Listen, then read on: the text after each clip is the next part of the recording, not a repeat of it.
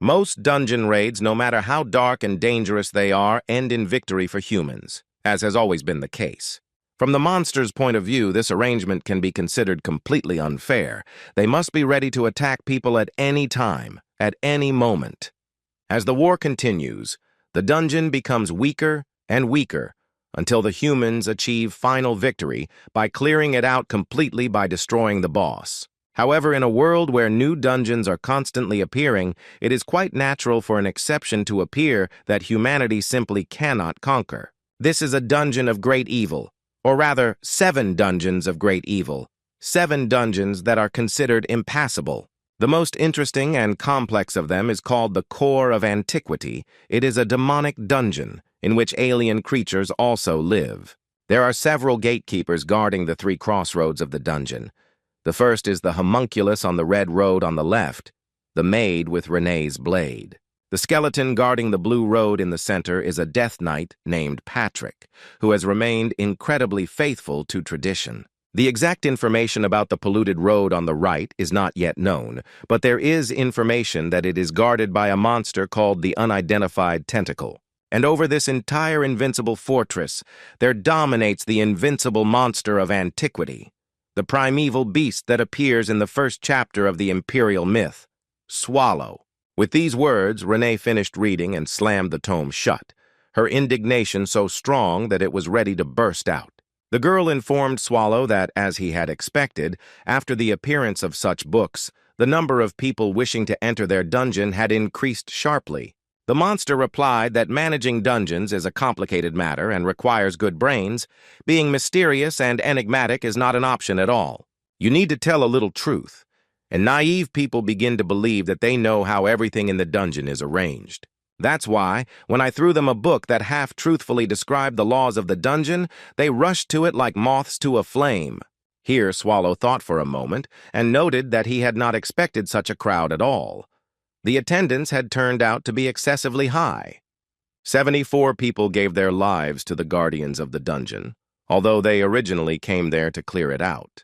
Most of their equipment had melted from contact with the black tentacles, so it was of little use to the dungeon dwellers. Quality gear is quite expensive, and Renee volunteered to select the best pieces and try to restore them. Swallow was skeptical about the idea, reminding them that everything had gone down the drain, but then he agreed to think about how best to pull off this adventure.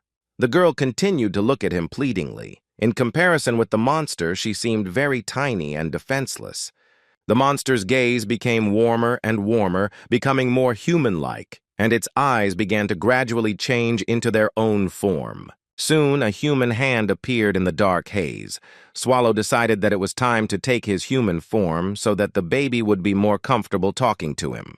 The boy put his hand on the girl's head and kindly said that of course Renee could try to repair and sell some of the armor. For some reason, this made her laugh, and the maid with the blade began to giggle happily. A skeleton appeared from the darkness, Patrick, his eyes glowing with blue fire. As a greeting, the skeleton asked why, instead of holding another meeting, the two were laughing and having fun. Perhaps he would like to, too. Patrick feigned affection and said in a honeyed voice that the couple was so sweet that he was about to get a cavity.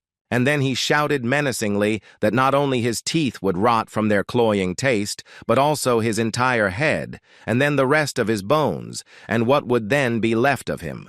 The skeleton asked the boss in the future, when he decides to change his appearance, to do it more thoughtfully. Otherwise, it turned out that he stroked Renee with a 6-fingered hand.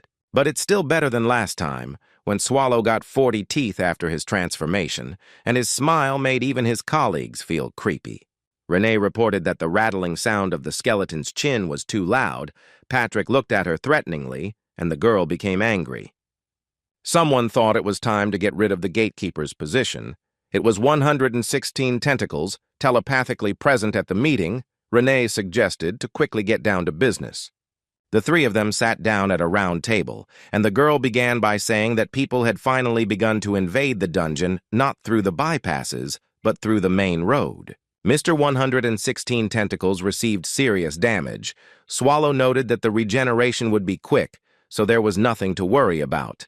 If it dragged on, they would find a new gatekeeper.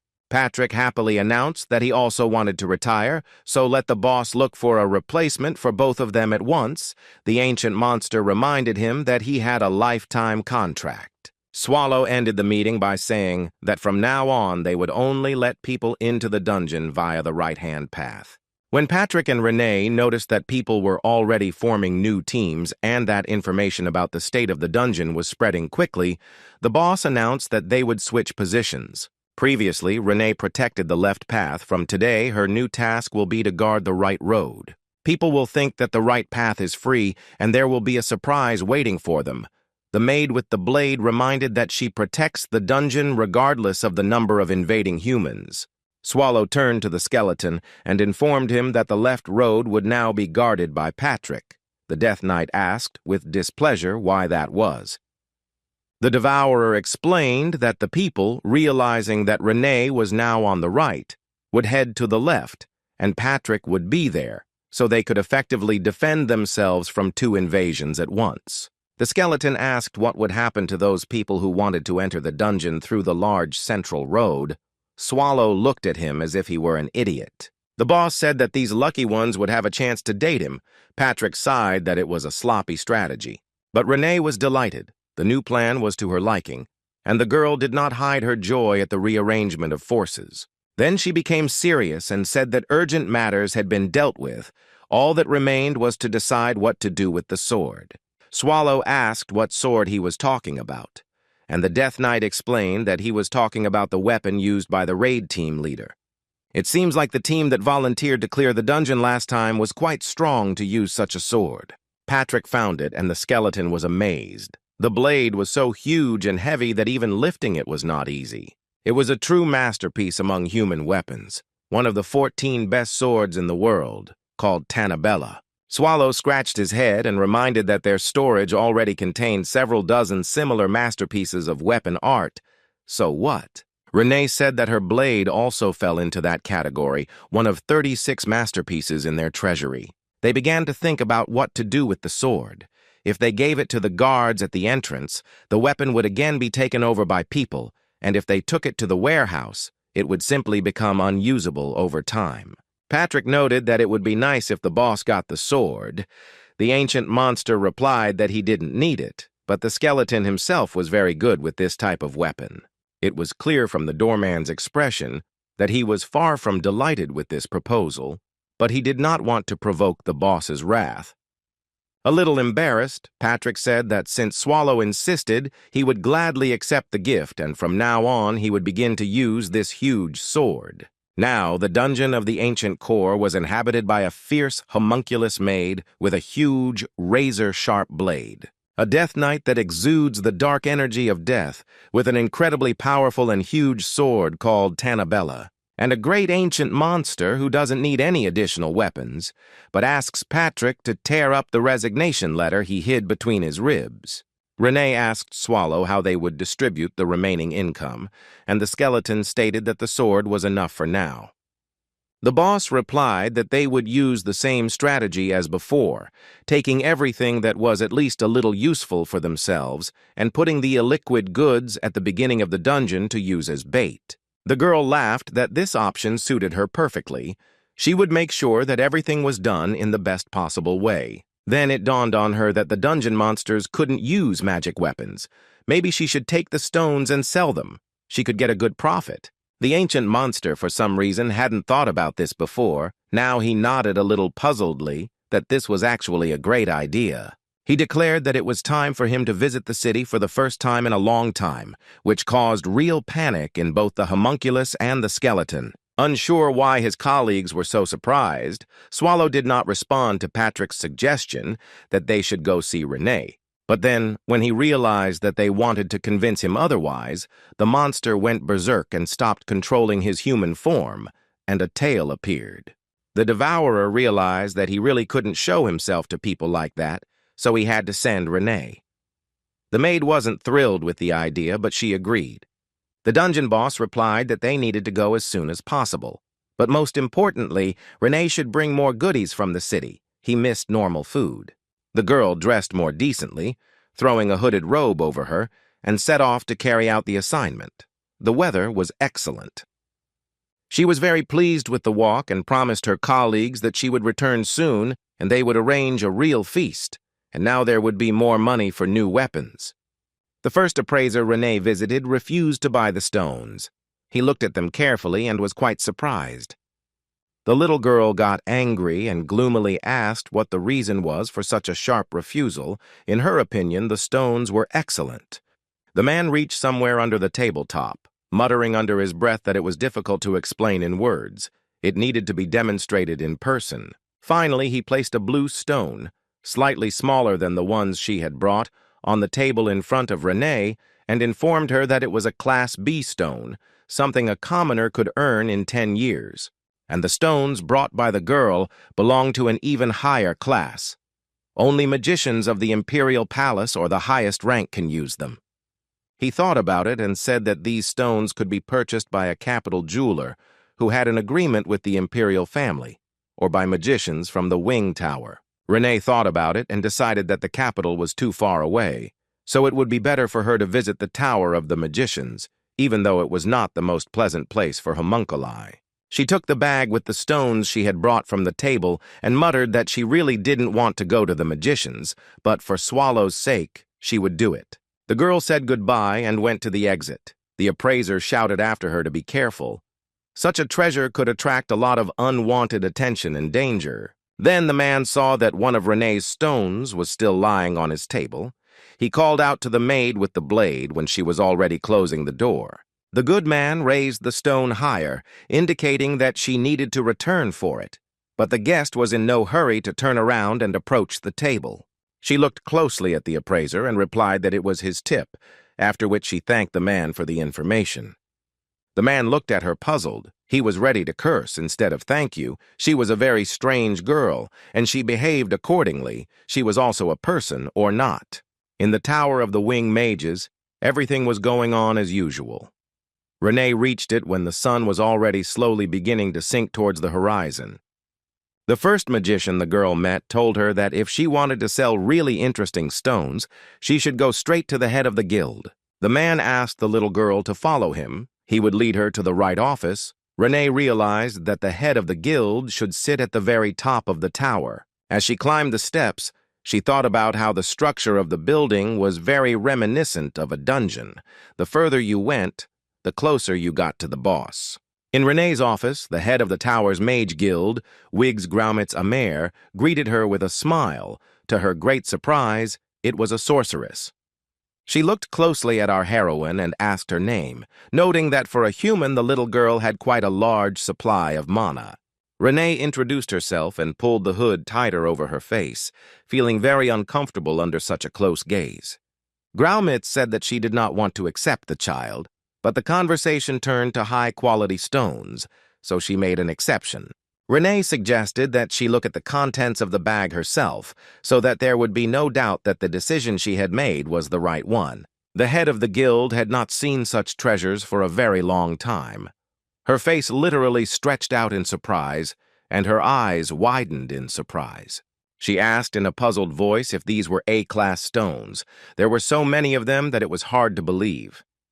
The woman took one in her hand and declared that they were of incredibly high quality, the very best. She began to wonder where such an unsightly little thing could have such treasures. Wondering who was really in front of her, Graumitz Amer decided to start from afar and first of all asked where the girl came from. Renee took her time answering, and the woman began to look at her closely, several strands of silver hair escaping from under the hood of her robe. Among the 8 great families of the empire, there was one in which hair of this shade was passed down by inheritance. Could it be that the daughter of the family ran away and took the stones with her? The head of the guild had no other explanation, but she decided that the noblewoman most likely simply did not know how much her property was worth. She apologized for her rudeness and offered her guest 50 ounces of gold for most of the stones and 80 for the best of them.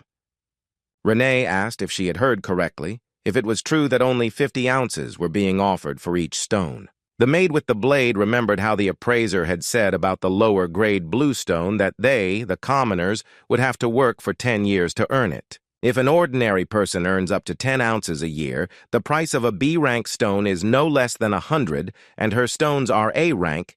Renee told the guild leader that if the person cheats, he will die.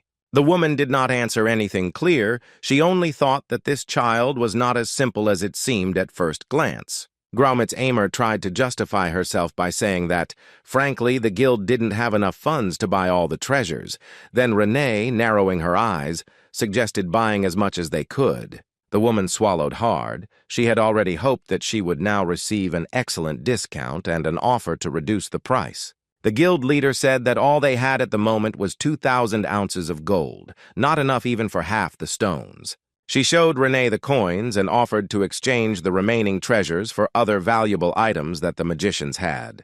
The maid with the blade thoughtfully replied that she agreed if the item was truly of high value and could be easily sold. Gromit's aimer stood up and invited them to follow her into the treasury where the goods in question were kept. According to the rules, outsiders should not be allowed into the tower's storage area, but exceptions can be made to any rule. The first item offered was a tiara with 4 carats of diamonds, complemented by magical stones. Such things are popular with sorcerers. A ring with a living black pearl has been trained to produce a howling sound if a poisonous substance is near its owner. The woman explained that the pearl was created using alchemy, which caused a storm of emotions in the homunculus, but she interpreted them in her own way. The head of the Magicians' Guild hastened to hide the living pearl, saying that alchemy was not the best science, so she could well understand the dismissive attitude towards it. Next, Gromit's Amer showed off a red heart-shaped diamond, calling it the Stone of Eternal Love. The woman told Renee that, according to legend, this stone can make true love come true. The girl's eyes lit up. This was exactly what she had been dreaming about for the past few years, and there were reasons for this, which we will learn about later. The head of the guild gave instructions. You need to pour mana into the stone in front of the one you love. Then the spirit of the diamond will be released and make this person love you for the rest of his days. Renee clarified whether it was only about people or whether eternal love was possible between any two subjects. The head of the guild gave her word that no matter who it was, love would appear. The woman noticed the girl's obvious interest and asked if she liked the diamond. Renee said that she wanted to get it. Here, Gromit's Amer began to behave a little strangely, smiling. She began to mumble something under her breath, a little awkwardly. The woman explained that the stone was quite dangerous. It could cause trouble for the emperor, forcing him to fall in love with, for example, a servant, so it was difficult to set a price for it. Renee apparently did not understand her quite correctly. Because she did not think about the danger, she only thought that she was ready to take possession of the diamond of eternal love for any price. The girl pursed her lips and ordered the head of the guild of the Mage Tower to give her the diamond, taking into account the money she had previously received and certain circumstances. Looking at the child's face and the objects that the little girl had pulled out from under her cloak, Gromit's Amer found the strength to only ask where Renee had gotten it from. Her face was so surprised that it seemed like her eyebrows were about to jump off her forehead and run away under her beret like some kind of cockroaches. Under certain circumstances, the homunculus threateningly pointed her incredibly sharp blade at the magician, which she held tightly by a special rope. When the girl left the tower, a rather interesting conversation took place in the guild leader's office concerning the diamond. One of the mage guards of the vault asked the head of the guild if she really gave that very diamond to the girl. The woman calmly replied that she gave it away. There was nothing wrong with it. The man got scared, reminding her that the baby's death was not far away. The stone was dangerous. While examining the purchased stones, Gromit's Amer replied that the noblewoman herself wanted the diamond, so she absolved herself of any responsibility for the consequences. Smiling slyly, the head of the Magicians' Guild asked the magician not to worry unnecessarily. Everything would be fine, one might even say, for the best. The girl would die anyway. As soon as the spirit was released, her boyfriend would die too, so there would be no evidence left, the woman explained. Renee was heading home at that time. More precisely, not quite home. On the way, the girl decided to look into the neighboring dungeon, one of the 7 dungeons of great evil, Castle Cheat. Saying that the tips were badly damaged, the master began to quickly cut the homunculus's silver hair. The lady's nails were red and long, completely unsuitable for such work. Renee sat in the chair and kept apologizing for bothering her neighbor with a haircut so often and without warning. For some reason, her hair grows quickly. The lady replied that there was no problem, neighbors should help each other. And besides, the maid with the blade looked great with bangs. The woman's name was Elizabeth Bathory. She added that if a person is beautiful, then no matter how he behaves or what he wears, it will still be beautiful. Elizabeth sadly said that sometimes she envied the homunculi. That beautiful face would never age. The girl objected that Bathory also looked beautiful, to which she replied that it cost her a lot of spilled blood. Renee asked how good she looked with her new haircut, and her neighbor assured her that she hadn't seen anyone more beautiful in 100 years. The woman leaned over and whispered in the girl's ear that no one would dare refuse a beauty like her, and then asked who the makeup was for.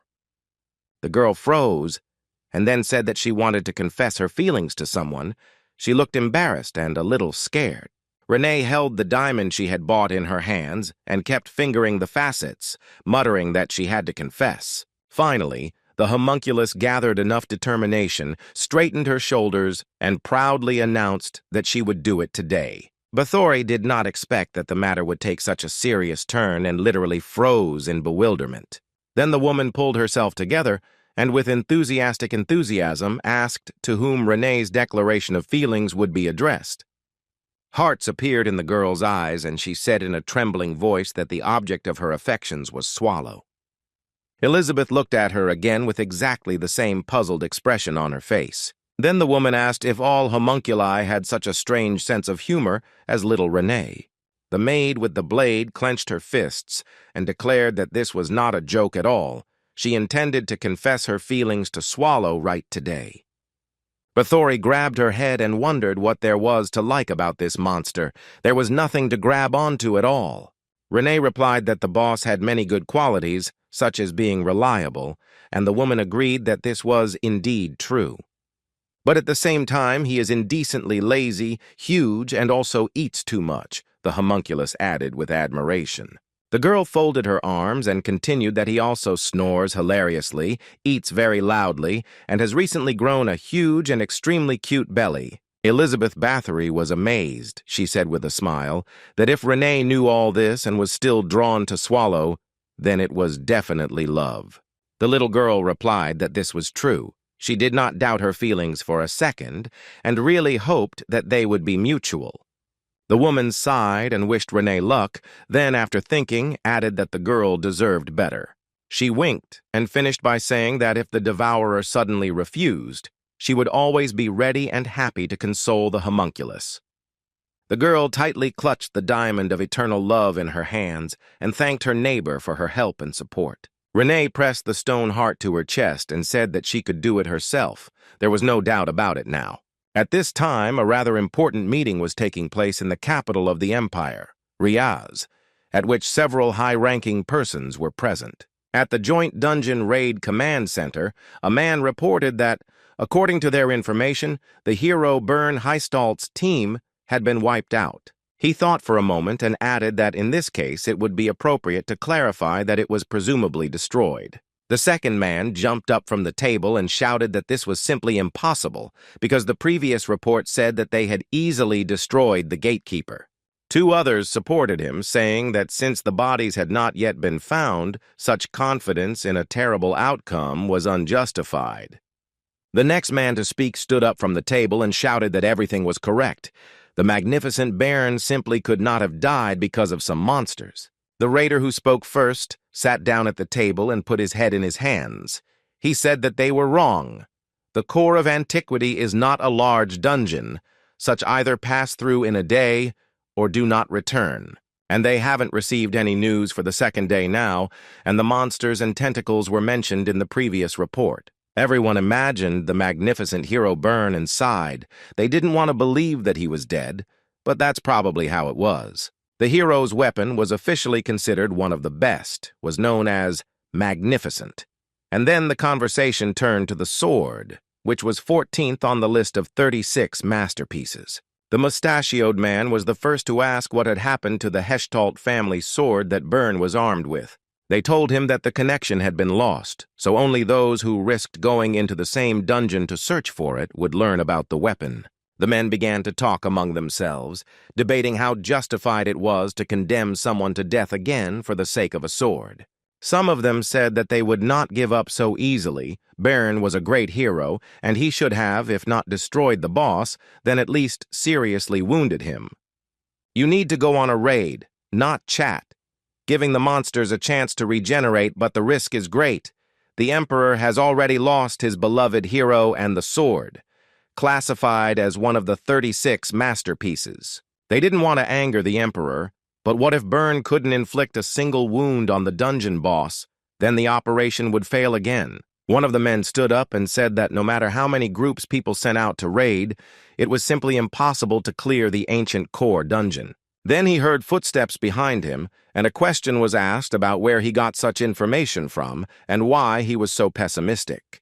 The newcomer man stated that he would be able to clear this dungeon and defeat the boss without any problems. The gentleman with the mustache widened his eyes and asked what the representative of the Imperial magical community was doing at the meeting. The new guy laughed. He belonged to the said community called the Third Eye and reminded that information about the dungeon could only be obtained through magicians.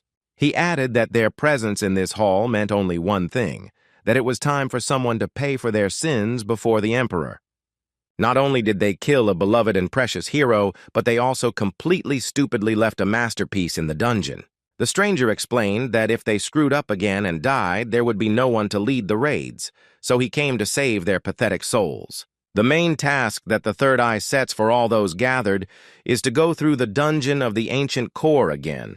The mustachioed man asked how they would do it if even Byrne didn't survive that damned raid. The stranger spread his arms out to the sides and replied that Nifrim would now go with them. He said this very solemnly and with expression. Everyone started asking again if they had imagined that they had heard the name Nifrim. The men were clearly worried. Finally, the mustachioed man voiced what everyone had thought but had not dared to ask. He asked if this was the same Nifrim who had problems with everything and everyone. The messenger raised his hands and face to the sky and replied that Nifrim was no slouch, so with him they would definitely complete the raid and destroy the ancient monster. He became excited and asked why, in the opinion of those present, Byrne did not return from the dungeon, whether the hero was weak or simply let his guard down. The guy answered himself that all these assumptions were not true, and the real reason lay in something completely different. The hilt of his small sword glowed at his waist as the messenger announced that Byrne and his group had a single but global problem. He even raised his finger, demonstrating that there really was only one reason for the raid's failure, and that he knew it well. The stranger finished the sentence by saying that Byrne simply catastrophically lacked what Nifrim had. He did not explain what exactly he was talking about. Footsteps were heard in the corridor. It was the same aforementioned hero. A blue magic stone was shining on his shoulder. His blue eye was shining just as brightly.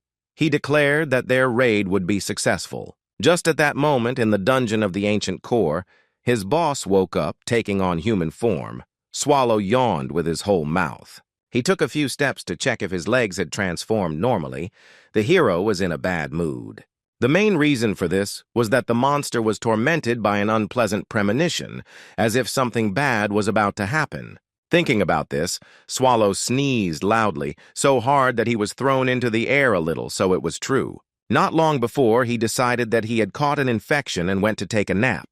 But now, having woken up, the boss decided that it would be a good idea to go on patrol. The thing is, Patrick took it very seriously and instilled fear even in his lazy boss, although he himself was made of nothing but bones. Swallow began to rise slowly. This time there was something wrong with his human form again, but he didn't understand what exactly. Last time, a raiding party invaded through a polluted path, so the boss decided to start the detour from there. The gatekeeper of the ancient core, Lord 116 Tentacles, had not yet recovered. He was seriously injured, and the devourer even felt sorry for him. He carefully examined the wounds and decided that he couldn't help in any significant way, except to give more time for regeneration and wait. Next up was the manager of the 5th room of the Anthropophago dungeon, a rather interesting man-eating plant monster. Having checked the density of the chutes, the boss remembered that Anthropophago also recovers on its own if it has managed to eat well. Having looked carefully into all the vital places, Swallow decided that in this case, too, there was no point in interfering. Everything was fine anyway. The plant monster closed his eye and began digesting food again, so it could be considered that he had reported to his superiors. It was so huge that it took Swallow, in human form, quite a while just to get down from the mountain of chutes. Then his patience snapped and the dungeon boss decided to simply jump down, despite the obvious problems with his joints that appeared when he transformed into a human. Finally reaching the ground, the Devourer thought that their main problem was those who had been destroyed in the space between the 1st and 4th rooms. He was about to head towards the entrance, but he realized that the rooms themselves were also badly damaged and could collapse at any moment. This should have been reported to Patrick immediately. But Swallow really didn't want to do it, because the skeleton would start scolding him and brainwashing him again. The dungeon boss yawned again. He felt an overwhelming desire to sleep, despite the fact that he had only just begun his tour. His eyelids were feeling heavy, and Swallow decided that seeing the dirty path and the 5th room was already good enough, so he deserved a little rest. With the thought that Patrick would understand him if he could rest a little now, the ancient monster was about to turn around and go back. But then a blade flew past his head with a deafening whistle. The Devourer slowly turned around, trying to understand who attacked him. The blow was so fast and strong that the blade of the weapon pierced the stone wall and got stuck in it. This was something new.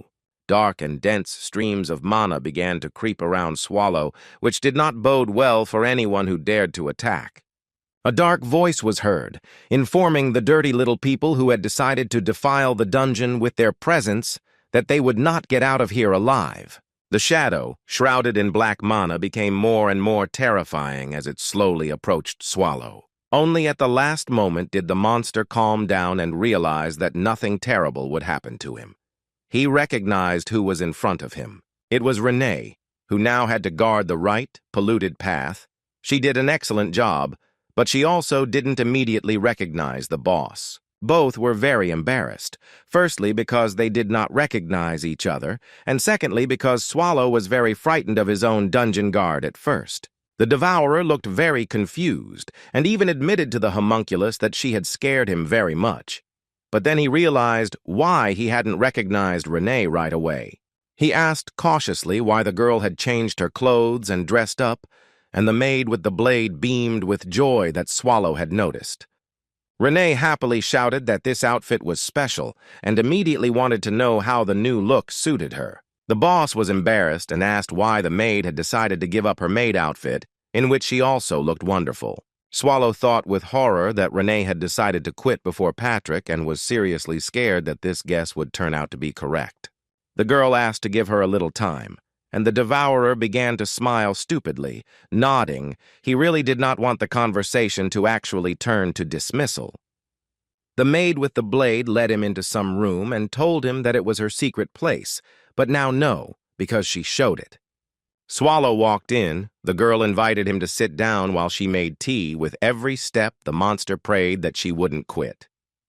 Now, finally, the hot drink was in the cups, and it was time to start that very conversation for which they sat down at the table in the secret room. Renee smiled and said that she was incredibly happy to show this place to the boss, because it was very cozy. It seems that this phrase was already heard today. The maid wanted to add something else, but realized that there weren't enough words, so she fell silent, embarrassedly clutching an empty porcelain plate to herself. Swallow decided to try the tea, continuing to pray to every power in the world that Renee wouldn't tell him she was quitting. The girl started from afar. She asked if the boss remembered how 80 years ago he hired her to guard this dungeon. Looking at his reflection in the cup of drink, the Devourer replied that he remembered it very well, as if it were yesterday. Just over 80 years ago, the fashion for raiding dungeons began among people. The core of antiquity alone was attempted to be stormed several hundred times. Then the number of dead among the raiders reached 1,000 people. Renee did a great job, which Swallow hastened to tell her about. Since then, the homunculus has acquired a nickname as well as several injuries. and the boss hastened to inquire about how her right eye is now. Renee happily exclaimed that she was surprised that he remembered how it was about her eye. The girl put her hand in her pocket and touched the diamond of love. She replied that she was glad to stand next to Swallow and be of use to him, and that it gave her unspeakable pleasure. Here the ancient monster tensed up. He suddenly realized that the phrase about she was glad could be successfully used as a farewell. Sweat began to stream down his face again, fearing that Renee would now announce that she had found a new job, or something like that. The devourer began to repeat in his mind again that this should not be a dismissal, when suddenly the homunculus called him by name and said that she really liked Swallow. The keeper of the core of antiquity certainly did not expect this. He had not yet recovered from the excitement, but he had already tried to overcome the shock of what he had heard, and it was going very poorly. The girl repeated once again that she liked the monster, and Renee had been waiting for the moment to confess it all these 80 years. From an excess of emotions of various natures, Swallow again began to lose his human appearance, and a tail appeared. Then the boss finally managed to pull himself together, and the first thing he decided was to thank Renee for her feelings. The devourer added that they are always at the crossroads of life and death. That is the whole point of the existence of the dungeons. Looking the girl in the eyes, Swallow explained that they could not know in advance when they would be injured, or even when they would die. It could happen at any moment.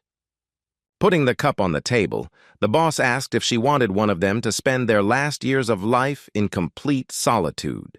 Renee jumped up and exclaimed that she knew she had asked for the impossible, but she still couldn't remain silent for the rest of her life. She then added menacingly that if Swallow rejected Renee's confession and turned away from her, she would not be able to survive it. The maid with the blade took a heart-shaped diamond from her pocket and said that she was ready to get his love in any way. The stone in the little girl's hand sparkled enticingly, and she prepared herself to fill it with mana and finally achieve what she wanted. The maid wanted to continue, but then some unknown force almost lifted the homunculus into the air. The boss did not understand what was happening and screamed. The girl managed to stay on her feet and finished by saying that she would achieve her goal even using such vile means. Swallow clarified what Renee meant.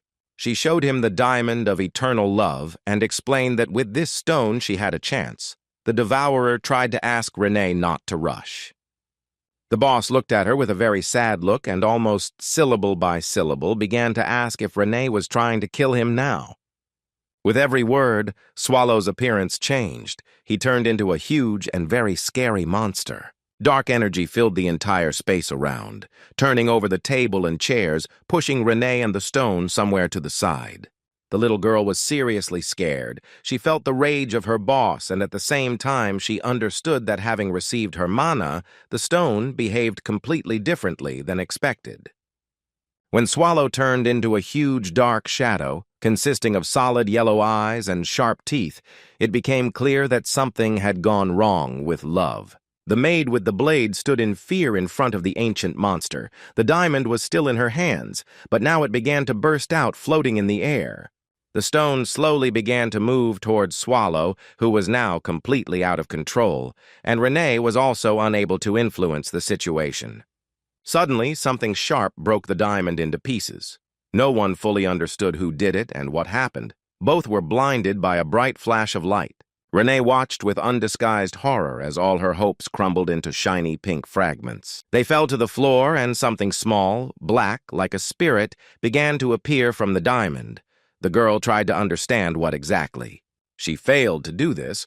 All that could be identified was a black shadow with glowing red eyes. Swallow had no memory of what had happened to him since Renee had taken out the diamond, and he tried to tell Patrick about the incident.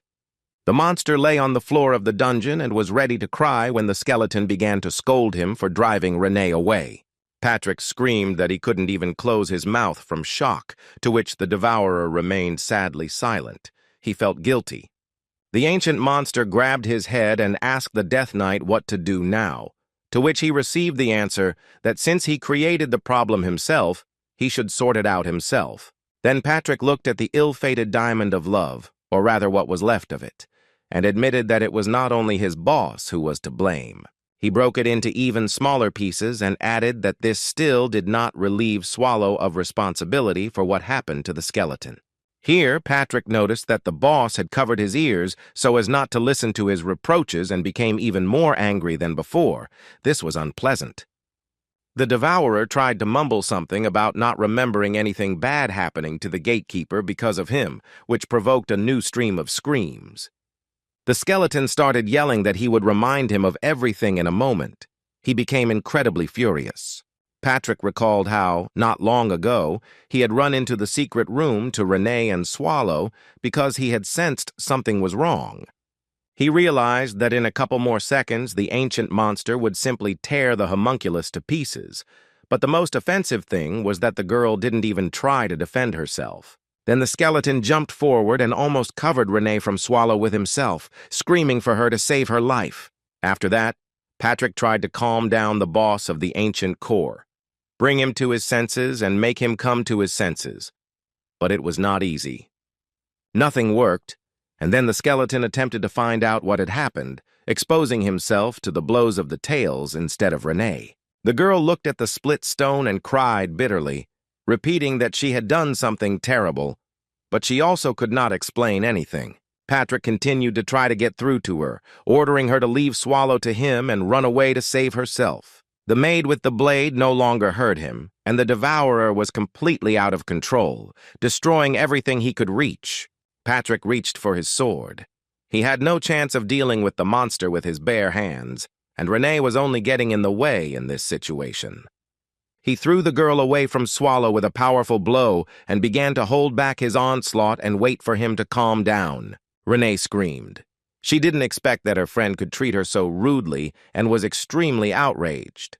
The skeleton apologized and explained that he simply could not think of anything better or more effective in this situation. Now the distance was maintained, but the problem with the dungeon boss himself, the devourer, remained unresolved. It grew larger and larger, and now Patrick with the sword looked like a nail on a giant's paw. In a dark voice, the boss asked the skeleton if his loyal friend had decided to kill him too. This was too much, and Swallow launched an attack. Now the skeleton refreshed the boss's memory of the incident. The chief felt a little embarrassed about what had happened, and he was also embarrassed, remembering the details. With a trembling voice, the ancient monster asked his subordinate for forgiveness. He really felt very guilty. Patrick said he was glad Swallow was admitting his guilt, and Swallow responded that he could understand why that happened.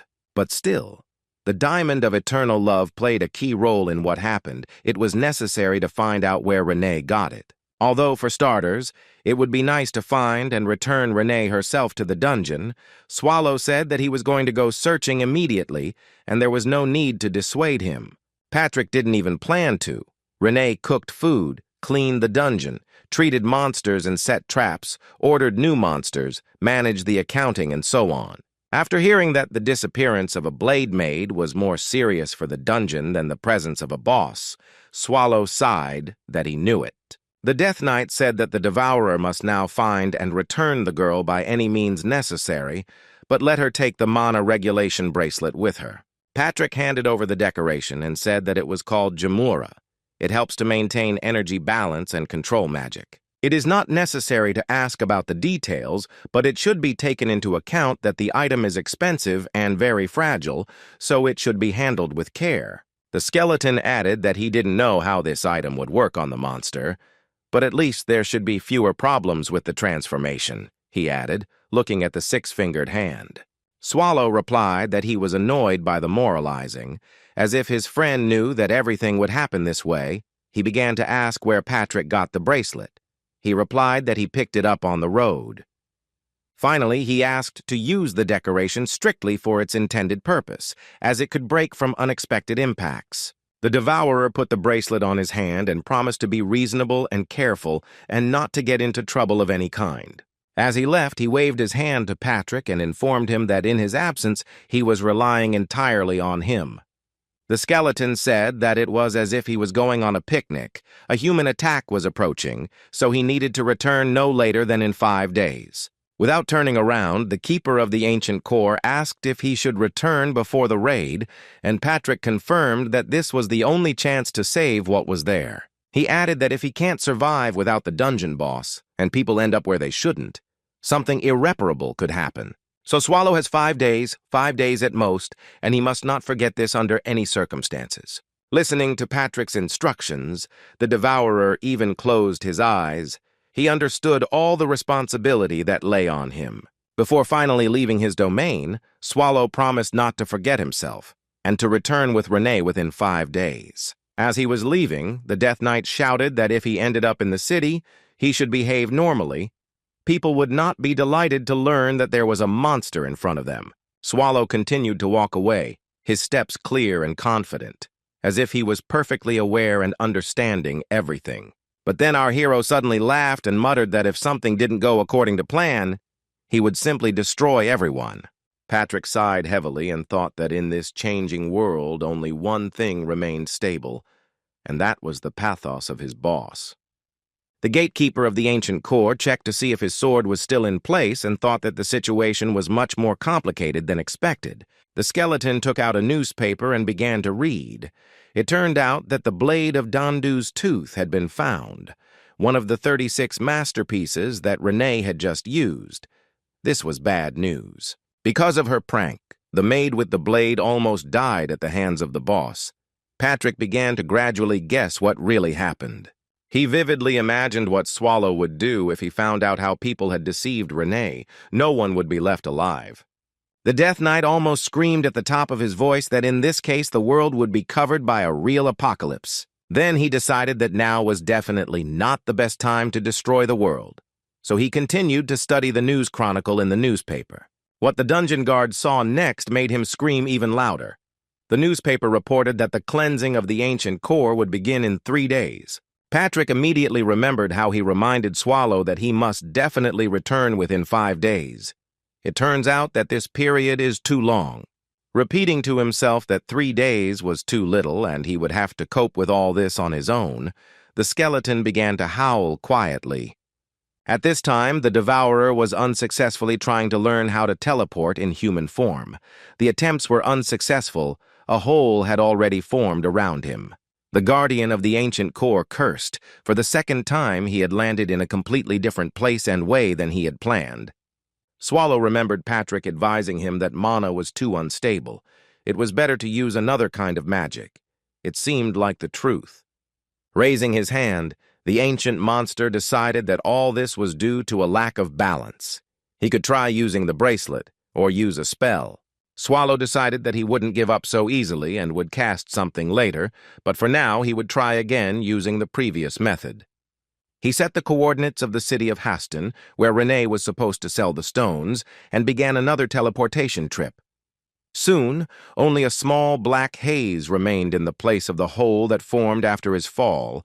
It seems that this time the attempt was more successful. That same day, in the dungeon of the Demon Queen, more raiders tried to clear out the monsters and get treasures. The demoness promised to grant them a glorious death, but her sinister laughter was interrupted by some extraneous sounds. Very strange, by the way. The man standing directly in front of her throne laughed and cheekily stated that if he were the demon, he would be a little less self-confident. He said that they were the 32nd ranked raider group in the Empire, and therefore one of the best in the country. Saying that they were the invincible warriors of Huang Ho at dawn, the impudent man pointed his sword straight at the lady of the castle. The stranger in the hat asked to remember this name, because they would overthrow her from the throne and become famous throughout the continent. The Demon Queen almost opened her mouth in indignation, but quickly came to her senses and called the raiders pathetic little brats. She began to slowly stand up, revealing that she was a queen, a 17th-generation descendant of Asmodeus himself. And her name is Melju de Rif Agrea. The woman fully revealed her demonic essence. The sight was not for the faint of heart. She opened her eyes wide and screamed that they should be proud to hear her name, that it was the most pleasant sound before death. The stranger looked at her intently and declared that he wanted to return exactly those same words to the demoness, his eyes shining blue.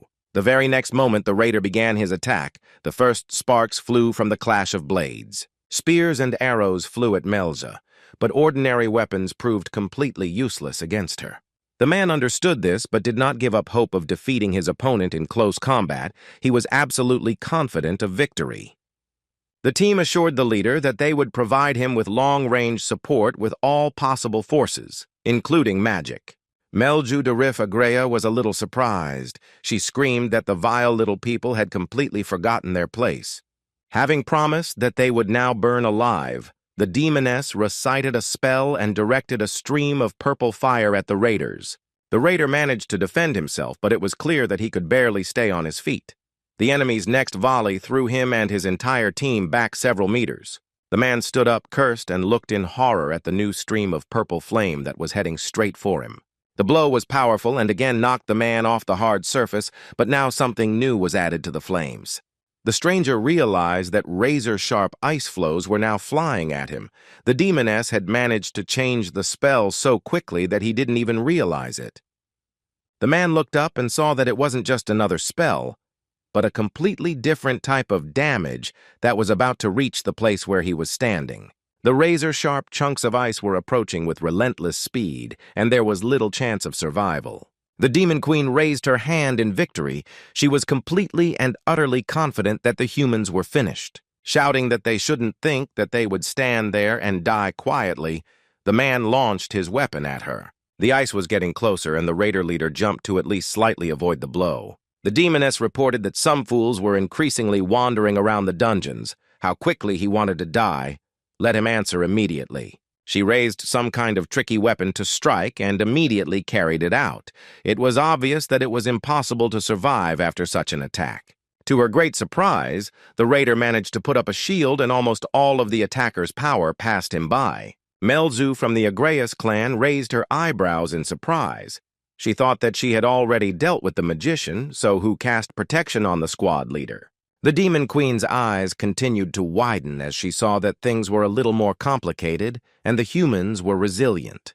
2 men from the squad survived themselves and tried their best to help the leader so that he could attack the lady of the castle, where they came through their own stupidity. The demoness became enraged and decided that she would not wait for him to get to her, but would attack first. She was choked with rage. With her hand extended forward with terrifying long claws, Agrea rushed forward. The leader of the raiders also jumped up. He was armed with a good sword and intended to immediately put it into action. The hand turned out to be stronger than the metal. Fragments and stones flew in all directions. It was difficult to understand what was happening. The raider flew backwards with a terrible cry, swept away by a pile of stones and debris, after which he fell flat on his back. But the Demon Queen also received a blow from the boulders, almost going after her opponent. Both of them couldn't understand how everything went wrong, but it was clear that someone had dared to interfere with their fight. It seemed obvious that something powerful enough to blow a good portion of the dungeon into pieces had appeared in the dungeon. The raiders carefully lifted their leader to his feet and asked if he was okay. The man nodded. The hat flew off, but the determination did not go away. The man asked who it was. He had not heard that another group was supposed to join them. The demoness stood up and tried to cough up the dust. The stones stopped moving and no longer posed a threat. The woman thought that the raiders' support was unexpectedly strong since she was able to destroy the castle in no time. Here, a human-like figure appeared among the debris, and everyone began to peer intently into the cloud of dust. At that moment, a slightly puzzled but clear voice asked if those present knew where Haston was. As you may have guessed, as a result of an unsuccessful teleportation, the ancient monster Swallow, already familiar to us, appeared in the dungeon in human form. The raiders looked at him as if he were crazy. They couldn't find the right words to answer, and they couldn't find any words at all. Then the leader of the group and the Demon Queen almost simultaneously began to accuse the keeper of the ancient core of interrupting their duel. He pretended to clean his ear. The Demon Queen ordered the man to move away and stop talking nonsense. Swallow looked at her in surprise. The woman said that a talentless person like him was just getting in the way, and the monster thought that the lady didn't look serious enough for her title. He remembered what her ancestors looked like and decided that he shouldn't have gotten too carried away with the latest cosmetic procedures. Then the Devourer thought and decided that the whole point was that many generations had already changed, and the fashion for appearance was gradually changing too. The demoness continued to make threats, but then the raiders reported to their leader that support from another squad had finally arrived. While people were shouting in unison that they would quickly get rid of the demon queen, Swallow tried to stop them and still find out the information he needed. Melju Derif, Agreya, and the raiders continued to bicker, and our hero stood in the middle of all this chaos and, like a mantra, repeated his question about Haston. He was already in the thick of the battle, but he began to seem completely small and insignificant with his request to show him the way to the right city. Swallow had to duck to avoid being hit by the combatants, but he still hadn't given up hope of asking about the shortest route to Hazeltine. Finally, the monster is simply fed up with being polite, and we already know how hot-tempered he is. The guardian of the ancient core stood up to his full height and looked up at the sky. He was determined to find Renee as soon as possible, and to do that he needed a little help. Swallow sighed and asked loudly again, just in case, if there was anyone there who could help him. The scuffle continued behind him. While he was thinking about the fact that Patrick would be very angry if the boss was late to the dungeon, one of the raiders suggested that the hero join the battle. Otherwise, he was standing there, cooling off. The hand shot up. The castle destroyed by his appearance began to be covered in an ominous black smoke. The voice sounded like thunder and ordered everyone to immediately close their mouths. The raiders raised their heads and froze. They realized that due to their own stupidity, they had gotten into serious trouble and the colors were getting worse. The very next moment, huge hands began to catch and destroy people one by one. It took very little time. Swallow was overcome with such anger that he completely lost control of himself, throwing all the raiders left and right. One by one, he threw all the people out of the territory. Even those who tried to hide or grab onto something heavy suffered the same fate. When what was left of the Demon Queen's castle was empty, our hero, as if nothing had happened, assumed a calm and good-natured appearance. Only disheveled shadows scurried around his feet. Melju was so surprised she didn't know what to say. She was amazed by Swallow's power and strength, as well as his completely unperturbed appearance after everything he had done. When the ancient monster realized that the territory was finally cleared, he exhaled loudly. The sound was somehow ambiguous. The demoness gripped her weapon tighter, deciding that it would be her turn to go next, but nothing of the sort happened. Then the girl voiced her thoughts, stating that the hero was very strong, and in terms of mana reserves, he even surpassed her. The Demon Queen, forgetting about decency, joyfully shouted that she wanted to know more about the guest of her castle. She had, no joke, 1,000,000 questions. Melju began jumping around Swallow, asking where he had pumped up such muscles and what was so huge that it had scattered people in all directions, and who he was anyway. The hero looked down at her, his face expressing undisguised disgust. There was too much fuss from this creature. But, looking again at the enthusiastic demoness, the devourer decided that in order to get help from her, he would have to pretend that everything was normal. At this time, the woman coughed several times and apologized for not behaving in a completely appropriate manner. She spread her arms wide and pompously declared that it was time to remember the formalities and introduce herself according to all the rules. Stamping her foot, the demoness declared that she was the great queen of all demons, a descendant of 17 generations of Asmodeans, named Melju Derif Agreya. At the sound of her name, she made a theatrical gesture and used certain special effects, as if confirming her greatness. All Swallow could think was that his new acquaintance simply made him sick, but she clearly expected the guest to give his name. The devourer understood that in order to get information, he needed to answer at least something, and the monster began to say that his name was Swallow. But he did not pronounce the full name, remembering something. He stood for a few seconds, stumbling mid-sentence with his hand raised in a welcoming gesture. Patrick asked not to reveal his identity and to be careful. There is no point in giving away his real name. Finally, the monster finished saying that his name was Valdruni, a name that had been thought up in a hurry, so it didn't sound very harmonious. To cement it in his memory, Swallow repeated his fictitious name again and tried to smile brightly, then added that he was 32 years old and a bachelor. It all sounded too implausible, but there was absolutely no way to replay the scene. The demoness was not surprised by anything, and she nodded happily, asking if it was possible to call him simply Svald.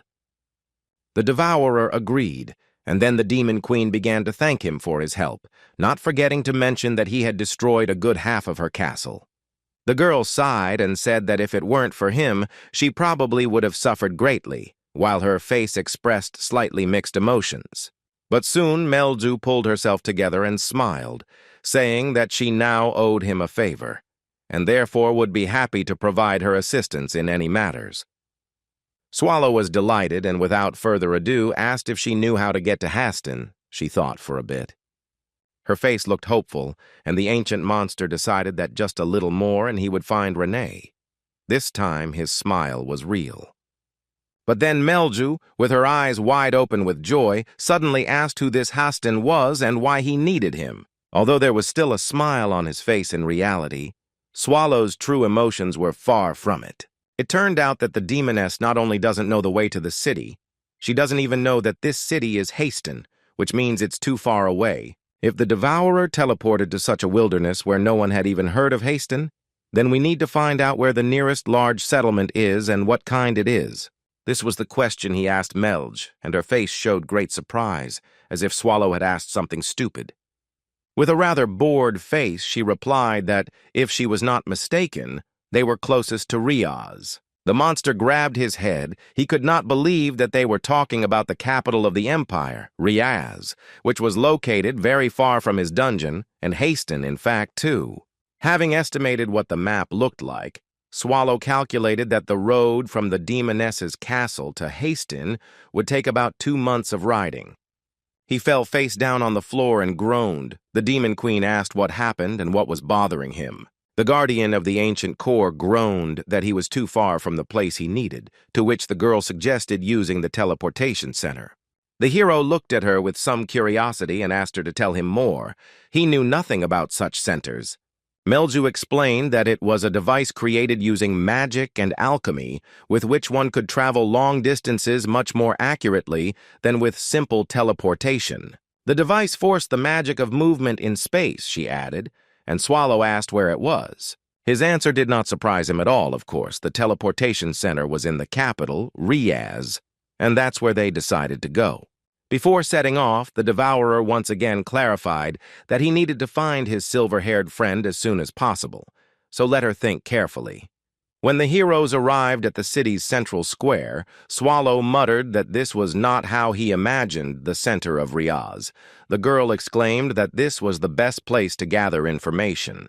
The monster thought that it was not a fact that Renee went to Haston, so it was possible to find out local rumors.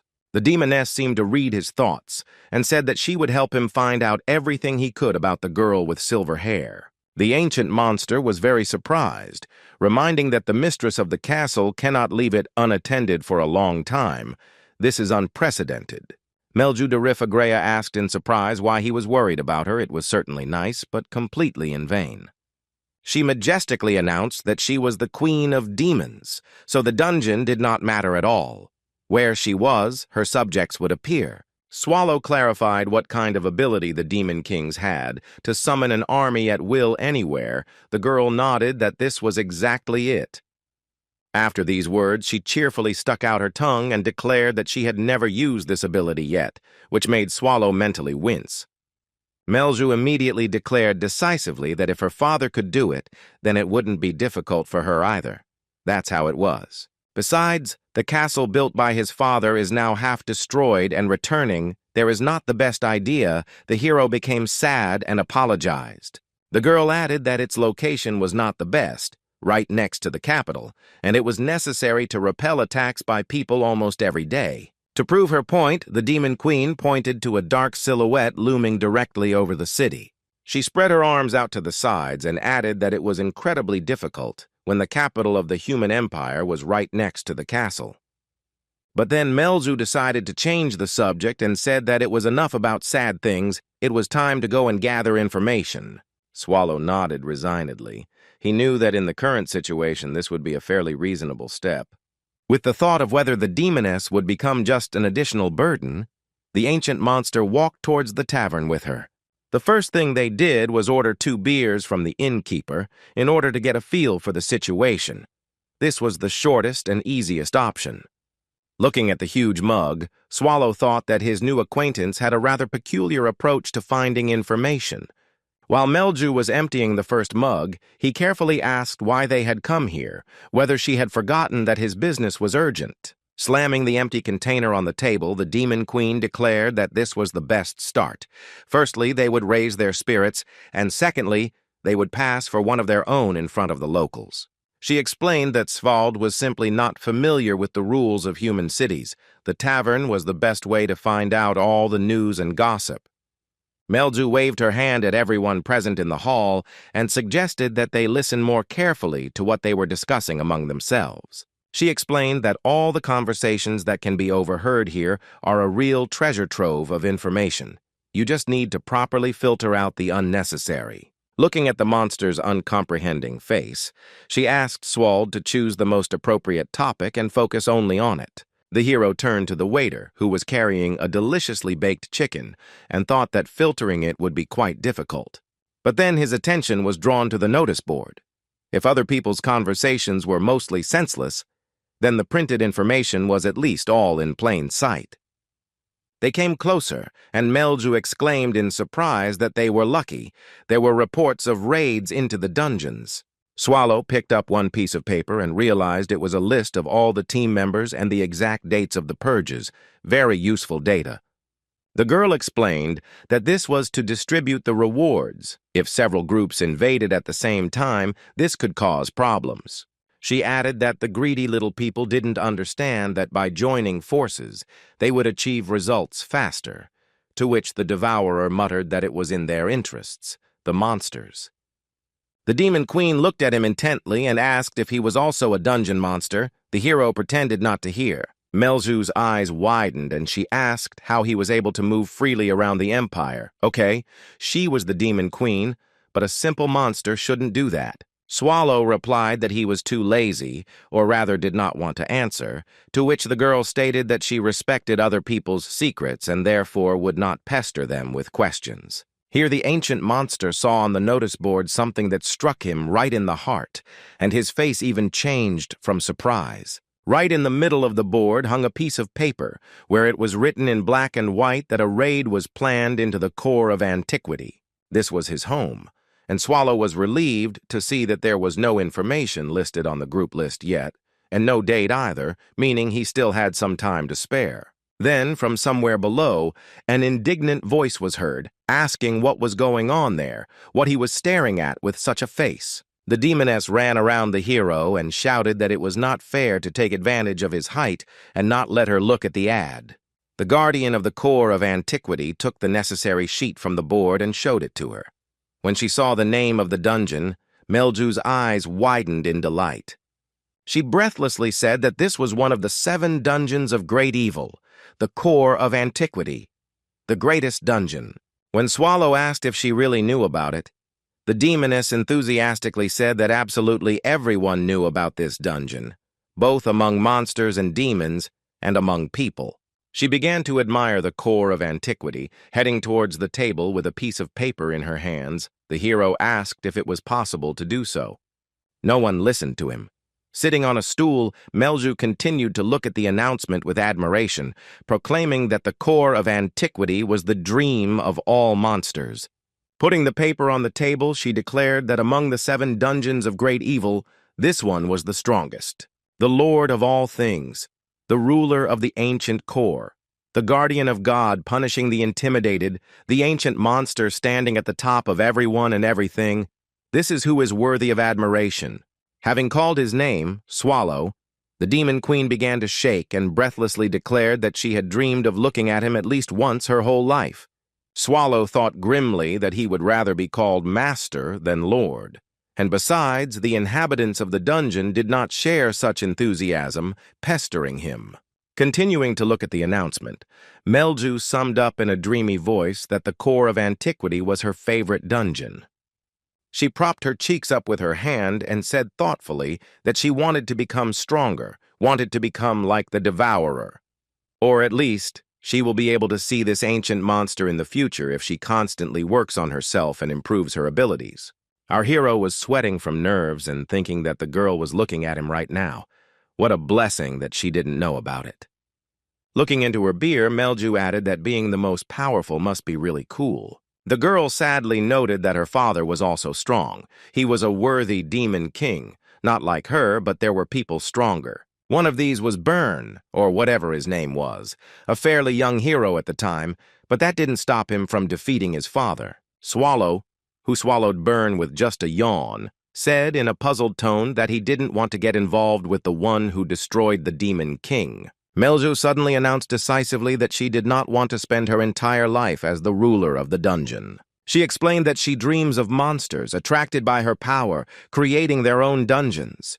The demoness smiled and finished by saying that this was the reason she decided to become stronger. It was a pretty good plan.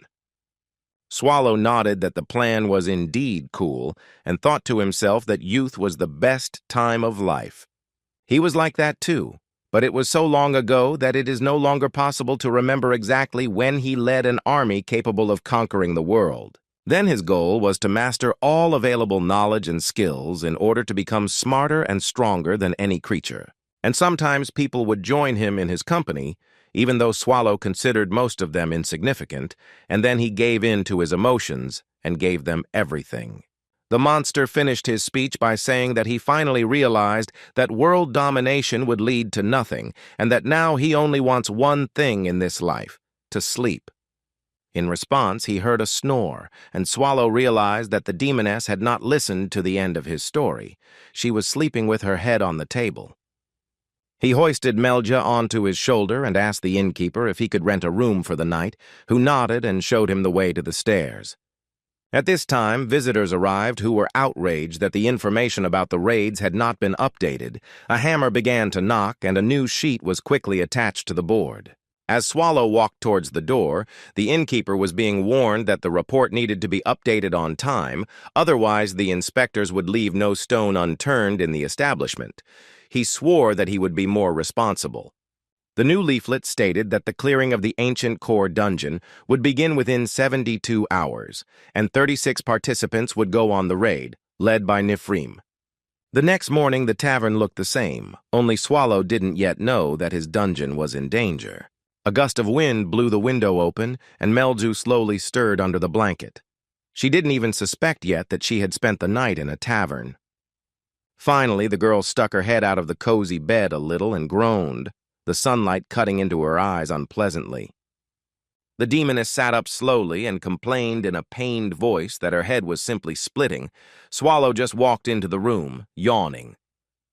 The girl said that she didn't remember at all what happened yesterday, when suddenly the man looked at her and screamed, covering his eyes with his hand, and collapsed to the floor. Melju, as if nothing had happened, asked what was going on, to which the hero tried to answer something, but his tongue wouldn't obey. He looked at the demon queen and couldn't understand what had happened. Had his vision really gotten that much worse overnight? Finally, he asked why she looked so small now. Melju looked at him with some indignation. She rushed at him with her fists and screamed that she was not small. The ancient monster giggled that, apparently, she had simply grown younger, after which he received another slap. The fists pounded him in the face, and Swallow continued to ask why she suddenly became a child. He was even scared from the unexpectedness. Continuing to strike and ignoring the hero's request to stop, Melju explained that she had not become any younger. Continuing to scold Swallow, the girl explained that until yesterday she was a second version of herself, so that the pathetic humans would not laugh. The ancient monster remembered what she was like when they met, and admitted that that image was indeed more suitable for these purposes.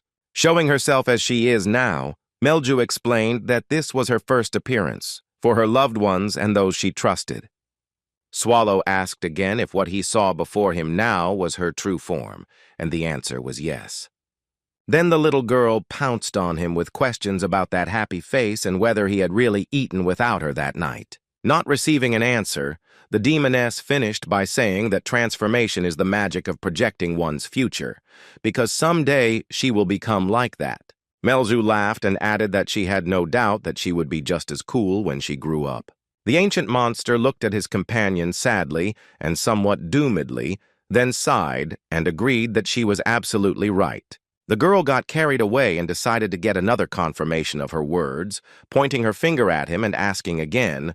Swallow nodded in agreement. The little girl was not satisfied with this and continued to scream that he didn't understand anything, to which the hero noted that she could use some new clothes. Count Hastings' house looked more like a palace.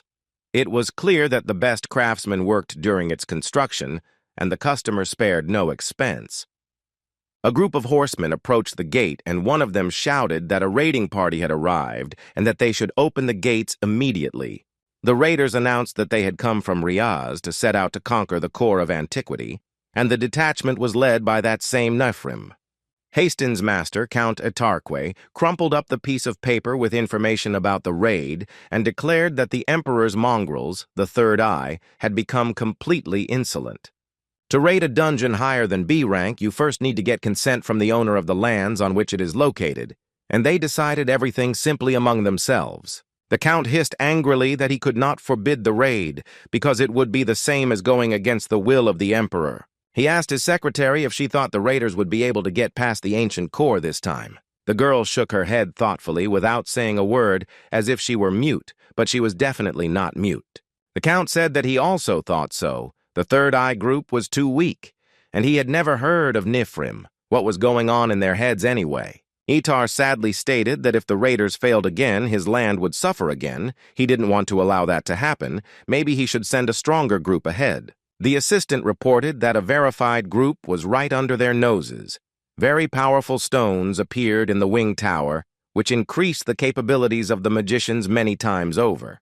The Count smiled slyly, thinking that this was a great plan, and besides, after Byrne's raid, the dungeon had not yet fully recovered. It may happen that there is no proper security at all on the polluted route, so there is a chance to get off with little bloodshed. Etar ordered the quest to be sent to the wing tower immediately, promising them money and glory if they completed the task quickly. Here, someone began to confidently break down the door. Despite the servants' cries that they were not allowed in, the visitors insisted on meeting with the Count. A group of raiders led by Nifrim entered the chambers and asked who among those present governed the lands of Hastin.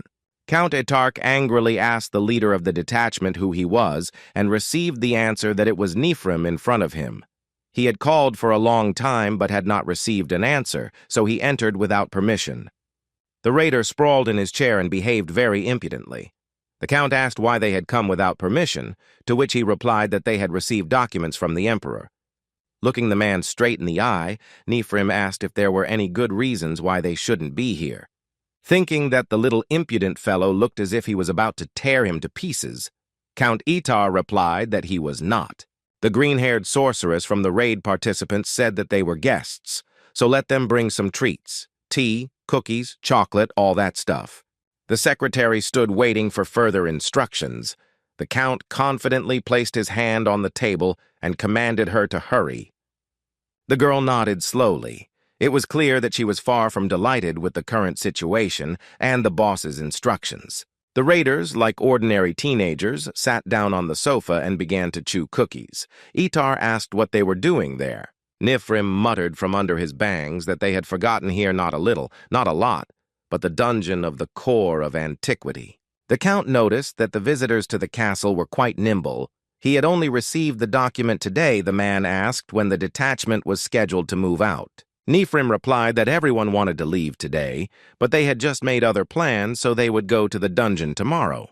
The Count attempted to delay the raid by promising shelter and a welcoming party to rest and amuse himself, but received no consent.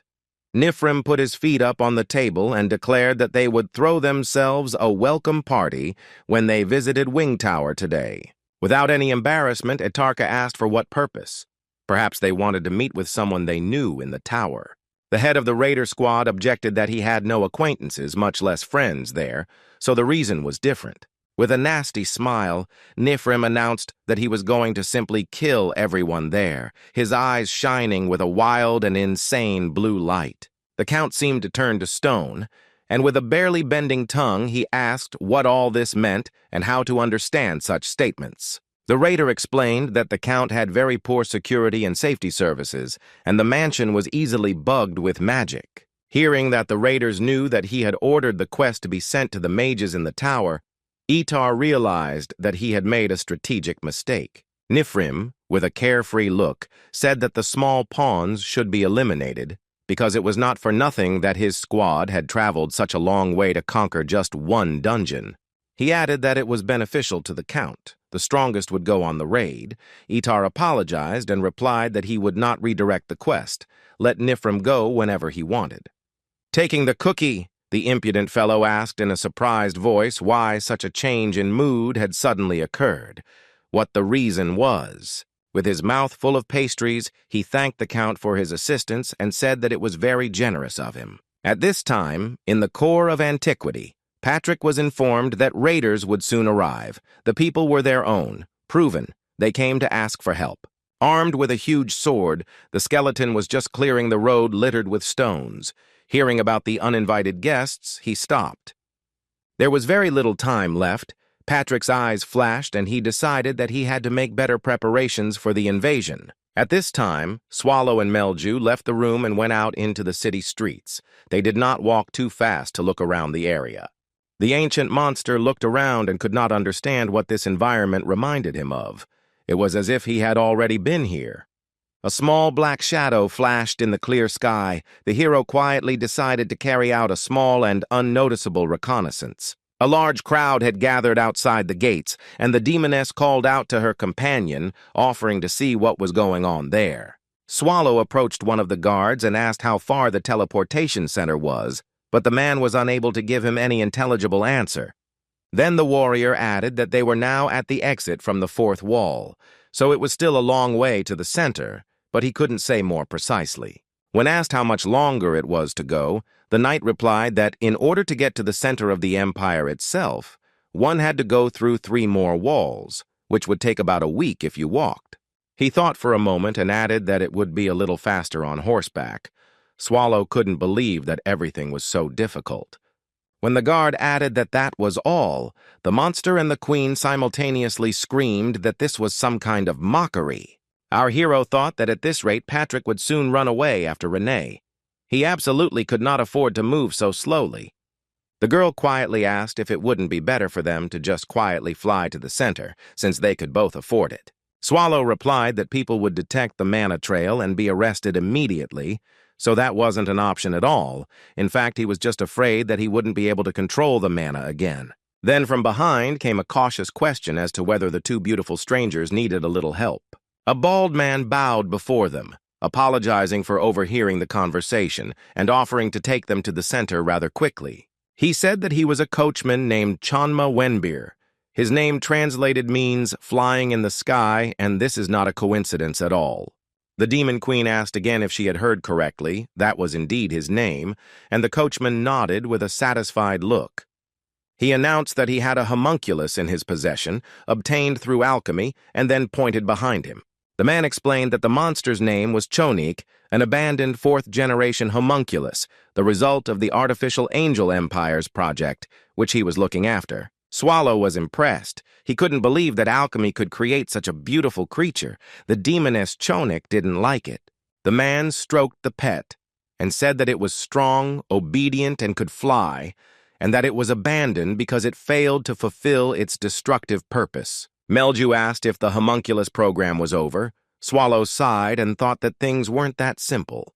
The coachman explained that the Empire could not simply abandon the idea of such a powerful workforce. There are rumors that mass production of homunculi still exists. Swallow asked what this large-scale process looked like. He thought they were grown magically in huge flasks. Chama Wenbir assumed that the hero was joking. Only the 1st-generation homunculi did that about 150 years ago. The monster thought that this meant that 150 years had already passed since Renee's birth. How quickly time flies. At this point, the demoness finished examining the carriage and stated that it was reliable enough to fly. The girl asked how much the trip would cost. The coachman began to calculate. The flight would take 3 hours. The checks on each wall would take about an hour in total, so for a 4-hour trip, the sum would be quite large. For the two of them, he asks for 8 ounces of gold, no more, no less, and Chonma looked very pleased with himself. Swallow figured it was about 800 ounces of silver. He had paid 100 times less for the room the night before. Both of them screamed that it was some kind of robbery. Melju apologized and regretfully said that she did not have that amount of money. Swallow sighed and asked why she assumed that he did. But just in case, the devourer decided to check his pockets and then heard the very distinct ringing of coins, something the ancient monster clearly did not expect. A second later, he was already holding a heavy bag and a note in his hand.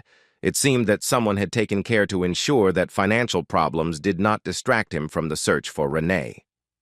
The bag contained gold, and on the piece of paper was a wish that the clumsy boss would someday remember this and thank Patrick.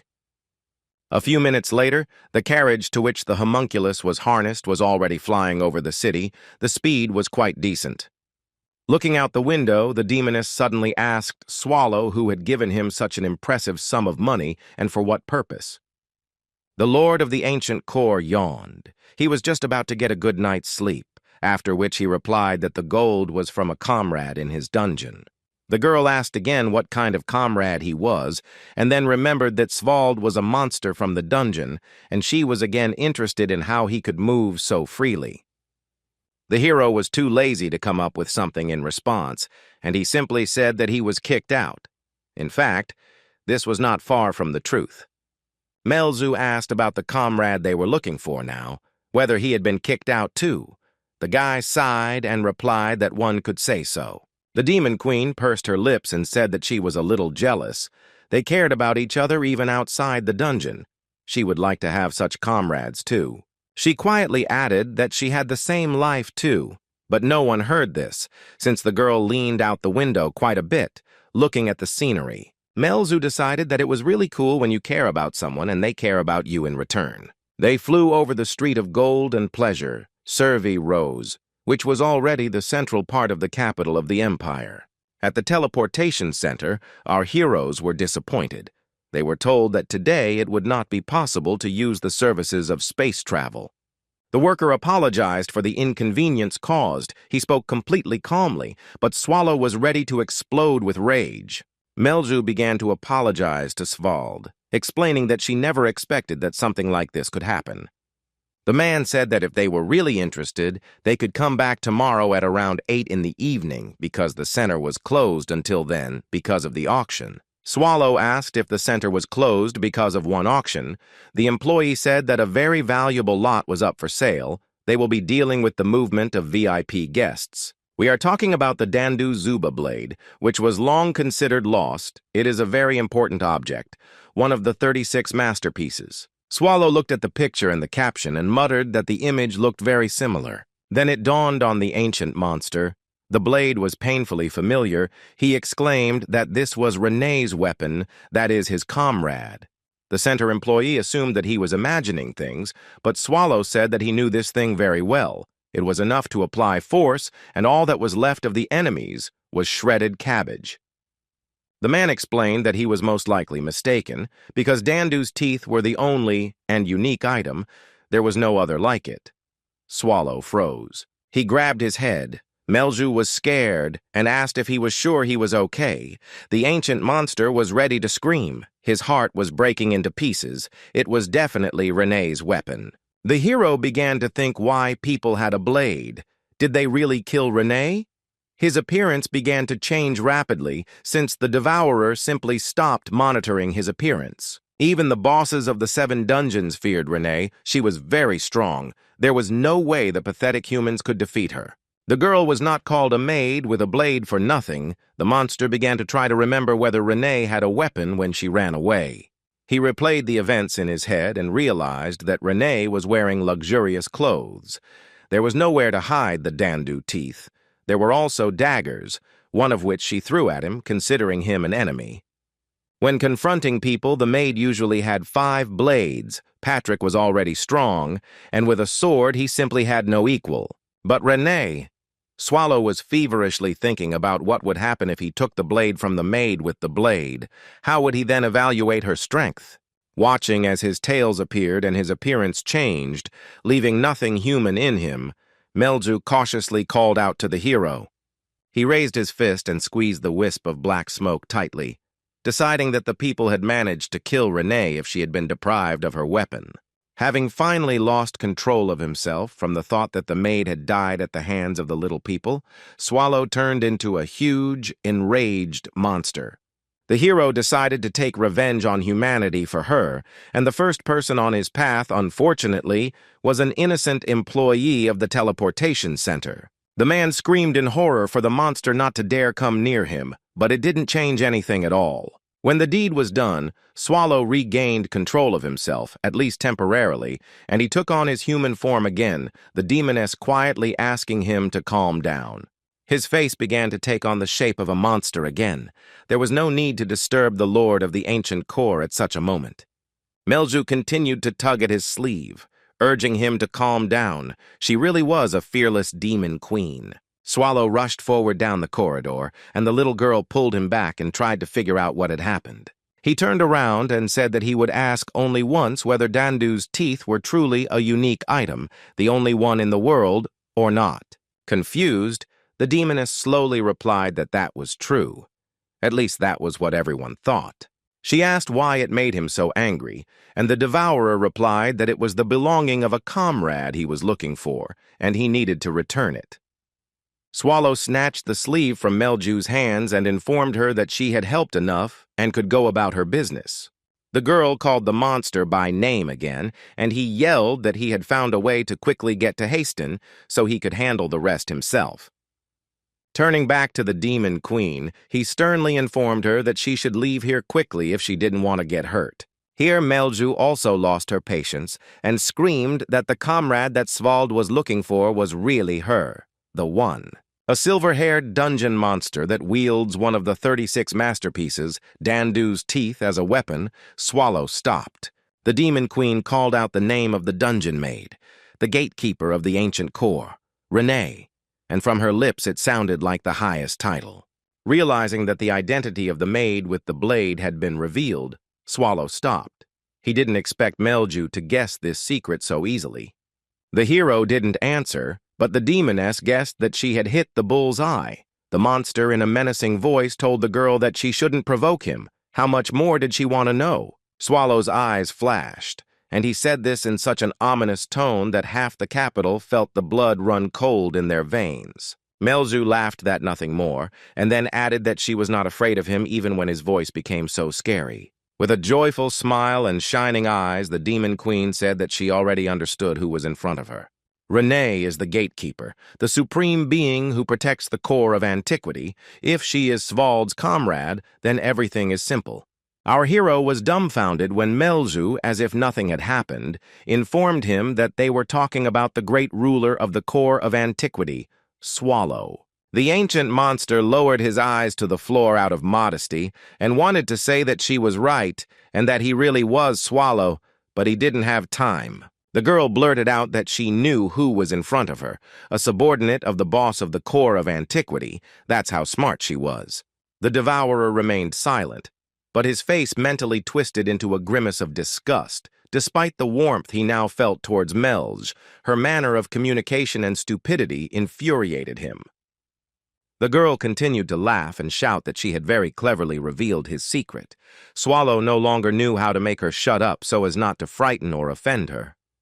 Suddenly, the demoness herself fell silent and said that she understood what dangerous things the hero was thinking about now, so she would help him. No objections were accepted.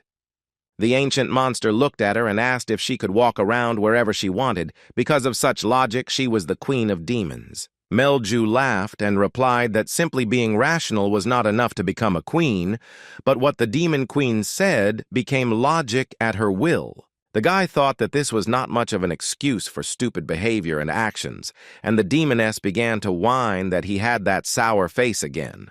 After she said that Swald, whom she knew had returned, the girl fell silent again. It was clear from the hero's face that he was wary. Realizing that everything was okay, Melju continued that he was very scary in the form of a monster, and some black things were coming out of his back. She is glad that everything is okay now. The Demon Queen smiled and asked the hero not to worry about anything anymore, because now she would help him in everything and protect him. Finally, she asked Swallow to promise that he would no longer speak in that terrible voice of his, and to confirm the oath. They shook hands. On the day of the auction, the Imperial Palace sparkled both literally and figuratively. It was a hall specially built for such purposes. A whole line of invited guests had gathered at the main entrance, most of them wearing masks because they didn't want to be seen. Meanwhile, the back entrance was guarded by only one guard, and there was not a soul there at all. Everyone had forgotten about its existence. Here, a luxurious lady with a servant appeared before him, asking if they could enter the building for the auction through these doors. The guard replied, stunned, that they could, but first he had to check if their names were on the list. The lady said, in a very important and pompous tone, that her name was Melju from the Agreus family, and this was her servant Svald. The knight asked to wait a minute and looked through the list several times. Agrea was not listed there at all. The guard reported in a broken voice that such a visitor was not listed among the guests. Melju giggled nervously and objected that such a thing simply could not be. She turned to Swallow and asked him to get the invitation they had brought with them, and the man tensed. He started to say that there were no invitations to this auction, when suddenly the monster replied that here it was, after which his fist slammed right into the face of the unfortunate knight, who simply happened to be in the wrong place at the wrong time. Before he finally closed his eyes, he heard the Demon Queen comment that this was his invitation to the afterlife. Swallow looked at his new friend and noticed that she had a slightly new look today. The girl laughed and asked if he was afraid of falling in love. The hero replied that he couldn't imagine how one could fall in love with a child, and immediately heard a shout that they had asked him not to call her that, and a scuffle began. At this time, Renee was visiting her friend from the neighboring dungeon, Elizabeth Bathory, in the castle of Kate. The girl had been in bed for several days, not getting up even to wash or eat. She lay there clutching the pillow, thinking about how she would never be able to return to the core of antiquity again. The maid with the blade recalled the events that happened 80 years ago when the Grafanian forest, the territory where she lived, burned. A torch was burning on the wall of the house. A young male voice said that he was very sorry that people dared to do such a thing. Nature should not have suffered. The mistress of the forest, Grafania, also the spirit of the lands of Grafania, nicknamed the Witch, replied that she repaid them in the same coin, and the forest would soon be restored and come to life. The young man decided to behave with dignity in front of this old, powerful woman. The forest was a natural barrier on the way of the invaders to his dungeon, the core of antiquity. Swallow remembered how the witch had killed all the people who had set the fire, and he shuddered. But still, sooner or later, she should have calmed down. He was literally standing in a pool of blood when he suddenly realized that they were not alone in the room. There was someone behind the bars of the prison cell. The hero looked into the darkness and saw only a glimmer of some girl's silver hair. She clearly had nothing to do with the arson, since she was locked up. The longer Swallow looked at her, the more amazing the girl seemed. He realized that she was a homunculus, a creature similar to a human, but created through alchemy. It was impossible to leave living witnesses, but the monster doubted whether it was worth killing a completely innocent creature of this kind. Finally, he decided that there was enough blood for today and announced to the girl that the last will of her former master was to release the captive. She was free and could leave. Taking hold of the bars, Swallow began to bend the bars so that the homunculus could exit. He added menacingly that he did not intend to help her in any other way. When the hole became large enough, the hero said that it really didn't matter whether the girl died inside the cage or outside. She continued to stare ahead indifferently and silently, and Swallow added that the choice was hers. Rello's. This name had a certain effect on the prisoner. A shadow of surprise and pride crossed her face. Looking around, the monster explained that the owner of the house was looking for a maid named Rello, and since no other servant was seen, it was probably about her. Saying that this was where his mercy ended, the devourer turned sharply and headed for the exit. The girl stood up and carefully pronounced the name Rello, literally syllable by syllable, as if she was trying to taste it. For a while, the homunculus stood at the exit of her prison, not daring to go outside. The surroundings were not very pleasant. She once again pronounced the name she had heard. In fact, it was not quite a name, but a kind of title.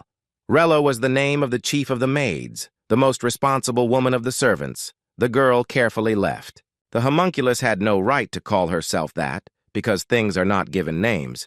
But now her life has changed dramatically. Looking at the sky through the broken roof, the girl decided that she now had the right to call herself whatever she wanted. She said Rello's name carefully and thought about choosing something similar, but more pleasing. It was impossible to stay in bed forever, and Renee finally pulled herself together and walked out of the Chait castle to get out of the memories. Then, from behind, Elizabeth's voice was heard, reporting the news that in a couple of days, raiders sent by the Empire would invade the core of antiquity. The girl replied that she still couldn't go back there, even considering what she had heard, and her friend nodded understandingly. The woman explained that she had not told about the raid, so that Renee would return, but so that she would be free to choose and decide what to do. Her personal happiness was always a priority. Narrowing her eyes, Bathory asked if it was necessary to burn bridges right away. Circumstances could still change. She added that Patrick and Swallow would travel across the continent in their search, and if they found out that Renee had been deceived by people, there could be an apocalypse for humanity. If the maid with the blade really does plan to hide, then she needs to erase all traces of herself once and for all, so as not to provoke a catastrophe. Bathory added that it was not necessary to do everything perfectly. The raid would start soon, and they would be busy, and then Patrick would understand everything and make the right decision. Hearing that if she wanted to end it all, now was the time. Renee thought hard, trying to figure herself out. Eventually, she stood up and told Bathory that she was going for a little walk to think and get some fresh air. The woman noticed that her right eye had become a little cloudy and offered to keep the maid from the Core of Antiquity Company. Renee thought again and replied that she could handle it herself, after which she thanked her friend, asked where her blades were, and left.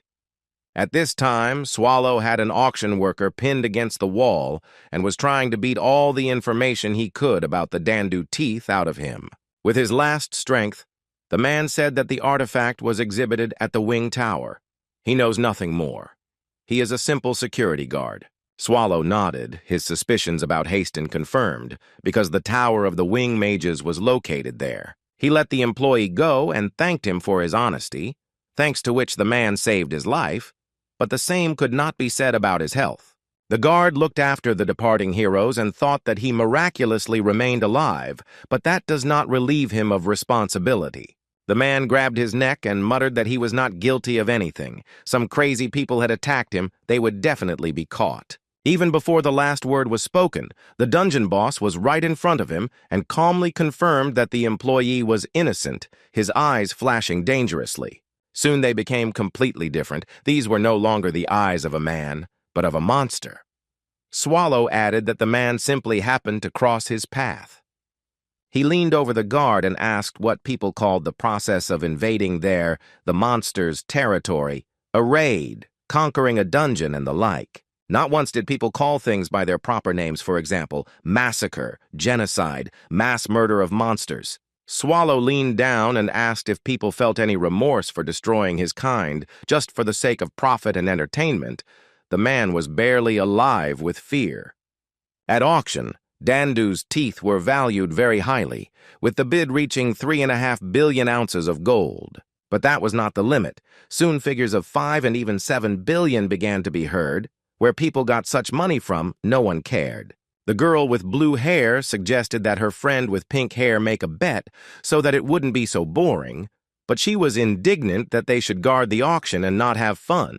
The friend smiled and said that someone had problems with a sense of humor.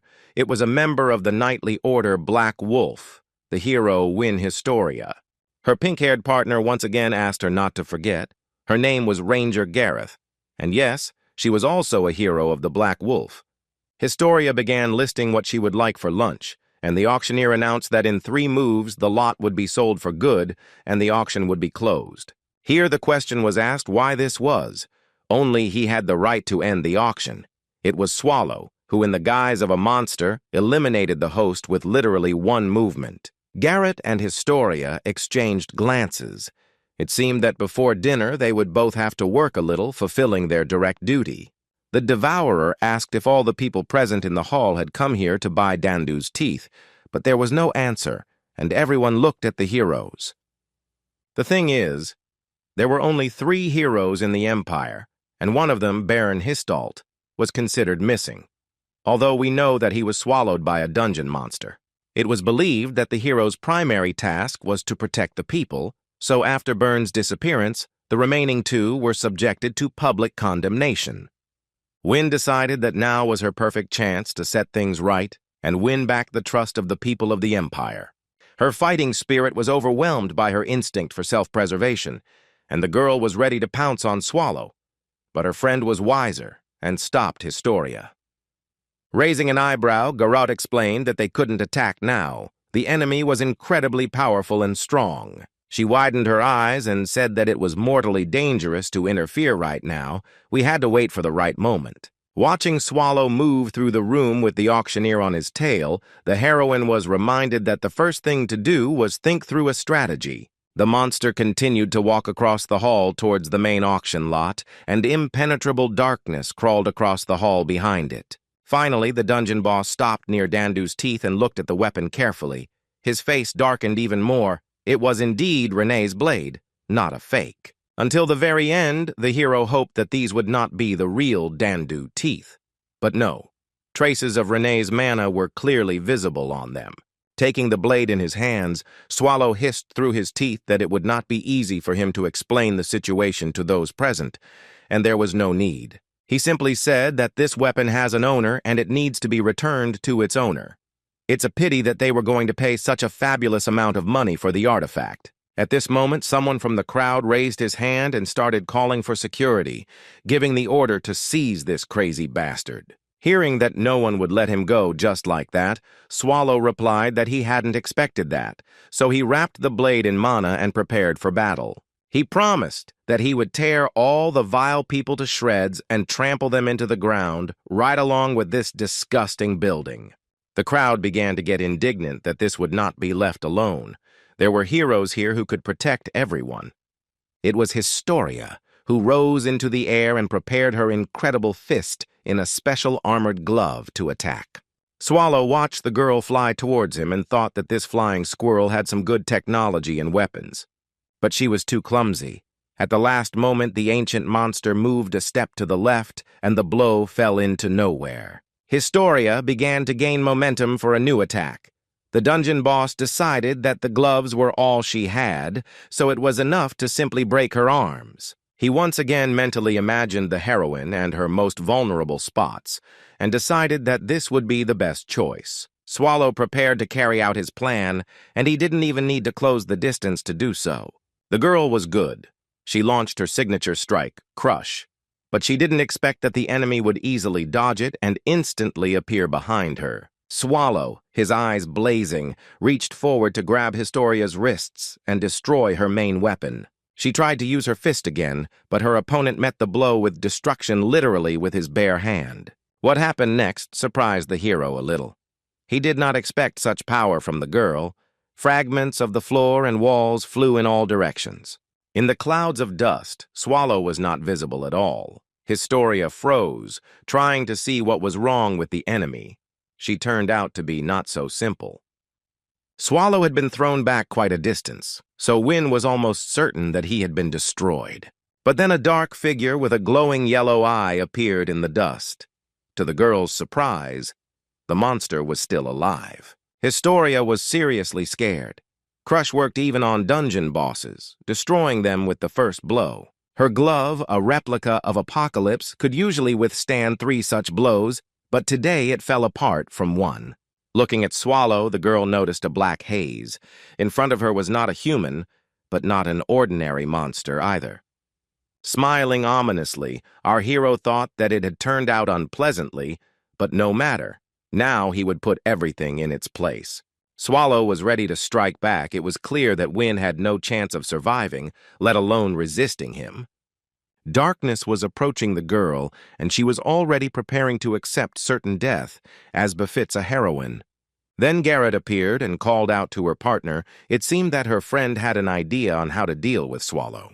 She wrapped a protective shield around herself and Historia and resolutely moved straight towards the monster, screaming at it not to dare move. The ranged spell was already flying towards the Devourer. Gareth was determined to win quickly. Her determination could only be envied. After some time, our hero came out of the ruin. Melzu rushed to him screaming, "Is everything okay?" She was very worried. She whined that she had already decided that Svald had died, but the guy assured her that he was quite alive and even unharmed. The monster remembered Wynn's devastating attack and thought that an ordinary person would not be capable of such a blow.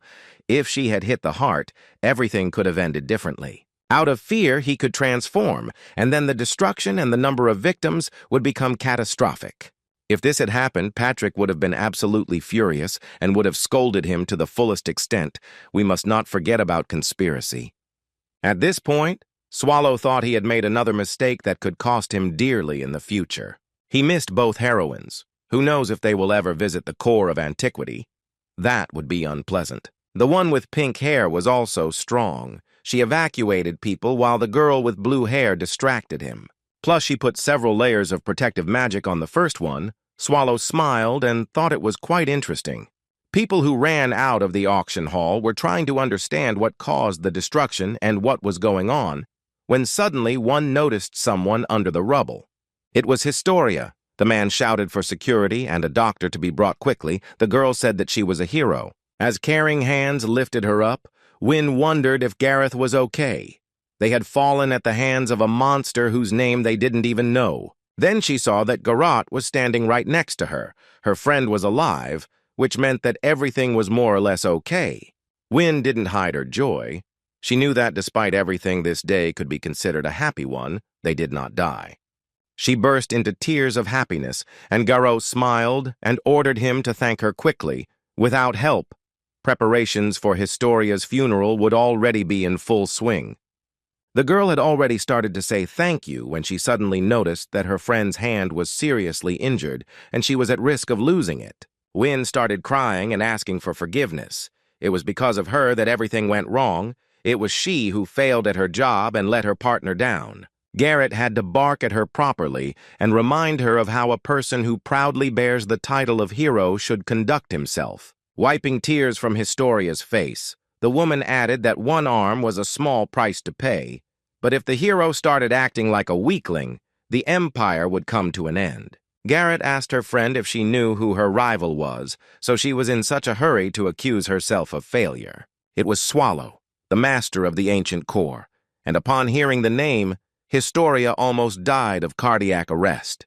Then the girl decided that Garrot was just joking.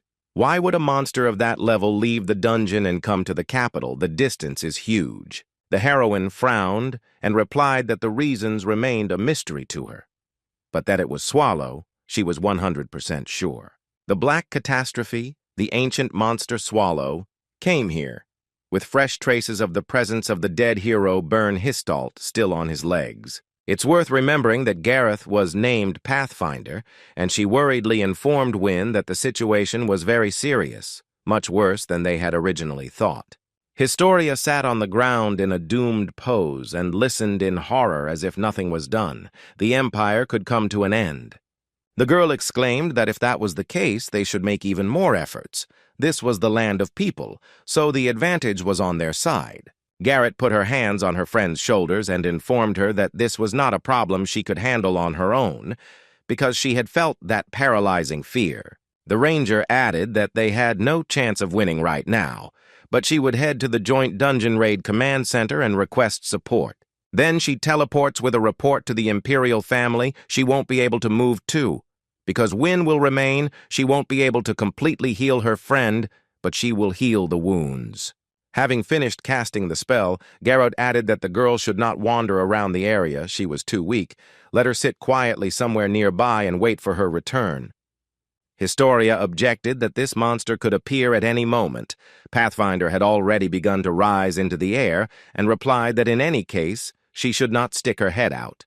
The blue-haired girl asked to wait. She wanted to say something else, but Garrote was adamant and ordered her to just wait for her return.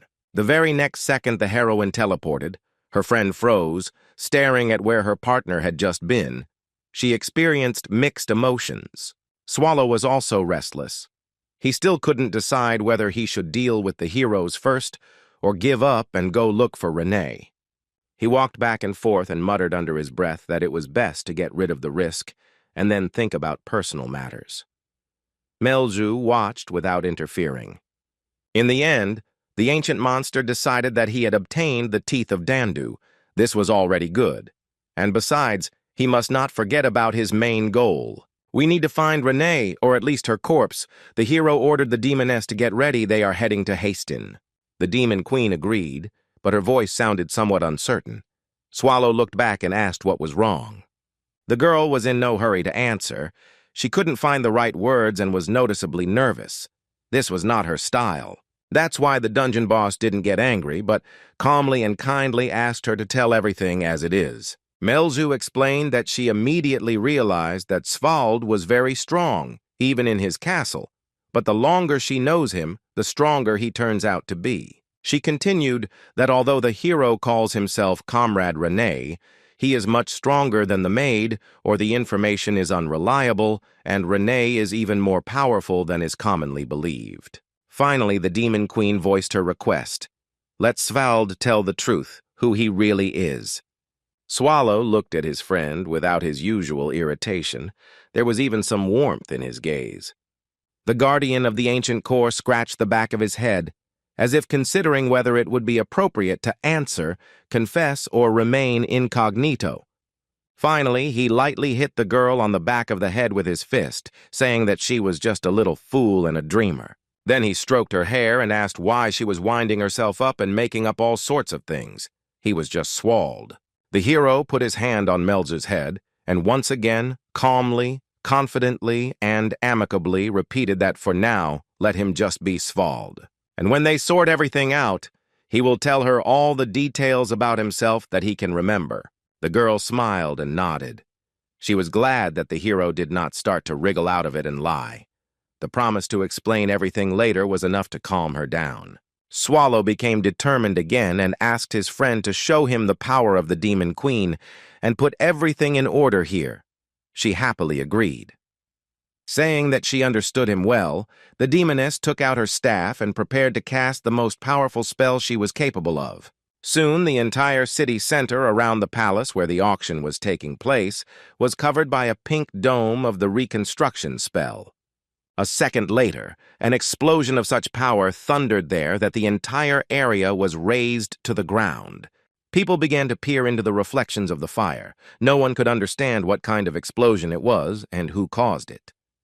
The sky was covered with smoke. Historia looked in horror in the direction where the fire was the hottest. That was where the auction was taking place. The crowd buzzed. How could something like this happen in the very center of the capital?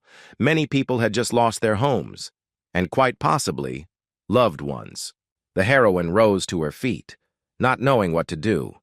It seemed that the enemy simply had no idea how many people lived in the capital. Wynne remembered her friend's instructions to not hang around the area and to wait for her return, no matter what happened. The girl gritted her teeth. She simply physically could not fulfill her promise when everything had turned out so badly. Then someone pulled her hand and Wynne looked down. It was quite unexpected and a little creepy. Some kid clung tightly to her and began to cry about how his dad was somewhere out there in the clouds of smoke. The girl jumped up and decided to quickly make her way through the crowd, declaring that everything was fine. Let them put their worries aside. Wynne promised that she would sort everything out now because that was her job. The job of a hero. She repeated her name again, Wynne Historia. The very sound of it adding confidence in her strength and determination not to lose to some monster. The Demon Queen's spell was so destructive that it blew several blocks around into pieces. It knocked Swallow off his feet and he fell on his back, kicking his legs in his pretty shoes in a funny way. Fortunately, not at all hurt. Having dug himself out from under the rubble, the ancient monster called out to Melja. He did not immediately notice her in the clouds of dust.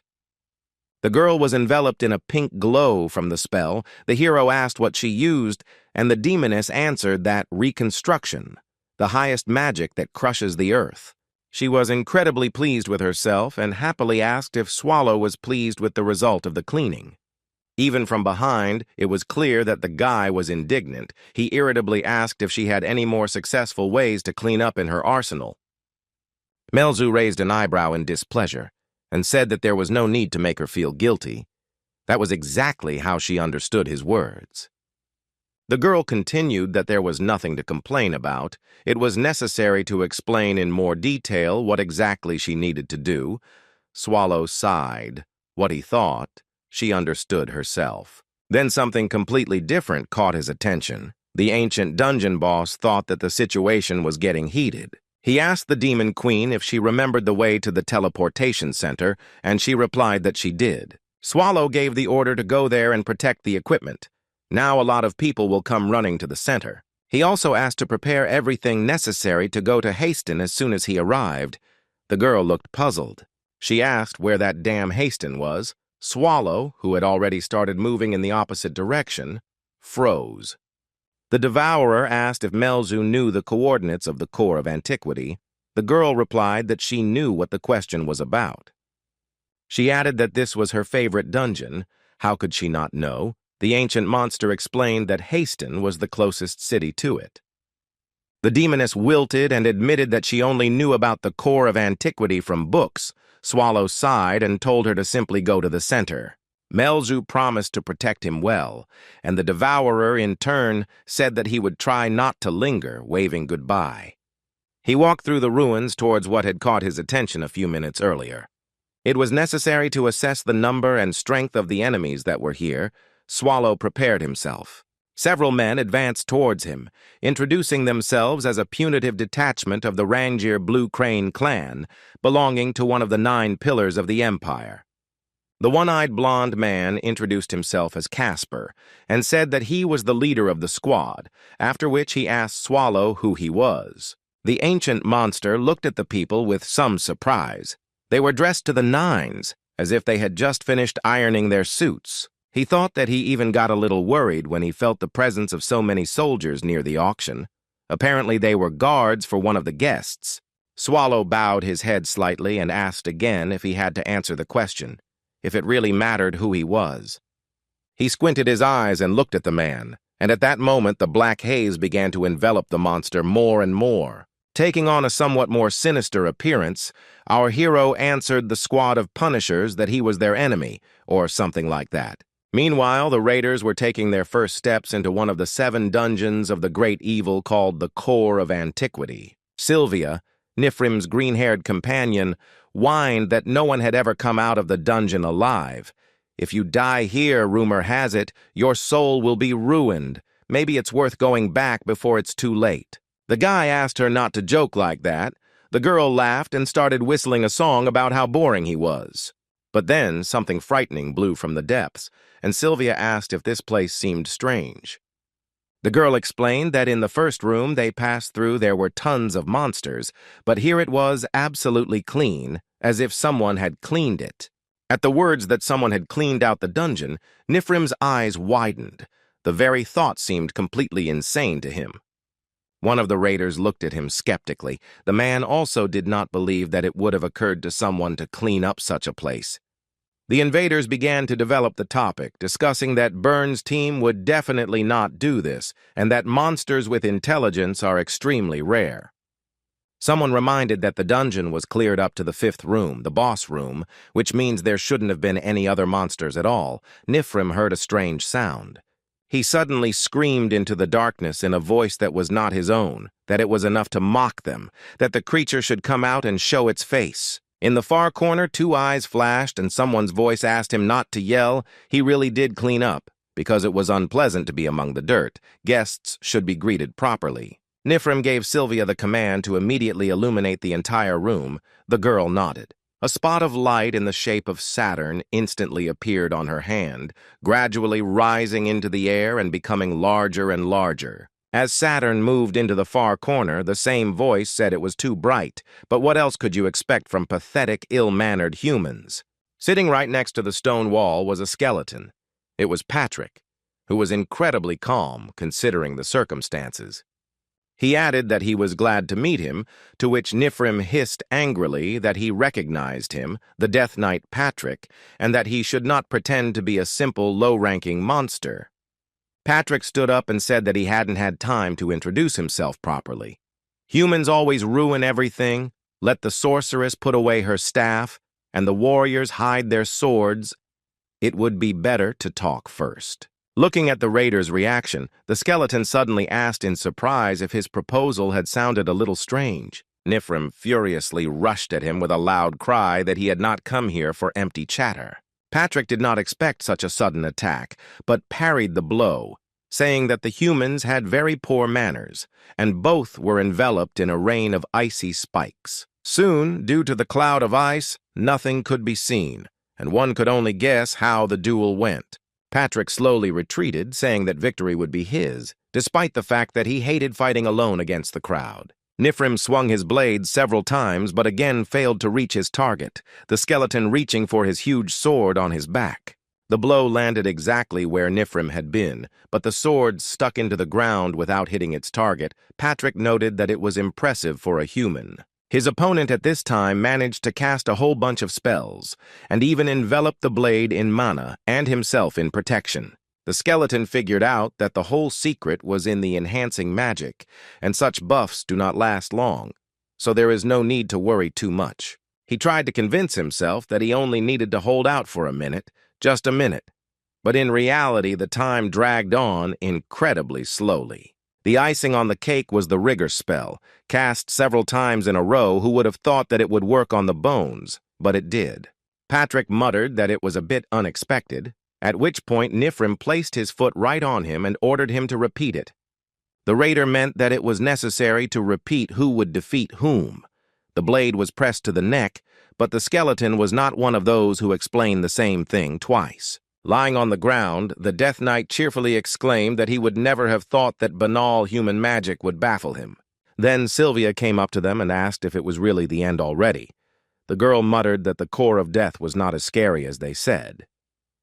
Looking at her, the skeleton muttered that it would be better to get rid of this green-haired sorceress at the very beginning, her face distorted with fear.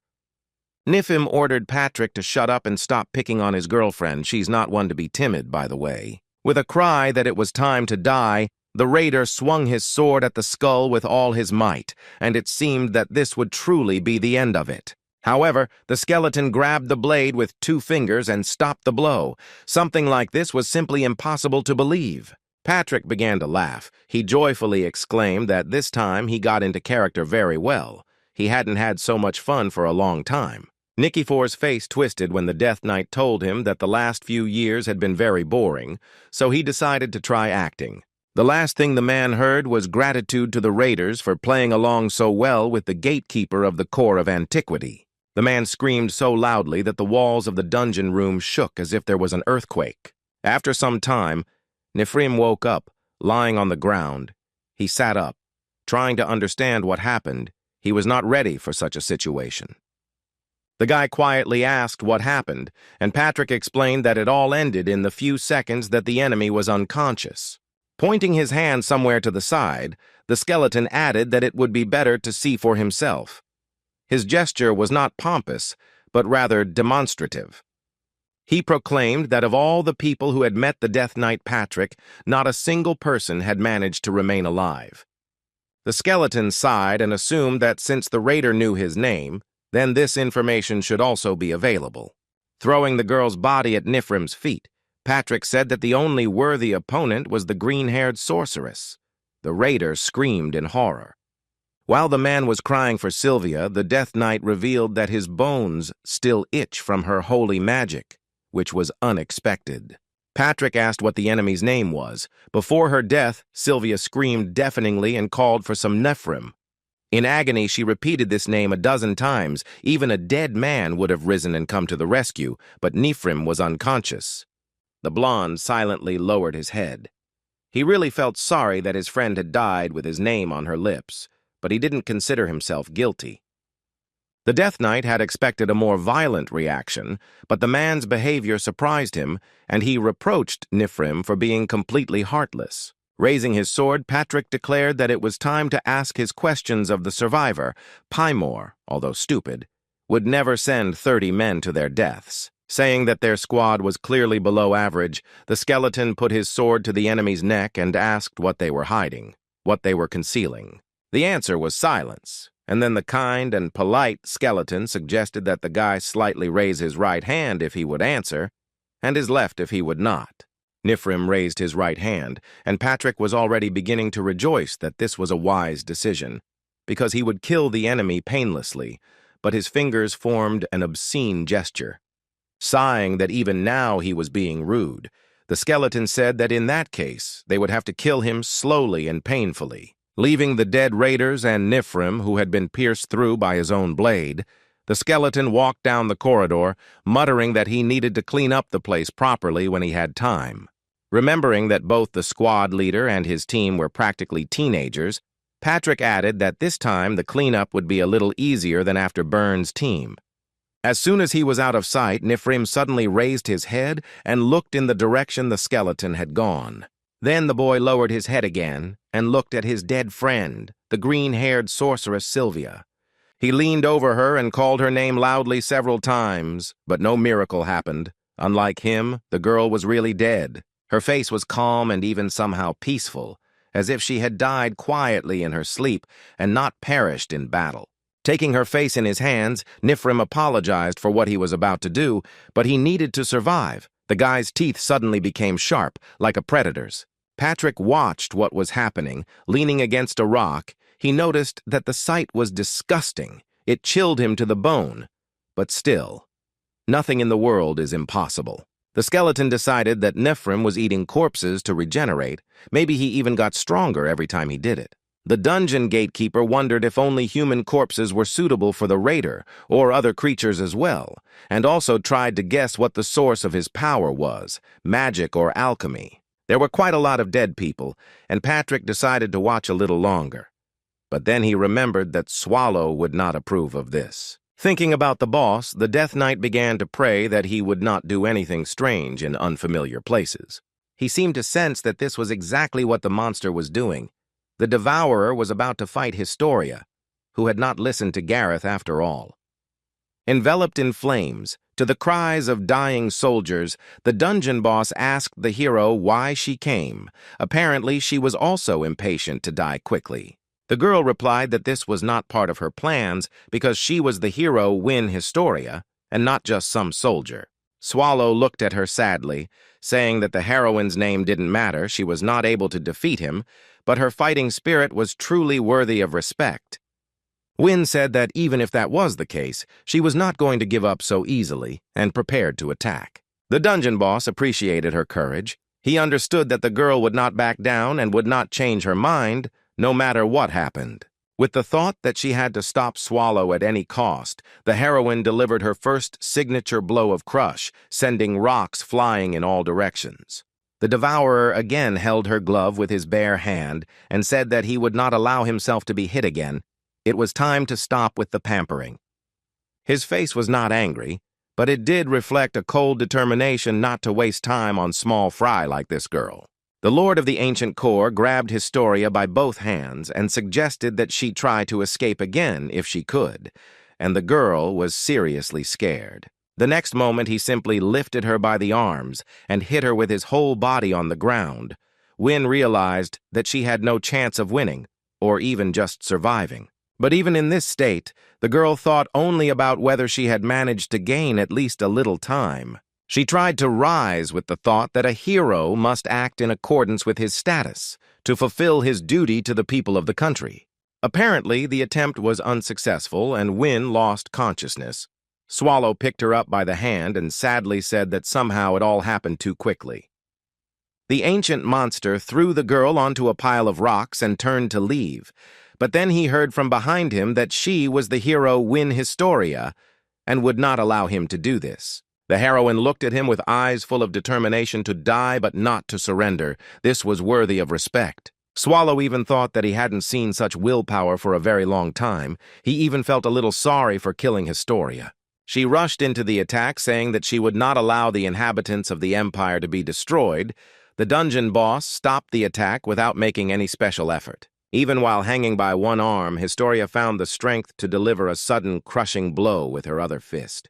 She didn't have a glove on, and she didn't have any strength left, so the hero Win Historia didn't cause the slightest damage to Swallow with these actions. But she continued, as if in delirium, to repeat that she must protect the inhabitants of the Empire, even at the cost of her own life.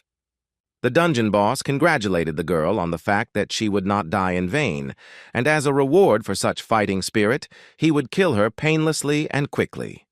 Swallow promised that out of respect for her persistence he would even remember Historia's name, although he wasn't sure for long. The Devourer stood over Win, determined to fulfill his promise. The heroine had only seconds left to live. But the ancient monster did not have time to carry out his intention. Some object flew straight into the back of his head. The blow was not strong, but very offensive.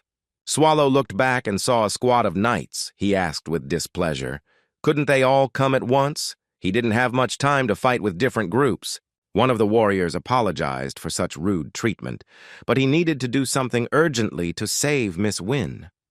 The man said that he was a knight of the Edelbrace Order, Black Wolf R. Edelbrace Gall Riviston, requesting an audience with the Great Swallow. The keeper of the dungeon, the core of antiquity, asked again what he had just called him, and clarified by what signs the knight had guessed who was in front of him. Sir R replied that one of his men had a unique ability that helped identify Swallow. The dungeon boss thought the little man looked too smug and said he wasn't in the best mood for an audience right now. He added that he did not intend to waste time if they were going to attack, then let them do it immediately. The knight bowed and said that there was a misunderstanding. They did not intend to fight with Mr. Swallow, but intended to offer him a deal. The Devourer was almost transformed from surprise. He asked with a laugh if they were really offering a deal to him, the Great Swallow. He didn't need anything. The ancient monster slowly asked if it really looked like it was missing something. If a person were to mock, they would receive a slow and painful death. Our Edelbrace did not back down. Afraid of his anger, he continued to calmly listen to the answer, mentally thinking that this was a dangerous trick, but it could work. It was a gamble for the safety of the Empire. The knight reported that the original owner of the Dandu teeth was alive. Swallow froze. The knight continued that he was sure that the great monster had come all this way not only to take the unique weapon, but that they were ready to help find the owner. Swallow took a step towards him and repeated threateningly that he didn't want anything, his voice sounding as if R was already dead. The boss of the great dungeon replied that he took the Dandu teeth simply out of boredom and that his goal was to exterminate people. He leaned over the knight and asked him pointedly what he was going to do in this case. The man replied that if Swallow was really going to destroy everything, then why not try?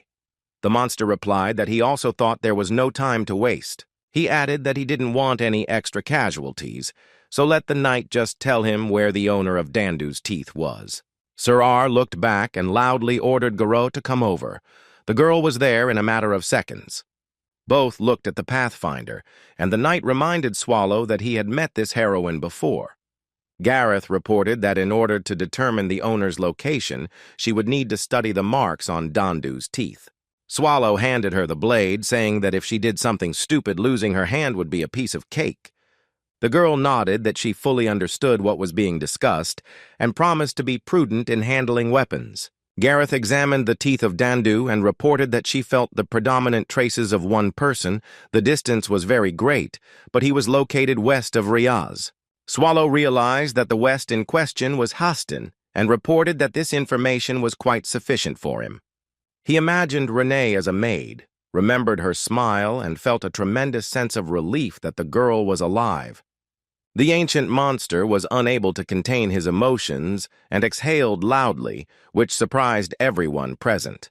Swallow patted the knight on the shoulder and informed him that he was now in his debt to remember the names of Ara and Gareth. The man informed him that it was an honor for him to help. Muttering something like, "Get out of the way," the dungeon boss turned around and walked in the direction of the teleportation center. There, a surprise awaited him. The demoness on the mountain of defeated opponents angrily declared that Svald had not kept his word and was late. Swallow cautiously tried to get closer, but due to the mountain of fallen guards, it was not so easy. Melzu was incredibly pleased with herself, and, having forgotten her grievances, happily reported that she had tried hard, defending the teleport with all her might. Saying that he could be proud of her, the girl began to gradually sink to the ground, her hand slipping off the staff. The Demon Queen simply passed out from fatigue, and Swallow picked her up and gently told her that he was grateful. Melzu slept like a baby, and she looked like a very little girl. The ancient monster once again said thank you, never ceasing to be amazed by her transformations. Approaching the teleporter, Swallow tried to figure out how it worked. He had to press the activation button, give the coordinates, and pour in mana. After he announced the destination to be Hasten and began to fill the mechanism with energy, something went wrong. At first, a bright green glow appeared. It became brighter and brighter, and then the glass flask of the teleporter suddenly cracked and shattered into pieces. Melzu was sleeping and didn't even think about waking up, and Swallow thought hopelessly that the device couldn't withstand his mana. But the monster had already calmed down. The transformation had stabilized. The dungeon boss looked at the bracelet with suspicion. Since its function was to stabilize mana, then why didn't it work with teleportation? There were no other options. He would have to take on his true form and teleport in the usual way, but then everyone would know who he was. Swallow thought he had already made a mess of things. This was a complete fiasco, but then he imagined Patrick, who was giving him stern orders not to give up. He carefully removed the bracelet, remembering the Death Knight's instructions that the thing was very fragile. Well then, the Lord of the Ancient Core Dungeon, the Great Swallow, has begun to acquire his true original appearance. It was so huge that during the transformation it simply tore the teleportation center building to pieces. The monster went to Hasten, straight to the Wing Tower. A few hours before, the escaped maid with the blade, Renee, also went to the same tower. The guard greeted the girl happily and informed her that in order to get into the Tower of Magicians, she had to confirm her identity. Renee looked at him from under her brows and asked if the man knew that one could use movement magic inside the tower. Showing the list, the guard happily announced that their tower was covered with a barrier, so it was impossible to get inside without confirmation of identity. The dungeon guard took out her blades and calmly remarked that this was just wonderful. It meant no one would be able to escape. With one movement, Renee interrupted his monologue and headed inside the building. She had a lot to do and relatively little time. When the homunculus first entered the Wing Mage Tower, she thought that its structure resembled a dungeon. And indeed, the Tower of Magicians is organized in exactly the same way. Only inside there are people, initially weak. But the further you go, the more skilled the warriors become. Renee moved forward very quickly, surprised at how defenseless the mages could be if caught off guard. The girl slowly climbed higher and higher until she had dealt with everyone who was there, except for the top floor. Right at the threshold, she was met by the head of the guild. The woman was dressed in full dress and asked why the girl had returned. It turns out she wasn't even human. Renee ignored Graumitz-Almer's long monologue, simply asking where her blade, Dandu's teeth, was. The woman objected that it was now her thing, so she didn't have to answer, but she had a counter-question. She looked closely into Renee's eyes, noticing that the right one was clouded and could see almost nothing. After a long look, the guild leader finally voiced what interested her most: why the girl was still alive.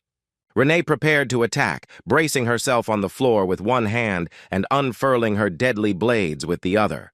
Graumitz smiled and sarcastically said that such a cutie was not at all suited to such a formidable weapon. She cast a magic shield and mockingly asked how it could even occur to her to attack the guild leader with pathetic knives. The woman wanted to add something more sarcastic but fell silent. The blades destroyed her defense without any problems. The guild leader's eyes widened. How strong was this girl that she took down her shields with just one hit? Renee continued to look at her with a disdainful and rather indifferent gaze, as if hinting that she would not stay here for long. Graumitz remembered that there was a mana storage hidden right under the base of the tower. If she used the flow from it, she would be able to win. Meanwhile, Renee screamed furiously that she wanted to know where Dandu's teeth were. If the magician did not answer immediately, he would greatly regret it. Casting another powerful spell, the guild leader said that the blade was not here. She had put it up for auction in the capital a long time ago. The energy flow threw the homunculus back a little, but did almost no damage to her. Placing her hand on her magic wand, Amir noted with respect that her opponent was very strong. Therefore, she will not hold back, the guild leader declared, and cast a Longinus spear strike, pointing the staff straight at Renee. Additionally, she used separation, acceleration, strengthening, and some other buffs. The homunculus stood without moving and not trying to reflect the blow. The explosion was so strong that clouds of smoke and dust burst out of the windows of the top floor of the tower. Several spears pierced Renee's chest at once, but she remained on her feet without falling. Graumitz pompously announced that this was a high-level magic that even dungeon bosses could not resist.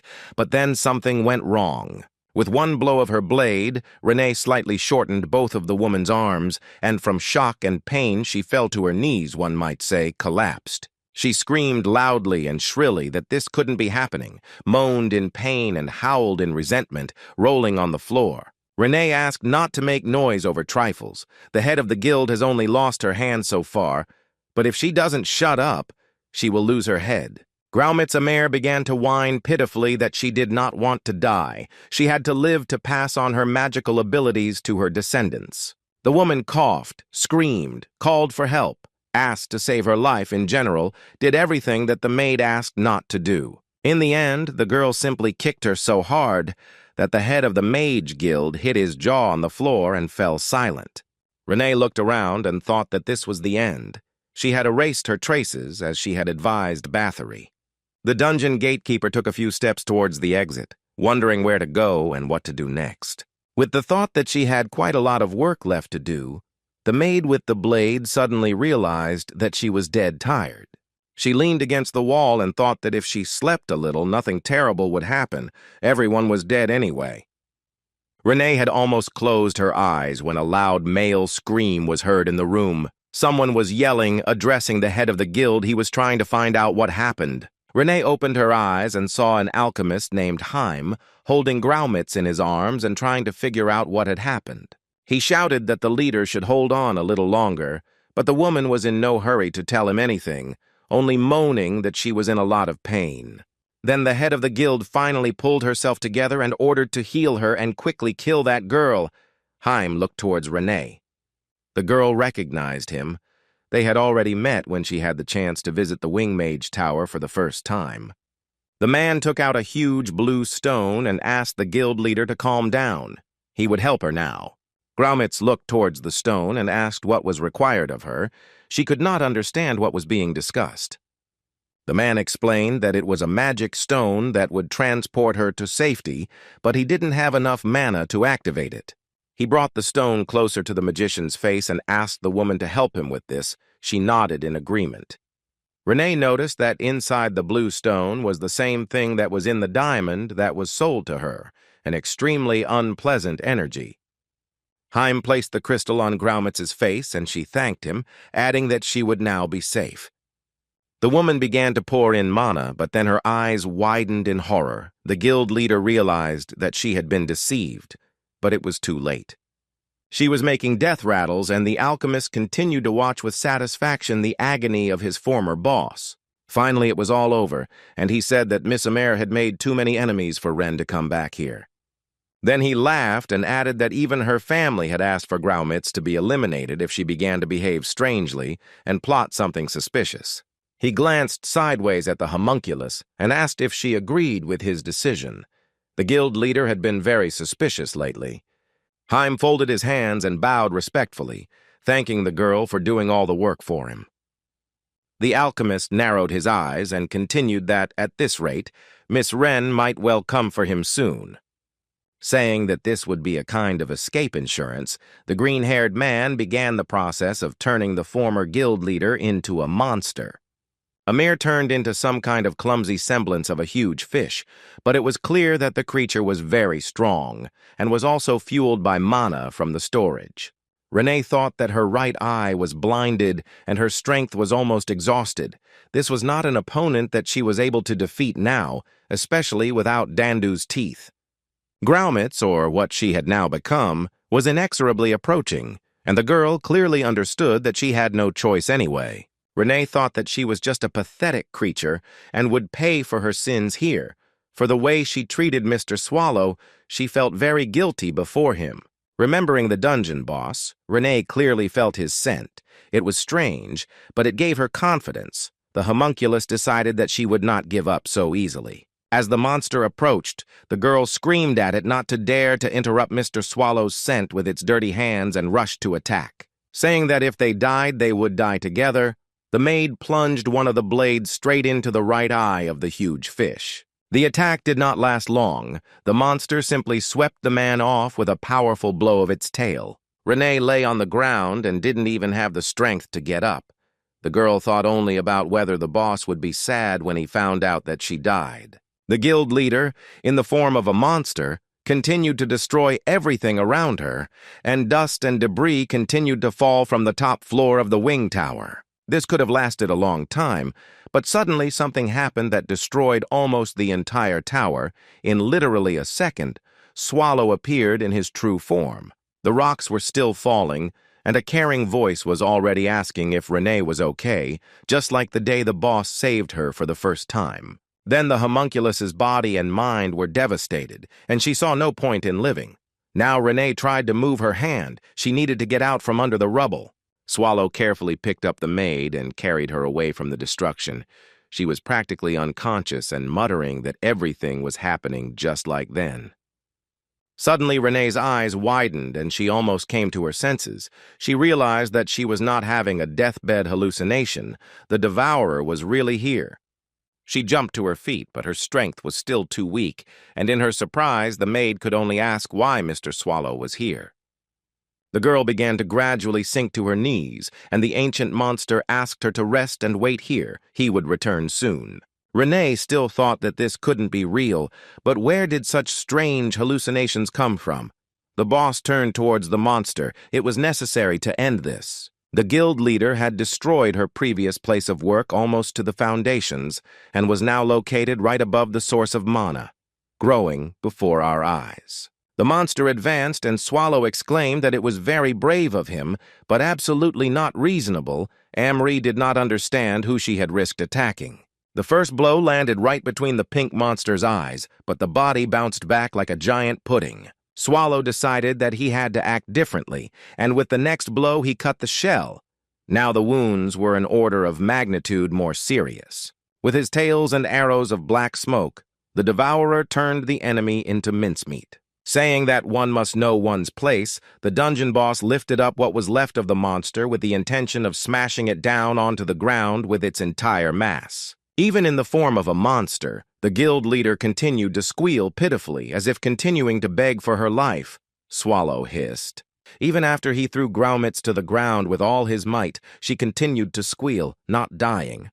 Everything around was covered in the monster's disgusting blue blood, but then our hero looked down and realized why the enemy couldn't die. It was all about mana. By coincidence, he crushed the monster right where the storage facility was, and now this biomass can exist almost forever.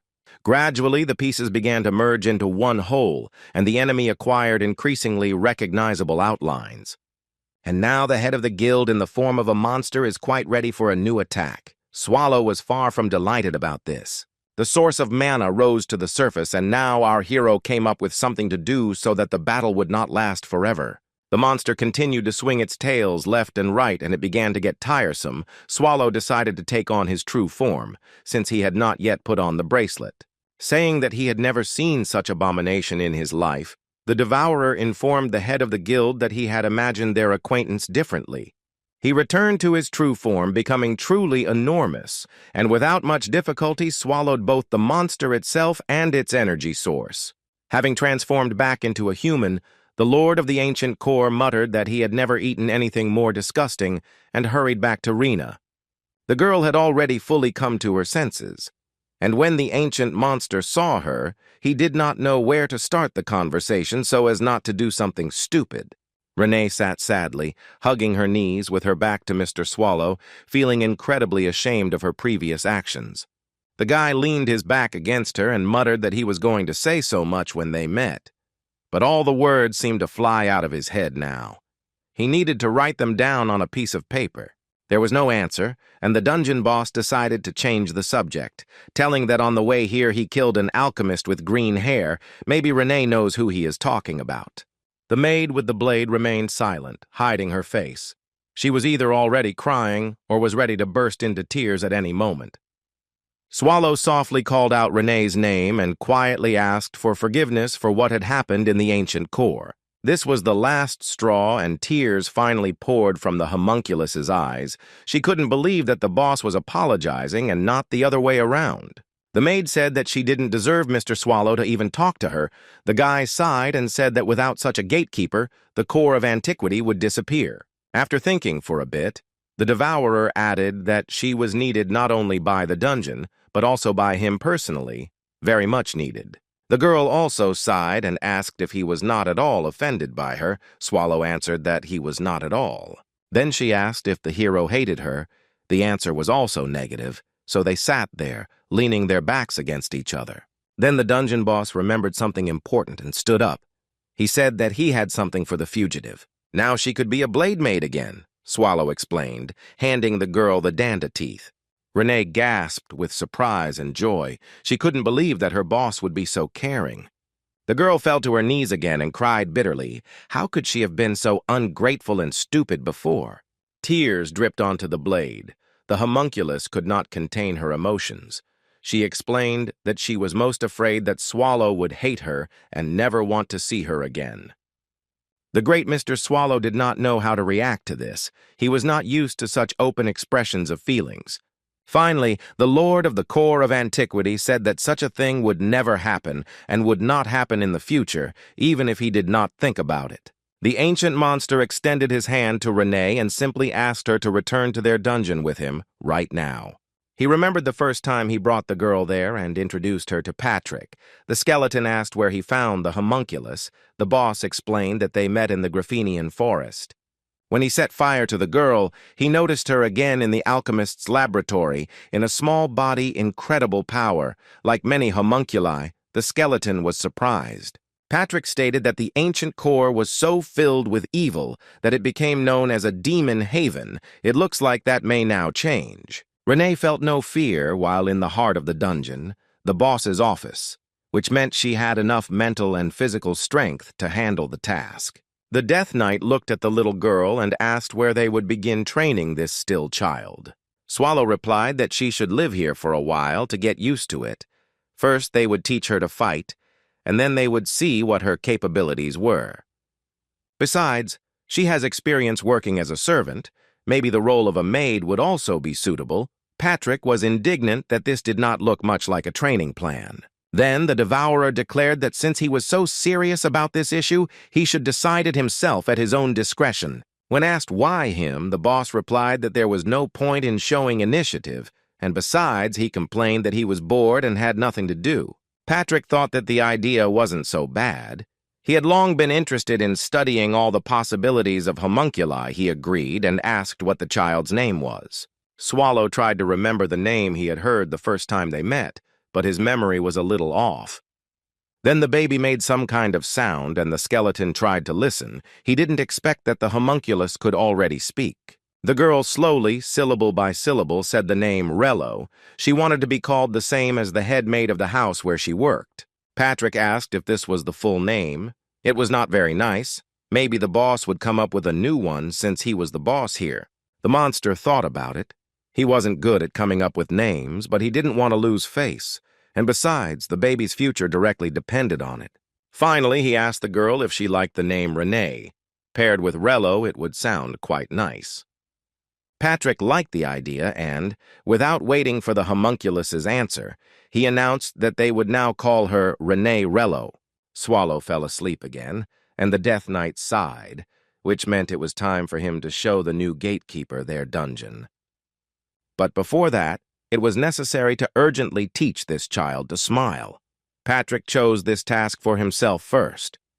When the homunculus succeeded after several attempts, the skeleton leaned menacingly over Renee and asked why she was smiling. He had a peculiar sense of humor. The moment Swallow and the Demon Queen came to the ancient core, the skeleton asked what they had done in Haston. The ground shook even in his dungeon. The ancient monster didn't know what to answer, so he started by trying to introduce Patrick to Melia. She was still sleeping. The Death Knight replied that this was all fine and dandy, but where was Renee, who was supposed to be returned by the boss? Swallow sighed and said that it was complicated. He almost melted into a puddle of shame, and then explained that he had found the maid in Haston if we were talking only about the results of the search. Patrick waited silently for the continuation, and the ancient monster reported that he and the homunculus had talked about returning to the core of antiquity. The gatekeeper asked if Renee was injured. Swallow replied that she was quite exhausted, but without serious injuries. The devourer added that they may have been restricting the girl too much for a long time, not allowing her to develop the way she wanted. The skeleton objected that this was not so. There was no need to stir up drama. Let him simply admit that he had failed. The dungeon boss sat down and covered his face with his hands. He would have been glad to admit it. But he didn't want any more moralizing. The Death Knight asked what they should do now. Swallow tried to joke and said that Patrick would now be in the position of a maid with a blade. Let him try on the suit. The skeleton showed a letter of resignation. Then both flocks became serious. The gatekeeper asked what they would do. The boss said that now they could only wait. It was impossible to influence the situation. The monster added that Renee should return herself. Or not return, the choice is hers. He was so tired that he was practically asleep. Patrick sighed heavily, was silent for a bit, and replied that he understood everything, and if that was the case, then there really were no other options. He turned around and walked away. When the boss was in such a state and began to feel sad, he needed to be left alone and allowed to get some sleep. Then the skeleton saw a familiar figure at the entrance, her silver hair glinting in the sun. She had returned. The man the dungeon master had been waiting for the most asked in a solicitous voice what Mr. Swallow wanted for dinner. Patrick was overjoyed, but then he noticed the homunculus had a new yellow eye, just like his boss's. The Death Knight asked the chief in confusion if he really did this voluntarily. The monster remained silent. He consciously, voluntarily sacrificed his eye for Renee. Now it was completely obvious. While saying goodbye near the ruined tower, Swallow noticed that the girl's right eye had gone blind, after which he said that if this had not happened, she would have seen through the deception with the diamond. The devourer told her that if she still had the feelings that Renee had spoken of, she should bring him a real love stone next time. The guy raised his hand to his face. The maid did not immediately understand what he intended to do. It looked strange. But here Swallow, simply from the bottom of his heart, gave her one of his eyes. Fortunately, in his true form as a monster, he had no shortage of them. Renee beamed with happiness. Now she would always be with her beloved Mr. Swallow, at least with a part of him. The dungeon was quite damp. Water was constantly dripping from the ceiling along the stalactites.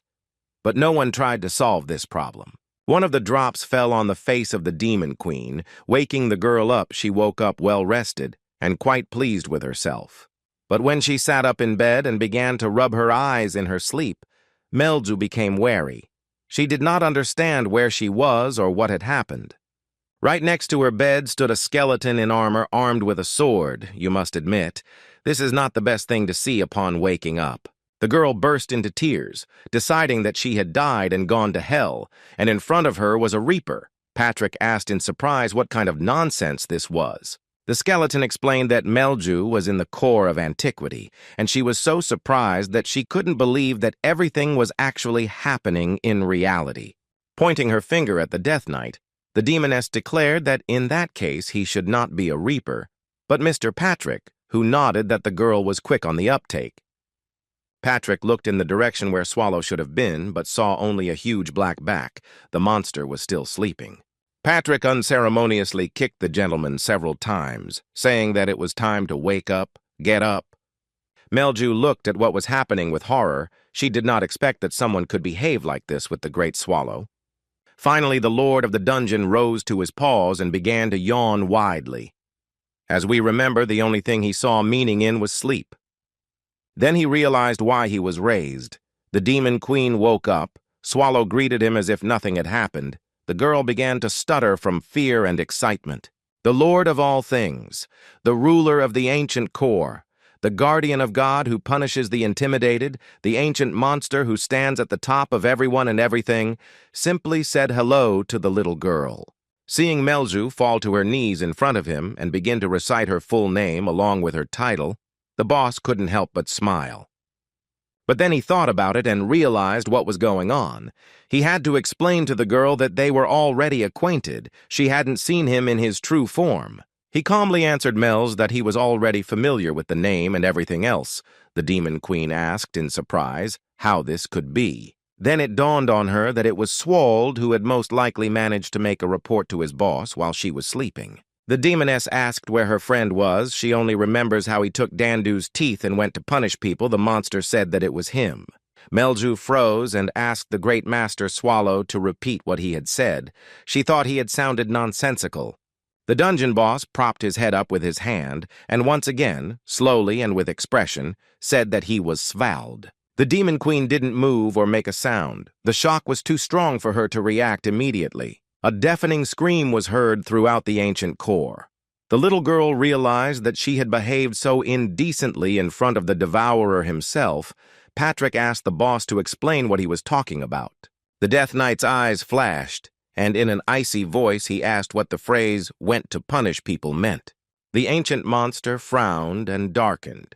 He knew that he would receive a fair share of reproaches and moralizing for the events in the capital. At this time, events were taking place near the entrance to the dungeon that would later influence many things. As we already know, there was the Graphinia Forest, which seemed to separate the city of Haston from the possessions of Swallow. One of the locals went mushroom picking and inadvertently came too close to the entrance to the core of antiquity. This was a mistake. The girl heard some rustling at the entrance and became wary. It seemed to her that someone had crawled out of the dungeon, but she was not sure. Overcoming her fear, the mushroom picker came closer and saw a man. He was lying face down and was seriously injured but clearly alive. The girl put the lantern on the ground and began to rummage through her bag. Among other things, she found some healing herbs and was going to treat the wounded man. She extended several pieces towards the man. This was the last thing that happened in her life. Nifrim, with a bloodthirsty howl, pounced on the victim. Having changed into a woman's cloak and cape, the raider walked towards the city. Now he had excellent camouflage. Looking at the powerful fortress walls of Haston, he decided not to enter the city now, but to move a little further. Now, there were a lot of interesting things happening in the ancient core. The dungeon is a kind of endless battle. There are rules that should not be broken, for example, silence. While practicing her spells, Renee informed Mel's that if she was going to call herself the Queen of Demons, she had to work more quietly. Much more quietly. The demoness was indignant that she was a free monster from the dungeon and would do whatever she wanted. Mr. Swallow was always sleeping anyway. Nothing would happen if he was woken up. The girl was indignant that, among other things, she was a guest of the dungeon, and therefore fully deserved the owner's attention. Renee stood her ground. The boss could not be disturbed. Here the demon queen assumed her adult form and proudly announced that she could keep Swallow company during sleep as well. Pointing her finger at the maid, the woman said that she was too strict and behaved like a granny. The homunculus's eyes almost popped out of their sockets with rage. Did someone dare call her granny? Melju would greatly regret this. With a scream that she was going to finish her off, Renee rushed to catch up with the fleeing demoness, who did not forget to laugh deafeningly. Patrick watched what was happening and tried to figure out how to comply with another law of the dungeon, about minimum tension. Swallow complained to the Death Knight that he couldn't sleep, and the knight said that he shouldn't complain. It was still quiet here, but outside, thanks to him, it was completely incomprehensible what was happening.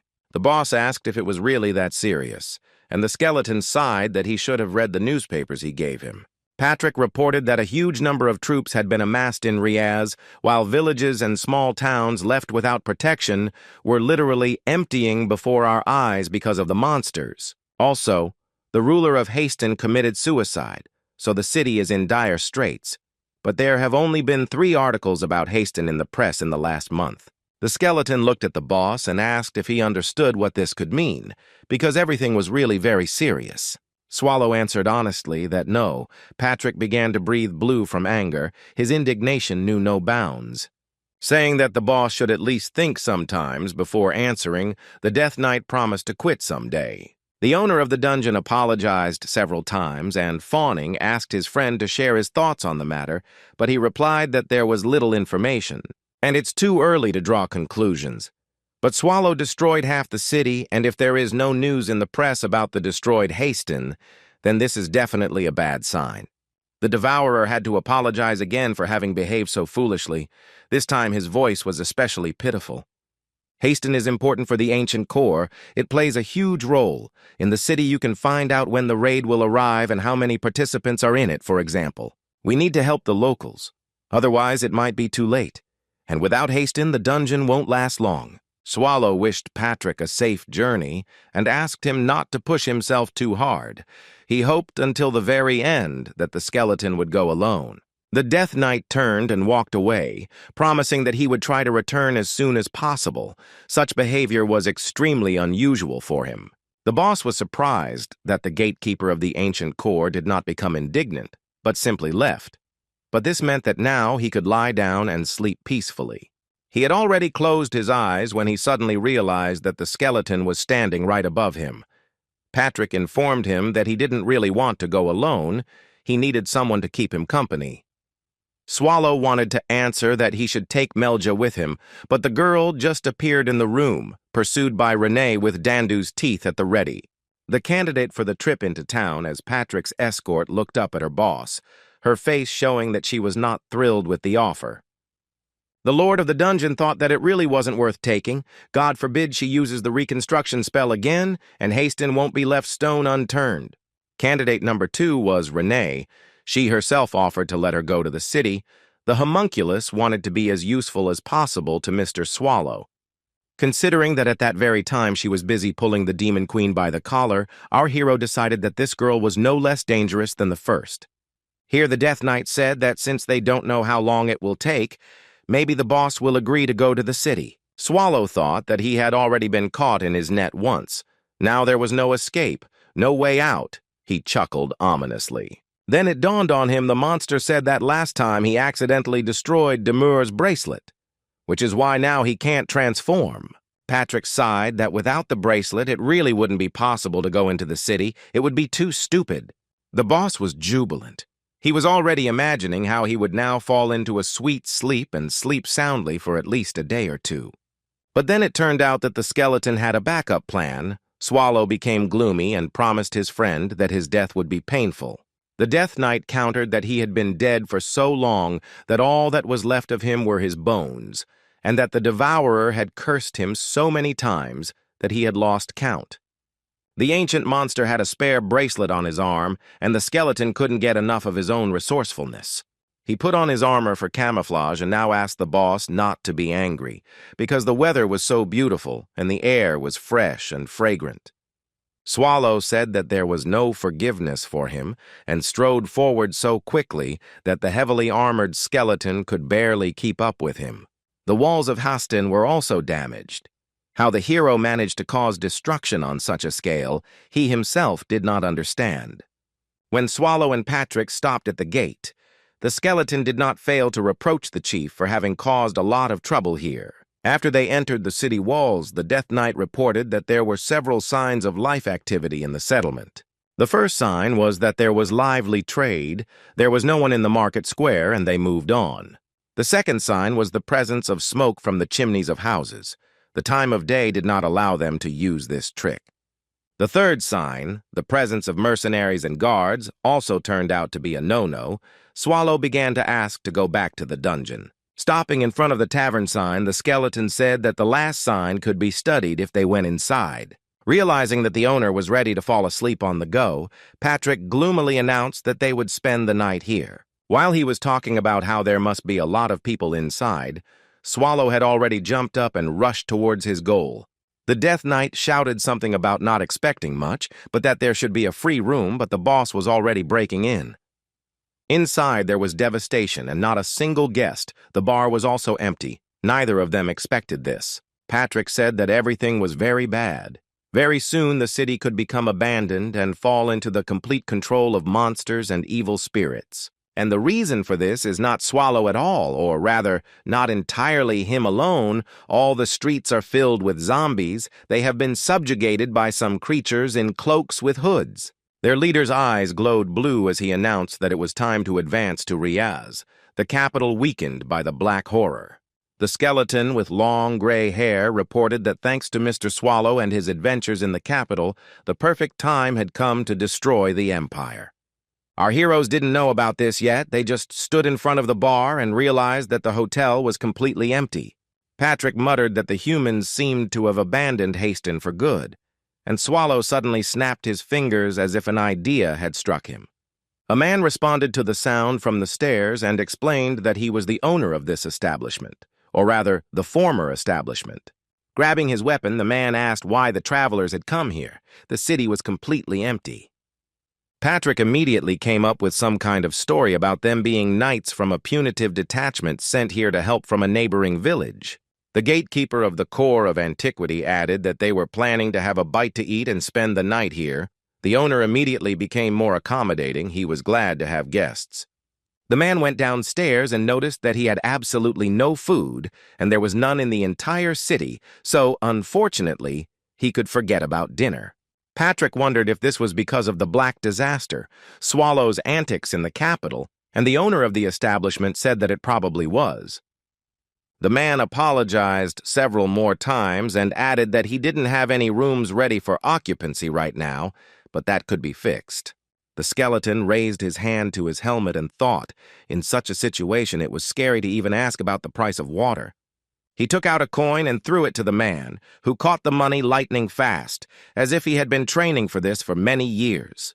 The tavern owner looked at the gold in his palm for a long time, as if he couldn't believe that everything that was happening was not a dream.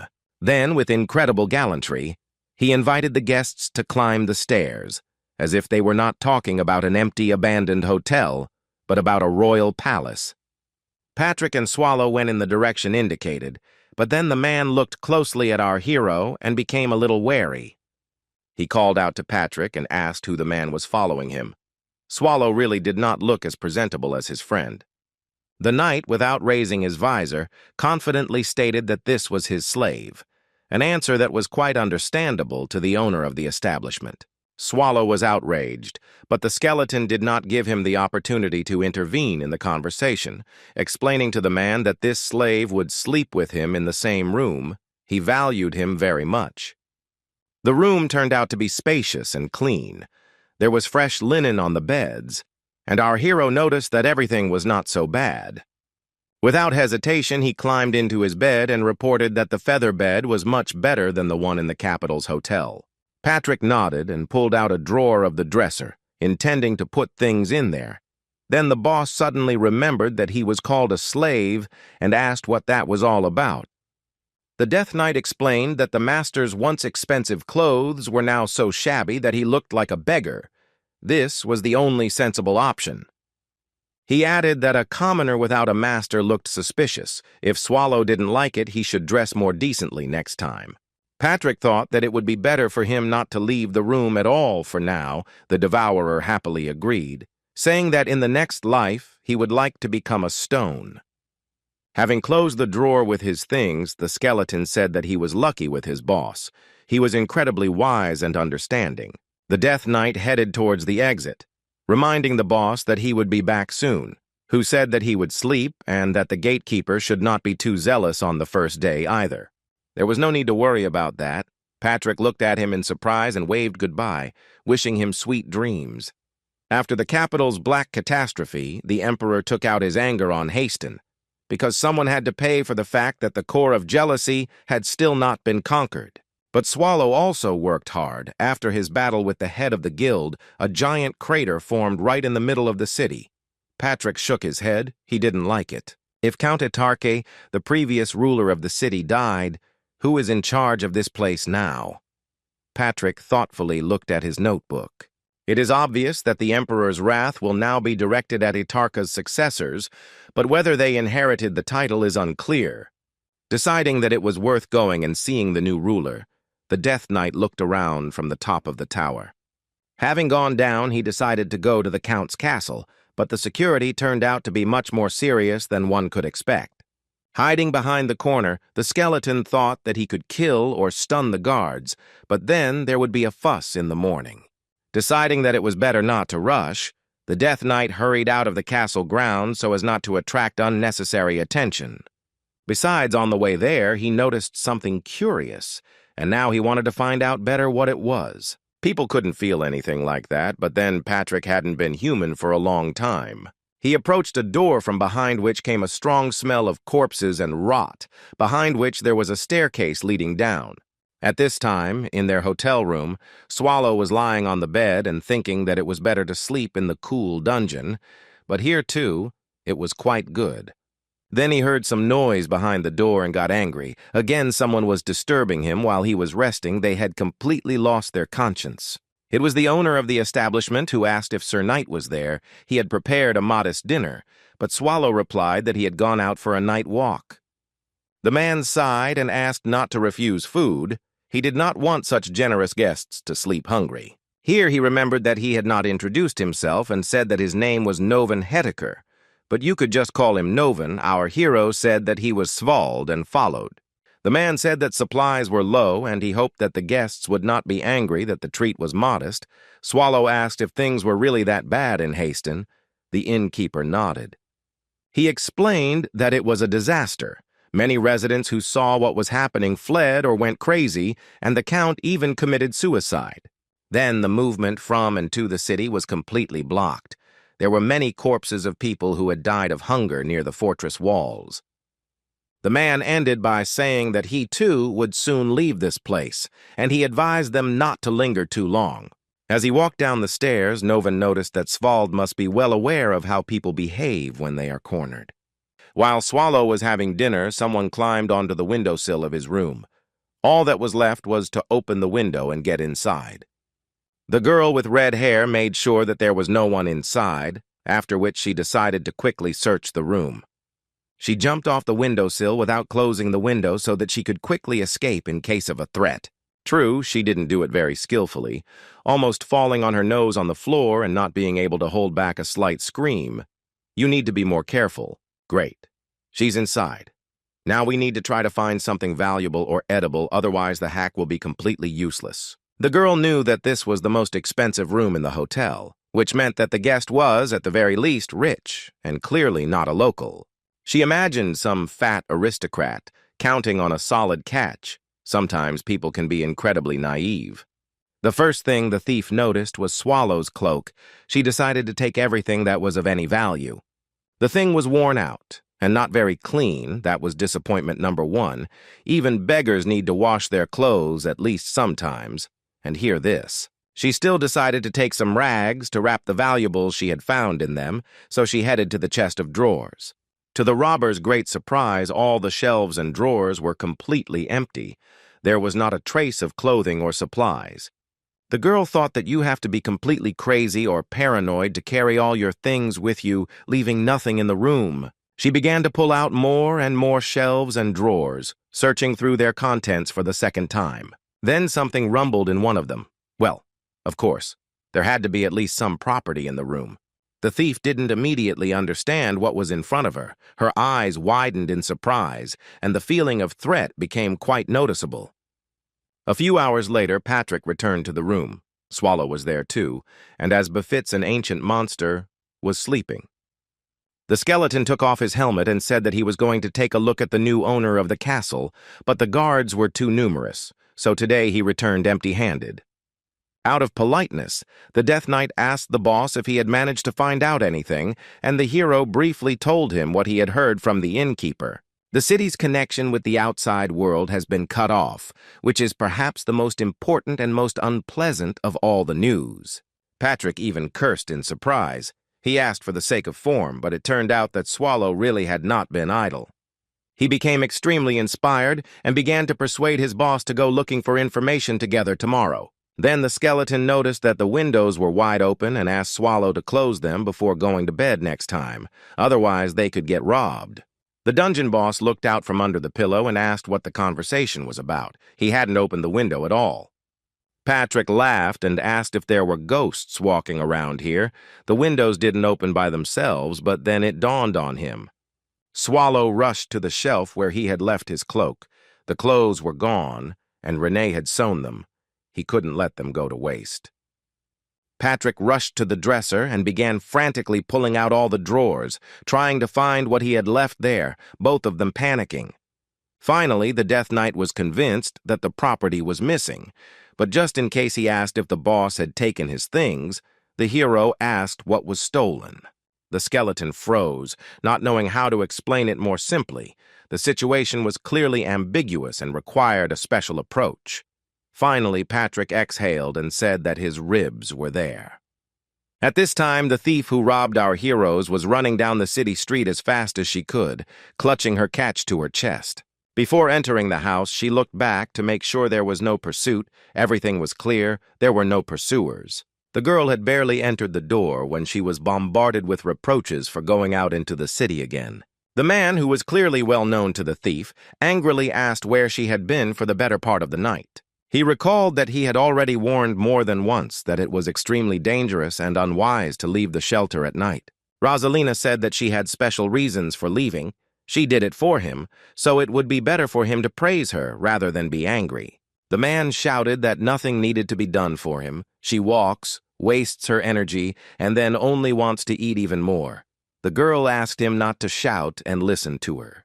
Then another man came out to them and asked Tot not to scold Rosalina and not to put too much pressure on her. He was the leader of the gang. He picked up a chair and dragged it to a more comfortable place, saying that thieves should not be afraid of the dark. There was no need to get angry about it. The head explained that the girl's main mistake was that she left without warning anyone, and that was dangerous. Before doing anything, you need to think about whether it will harm others. The man sadly added that this is no longer a home where they can welcome someone with warmth. Rosalina muttered that she understood everything and would not do it again. The leader of the gang asked what she had managed to get. The girl exclaimed so loudly that she had brought real treasures that she scared a flock of birds outside the window, and they hissed at her to keep quiet. She unfurled Swallow's black cloak, Patrick's ribs lying on it, and Rosalina, full of pride, showed off her catch. For some reason, the leader of the gang was not happy, but began to menacingly ask who she stole it from. The girl explained that it was from a hotel on the main street. She added that it was the best, most expensive room, and most likely the things she found were valuable relics. The man didn't know how to explain to the silly girl that she had brought human ribs, so in the end he decided to just say so. The girl began to scream that she didn't know she really didn't know. He asked in horror if she had desecrated someone's grave. The gang leader said that the thief wouldn't be bragging if she really robbed the dead, so that's definitely not true. Either someone has an unusual hobby and collects bones, or is simply involved in black magic. In either case, it should be gotten rid of immediately. The man sadly reported that the world had become too cruel lately, and such discoveries no longer surprise anyone.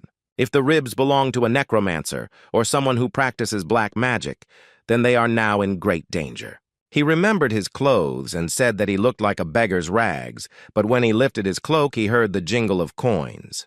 Noticing that the item, although worn, was made of expensive material, the gang leader reminded Rosalina that the first thing she should have done was check the pockets. A whole handful of gold coins appeared from the bundle in front of them, and the girl asked with admiration how much money she had managed to get. The gang leader yelled that now was not the time to rejoice. They had touched something they shouldn't have taken. At this time, voices came from behind the door, saying that they had come to the right place. Although it was not easy to find the thief, the things were definitely here. The intruders perked up. Without turning to those who entered, The chief said that it was extremely imprudent of them to break into the most expensive room of the hotel and take things from there. Things made of expensive material, human ribs and gold. Everything is in perfect order and can be returned to the owner. Another thing is that it is already too late. Patrick said hello, and Swallow said they were just there to pick up their things but needed to make sure everything was in place. The skeleton, not hiding his joy, shouted that he was incredibly glad that they had managed to find their things, let them give them back immediately, and get lost as far as possible. The bandits tensed up. They understood that in this situation they could have serious problems, even if they gave up the things. Noticing his cloak in the intruder's hand, Swallow asked if his clothes were indeed safe and sound. He was very worried because this was the cloak that Renee had sewn. Patrick noticed that the girl would not forgive him a second time if he broke her heart. He imagined the homunculus's wrath and remarked that he didn't even know what would happen if Swallow lost his clothes. The leader ordered the team not to move. He himself would conduct the negotiations. Otherwise, they could be in great danger. The skeleton asked if he was really the boss here. The man ignored the question and asked how they managed to find them. Patrick replied that anything can happen. Sometimes the thing itself really wants to return to its owner as soon as possible. Swallow began to yawn and asked to return to the room as soon as possible. The Death Knight said that he would forgive him for whining only because they had just had a solid run. The skeleton said that the thieves had chosen items to steal that were not worth touching, so at least they should give them back without any unnecessary nonsense. The man noted that there was no guarantee that they would not be killed once they returned their trophies to their owners. The gang leader continued to ponder that they were discovered too quickly, even if Rosalina left traces. It was too suspicious. The girl seemed to voice his thoughts, whispering that only some monsters could have found her so quickly. Pressing Patrick's ribs to himself, he blurted out that there was definitely black magic involved, nothing less. The chief asked if those in front of him were the ones who lived in the darkness, and the skeleton noted at length that it was indeed rather dark in the dungeon. The gang leader grabbed the ribs and said that it seemed like these bones were really important to the knight. Patrick replied that this was exactly the case. Because they were part of his body, the man did not understand and asked if he was talking about his entire body, of course. This was the case. The Death Knight declared that he had enough time to waste on chatter when suddenly the gang leader threw his ribs high into the air. He turned to his subordinates and ordered them to first save those who could not move independently. The ribs began to fall. For a moment it seemed to everyone that time had stopped and they were simply hanging in the air. Patrick rushed forward to prevent the bones from falling, otherwise they could be damaged. He paid no attention to the thieves. Stretched out on the pavement, the skeleton managed to catch his ribs literally at the very ground. He hadn't been so worried for a long time. At this time, a man attacked him from the shadows. He had been hiding in the doorway for a long time in order to make a sudden attack. He hit the knight's armor with some kind of wooden board with all his might, so hard that the metal began to ring. Swallow yawned calmly. It seemed like people really didn't understand who they were dealing with. Patrick was hit with a rock or something like that. It seemed like things were really bad in the city. The ancient monster did not notice that someone armed with a sword was sneaking up on him from behind, or pretended not to notice. The hero blocked the blow to the back with his bare hand. The blade of the weapon simply fell apart. The attacker clearly did not expect this. The next moment, a powerful punch landed on the attacker's face, and his teeth left their permanent location. Swallow noticed with interest that the thieves had real weapons, after which he lifted the man off the ground and asked the knight what to do with him. Patrick replied that it was time to stop all this. Why not just knock them all out and go to bed? Swallow asked if the master really wanted to let them all live. The man who attacked the Death Knight trembled in fear and tried to run away. The skeleton's hand stopped him almost in mid-flight. He said that he proposed to knock everyone out at once because he was tired and did not control his strength. Patrick took out his huge sword, and the heads of the attackers rolled across the pavement. He decided to approach the issue radically. At this time, in the core of antiquity, Renee and Melzu were sitting over tea. The homunculus was worried. Swallow had been gone for half a day. The Demon Queen replied that it hadn't been half a day, but only half a day. Renee said that she felt uneasy because they were here relaxing, and the boss was somewhere out there. There was no information about him. Maybe he was hungry or got into trouble. The demoness asked to worry less. It cannot be that the great creature could not solve problems or skip a meal. Homunculus replied that it was true, but she was still worried. Melia asked to change the topic, talking about an ancient monster standing at the top of everyone and everything, as well as a death knight. It was at this time that Swallow finally took his cloak back, telling Patrick that they had had a real hard time on the first day. Patrick sighed. It was amazing how the man had managed to distract him. Even for a moment, he had hoped to find a map of the area, but the thieves didn't have one. The skeleton said that now it was necessary to cover up the tracks and clean everything up. There was no time to waste, so the boss should help. Swallow lay down to rest and invited the Death Knight to join them. They had nowhere to rush. There was hell going on in the city anyway. Here they saw a man from the gang, who, coughing, asked permission to take up a little of their time. More precisely, it was Rosalina who asked, who said that since she stole the things, then the responsibility for it lies entirely with her. The girl knelt down and asked to spare the others. They were not guilty of anything if they wanted. Let them kill her, but only her. The bandit named Tot pulled her up and ordered her to get up. Did she really think that they would just be allowed to leave? Left alone? Swallow smiled and told Patrick that it seemed like people were just now beginning to realize they were in trouble. The Devourer ordered the skeleton to deal with it quickly, and he headed straight to the thieves, saying that it would be done. He and Rosalina were seriously scared, deciding that they would all immediately meet their end in the next few minutes. The man covered the girl with his body and shouted threateningly that if the knight did not stop and continued moving, he would kill him, and he was not joking. Rosalina brought some golden figurine to her lips and began to whisper a spell. They were not nearly as helpless as it might seem. At that very moment, the girl's appearance changed dramatically, acquiring a slightly demonic appearance. A black robe with a hood appeared on her. Patrick didn't wait for the end. He rushed forward and stopped the spell, taking away from Rosalina what she was holding in her hands.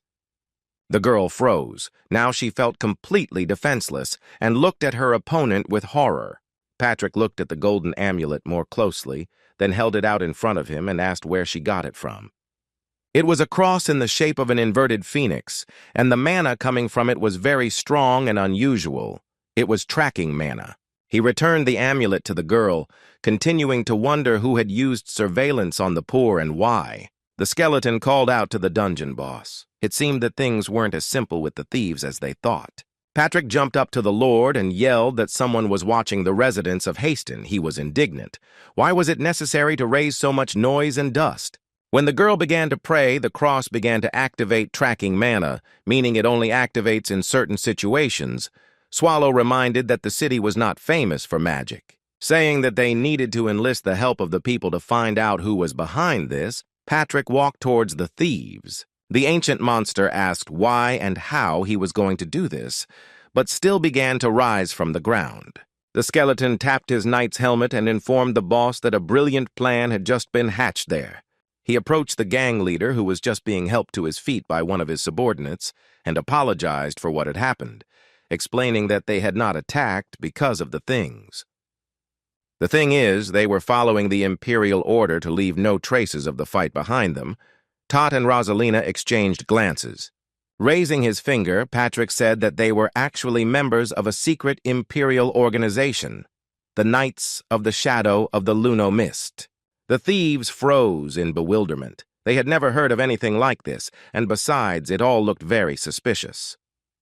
Patrick continued that they could be sure that they would not harm people. The thieves began to whisper that the knights had forgotten everything in Haston. The skeleton emphasized that they did not kill them to save the city, but by doing so they violated the Emperor's order. He explained that in exchange for saving lives, he expects to receive full information about what happened and continues to happen in Haston. When he said that this was necessary in order to write a detailed report and request financial support from the Empire, the gang leader turned pale. It was clear that he had doubts. Patrick asked playfully what they would say to that. The Empire needed Haston, and they needed help to rebuild the city. People began to whisper. They could not believe that the Emperor had not forgotten about the city and had actually sent knights to help them. Everyone excitedly buzzed that they had a chance to return to their former life. They should definitely help this night. Rosalina was silent.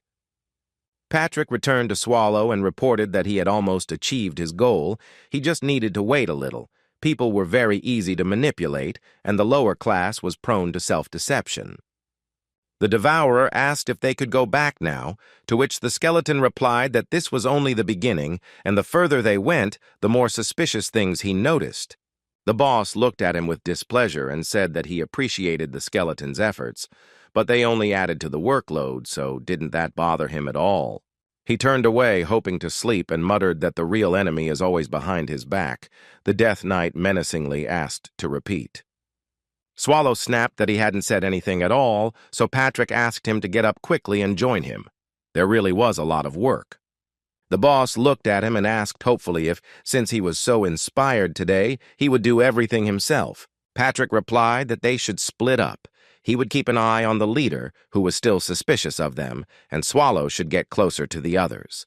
The ancient monster's eyes widened at this suggestion.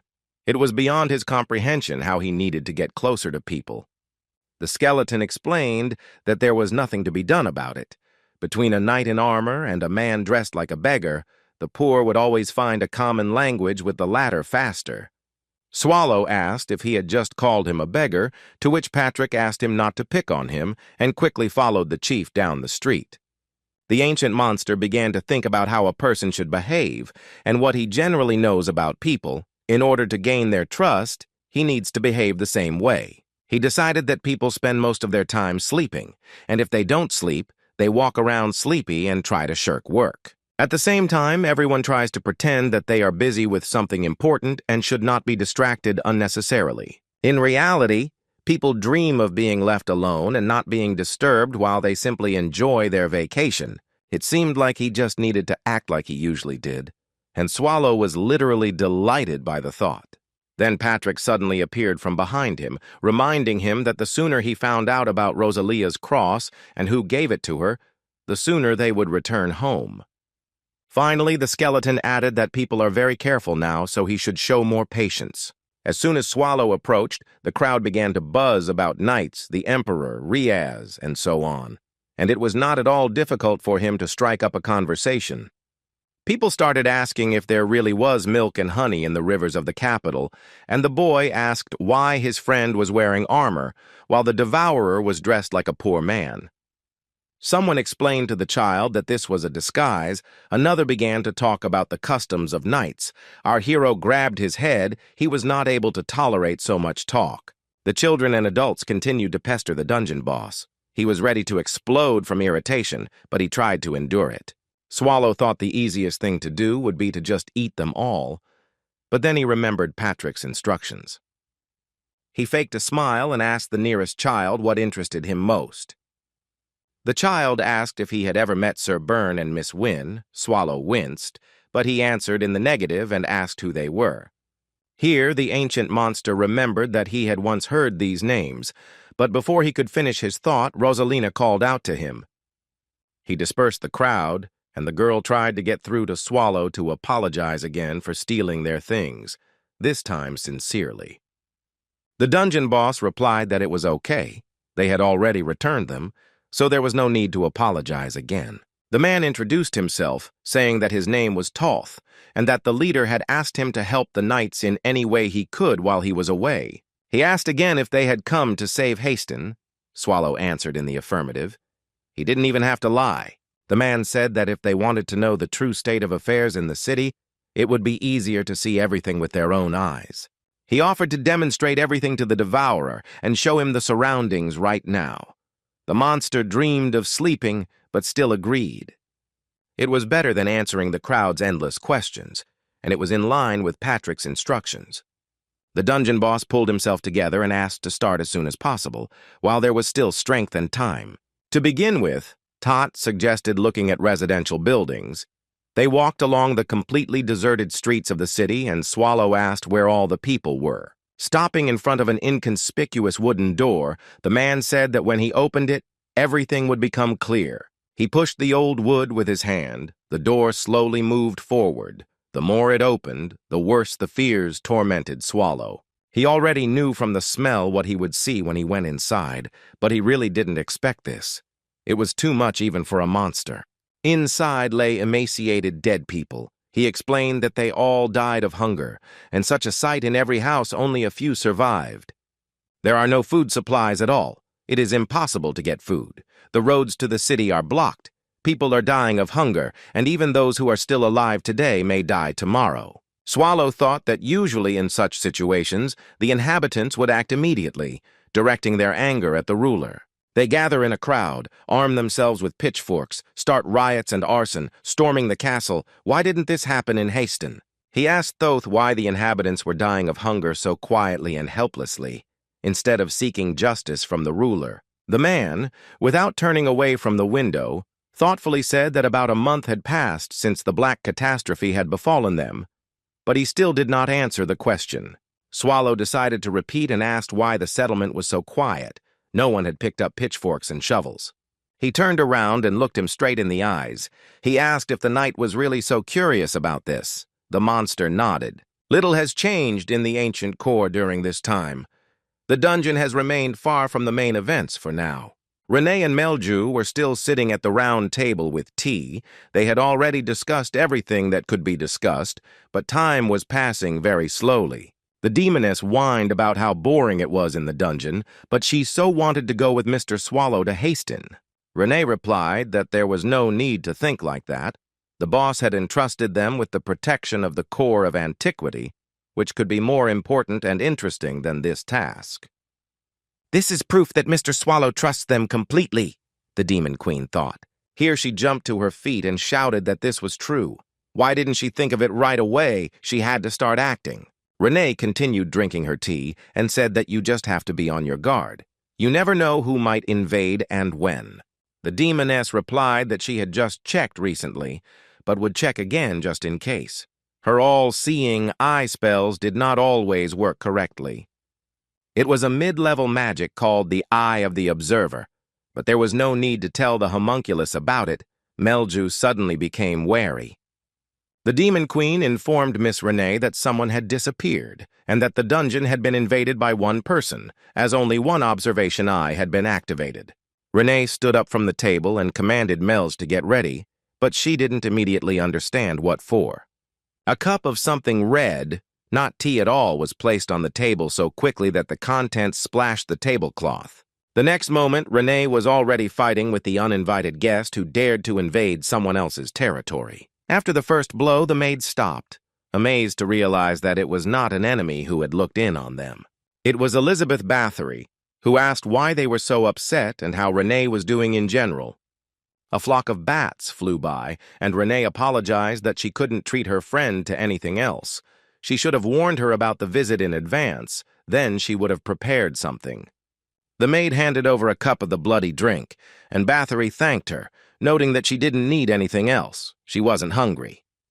The woman smiled and playfully added that she would not refuse to drink Renee's blood, but the homunculus responded in fear that she could not offer that. Elizabeth noticed the demoness and asked who this new girl was. She hadn't seen her in the dungeon before. Melju, hearing that they had shown interest in her, stood up and proudly announced her title and full name, and also declared that she ruled over all monsters. Bathory responded with affection that the young demon queen was very nice. She had an unusual aura. Then Renee realized that she had not introduced her friend, the boss of the castle cheat. The demoness quietly asked the maid if she would be able to meet all the bosses of the dungeons of great evil if she stayed here. This was her dream. Rena laughed and replied that Melju was very strange. Did she really expect to be able to stay in the dungeon as a freeloader? Bathory was surprised that the Demon Queen had not yet become part of the ancient core. She said that it was just a matter of time. Renee was indignant. The servant refreshed the drink of the ruler of the castle, Chite, and she asked where Patrick and that slacker had gone. The gatekeeper explained that they had temporarily left the territory.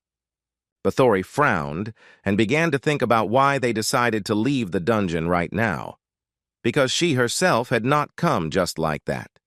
Everything was more serious than Elizabeth thought. She covered the cup with her hand and looked intently at Renee, who became wary and asked what was the matter. Tapping her fingers on the rim of the vessel, the woman explained that the villages around the castle of Shete had been plundered and destroyed. The servant refilled the drink again, and Bathory added that they were literally covered in blood. The entire population had perished, but there were no bodies. They had all disappeared. People clearly couldn't have done such a thing. When the corpses were moved, bloody tracks were left on the fields, and they led to Haston.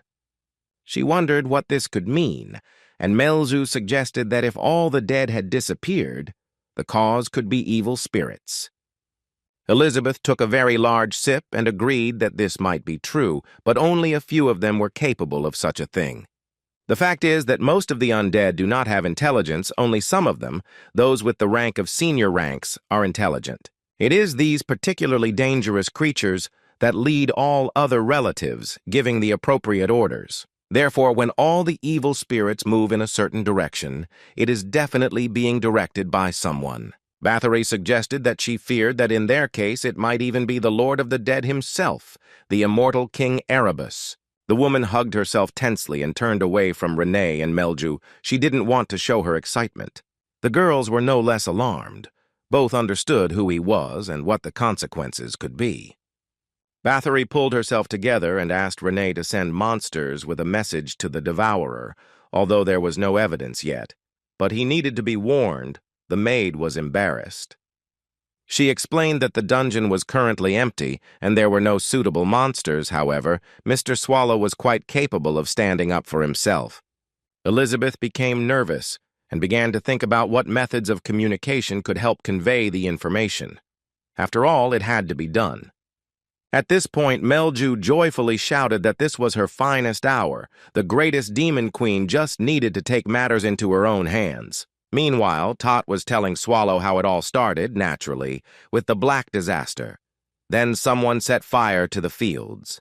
The fire spread so quickly that it instantly destroyed all the ripened crops and nearby buildings, while at the same time bad rumors began to spread throughout the city. That the crops in the places where the Black Catastrophe took place are contaminated, and if you touch them, you will become infected with a terribly fatal disease. So Haston became a cursed land.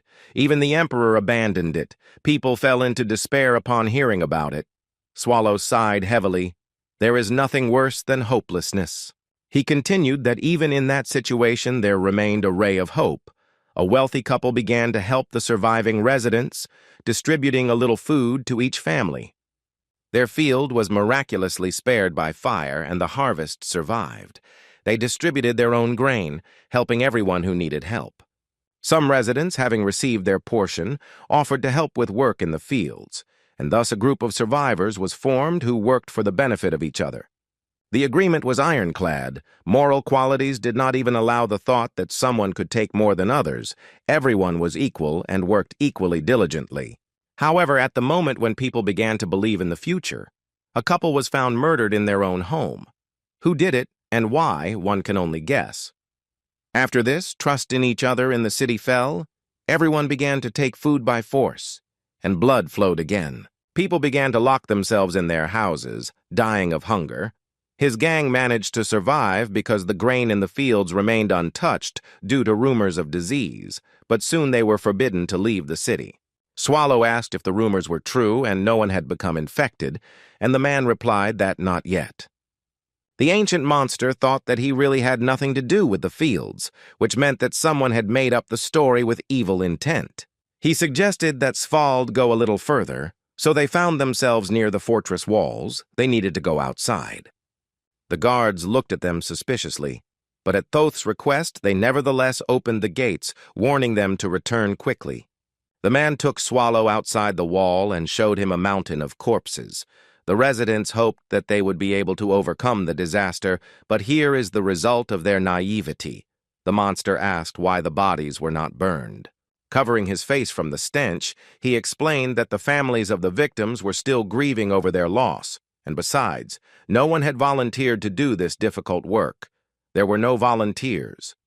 Swallow asked why the gang didn't do it themselves. The man explained that he hadn't mentioned it before, but the murdered couple who were helping people had a daughter. The dungeon boss asked what was wrong with her, and Toth explained that Rosalina's parents were still lying somewhere down there at the bottom of that mountain of corpses. Looking at the completely bare branches of the tree, which didn't even have leaves, the ancient monster nodded sadly. At the entrance to the city, just like at the entrance to the ruler's castle, there was a guard. Swallow asked what they were guarding. The man explained that they were rather monitoring. The dungeon boss was surprised that even in such a situation the knights not only survived but also continued to serve. Apparently this was an order from the ruler. So, the city is being run by someone too suspicious. Swallow decided to deal with this issue as soon as possible. Patrick was sitting on the church tower at that time and was thinking exactly the same thing. He was sure that the issue could only be resolved in a personal meeting. He prudently stole the harpy egg. They will definitely come for him, attack the city, he will destroy them and get an audience with the ruler. The skeleton was so happy that he had managed to come up with and carry out such a cunning plan that he did not doubt his own genius for a second. Here he suddenly realized that not everything was so smooth, and it was a bit too early to call himself a genius. There were more harpies than Patrick had planned. Even the Death Knight's silhouette looked tense, preparing to repel the attack of the flying monsters immediately. They were furious and flew around him with terrible screams, trying to take back the egg that the Death Knight had stolen. Let's go back in time to the events that preceded this tragedy by several weeks. A young girl, the sister of Count Etarka, looked at the dark figure of her brother. He climbed up on the platform and was about to commit suicide. The girl below desperately begged him not to do it, the candle flame flickering in her hands as they trembled. Her name was Lara, and the ruler of Hastina asked her to survive and restore order in the city. This is his last will, and his sister is quite capable of fulfilling it. Now the girl saw nightmares about that day at night. She constantly saw her brother's face, which reminded her that she had to live. From such dreams, Lara, the new ruler of Hastin, woke up several times a night and in the morning too. She sat up in bed and wiped away the tears that were flowing like a stream. It took her a long time to stop crying. It happened every time. The secretary, who had worked during the reign of Count Etarka, entered the room and bowed. She delicately kept silent about the fact that the lady had been awakened by a nightmare, although it was obvious. Lara Sineviere Etarke quickly pulled herself together and smiled at the employee, greeting her and asking what she had come to ask. The secretary did not answer, but only asked whether the ruler was still going to sleep. The girl lowered her legs from the bed and said that she would go out to get some fresh air. She went out onto the balcony and began to think about how it had been several weeks since she had inherited the title and post, and all she still wanted was for her brother to remain alive that day. The family fled with all their property, and Hastin continued to decline, and it seemed that there was simply no way out of the situation.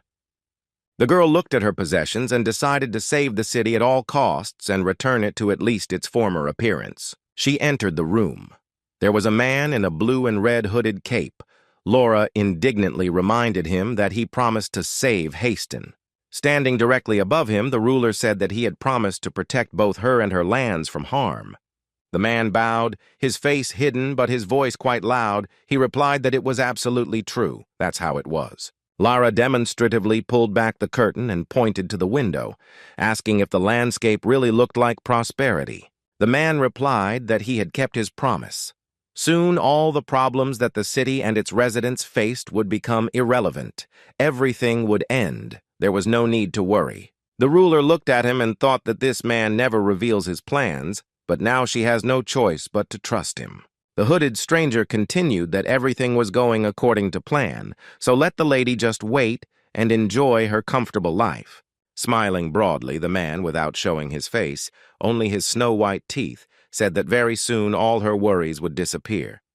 Lara replied that it was okay. She would wait a little, although she no longer believed that everything could end well. At this time, the secretary entered the hall and announced that she had information for the lady concerning the security of the lands. When asked what information exactly, the girl reported that a family of harpies attacked the city from the northern gate, but a knight suddenly appeared and repelled the attack, destroying them all.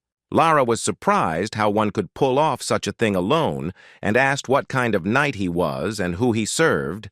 The secretary replied that the guards also wanted to know this, but did not receive an answer. The ruler wanted to meet the knight in person and asked where he was. The girl replied that she was waiting in the reception room, but then a man in a hood interrupted the conversation.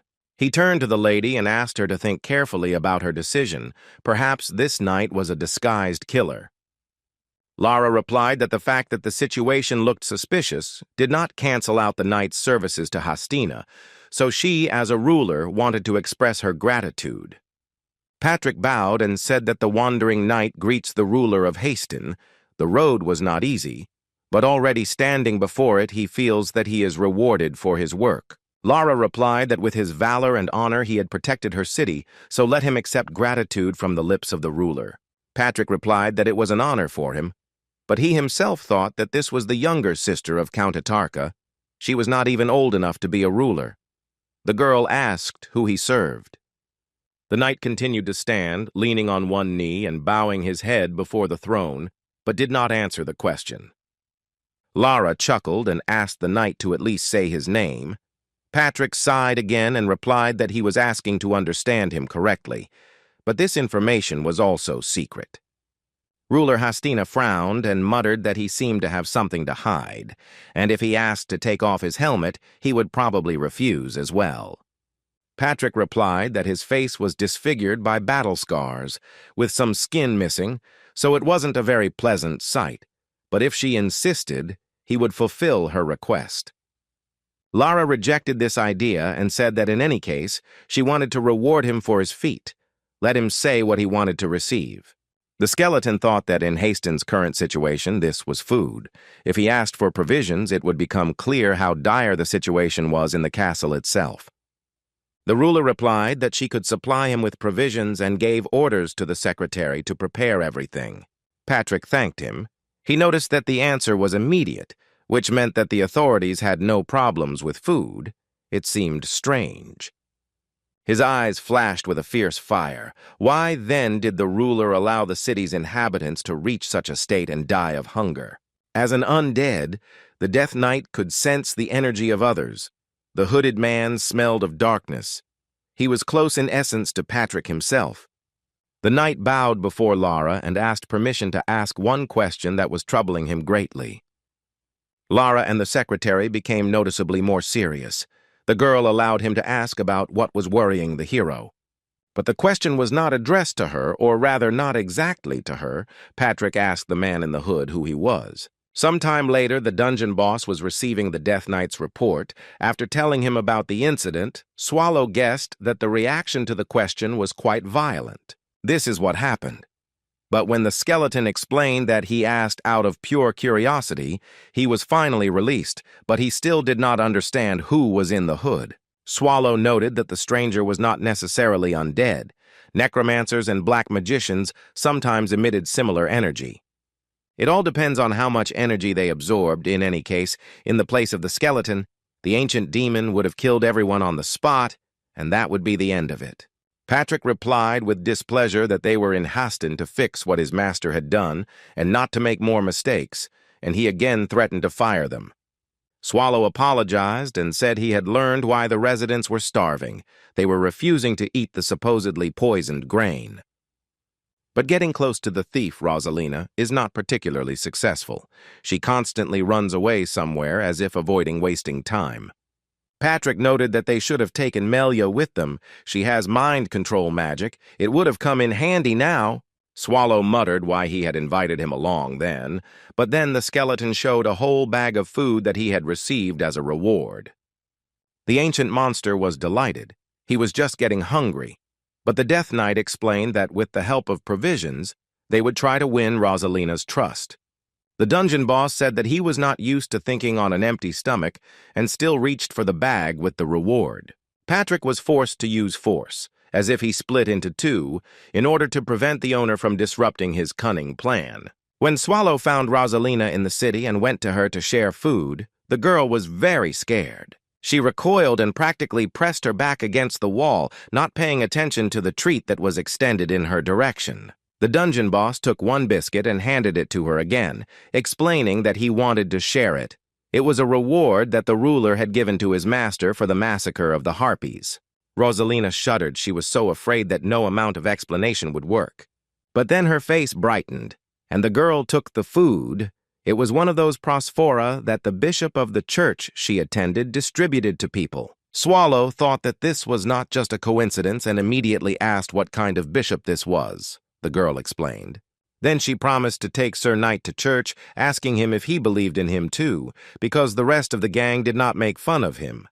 She sighed with displeasure that it was so stupid to refuse salvation when all that was needed was sincere faith. She looked back at Swallow for support, and he muttered that it seemed like it. Finally, Rosalina stopped. Apparently they had come to the right place. The girl was in no hurry to go inside. Stopping in front of the entrance to the cave, she explained that every time she comes here, she experiences an overwhelming feeling of fear. But they still went inside and started going down the stairs. Rosalina warned that they could trip and fall, so he should be careful. On the platform stood a bishop who proclaimed that the catastrophe that had befallen Haston was a punishment to the inhabitants for their atrocities, and a certain he, an all-powerful being, was able to help with this. All those who have gained faith in him are truly noble people who will soon be freed from suffering. The crowd echoed the bishop, assenting that this was indeed the case, and the girl showed Swallow where to sit to join in the sermon.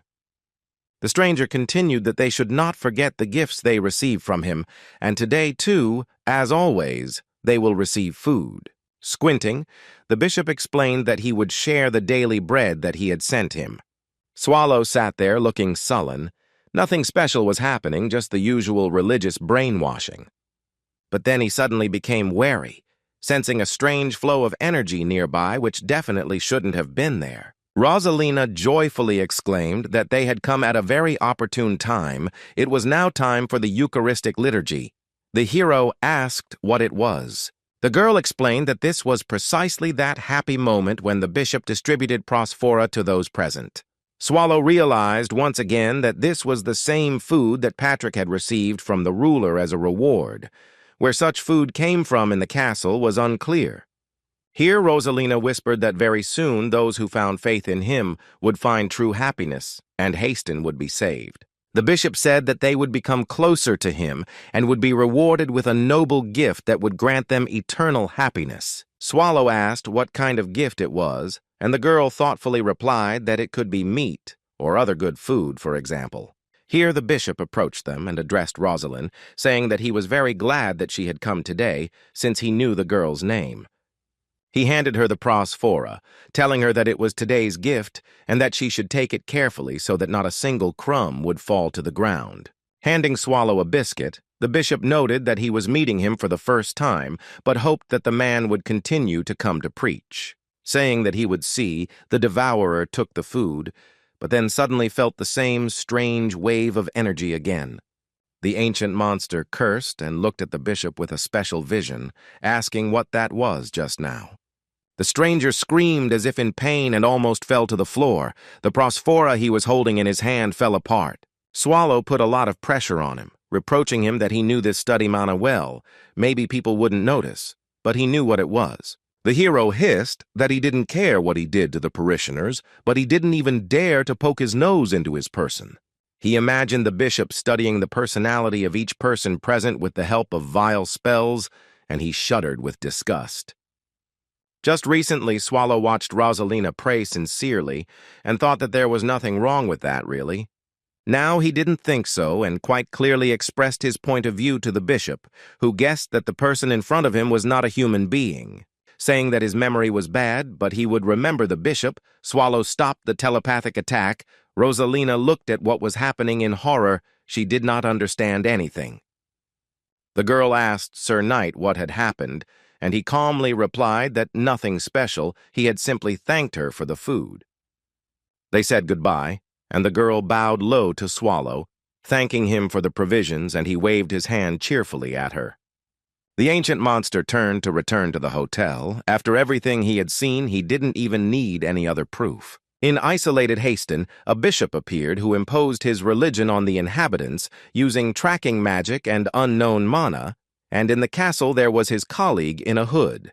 The ancient monster concluded that there was definitely someone behind this and immediately heard a delighted cry that Mr. Swallow had figured it all out himself, just as she had expected. It was Melju. She was sparkling with joy, unlike the boss who couldn't hold back a sour grimace when she appeared.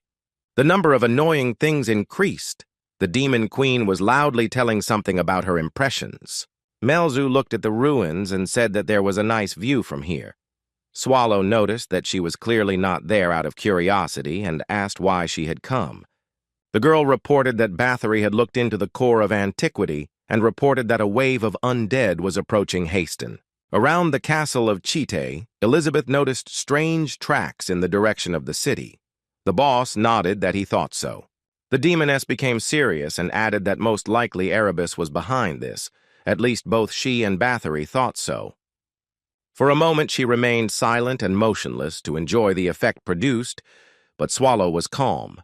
He muttered thoughtfully that there was no evidence and for now it was only an assumption, although a completely plausible one. Melju activated her magic staff and replied that she had thought about it too. Usually the undead came to a settlement with a huge numerical superiority. She added that it didn't seem like Haston, in his current state, could do anything to resist it. The demon queen walked along the roof, tapping her staff, finally stopping and raising it into the air, asking Swallow why he thought they hadn't attacked like this yet.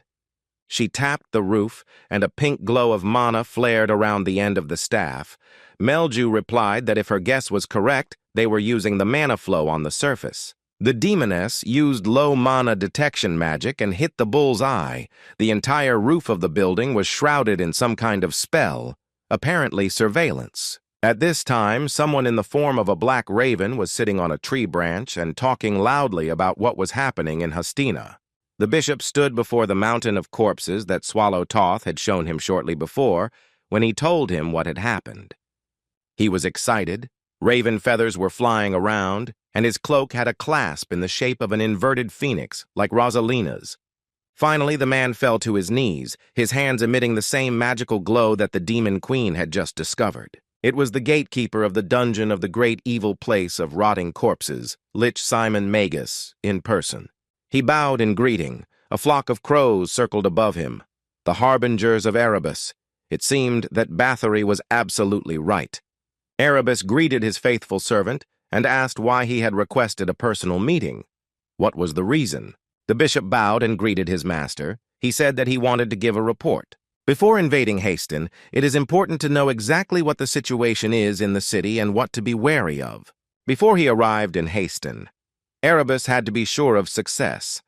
He promised that he would not forget the faithful work of Simon Magus. The bishop replied that he was merely doing his duty for a great purpose, and therefore asked permission to provide a report. Simon began by reporting the intruder who had suddenly begun to interfere in his affairs. Erebus laughed that Umel told him about the same problem. Apparently it was not a coincidence. He asked if the intruder was wearing armor and emitting an undead aura. The Magus reported that he did not sense any undead and there was no armor, but he sensed a great darkness in the intruder. Erebus thought he couldn't understand what kind of creature with deep darkness could be. Usually they don't meddle in other people's business. The bishop asked the bishop if he had any guesses, but he muttered that no, the one he was thinking of was too lazy and wise. Erebus added that no matter what, they would begin the conquest of the empire from Haston. So let Magus be extremely careful and strictly follow their great plan.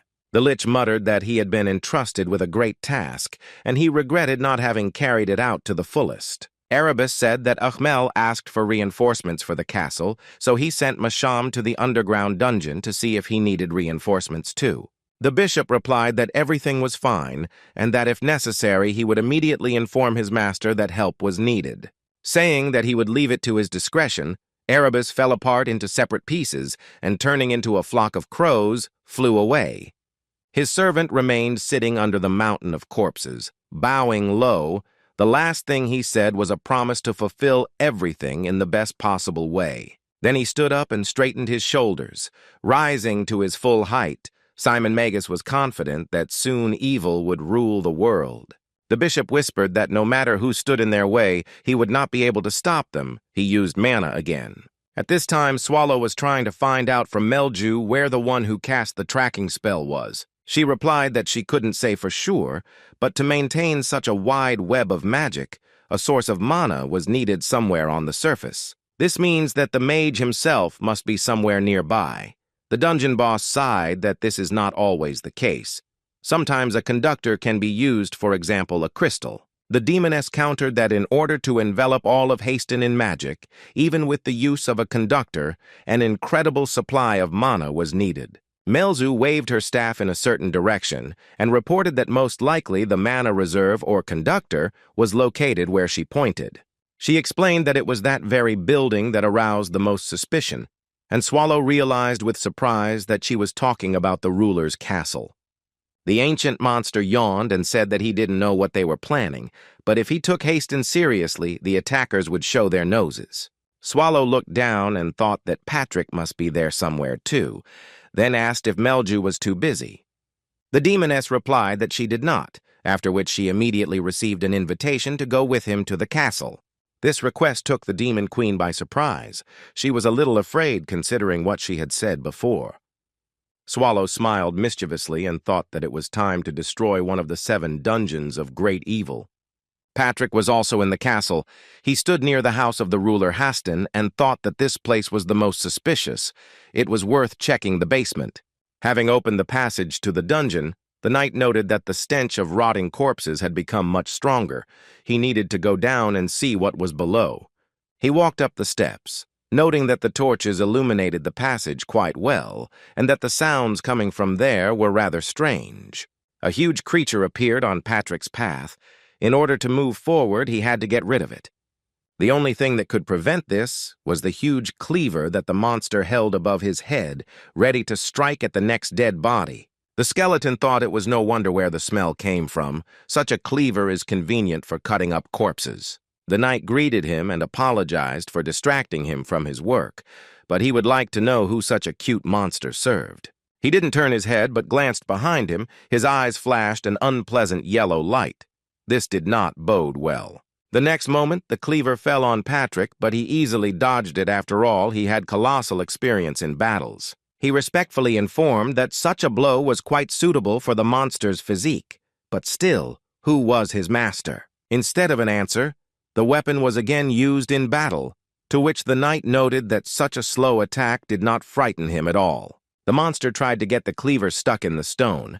Patrick was surprised that it was not so strong, and also that it was possible to openly engage in cutting up corpses in the castle. He tapped his fingers on the wall and assumed that the ruler and the hooded man had entered into a criminal conspiracy. Sticking his hand right between the monster's teeth, the Death Knight concluded that he now had no reason to act covertly. Saying that the excess meat could now be gotten rid of, he destroyed the monster with one blow of his sword, not even giving it a chance to blink for the last time. Patrick exhaled that he hadn't seen such abomination for a long time, when suddenly he felt movement behind him. Someone was attacking him. The next moment, the helmet flew off the skeleton's shoulders, and with it, the long-suffering, intelligent skull. Falling to the ground, he calmly said that he was impressed by what had happened. No one had pulled something like this off for a long time. When Patrick looked at the one who had managed to attack him so unexpectedly and successfully, he whistled. Before him was a Dullahan, a representative of the highest wickedness, usually possessing normal intelligence. The skeleton returned his skull to its rightful place and called out to his opponent, letting him know that the battle was continuing. After this, the Death Knight sternly asked who ordered the Dullahan to guard this place. He was interested in the name of the owner. There was no answer. The halo of pink mana around the evil spirits began to become brighter and denser, foreshadowing something bad. Suddenly, he jumped forward and attacked the enemy again, this time much more skillfully than before. Patrick parried the blow with his sword, but it was so strong that it almost knocked the Death Knight off his feet. Assessing the weapon that the Dullahan held in his hands, the Death Knight whistled. It was the Sword of Evil, a beautiful artifact. The blade's peculiarity was that it corroded the enemy's weapon with which it came into contact, which significantly complicated the battle. Patrick noted that he himself was quite strong. Such power was not characteristic even of the Dullahan, even the strongest of them. He froze and offered his opponent a peaceful talk, stopping the battle, after all. They were both undead brothers, so to speak. There was no answer, but another blow followed. Patrick thought that it was very strange that his opponent was not talking, but all he needed to know was why he was here. He decided that the ruler probably knew the answers to all the questions, so there was no time to waste. He needed to destroy the monster. With one movement of his hand, the Death Knight cast the low magic spell Sliding Surface. It worked flawlessly. The Dullahan, or someone very similar to him, lost his balance and began to fall. Taking advantage of the delay, Patrick picked up a cleaver from the ground. In such conditions, an extra weapon would not hurt. The Death Knight struck the enemy. It was quite successful. The armor came apart a little again. Patrick wielded his cleaver, constantly wondering why his opponent was so taciturn. After a few blows, the skeleton realized that his sword was actually quite weak, despite the magical effect. In one movement, he cut off the Dullahan's head, but his helmet was completely empty, so he had to act differently. Patrick took another swing, saying that he just wanted to save time. But since that was the case, he would try to find another way. He snatched up his opponent's weapon and decided that his blade would destroy the wielder more effectively than either the cleaver or his own blade. But first he had to dodge the oncoming blow. The Dullahan's speed was an order of magnitude higher than that of his colleague in the dungeon, who was cutting up corpses. With his first blow, Patrick literally cut his enemy in half. The armor flew apart. The sword damaged both it and what was inside. The skeleton praised himself for the blow and the correctly chosen axis, and for the cunning plan. The deed was done. All that remained was to talk with the ruler. Carefully, the Death Knight entered the castle and began to look for a bedroom that could belong to Lara. The girl woke up either from a sound or from a nightmare. She sat up in bed and suddenly shivered from the cold. A familiar voice asked if she had slept well, and the ruler of Hastina froze in surprise and horror. Patrick stood in the doorway. "He was huge!" Lara exclaimed. "How dare he break into the ruler's bedroom?" She screamed at the top of her voice that it was the height of disrespect to break into someone's room in the middle of the night. Patrick looked at her with disdain and coldly remarked that she could have guessed that he was there on business and not just for fun. The girl became even more frightened, and the skeleton asked if it was correct to assume that her name was Lara, or if he had forgotten. Pointing his huge sword at the girl, he said that the ruler of Lara had exactly 5 minutes to bring a hooded man to meet him. Exactly 5 minutes later, all three were in the reception room.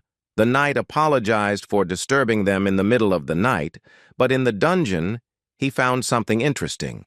With these words, he threw the trophy helmet on the floor, right in front of the ruler. She screamed in horror. The girl asked what it was. Patrick asked in surprise if she really didn't recognize the object. After which he said that in front of her on the floor was a real helmet of a Dullahan, a higher evil spirit endowed with intelligence. Patrick glared at her and asked why the ruler of Lara, Sinevière Etar, had conspired with the undead. The girl looked at him with fear. She had nothing to answer. It was clear from her eyes that she didn't understand at all what he was talking about. Then she asked again what undead. What was it about? Patrick said that he was disappointed. It was very stupid to pretend until the end. The man in the hood remained silent. The skeleton added that if this was not a pretense, then she was a worthless ruler who did not even know what was happening in her own lands. Patrick said that he personally killed the Dullahan in the dungeon. The hooded man stood up and ordered Lara to immediately call the guards and arrest the knight and not listen to him. The girl asked if he meant the dungeon that was in the basement of her castle, her voice trembling. The skeleton began to take his sword out of its sheath and replied that that was exactly it. The dungeon under the castle was simply creaking with corpses, and that was far from all that he wanted to tell. Pointing his blade at the hooded man, the Death Knight declared that the man was also undead. Lara jumped up and screamed that his impudence was simply boundless. She didn't believe a single word. This man promised to help her and save Hastin, accusing him the knight threatens the safety of the city. Patrick asked if she knew what was threatening Hastin's safety and who he was. If so, then it was even more prosaic. The hooded man stood up and asked both of them to calm down. He asked why the knight thought it was a Dullahan helmet, a rather rare type of undead. The skeleton happily confirmed that he had thought about this too, and besides, this particular specimen was not very talkative, although he should have had intelligence. Moreover, he was not only silent, but also moved strangely, fought in different styles and out of place. That is why, after destroying his soul, Patrick conducted a small study and reported it to those present. He picked up a piece of armor and said in a funny voice, "Oh my God, there's a mind control spell circle on the inside, who would have thought?" The name of the helmet's owner, Masham, is also significant. That was the name of the deputy leader of the punitive detachment of brothers Masham and Hard, formed 30 years ago. They united to suppress the huge number of undead that were attacking many settlements at that time. They said that Masham was an extremely skilled warrior, but after the raid he disappeared as if he had never existed. Now attention, the question is, who was that evil undead that the brothers were going to suppress? Lara looked at the hooded man. The answer was silence. Raising his sword, Patrick sighed heavily and said that if that was the case, then he would ask differently. He pointed the blade at the hooded man and added that it would be much better if he got the answer from him this time. Looking under the hood, the Death Knight wondered where the evil undead Erebus, Sir Erebus, was now. Lara, like an echo, repeated the name Erebus, but it turned out that the Death Knight was slightly mistaken. There was someone else in front of him. The girl exclaimed that she didn't quite understand. Wasn't that the name of one of the rulers of the dungeon of great evil? The hooded man laughed thinly, realizing that he had managed to fool the knight, who thought he had been caught. Lara screamed in a voice that was not her own, that it was terrible, because he had promised her that he would save the inhabitants of Haston and all her lands. Smiling slyly, the stranger flashed his red eyes and replied that that was exactly it. He promised it. Looking at Patrick, he added that the plan had changed a little. It wouldn't be possible to carry it out peacefully, but what could be done about it? He extended his hand forward as if he was about to cast a spell, and our hero reacted with lightning speed. A moment later, the man turned away and his hand continued its flight towards the knight. Patrick looked at him intently through the eye slits in his helmet and asked everyone present to stand still and not make any sudden movements. The man in the hood chuckled. It was obvious that he took the loss of his limb calmly, and that was what surprised him the most. He laughed, and the ruler of Hastina said with disgust that her savior turned out to be an ordinary undead. Throwing back his hood, the blonde adjusted his hair and said that his name was Ukmel. It was obvious that he was experiencing hellish pain, but was trying not to show it. The man looked at Lara and said that his plan was to kill her and the entire population of Haston, turning them into undead, then their problems would be solved automatically. Looking into her face, he added that this would be the highest gift and real salvation for ordinary mortals. After all this was the fulfillment of the will of the servant of death, he added. Now Ukmel's appearance had acquired its true form. There was no need to hide. Patrick replied that he couldn't even imagine that Erebus would do something like that. Usually the undead simply overwhelm with their numerical superiority. That's all. Looking at his opponent's new appearance, the knight added that such good organization and detailed plan of action deserved respect. The man noticed that this was a sign. Patrick had caught his attention at their first meeting, and now, having defeated Masham, he had completely exceeded all expectations. The knight noted that this was the first time he had seen a member of one species praise someone for killing an ally. Umel began to look more closely at the skeleton, noticing that it was the same evil spirit as he was, so why didn't it serve Erebus? Patrick looked back at Lara, and it was clear from the girl's face that she was completely unprepared for this turn of events. The ruler of Hastina almost cried and asked if he was also an evil spirit. The Death Knight thought that he even felt a little sorry for this stupid girl. While fending off the blows, Patrick thought that in terms of the future and the management of the lands, they would need a ruler. He would not want Lara to die. But such a stupid ruler will not lead to anything good either. The Death Knight's mood sharply worsened, and with one blow he deprived Umel of the hand that casts the spell. Pointing his sword at the enemy, he ordered that from that moment on they obey his instructions without question. Umel asked if he was so naive that he decided to intimidate the evil spirits. The skeleton replied that he was not so naive, but he had something to lose. The fact is that the companion with whom he came to the city is much stronger than it might seem at first glance. Still holding his sword at the ready, he added that it was so much stronger that it could disrupt Erebus's plans. His servant stated that in that case, the humans would suffer. Patrick replied that, to his great regret, they were not on the side of the people, so let him just tell what kind of mess they had made here. And most importantly, he must learn about Erebus's global plan. It is unlikely that the undead boss will limit himself to just Hasten. Baring his terrible monster teeth, Ukmel agreed to answer these questions, but it was clear from his expression that he was not particularly happy about it. He looked at Patrick and asked if he knew how the elder evil spirits were created, or rather how the process itself took place. The skeleton asked to spare him counter-questions and simply tell everything as it is, otherwise the conversation would be unproductive. Umel continued that for a human or a fairy to become undead, a large-scale event is required, a shock that provokes an entire ocean of hatred. A creature that can kill 10 opponents at once is called an elder undead, but the knight probably knows that too. But Erebus is an all-powerful being, capable of creating such high-ranking undead simply through magic. Patrick realized why they isolated Hasten and came up with their own special religion to lure people in. Umel confirmed that the best people to create elder undead are those whose bodies are still alive, but whose souls are weak. The isolation of the city allowed for the preparation of a sufficient number of corpses to be converted into simple zombies and weakened, desperate people to be converted into elder undead. This is the purpose for which religion was invented.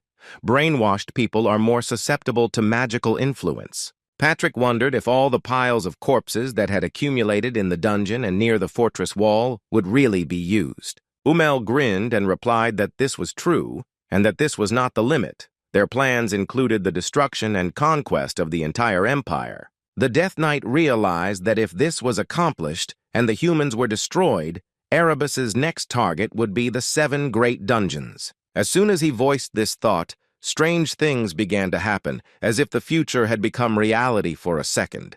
Umel's huge mouth formed something like a smile, and he shouted that realization always came too late. He cast a high-level magic spell called Growing Dark Curse. Patrick recoiled. Everything around, including the ruler of Hastina, was swept away by a black and red wave of black magic. It seemed as if the whole world had frozen and was now subject to evil. Umel whispered maliciously that he shouldn't have thought that he wouldn't be able to cast spells after losing his arms. Patrick muttered that he wasn't so bad after all. The monster grew new magical arms and exclaimed that one would have to be very naive to think that he would reveal the whole truth. He added condescendingly that there was no creature in the world that could resist Lord Erebus. Umel continued to strengthen the spell and reported that only an ancient monster could try, but he would fall asleep with barely a flick of his tail. With a cry that this meant his lord could not be stopped, he completed his ritual, a black haze filling the area, spreading far beyond the room. Throwing one of the black magical hands off his shoulder, the skeleton replied that he seriously doubted that was really the case. A new hand grabbed the armor around his wrist, and Patrick asked if he could ask one more question. The monster's mouth dropped open in surprise. His opponent was tearing apart his magical bonds with just the power of his mind. Patrick continued to free himself from the black gunk and asked what would happen next if their plan had gone as planned. When the ancient monster woke up from sleep and finally decided to appear and intervene in what was happening, the skeleton's eyes flashed blue. He was finally completely free and was now ready to continue the fight. Ukmel sent another stream of black smoke in his direction and laughed, explaining that this was some kind of nonsense. No one believed in fairy tales for a long time. At that moment, the ceiling collapsed, and large pieces of stone rained down on the sorcerer. He did not expect anything like that at all, so he did not have time to protect himself from the sharp beam. From the outside, it looked like the castle of the ruler of Hasten was burning, but from its roof rose not smoke, but dust caused by destruction. Patrick looked straight ahead and exclaimed that it was hard to imagine a more timely appearance. On the remains of the ceiling and what was left of Umel sat Swallow, completely calm and relaxed. Lara sat on the floor in horror, covering her face from the dust. She was scared to death and didn't know what to do. The girl was crying. Several pieces of debris fell on her, and her head was simply bursting from the flow of information that was impossible to digest right away.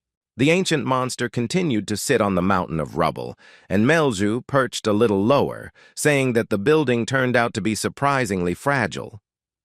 The ruler of the city looked at all this and hiccuped. It seems she began to have a quiet hysteria, or something like that.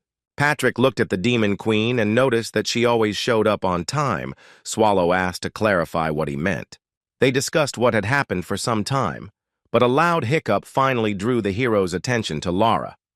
The devourer was distracted for a second, but immediately raised his head up, feeling a magical blow in his direction. He batted it away with one hand and sighed that he still wasn't being taken seriously enough, but he should be.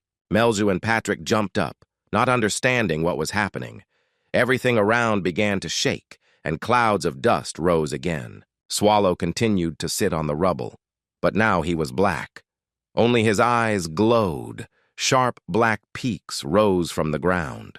They pierced Umel many times, who, in the few minutes he was unnoticed, had managed to recover a little and was preparing to attack. Only now did his crazed eyes begin to show an understanding of who his opponent was, but that was completely impossible. Patrick asked with a smile if he hadn't warned him that his companion was much stronger than one could imagine. Looking at Swallow, Umel thought that this couldn't be real. How could the people of Haston be able to summon him?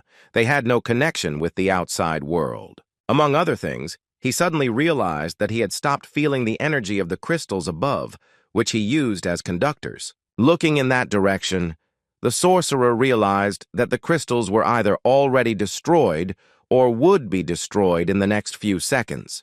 Turning his gaze to Melia, Umel thought that it was easy to tell who she was, that she was the Queen of Demons. He decided to hold off the opponents as long as possible and warn Lord Erebus of the danger. Moving a little closer to the enemies, the sorcerer asked why the ancient monster had come here. Everyone was absolutely sure that Swallow would go into hibernation for a long time after the incident in the capital, Riaz. The next moment, he was knocked off his feet by a powerful blow. Sooner or later, this bastard had to be silenced. A new destructive shock broke what was left of the castle of the ruler Haston. Perhaps a new one will have to be built if the city returns to life. Umel was lying on the ground. His body was pierced through again. This time it would be much more difficult to regenerate. The sorcerer hissed that the guys had arrived too late. Trying to rise, he repeated what he had said once more, as if that gave the words greater power. The Demon Queen fired a magic projectile from her staff at her opponent, saying that she was already tired of his chatter. Swallow yawned again. Everything seemed to be going on as usual, regardless of the circumstances. Everyone maintained their usual mood. Melju looked at Ukmel and reported that he was making attempts to laugh. Some surprisingly persistent guy. From the clouds of mana and radiance, a dark figure began to rise, saying that all must worship him. The great Lord Erebus had descended upon these lands. Patrick carefully uttered only one word, calling out to the boss. Swallow calmly said that he himself saw everything. All three of our heroes silently watched what was happening, and finally Melju said that if he was so worried about his appearance, then Erebus clearly had problems with self-esteem. At this time, the remaining surviving citizens of Haston felt the approach of darkness. Someone even noticed how the sky changed. The second one looked up and noted that it looked strange and unnatural. I wonder what was going on. At first, black clouds very quickly gathered towards the castle and gathered above it, and then in a matter of seconds they covered the rest of the sky. A hurricane wind blew, and there were towels hanging on a rope in the middle of the street. And then suddenly there were neither them nor the rope itself. Bare feet ran along the pavement. These were the now familiar feet of Rosalina, who continued to break the rules by leaving the shelter at night. The girl jumped out so quickly that she twisted her leg. Now she was thinking about whether to go back or continue on her way. Then she heard someone calling her name. Rosalina turned around in fear. She didn't need any extra troubles at all. It was he who asked why she was here, since they had agreed not to go outside at night. When asked where she had been, the girl replied that she had gone out for a walk to get some fresh air. Jarbet Square was so beautiful in the moonlight. Here she realized that she had made a mistake. Of all the places in the city, she had named the one where no one goes now because of the filth. He began to laugh, seeing her fear. The girl realized that this time he was not too angry at her for her misdeed. She wilted and asked for forgiveness a little embarrassedly. This was something new. Usually Rosalina acted differently. Instead of scolding her, Toth reported that the chief and the others had come to a decision at a meeting to leave the city. The man explained that they would leave here tomorrow night. He didn't care what Rosalina thought, but the chief didn't trust these new knights. When she asked how this could happen and what she should do, he asked her to follow him and explain everything in more detail along the way. The man entered the torch, and now they are standing behind the fortress wall near a mountain of corpses. Somewhere there are Rosalina's parents. He looked at the number of bodies and thought that there was no chance of getting to them. The girl's relatives were at the very bottom. He said that after they left Hastin, the way back would be closed to them for some time, after which he added that the choice was hers. Rosalina replied that she did not quite understand why he should leave the city when he was about to be saved by the bishop. Wouldn't it be easier to just wait a little longer? He replied that he would not try to persuade her. Faith is a personal matter. But was she really ready to just sit and wait while her parents rot in this mountain of corpses? The girl became very sad.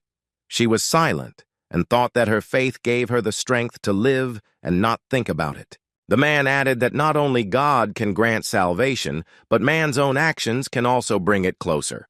The girl repeated, like an echo, about actions and salvation. It seemed she was trying to make a decision about her fate. He stood and waited, the torch blazing brightly in his hand, and his eyes looked warmly at Rosalina. He clearly cared what would happen to her. Finally, the girl sighed and replied that Toth was right. She showed him with her eyes that she was ready to do what was expected of her. The man looked warmly at the little girl again, and it was clear that he felt better at heart because she had made a sensible decision. He silently handed the torch to Rosalind, and she took it carefully. It was necessary to begin acting immediately. The girl slowly took a few steps forward before setting the corpses on fire. She wanted to mentally say goodbye to her parents. One step, one more. Rosalina stopped. He assured her that she could handle it, because it was the right, good thing to do, which everyone had been waiting for a long time.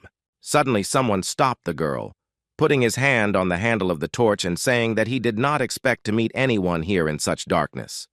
He looked with horror at the man in the long coat, who appeared out of nowhere and asked who he was. There was no answer. The stranger asked Rosalina why she was here. The girl did not know what to answer. Besides, it was necessary to calm Tot, who was seriously nervous. It was a bishop. The girl saw him without a cape for the first time. The man's eyes were burning with a red, dangerous fire. The man continued to hold the torch tightly, and Rosalina was indignant that he had no right to behave like that towards them. The hand's grip on her wrist became even tighter.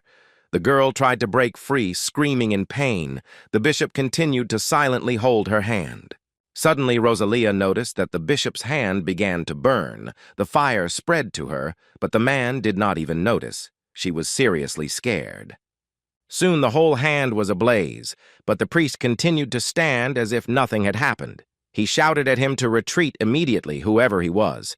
The thief smelled the rot and corpses from the bishop, which was even stronger than from the mountain of dead bodies nearby. All this time he continued to hold Rosalina's hand, in which the torch was clutched.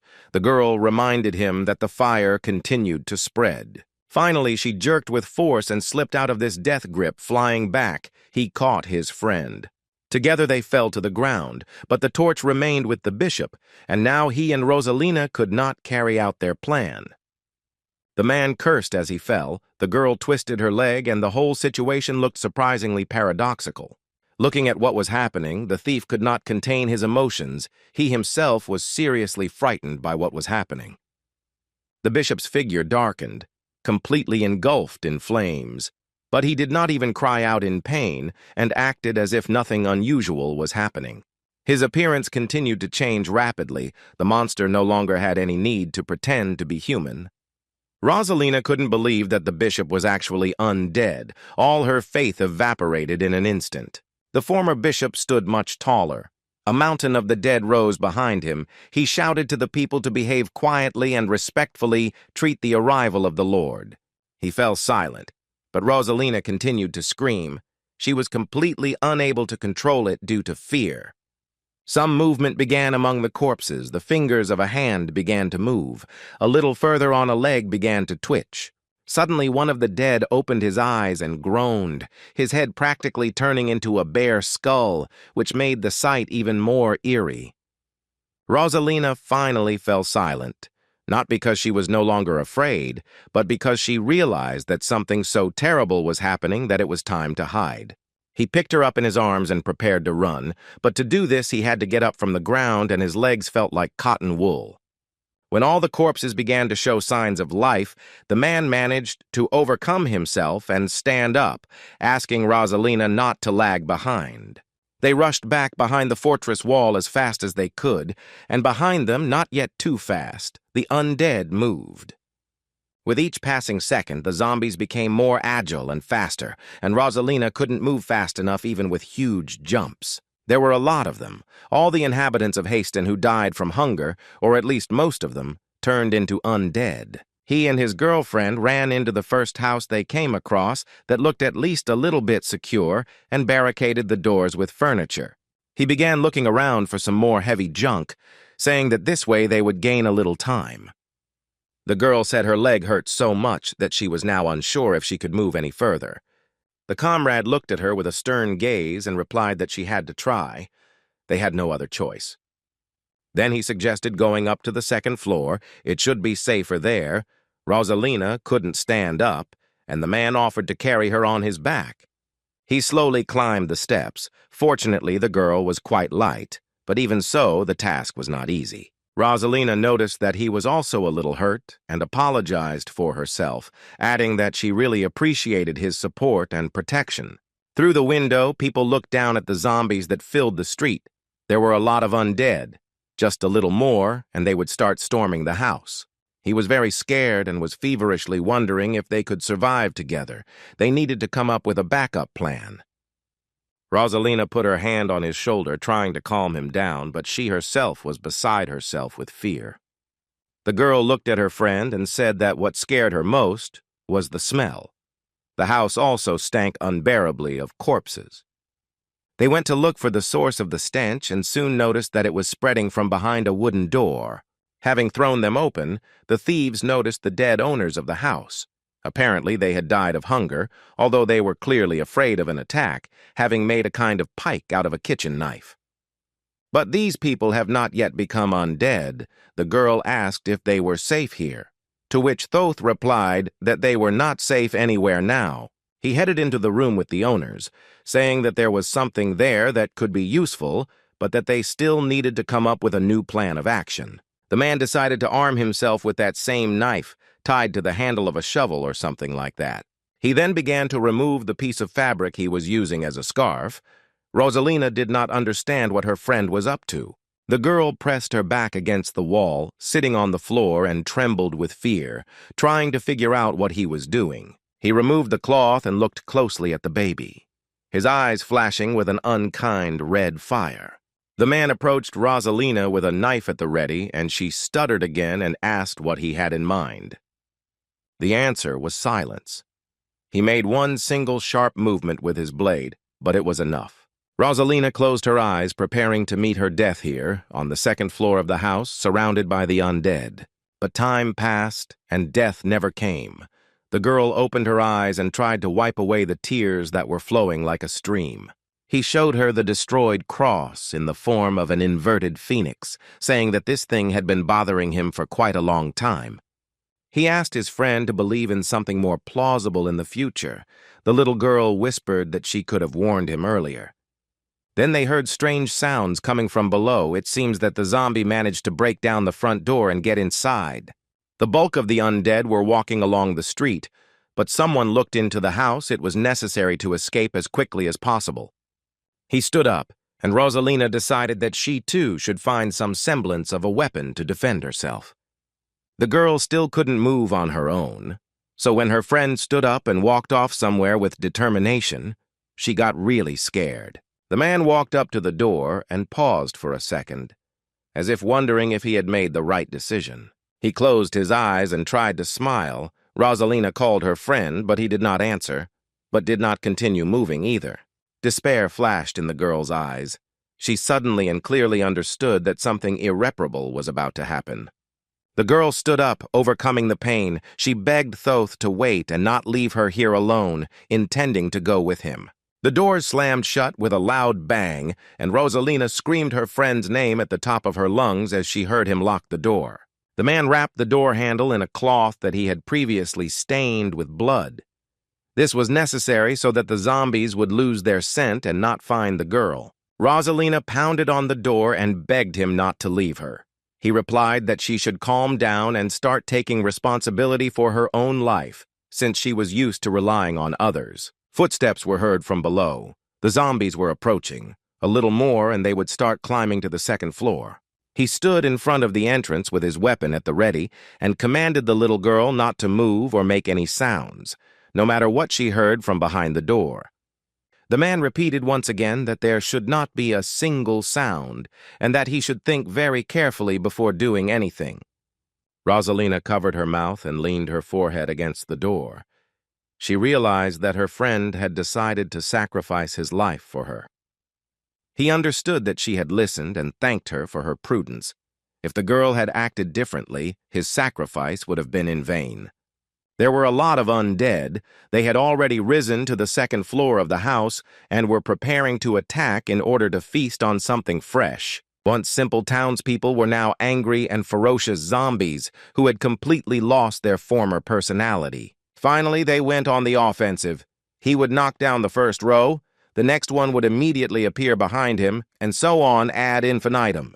The man quickly wielded the club and knife. Speed was his only advantage, but this could not continue forever. There were too many undead. The last thing the girl heard through the door was a request to forgive him for constantly making fun of her. Tears streamed from Rosalina's eyes, but she remained motionless and silent, fulfilling Thoth's last will. The sky above the city turned crimson. Despite the fact that neither sunset nor sunrise was approaching in time, the light from the street lamps was weaker than this red glow. The zombies continued to besiege the house where Rosalina was hiding, and all the surrounding houses. There were a lot of them. A brooch in the shape of an inverted phoenix and the man's improvised weapon were left lying on the floor in front of the door. More and more undead continued to break into the broken windows, having smelled the smell of fresh blood. The bishop, or whoever was posing as him, flew over the heads of hundreds of zombies, now looking almost the same as his subjects. He looked at the horde of zombies like a general surveying his troops. It was a look full of pride. Finally, the bishop raised his hand and commanded his servants to begin the attack, and the undead surged forward in a wave. He flew over the army, indicating the direction of movement. The main target, as you might guess, was in the ruler's palace. A detachment of men from the surviving surrounding villages was approaching the city. They decided that the sky had turned red because of the new ruler. There had been no news from Lara for several weeks. They lit torches and headed towards the Etarch's castle, noting that the sky was angry with them for their prolonged inaction. The men were determined and wanted to sort out what was happening at any cost. They had the right, at the very least, to an audience. Then a piercing and long scream was heard behind them, and everyone looked around to see who was screaming like that. The bloody man's legs could barely support his body, but he continued to scream and moan as if he was no longer capable of anything. Realizing that he had managed to attract the attention of the squad, the guy began to repeat only one word: dangerous, dangerous, dangerous. Thinking that the stranger was wounded, one of the men volunteered to examine his injuries. He was a healer. Someone asked if he was from the Mage Tower, to which the man replied that he was a student of the Wing Guild, after which he leaned over the wounded man. He used mana to find the main wound as quickly as possible, but he found no wounds on the boy's body, so the blood on the clothes wasn't his.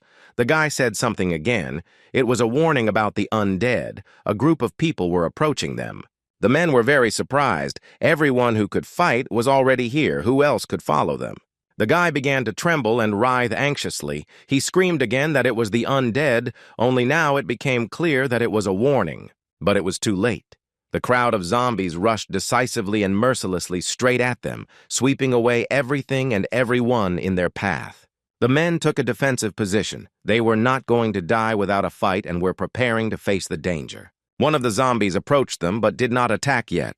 Someone recognized who he used to be, a local pharmacist. A second later, the undead began to attack. They were so vile that they caused more disgust than fear. Then a knight rushed towards the crowd of people. With one movement of his hand, he cut off the head of the first zombie, after which he stopped his horse. Looking at the squad, he said that the zombies were not as strong as they might seem. Everyone present now had a choice. The rider offered them to run away cowardly while it was not too late, or to fight proudly for their city, even at the cost of their lives.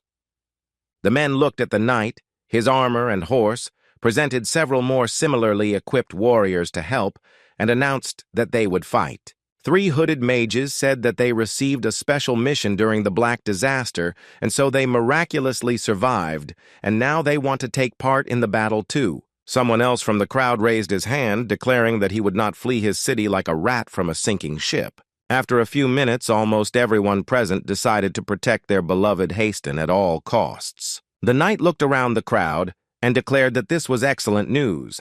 Let those who could hold a weapon in their hands stand in the front line. The rest would hold the perimeter. The men happily obeyed the order, finally having a leader who could command the process and take responsibility for the fight. The undead were approaching, and one could already hear the clumsy bare feet slapping on the pavement, thousands of bare, clumsy feet. The knight warned everyone present that everything would begin soon, and that they should prepare to repel the attack. He ordered the mages to begin preparing their ranged spells immediately to strike the undead before they got too close. The first thing that was done was to create a protective dome, after which the first magical projectiles rained down on the evil spirits. The leader of the gang of thieves, whom some called the captain, passed by the house where Rosalina was hiding. The undead were no longer on the street, but dust was flying out of the window. He looked up, trying to understand what was going on. The man was looking for Tot and his girlfriend, who had not been seen for a long time. The captain carefully entered the house and saw a girl near the stairs, sitting on the floor with a completely devastated look. Coming closer, the leader of the gang realized that the baby was simply unconscious, but the main thing was that she was alive and not injured. He called out to Rosalina, and she slowly, with obvious effort, opened her eyes. For the first couple of seconds, it seemed as if they could not see. The girl looked at the commander, but did not show any particular emotions, and he asked what had happened to her. The heroine then explained that she was sitting there because Thoth had ordered her not to leave the room. But she didn't listen, and came here because it was too scary there. Here, Rosalina's nerves gave out, and she burst into tears, telling about how her comrade died. The captain listened to the story and thought that this was a serious loss. Tot was one of the best in their gang. He looked at the girl and asked if Thoth was angry with her before his death. She did not understand the question. How can you be angry with someone for whom you sacrifice your life? This was exactly the thought that the captain was trying to get her to think. He explained that since he wasn't angry, then Rosalina shouldn't feel guilty about what happened. The girl remembered the bishop and pulled herself together, quickly reporting to the commander that this was not an ordinary undead. They urgently needed help. The man was seriously scared and asked what exactly she was talking about, whose help it was, and why the evil spirit was unusual. Rosalina explained that the bishop had turned the dead into zombies right before her eyes, so there was no guarantee that he wouldn't do it again.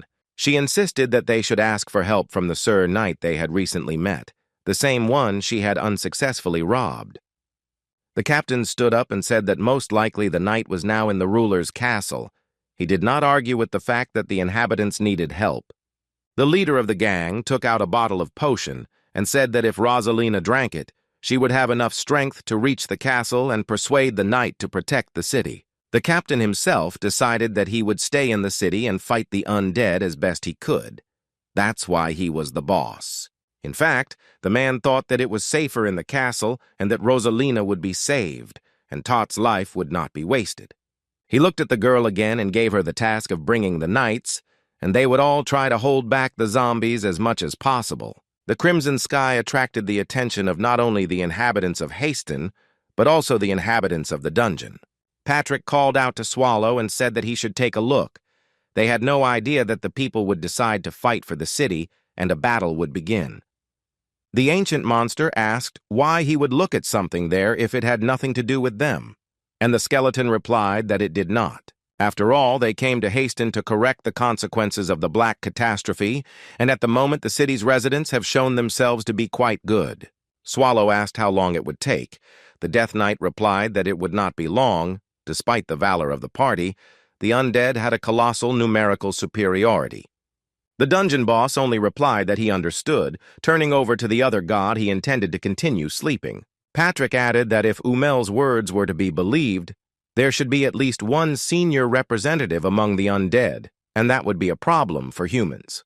He added that Erebus had invested too much in preparing this invasion. They could have paid him back handsomely for all his expenses. Hearing this, Swallow smiled mysteriously. The idea of retribution seemed extremely successful to him. He jumped to his feet and said that he had urgent business. The Death Knight was afraid that the boss would cause trouble and asked him not to do anything rash. The ancient monster did not listen to the gatekeeper's instructions. His goal was to talk to the head of the city. A few minutes later, Swallow stood next to Lara and in a menacing voice asked the girl to remind her what her name was, stammering. The ruler said that she was Lara Senevier Etarke, the younger sister of Count Etarke, the former ruler of Haston. Swallow replied that he would try to remember the name, and in turn he called himself the Devourer. He touched the girl's chin to make her raise her head and look into his eyes. The beauty trembled. And yet she plucked up her courage and looked into the demonic yellow eyes opposite. Swallow asked if she wanted to live. The remains of a cloak lay on the floor, damaged furniture huddled nearby. The ancient demon once again reminded him that he was a devourer. Lara started crying. She was scared to death and was shaking violently, but she was in no hurry to answer the question. Swallow was pleased with the effect produced and once again, more cheerfully, asked if the girl wanted to live. Patrick called out to the boss and asked what he was saying. There was no point in wasting time, we just needed to kill the ruler. The ancient monster replied that he had planned to do so, but then changed his mind. The skeleton asked what the reason for such a decision was. Swallow turned his head and began to explain that they had decided to leave Haston to her fate because of the undead. What if all the undead in the city disappears, and the ruler begins to act in his interests? Isn't that a bad option?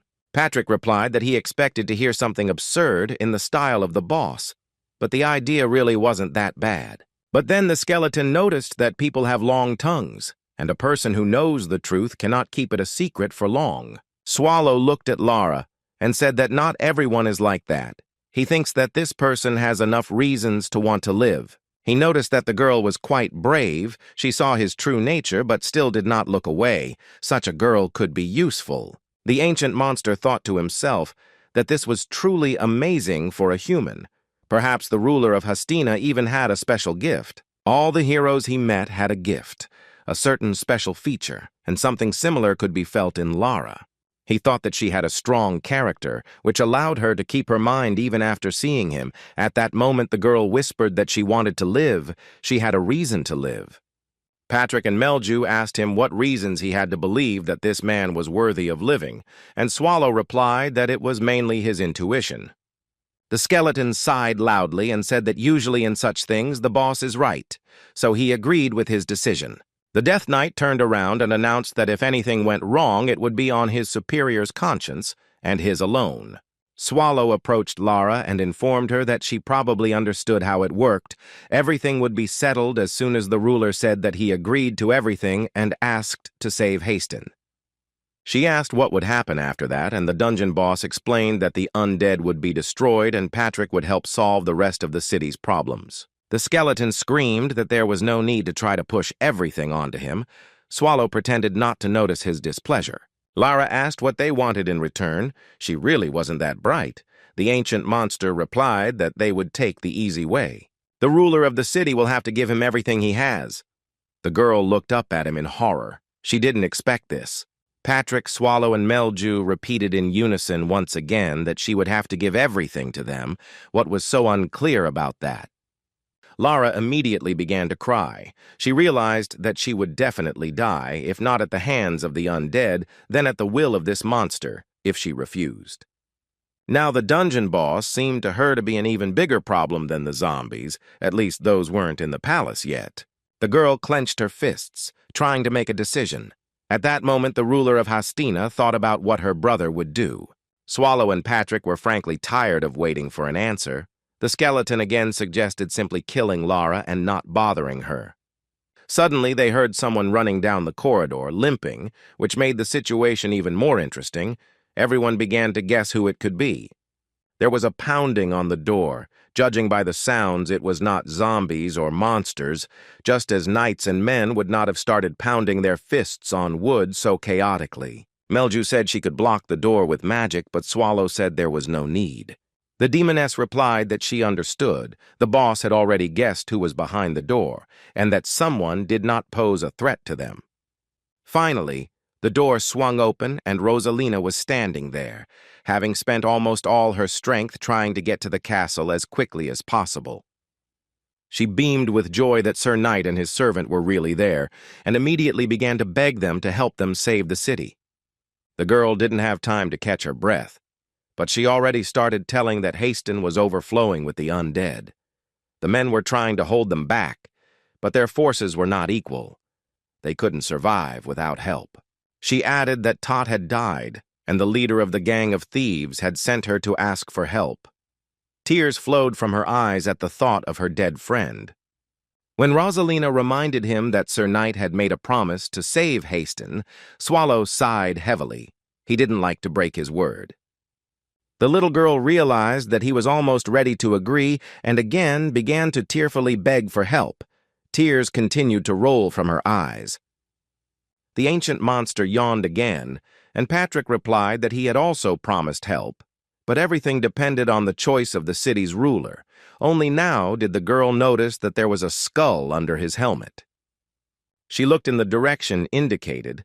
Lara was sitting there. Rosalina did not understand why she should be the one to decide for their fate. The ruler literally crawled on all fours, but when she heard that the inhabitants of Hastin were dying en masse, she perked up. Patrick said that very soon people would reach their moral and physical limits, after which he asked Melia for a favor. The demoness agreed. She was also interested. The demon queen used the all-seeing eye spell and sent him out into the city streets to conduct reconnaissance. Finally, she asked the eye not to stray from the path and to move straight ahead and then back in order to return safe and sound. Flying over the city, the messenger, like a reporter, carefully recorded everything that was happening there. Everyone stared at the ceiling, waiting to see what the eye would show them. Even Rosalina intuitively guessed what would happen. What they saw was chilling. Zombies were devouring people right in the middle of the streets. The few survivors were fighting with all their might, but most were trying to escape. Both Lara and Rosalina were frozen, their hearts breaking at the thought that all of this was happening right now. Patrick and Swallow weren't thrilled either. They didn't like zombies because of the unpleasant smell, and they were also too sloppy in their work. The skeleton noted that at this rate there would soon be no people left at all, and Rosalina burst into tears. She repeated that this should not happen. She remembered how unpleasant the city's inhabitants could be, but even these memories could not cover up the pain of what was happening. The girl screamed that she could not watch any longer and began to beg the knights to stop this mass murder. Realizing that there was little hope for help, Rosalina, in tears, asked to simply kill her so that she would not have to see this nightmare. She accused the knights of being able to easily help people, but just continuing to watch. And here Lara also asked Swallow to save the city. Rosalina looked at the city's ruler and angrily asked what she was doing while her subjects were dying from hunger, and now in battle with the undead.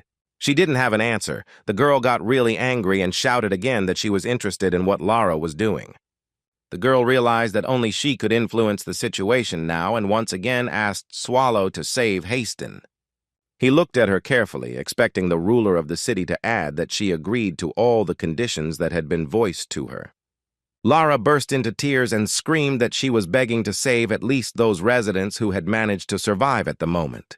The ancient monster turned around and took a few steps towards her. It was clear that he had been waiting for this moment. Saying that it wasn't that difficult, why not? Swallow, Melju, and Patrick headed for the exit. Rosalina and Lara looked at this in shock, not believing that such a decision could be made so simply, playfully. Our heroes did not look worried at all. One could even see joy and anticipation of the battle on their faces. Meanwhile, the streets of Haston, under a crimson sky, were full of horror and blood, and events were unfolding very dramatically. Almost everyone who volunteered to fight the undead was destroyed. The survivors fought with all their might, but suffered defeat. The gray-haired man, knocked down by one blow from the zombie, exclaimed in anger that they were wrong to tell them that the undead were weak. It was far from true. Just think. An entire squad was destroyed under the onslaught of a crowd of maddened evil spirits. It looked more like a mass extermination of people, and not a battle. When another zombie rushed at the man, he realized that he had no strength to fight. It seemed that this was the end. Luckily, things turned out differently, and the Demon Queen landed right on the attacker's head, muttering that she had never seen anything more vile in her life. Screaming that she planned to land on the roof, Melchu tried to clean the rotten flesh off her shoes. The undead looked in her direction in confusion. The next moment, a crowd of zombies rushed towards the newly arrived enemy. They still did not know who they were dealing with. The demoness narrowed her eyes in displeasure and stated that they were being too loud and disrespectful. The next moment, her magic staff sent a series of mana projectiles at the undead, turning into a weapon of mass destruction. The pink, sparkly butterflies looked pretty cute, but they were real magic bombs. Soon, almost all the zombies were destroyed. Melju stood engulfed in the pink glow of her magic and watched with pleasure what effect was achieved. Satisfied with the result, the girl sighed. Everything turned out to be much simpler than one might have thought.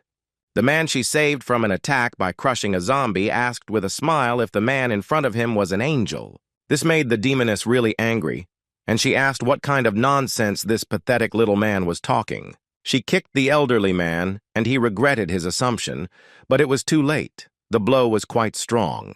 Melju screamed that if he valued his life, he should never show up in her sight again. She was furious. Watching the man run around the corner, the Demon Queen hissed that it was beyond her mind to compare her to some angel. Looking at the ruler's castle on the hill, she thought it was very strange to realize that she was now helping people and not killing them.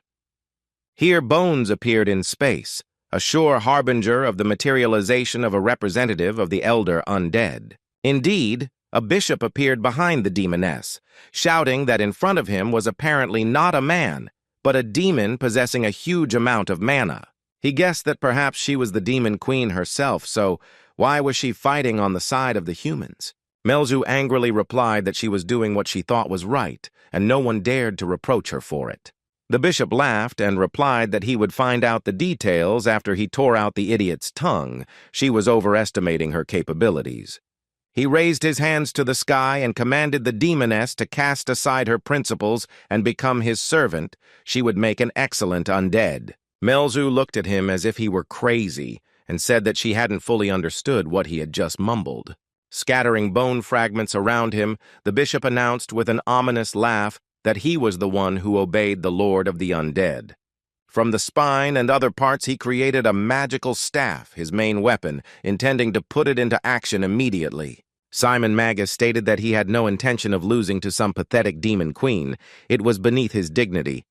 He summoned several monsters at once, which looked only slightly less disgusting than himself. Melzu looked at the monsters surrounding her and calmly said that she had absolutely no idea what Magus was talking about. She gave the bishop a contemptuous look and added that he would have to fight not only with her. The enemy looked at the demoness in surprise and immediately felt the presence of great darkness behind him. Swallow, in his true form as an ancient monster, didn't intend to mess around with him for too long.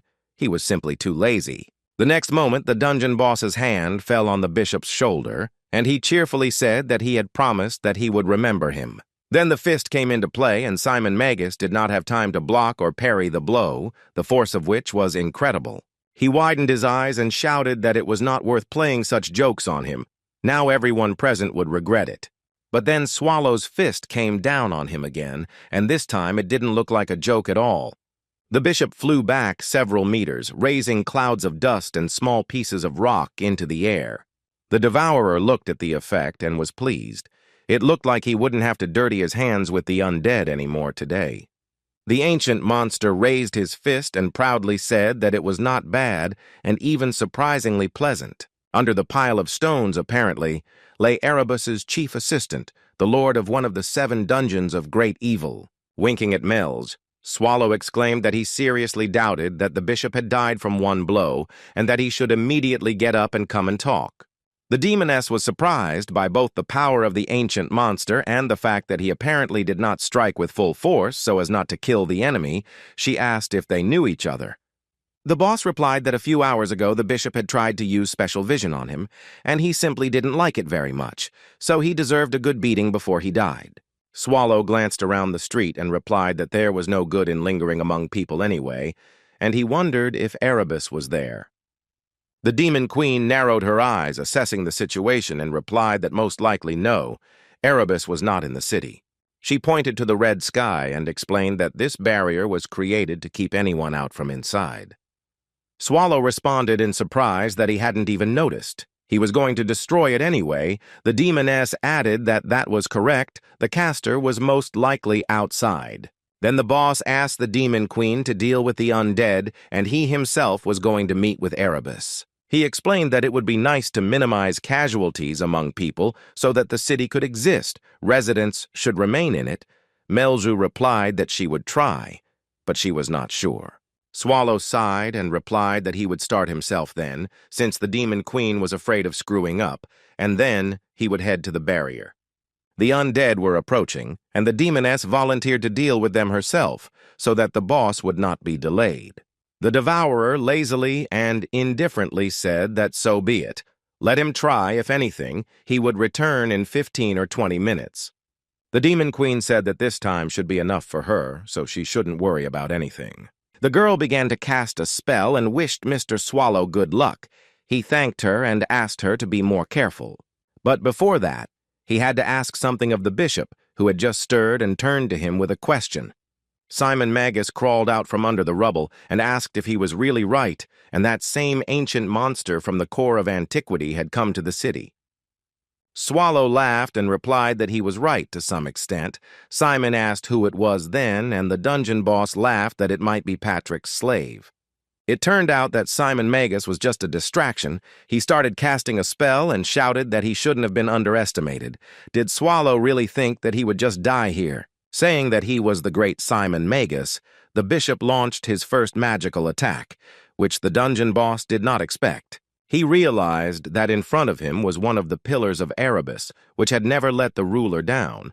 Well, the battle promised to be interesting. But, using the spell, the bishop moved in space. He decided that he must immediately warn his master. He didn't know that his maneuver had been predicted in advance, so he cursed, realizing that the plan had completely and utterly failed. Swallow landed right in front of him literally a second later. It didn't take him long to anticipate the situation. He raised a real sandstorm around him, once again taking on the appearance of a monster, saying that Magus had already begun to irritate him. The Lord of the Ancient Core was not accustomed to being treated so self-confidently and prepared to repay the enemy in full. Only now did the one who pretended to be a bishop begin to understand who fate had brought him together with. His last hopes for success had collapsed.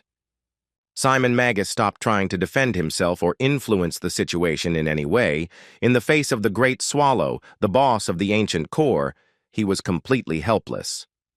Meanwhile, our hero fell into a real rage and could no longer stop the transformation, increasing the size of the monster. Only the thought that he had to warn his master kept Magus from giving up completely. He rose into the air and tried to fly straight towards the dome created by Erebus, developing more and more speed. Swallow intended to simply swallow his opponent, so he went after him, opening his huge mouth wide. Magus was practically inside her, but his desire to curry favor with the boss gave him speed. The teeth almost completely closed right in front of him, but the bishop made some incredible dash, having first decreased in size and slipped through.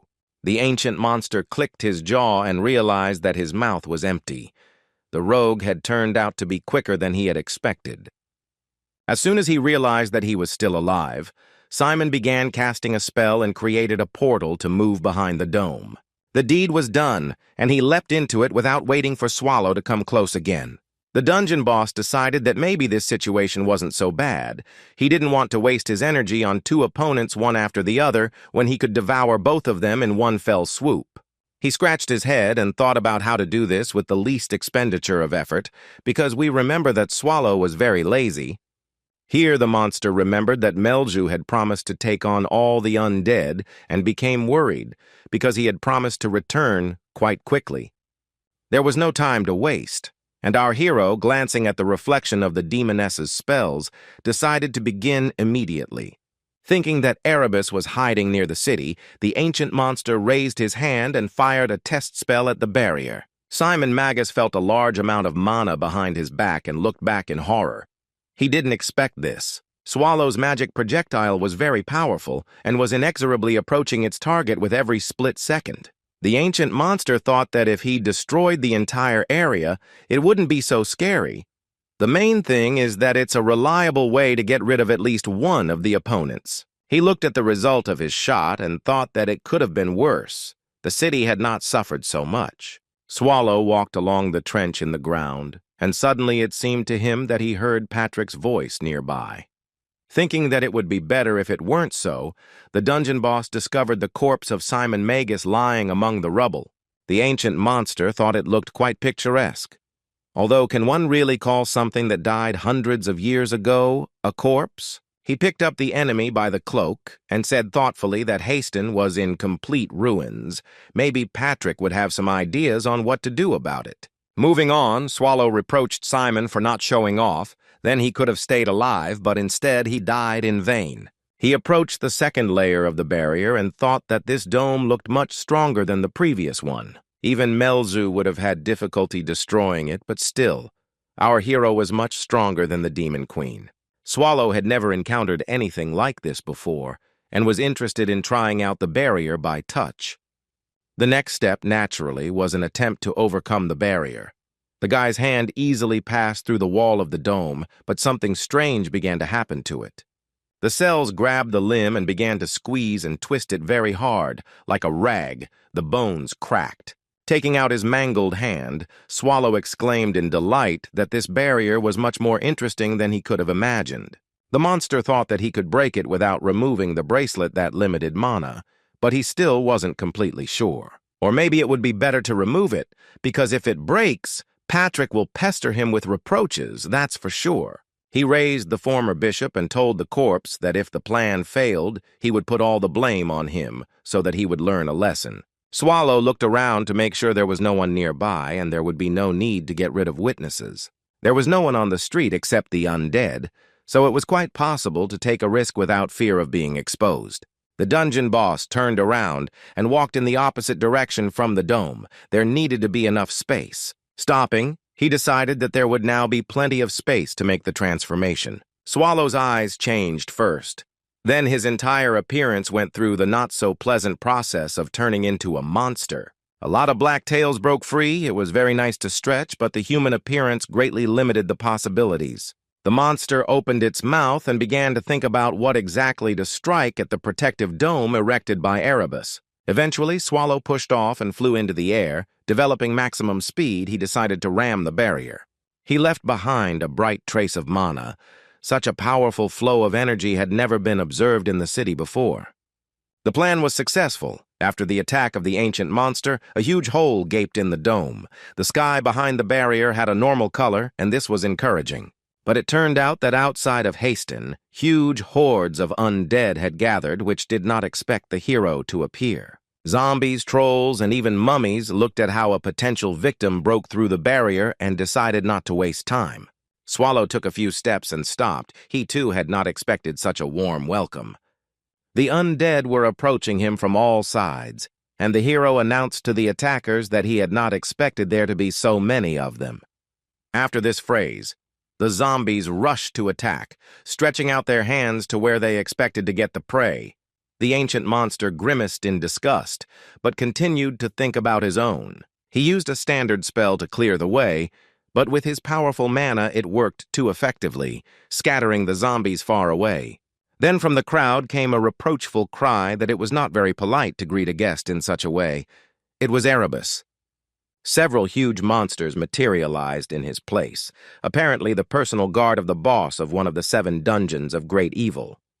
Swallow stood surrounded by the zombie remnants that had flown up from the attack and listened to lectures about how badly he had acted. Erebus extended his hand, equipped with several blades, like a general giving an order. At that very moment, a new crowd of undead headed towards the ancient monster, unquestioningly following the order. Swallow looked at the enemies and thoughtfully said that it should have been like this from the very beginning. Why was it necessary to destroy the city? The zombies and monsters stood still, waiting for their master's instructions. They had no intelligence, so they could not make decisions on their own. From the thicket of branches, 2 glowing blue eyes sparkled, and our hero realized where his main enemy had moved. He extended his hand forward and in a warm voice announced that he had a small gift for Erebus. The gift, as you might guess, was the body of the murdered Simon Magus, a loyal servant of the enemy. Having gotten rid of such an unpleasant burden, Swallow informed the bushes that they had something to talk about. Let Erebus come out. He didn't keep us waiting for long and appeared in all his disgusting beauty. There was so much mana that he was all shining with a blue light. Erebus sat as if on a throne, his head crowned with an improvised crown of bones, the monster's whole appearance showing that he was worthy of special treatment.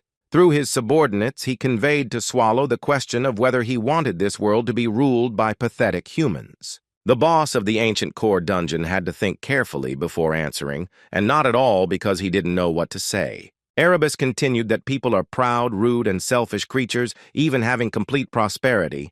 They are unable to curb their greed and invade the territories of other races. Swallow sighed and replied that the enemy was talking too much and should get straight to the point. Well, this request was fulfilled with lightning speed. Erebus declared that humanity must be completely destroyed. After thinking about it, he added that together with the great ruler of the ancient core, they would easily be able to bring this idea to life. The monster continued that he had thought of starting with the capital, but after the black disaster befell Riez, he decided to change his plan. He informed the Devourer that all he needed to do was give him one order to destroy people, and all the monsters, as one, would happily rush to carry it out. Swallow became bored again and scratched the back of his head, wondering why Erebus was so boring. Let him tell him straight out what he had in mind. He finally voiced his complaints. If the ancient monster had not stood aside, hundreds and maybe even thousands of monsters would not have lost their lives. They would have a chance to destroy the entire human race. Hearing this, our hero thought. To be honest, he himself thought about this topic more than once. But Swallow really didn't like it when people blamed other people's misdeeds on him, so he asked again if he was really considered guilty of the deaths of the monsters. Erebus agreed that the ancient monster was the cause of what was happening. He simply ran out of patience and commanded to be silent. Swallow asked if the enemy meant to say that he could easily destroy the people if he didn't stand in his way. After a moment of silence, the undead lord muttered that he was sorry that everything had been perceived in that way. After a long pause, he repeated several times that the situation had developed in a very unfortunate way. Too unfortunate. A very large spell unfolded above Swallow's head, and he looked up in surprise, realizing that a battle was approaching. It was a spell of creation, and from the other world the paw of a huge monster materialized. Apparently he himself will appear soon. Our hero didn't immediately understand what it was, so he decided to check if a monster would really appear now. It turned out to be a rotting tapir, which, without thinking twice, prepared to attack. It was truly enormous. Swallow called out to his opponent, but received no response. Well, he had to answer this challenge with dignity. The boss of the ancient core dungeon carefully removed the bracelet that limited mana from his hand. He had to protect it for the sake of Patrick's peace of mind. Now our hero could go up against the rotting tapir on equal terms. If not in scale, then at least approaching its level in physical strength. The creature had already taken a running start and was now rushing forward at full speed, its protruding bones moving as it ran with a strange sound. When the barrier was destroyed and the sky returned to its normal appearance, Melju thought that the boss had dealt with it quite quickly. The demoness herself had not yet made much progress in completing her part of the job. There were a lot of undead. It was necessary to come up with a universal spell with a wide field of action, and this took time. But when the pink flame of magical fire fell upon the opponents, things went much faster and more fun. This technique had only one drawback. Along with the zombies, the fire also destroyed people. But the Demon Queen was not one to regret this much. Finally, she had a free minute and Melju looked at the sky again. The barrier was a divine-level spell. Swallow overcame it very easily. As expected of the boss, he was very strong. The demoness thought with admiration that she was lucky enough to cooperate with the Lord of the Ancient Core. Then, from behind the Demon Queen, heavy breathing was heard. Someone called the sorceress and Melju looked back. Such an address was not very to her liking. It was the captain, the leader of the gang of thieves, who saw how she dealt with the zombies and asked if everyone else was safe. The demoness replied that if his question was about people, then they were burning along with the zombies over there, very close by. The man's eyes were closing from weakness, but he still held on. The captain asked if the sorceress was the knight's companion. To make it clearer, he described one as large and in armor, and the other as skinny and dressed like a homeless person. Melju understood who he meant and nodded. Then she explained that calling her a companion is not entirely correct. She is simply an assistant, one might say, a servant of these great personalities. The man's eyelids began to droop again, but he realized that judging by the way the girl spoke respectfully of the knights, she was on their side. This caused him great pain. Rosalina, without wanting to, went for help, but called for certain death for the inhabitants of the city. The captain thought angrily that Toth had not died in vain, and Haston would be saved, but not the townspeople, at least those who survived. Here the man felt that he was starting to turn into the undead. He had to do something to prevent this from happening. He again turned to Melts. The demoness reported that she saw him turning into a zombie. The captain himself could hardly see anything. He said that he did not dare ask the sorceress for help, but still counted on her to help. The leader of a gang of thieves asked to give him a weapon, or something that could replace it. He does not want to turn into a zombie. His vision became that of the undead, and he saw Melju's true nature, realizing that she was not human, but it no longer mattered.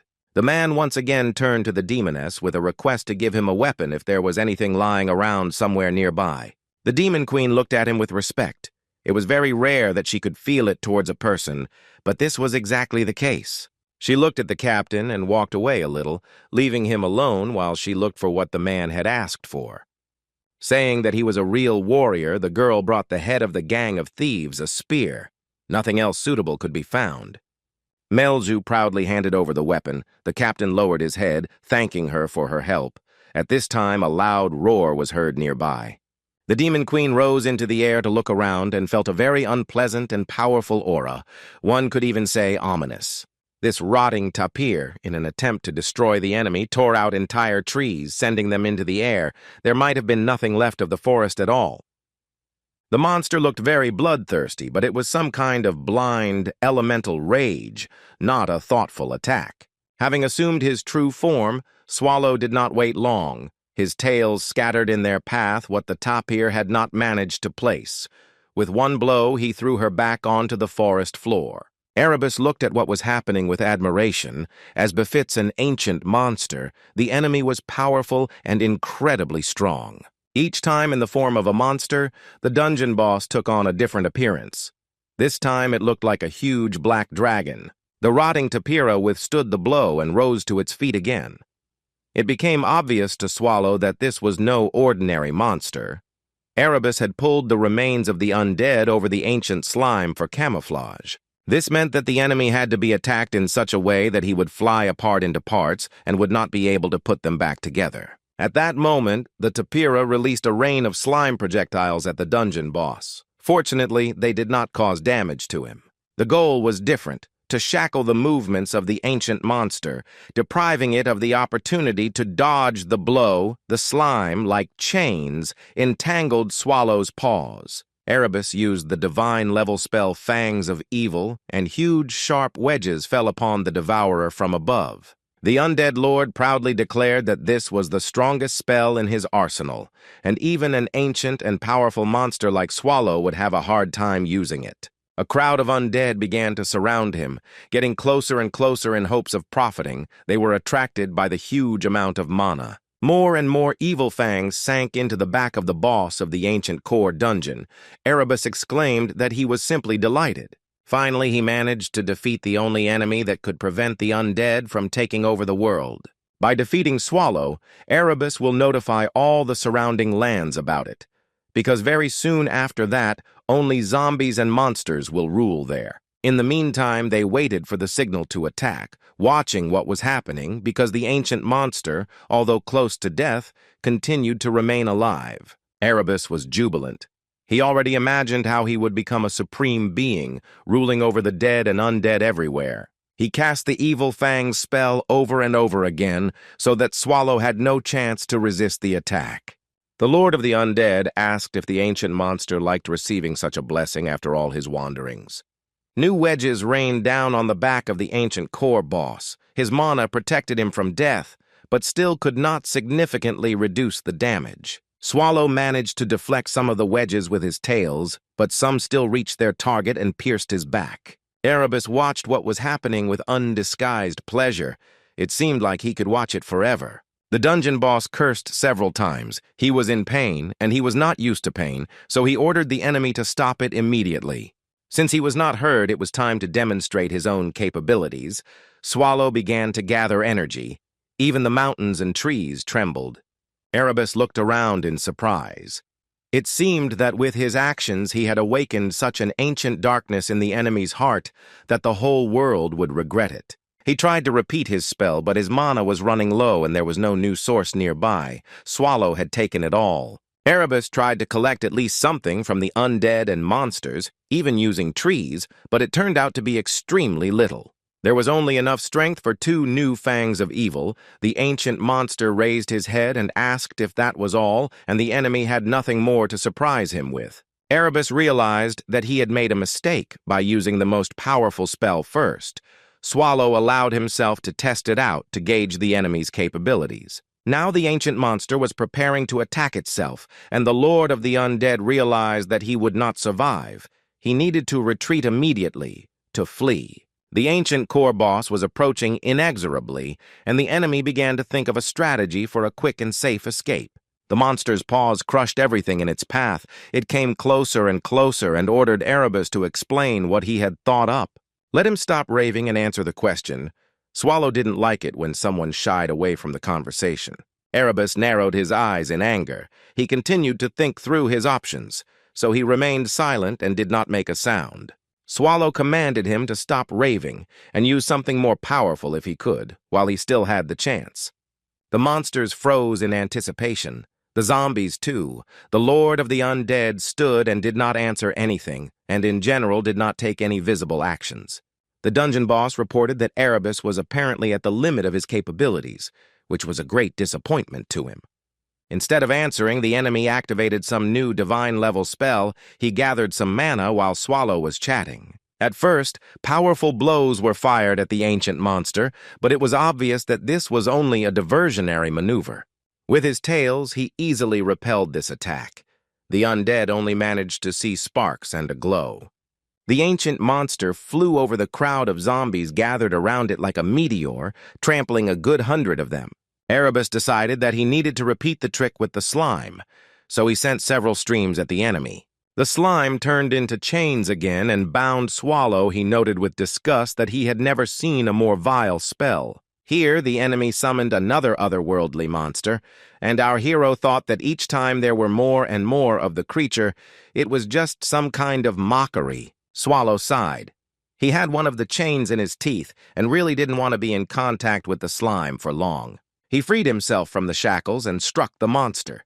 Upon contact, it was revealed to be made entirely of dirt and rot. Our hero took on the form of a man and approached the monster closer to get a better look, after which he told Erebus that he was simply a psychopath if he came up with such a nasty thing. Then Swallow muttered that since this monster was so huge, it wouldn't hurt for him to become a little more serious. He took off his bracelet again and began to take on his true form, so that the ancient monster would live up to his rank. Erebus and his subjects watched in horror as the boss of the ancient core assumed his true size. Now the mountains and trees seemed like toys compared to Swallow, who swept them away with his tails like flies. It was not for nothing that he was called the Devourer. A second later, the creature summoned by the Lord of the Undead was swallowed in one go. Swallow closed his mouth with a satisfied expression. He had done his best not to taste it, and he had succeeded. Erebus watched the events with horror. He could have taken the opportunity to escape, but he was so shocked that he missed his chance. But then another thought appeared in the brain of the undead lord, which even made him smile. After all, Swallow's power was colossal. He approached, scattering the hordes of undead with his tails. His power was so natural and organic that it did not need special effects. Zombies, monsters, trees flew in all directions. The ancient monster went to its main goal, not paying attention to the rest, but still decided to take the form of a man. Erebus realized that this was done specifically for him, so that they could talk one last time, so to speak, on equal terms. Swallow approached the Lord of the Undead, his eyes flashing. He had already decided that one of the 7 dungeons of great evil would soon have to find a replacement. Lara and Rosalina, along with Patrick, watched the battle between Swallow and Erebus.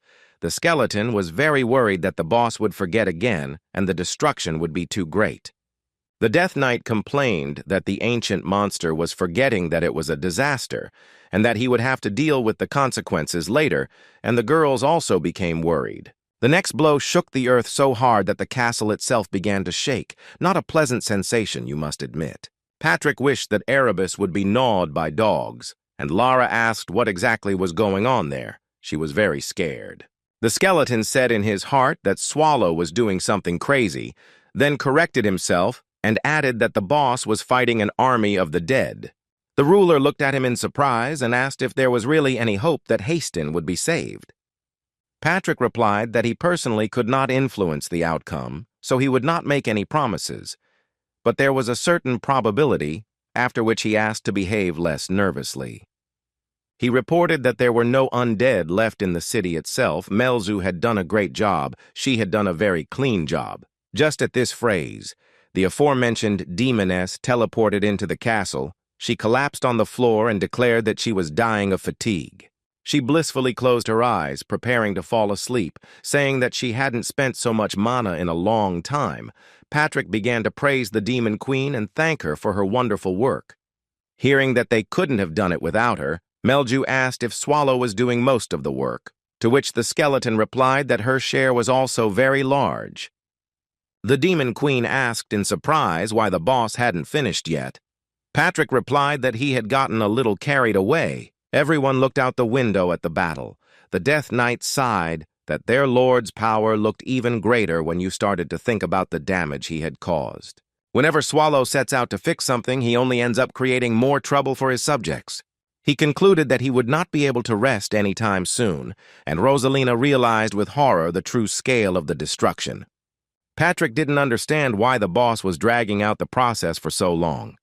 He could have hit him a couple of times and finished everything a long time ago. He didn't think at all that he would have to spend weeks cleaning up the area after him. The Death Knight called out to Rosalina and asked if he remembered her name correctly, then said that he wanted to discuss something rather important with her. The girl looked around in amazement. She did not expect at all that Sir Knight remembered her existence at all. Patrick pulled his huge sword out of its sheath and began to slowly approach her. The situation looked extremely dangerous. The skeleton started from afar. He stated that he and Lara had an agreement to leave her alive as the ruler of Hastin. So now we need to deal with Rosalina and her role in all this further mess. The sword reflected the blue glow of the knight's eyes. He sighed and finally conveyed the main idea. There was no point in them leaving anyone alive except Lord Hastin, Lara. The girl jumped back from him so quickly that she fell to the floor. Lara screamed for Patrick to wait. Rosalina was her subject. The skeleton looked at the girls silently. He didn't expect the ruler to stand up for an ordinary resident. Patrick exclaimed happily that in that case he really had no reason to kill her personally. He looked at Rosalina and thought that she would die anyway without her gang of street thieves, who had all already fallen in battle with the undead. Besides, her psyche is already in a deplorable state. It's better for her to live for the sake of the city's ruler's peace of mind. After all, a submissive and calm lord is exactly what they need, so Lara will carry out orders without unnecessary objections. The skeleton decided to simply say that he had settled everything, and then called out to Melia, who continued to lie languidly on the floor. Patrick asked if the Demon Queen could put people to sleep. She replied that it was not difficult, and asked who exactly needed to be disabled. The Death Knight said that he would like to speak with Lara alone, and the demoness realized that Rosalina needed to be put to sleep. Melzu cast a spell at the girl, ordering her to sleep.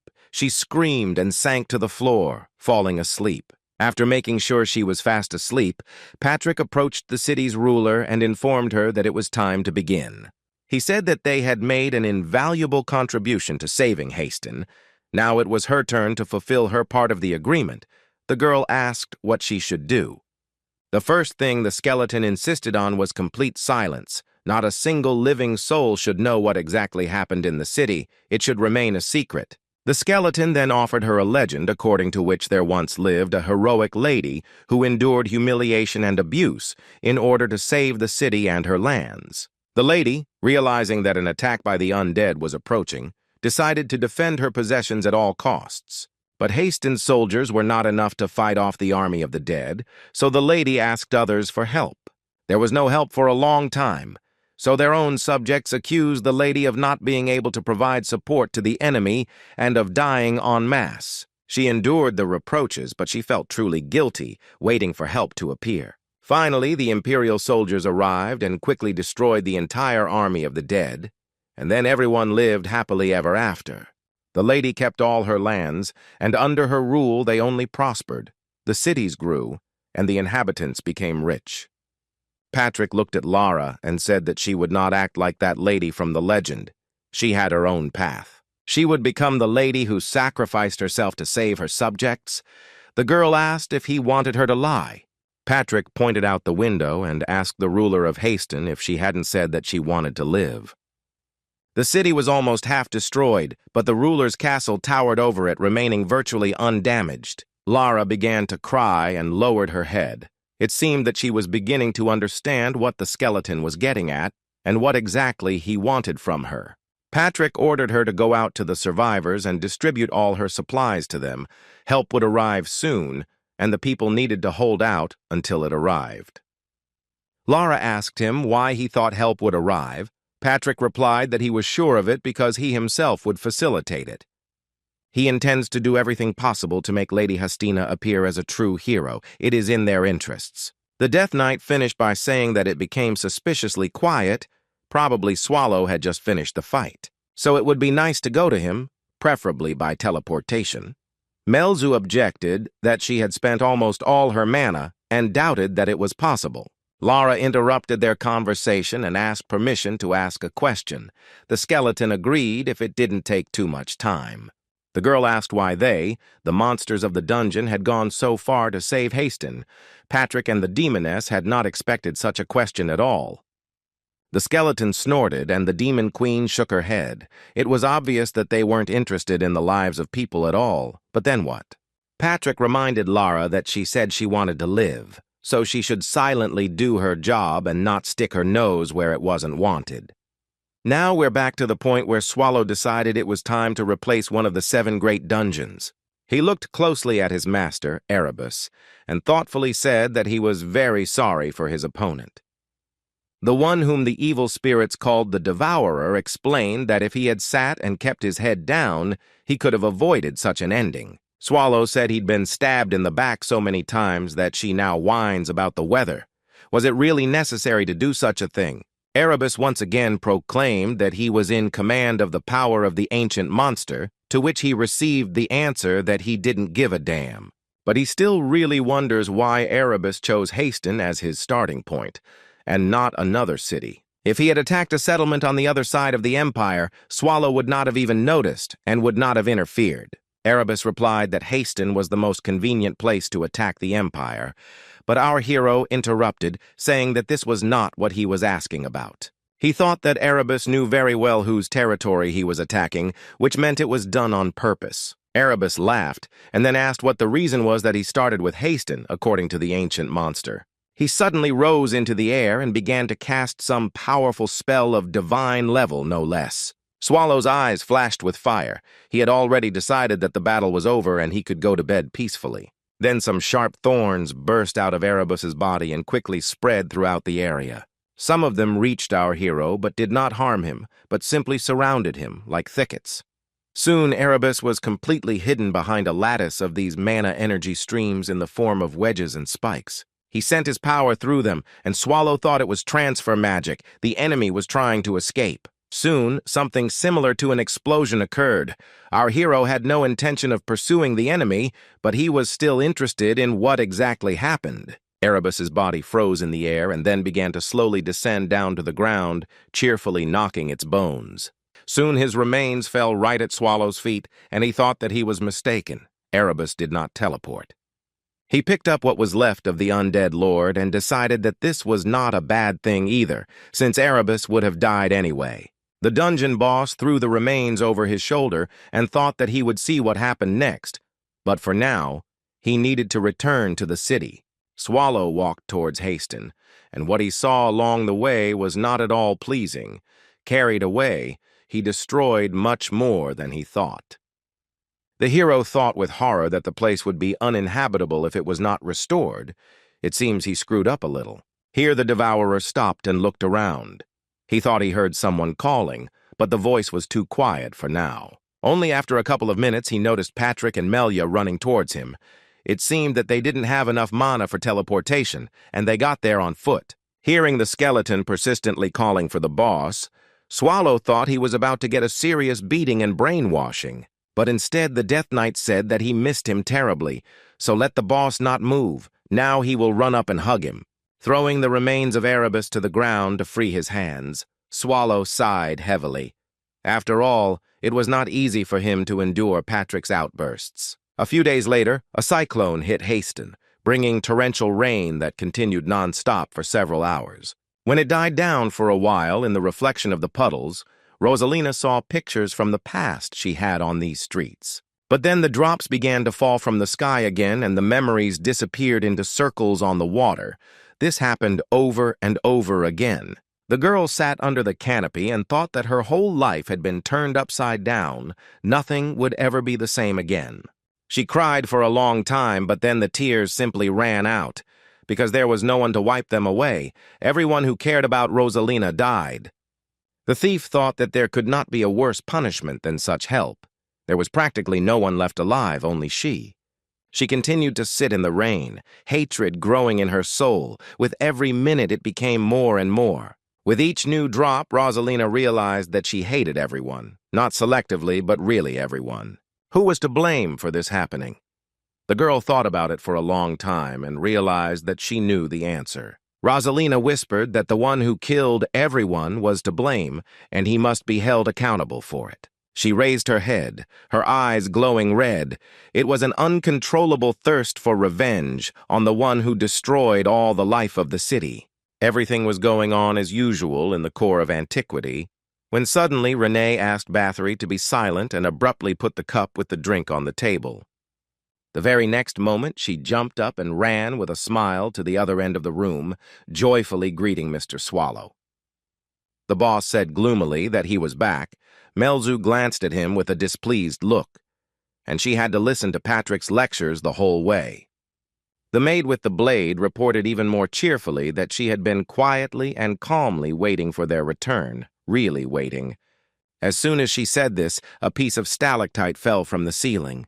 It seemed that something had changed in the dungeon. Patrick and Melzu exchanged glances. The stone hadn't even flown a dozen centimeters when Renee jumped up and kicked it away, landing and continuing the conversation as if nothing had happened. She remarked that she had tidied up quite well while they were gone, and Swallow patted the homunculus on the head and said that it was noticeable.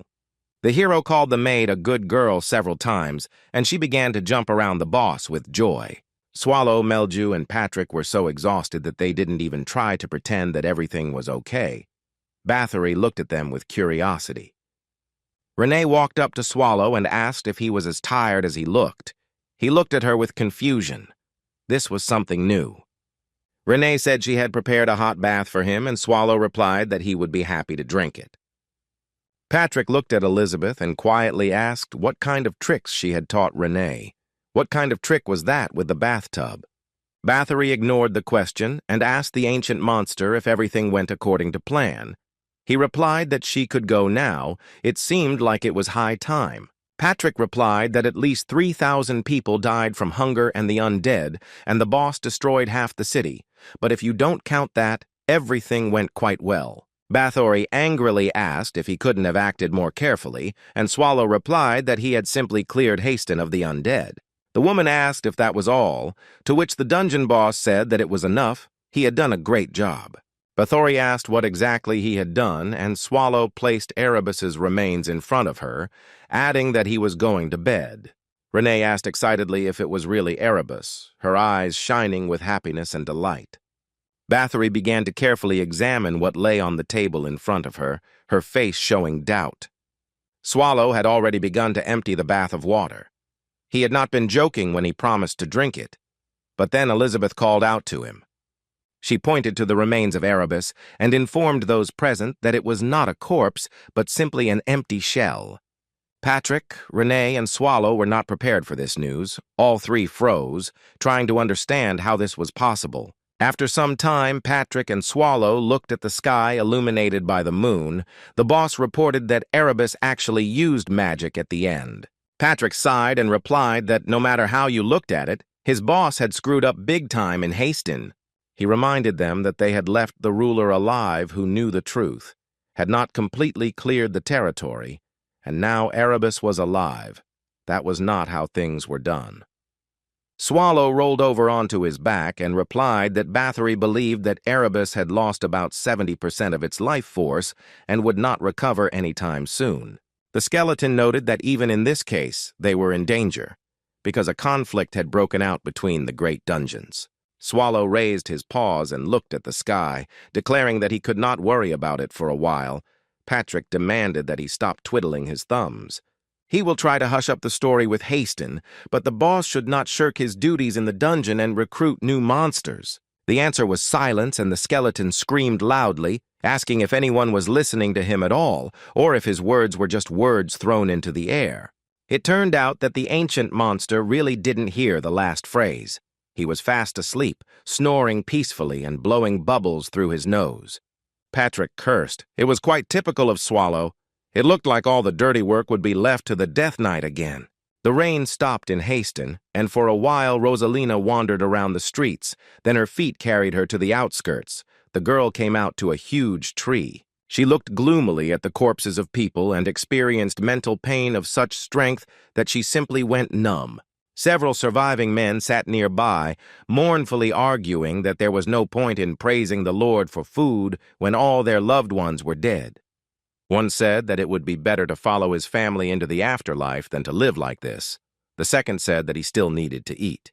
They noticed Rosanna and invited her to join the meal, even if she was desperate and wanted to leave too. It wouldn't hurt. The girl asked what they had done to wander, what they had done to deserve death, why they had to leave, even if everything had not gone according to plan.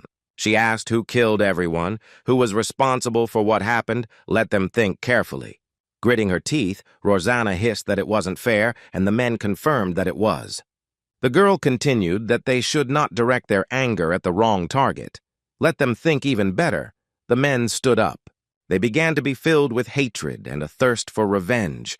Their dirty feet stood confidently on the ground, ready to go to the goal. Roseanne declared that since they were going to die anyway, they had to punish the one who did all this, the one who killed everyone. The eyes of the townspeople burned with the red fire of anger, and they resolutely asked what they should do. The girl replied that they already knew this. They had to kill all the undead, destroy absolutely everything. At this time, in the capital of Riaz, Sir R. Edelbrace bowed in greeting before the emperor.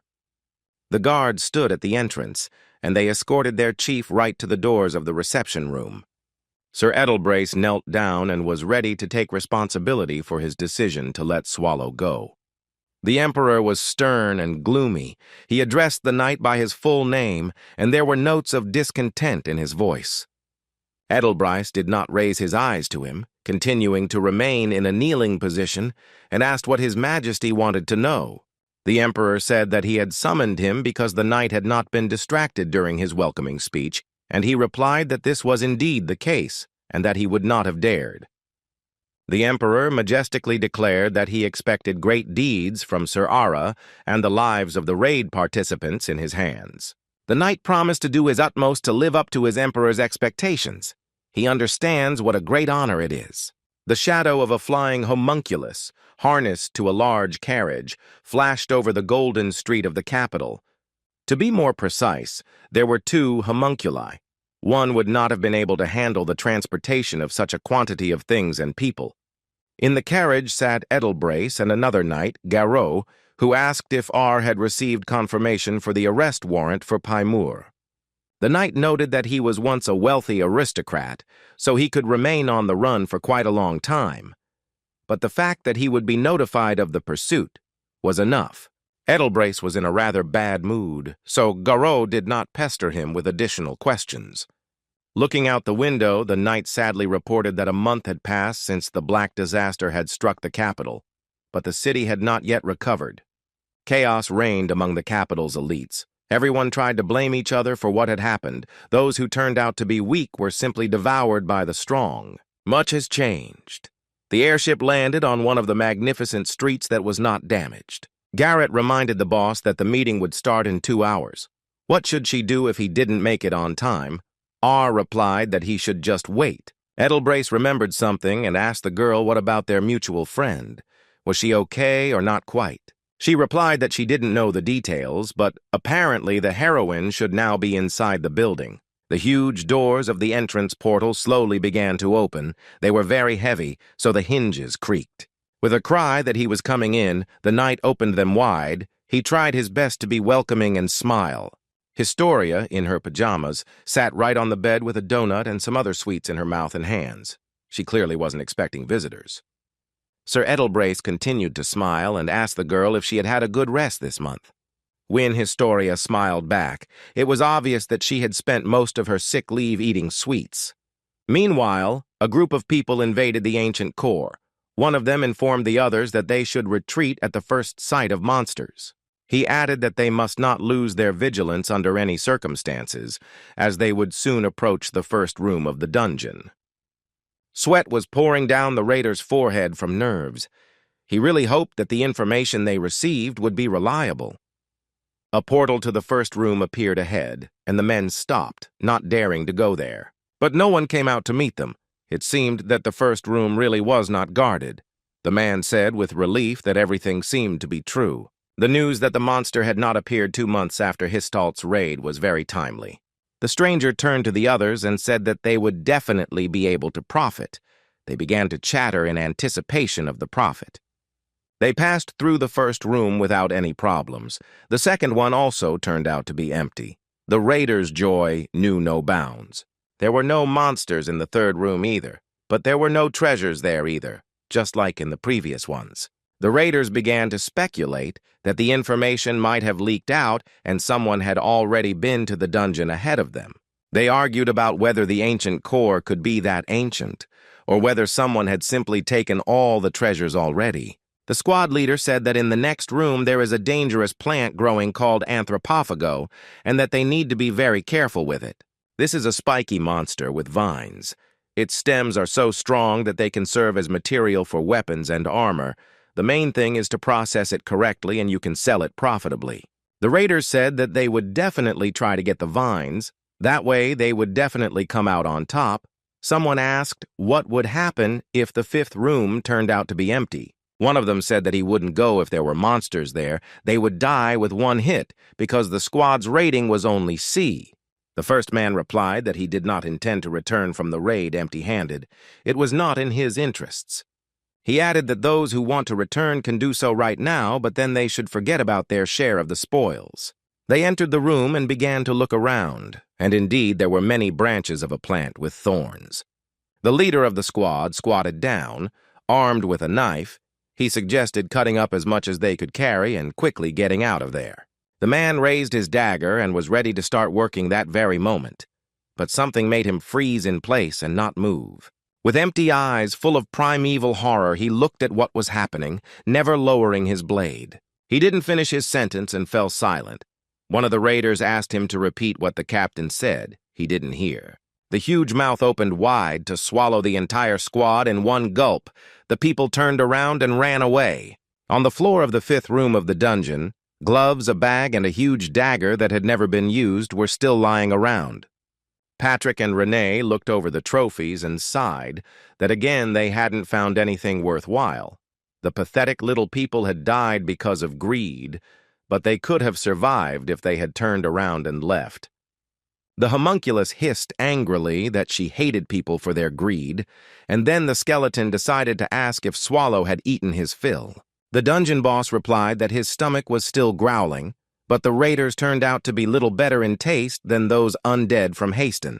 Patrick cheerfully noted that this was predictable. Judging by their clothes, these were not residents of the Empire, but guests from the Western Kingdom. He was simply not accustomed to the taste of foreigners. Picking up a piece of cloth with a coat of arms that confirmed the skeleton's guess, Renee reported that the invaders had come a long way. Swallow laughed and joked that the world had become much more convenient. The exotic delicacy was now available for home delivery. Patrick did not appreciate the humor. The skeleton reminded them that it was high time they hired new monsters. Rumors that the ancient core was empty were spreading too quickly. The boss yawned, and the Death Knight was indignant that he couldn't be so irresponsible. A little more and he himself would fall into apathy. Patrick reminded them of his resignation letter and demanded that the boss come down to them immediately. The skeleton smiled ingratiatingly and turned to Melch, proclaiming that the lady had come to visit them at just the right time, which was a great stroke of luck. Thanks to her detection magic, they instantly know about the invasion and take the necessary measures. The demoness laughed happily. Swallow continued the topic and added that the demon queen was very reliable, which caused a storm of indignation from Renee. The girl reminded him that she also had magic powers, and the boss gently stroked her head, telling her that she was wonderful and also a great girl. Now it was Melja's turn to get angry, and she said in an icy tone that she was glad to help the great dungeon. Patrick exclaimed enthusiastically that her help was simply invaluable. They were able to avoid many problems only thanks to the demon queen. Here, Melju began to shyly squeeze the hem of her dress. She clearly wanted to ask something but didn't know where to start. Finally, she plucked up her courage and asked how long she would remain in the ancient core as a guest.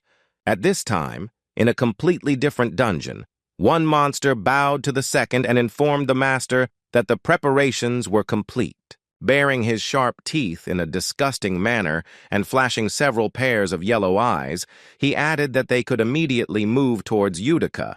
The second monster looked at him with a pleasant, calm gaze. It was His Majesty Ubar, the Demon King. Melzu decided to leave the dungeon and take a walk. She needed to think. The demoness sat down on a rock and looked at the moon. She was very sad, had no money, no place to call home, no definite plans for the future. In a few days, there was to be a meeting of the Demon Kings, and Melju couldn't decide whether to go to it or stay in the core of antiquity. She looked into space and tried to make a decision. There was not much time to think. Then Patrick appeared at the cliff and said that the air today was very refreshing. It really got to the bone. Melju asked if he had gone out to get some fresh air, and the skeleton reminded him that he didn't really need the air. He asked what the demoness was doing there. She replied that she had gone out for a walk and asked a counter-question about the same thing. Patrick said that since he doesn't have to waste time sleeping, he devotes it to training, honing his skills. When the demoness asked if he could really become even stronger, the Death Knight replied that as soon as he stopped training, he would fall apart into pieces.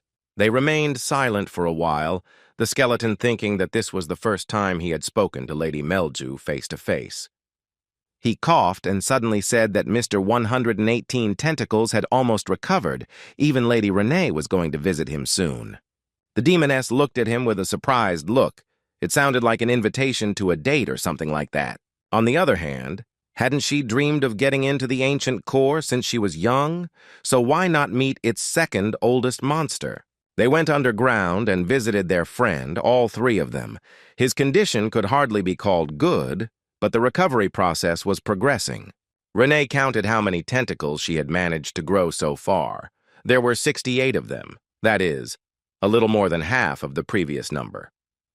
The maid added that the regeneration speed needs to be increased. At least another 10 are needed to feel confident. Melju took one tentacle in her hand and asked if the monster had really fought against the Histalt trade union.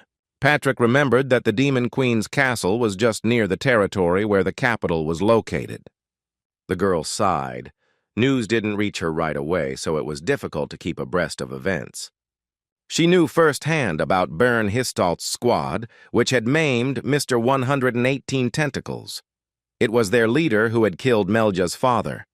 How powerful was Swallow, if he ate Byrne without even noticing, and dealt with the rest of the raiders in the same way? Melju gently stroked the tentacles and thought that she herself would not be able to cope even with one of the opponents of Byrne's level. The demoness became very sad. The girl felt that being in the core of antiquity was simply not her honor. She muttered that if the tentacles didn't recover soon, they should think about recruiting more new monsters. Renee immediately became cheerful and suggested that they only accept men, like those golems from the fourth room. Patrick objected that this was too much, and they began to argue, but then Melju loudly called out to her comrades. Both fell silent and looked at the demoness in surprise. Such behavior was completely out of character for her. Melju looked each of them in the eye and in a confident voice announced that she was leaving and was going to go to Udica. At this time, Sir R continued to talk with Win Historia. He was interested in the condition of the girl's wounds. She replied that everything was fine, to which she was advised to keep quiet about it. Nothing good would happen if people noticed her regeneration speed. Edelbrace suggested they have some tea. He had some goodies in stock. Win reminded them that the night's meeting was about to begin. The guy stopped right next to the open closet. He pretended that he had completely forgotten about the upcoming event. He looked into the closet and asked if the maid had come. The girl replied that she had not, but that she had left the room and gone out into the city. Sir R asked in a puzzled tone to go to the meeting room without him. He would join everyone a little later. Win and Garrot asked not to linger. They were alarmed by the need to sort out the paperwork right away. The guy stopped in front of the cupboard and asked a question into nowhere, whether he knew which maid washed the tea set. There was no answer, and Edelbrace asked again, emphasizing that this was important for him and for all the knights. Then something flashed in the darkness, resembling a barely noticeable face in a mask, and promised to sort out the issue in the near future. Thousands of confidential documents were scattered around the room. Anyone could read them, and she had to be gotten rid of immediately. Sir R looked into the darkness and ordered to find all the maids and get rid of them within 4 days. No need to send a report. It was approaching 12 o'clock, time to join Gareth and Historia in the boardroom for the night's meeting. Edelbrace thanked everyone present for taking the time to come and discuss the Black Catastrophe and the ancient monster that had caused it. One of the men countered that the Imperial Court had ruled that the Black Catastrophe was not Swallow. Hadn't that been the case, Scout Leader Cart clarified. Sir R replied that the announcement of the court's decision was made only to calm the townspeople. Cart asked if there was any evidence that it was the Devourer. Edelbrace replied that he had seen it with his own eyes. Swallow had fought with Win, and Miss Gareth Azanalaja had lost her arm because of him. Someone shouted that this was a blatant lie, to which the knight asked to look at the girl. She was present in the hall. Win Historia became sad, remembering the events of that day. The man who doubted calmed down, after all. The word of a hero meant a lot. He asked where, in that case, there was a guarantee that the ancient monster would not descend on the capital again, then they would be in trouble. Sir R replied that there were no guarantees, but since Swallow had come without any warning last time, it could happen unexpectedly, and we needed to prepare. Everyone present became gloomy and began to think about the difficult situation they personally and the Empire as a whole found themselves in. Then one of the men asked if the Black Wolf Knights had a plan for their preparations, or anything at all. Another replied that it didn't look like there were any gaps in the capital's security, meaning that it was simply impossible to stop Swallow, no matter how hard you try.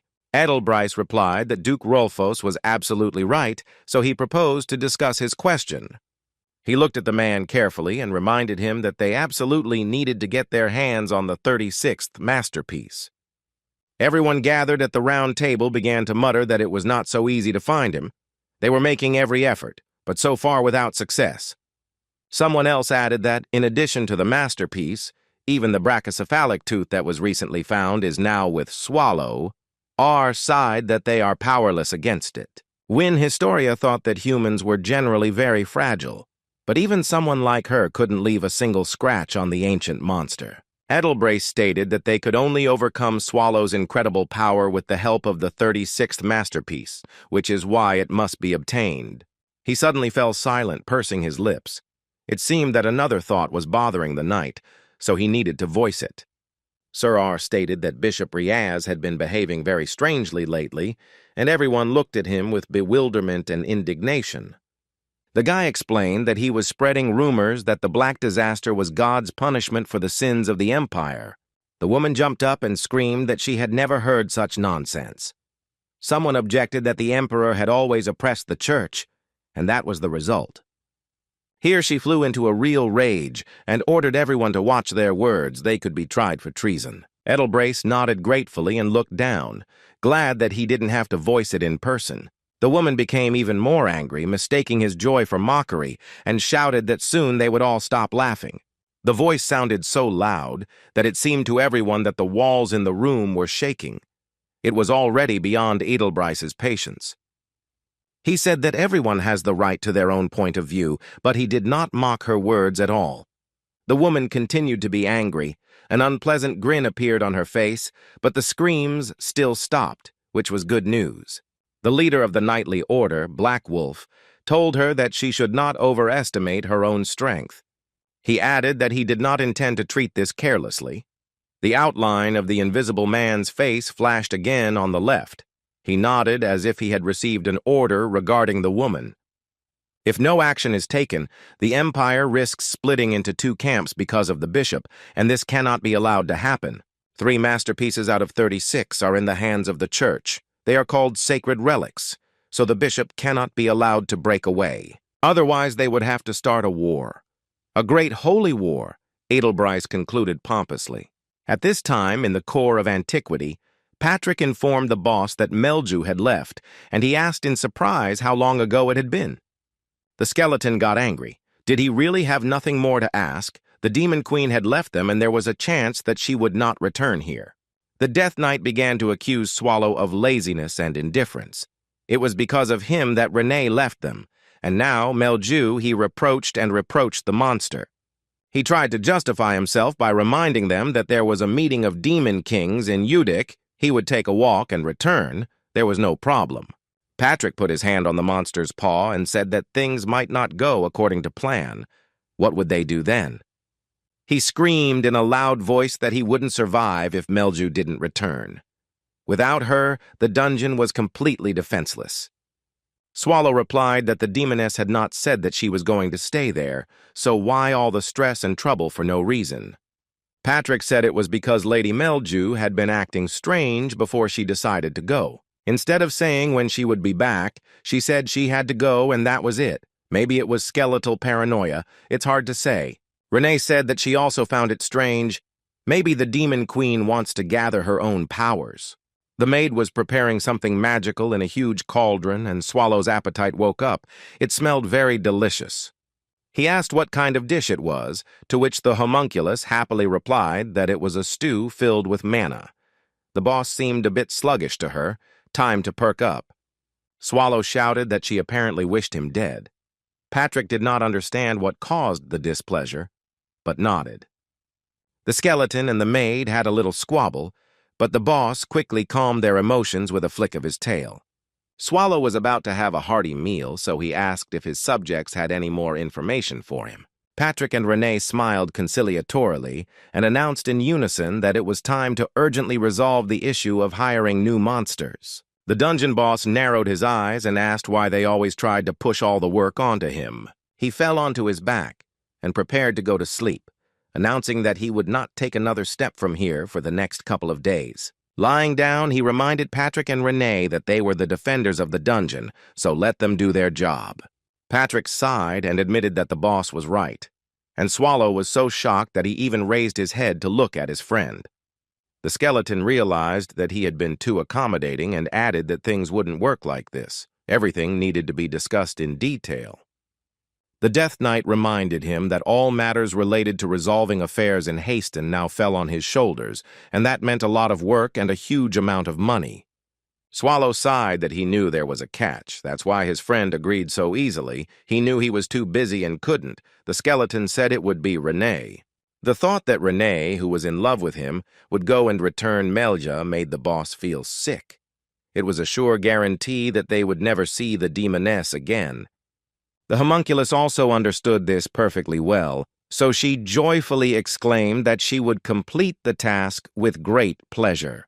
Swallow knew from her reaction that his fears were well-founded and muttered that Renee still had problems with her eyes and also had a lot of work to do with the tentacles. He also added that the city might be suspicious of the girl's appearance, and Patrick confirmed that this was indeed the case. The Death Knight's eyes lit up with an evil fire, and he kindly informed him that the boss could rest, leaving all the work to him and Renee. Swallow realized that this was a trick, and that he simply had to go to Udica himself for Melja, otherwise disaster would happen. Then Patrick remembered something and called out to the boss, who asked with a displeased look what else he needed. The skeleton began to suspect that Lady Melju might not take his appearance quite as they expected. Meanwhile, the carriage, drawn by a country horse, approached the city. The coachman, in a funny straw hat, was chewing a blade of grass. He was glad that he had arrived without incident. Melju got out of the carriage and he wished her well, noting that it must not be easy to travel the world at such a young age. The girl was a little scared. She herself did not expect that she would risk going to such a place. It was the mercenary city of Connect, and even its appearance did not inspire hope that the walk would be pleasant.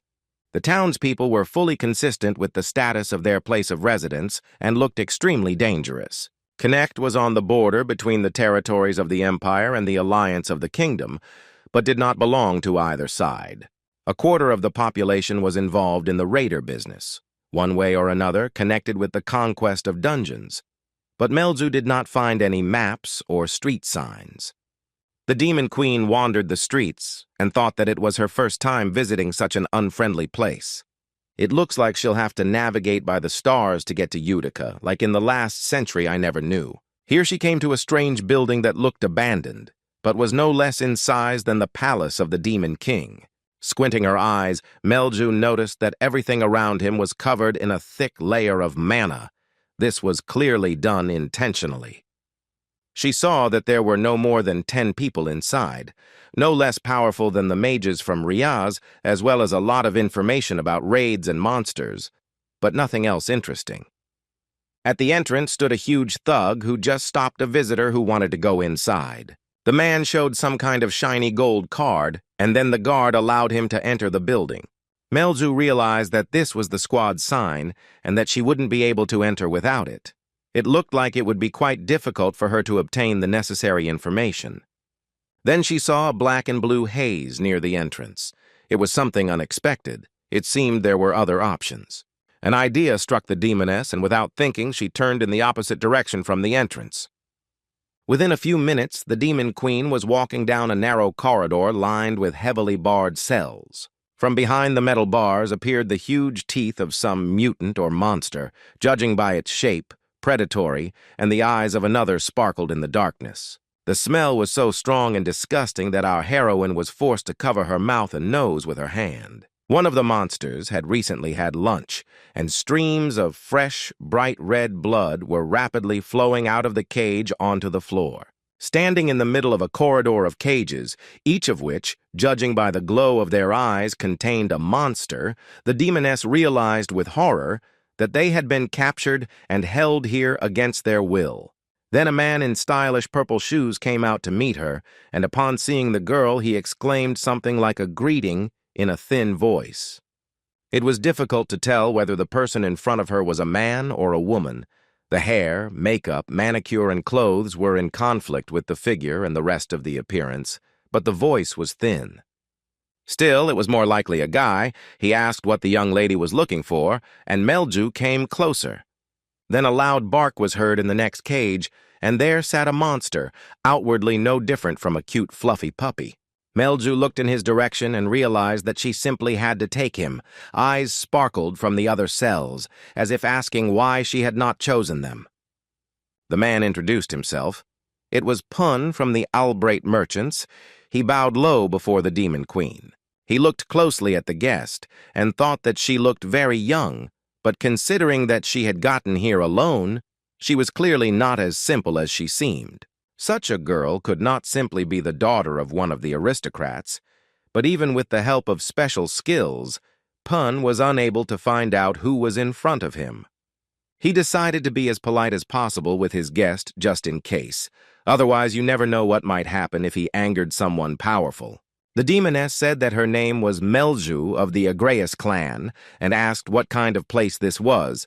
Pun replied that it was a storage room for items and monsters from raids. He added that they are usually used to create weapons, armor, artifacts, and potions, but he just sells them. Melju decided that she should take a closer look. After the castle was restored, she would need to replenish her army.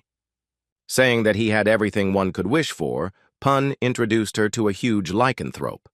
This powerful demonic creature, capable of holding its territory to the end like an army commander, looked terrifying in chains. Melju began to cry. She remembered her father's lycanthrope and how he was always determined to win, and she was very upset. Looking at the monster again, she firmly stated that she needed it. Let Pun announce the price for the demon. The man raised his hands in surprise. 4 B-class raiders gave their lives to catch the monster. It is very dangerous. Melju simply looked at him menacingly and asked him to name his price without going into unnecessary talk. The merchant began to leaf through his notes, constantly repeating the word lycanthrope. He pretended that he could not find the necessary price list. Finally, he announced the price of 250 ounces, and the Demon Queen could not contain her emotions. It was very, very expensive. She thought that she had money, but still the price was somehow completely inhumane. Squeezing the bag of coins, the girl became despondent. The demoness remembered how Renee had given her this award as a kind of thanks for helping Mr. Swallow and all of them. Considering that the maid with the blade gave her 500 ounces, the lycanthrope would have cost her exactly half of all the money Melju had. She decided that she couldn't spend half her fortune before she restored her castle, so she declared that she would look at some more monsters. The Demon Queen looked into the cages.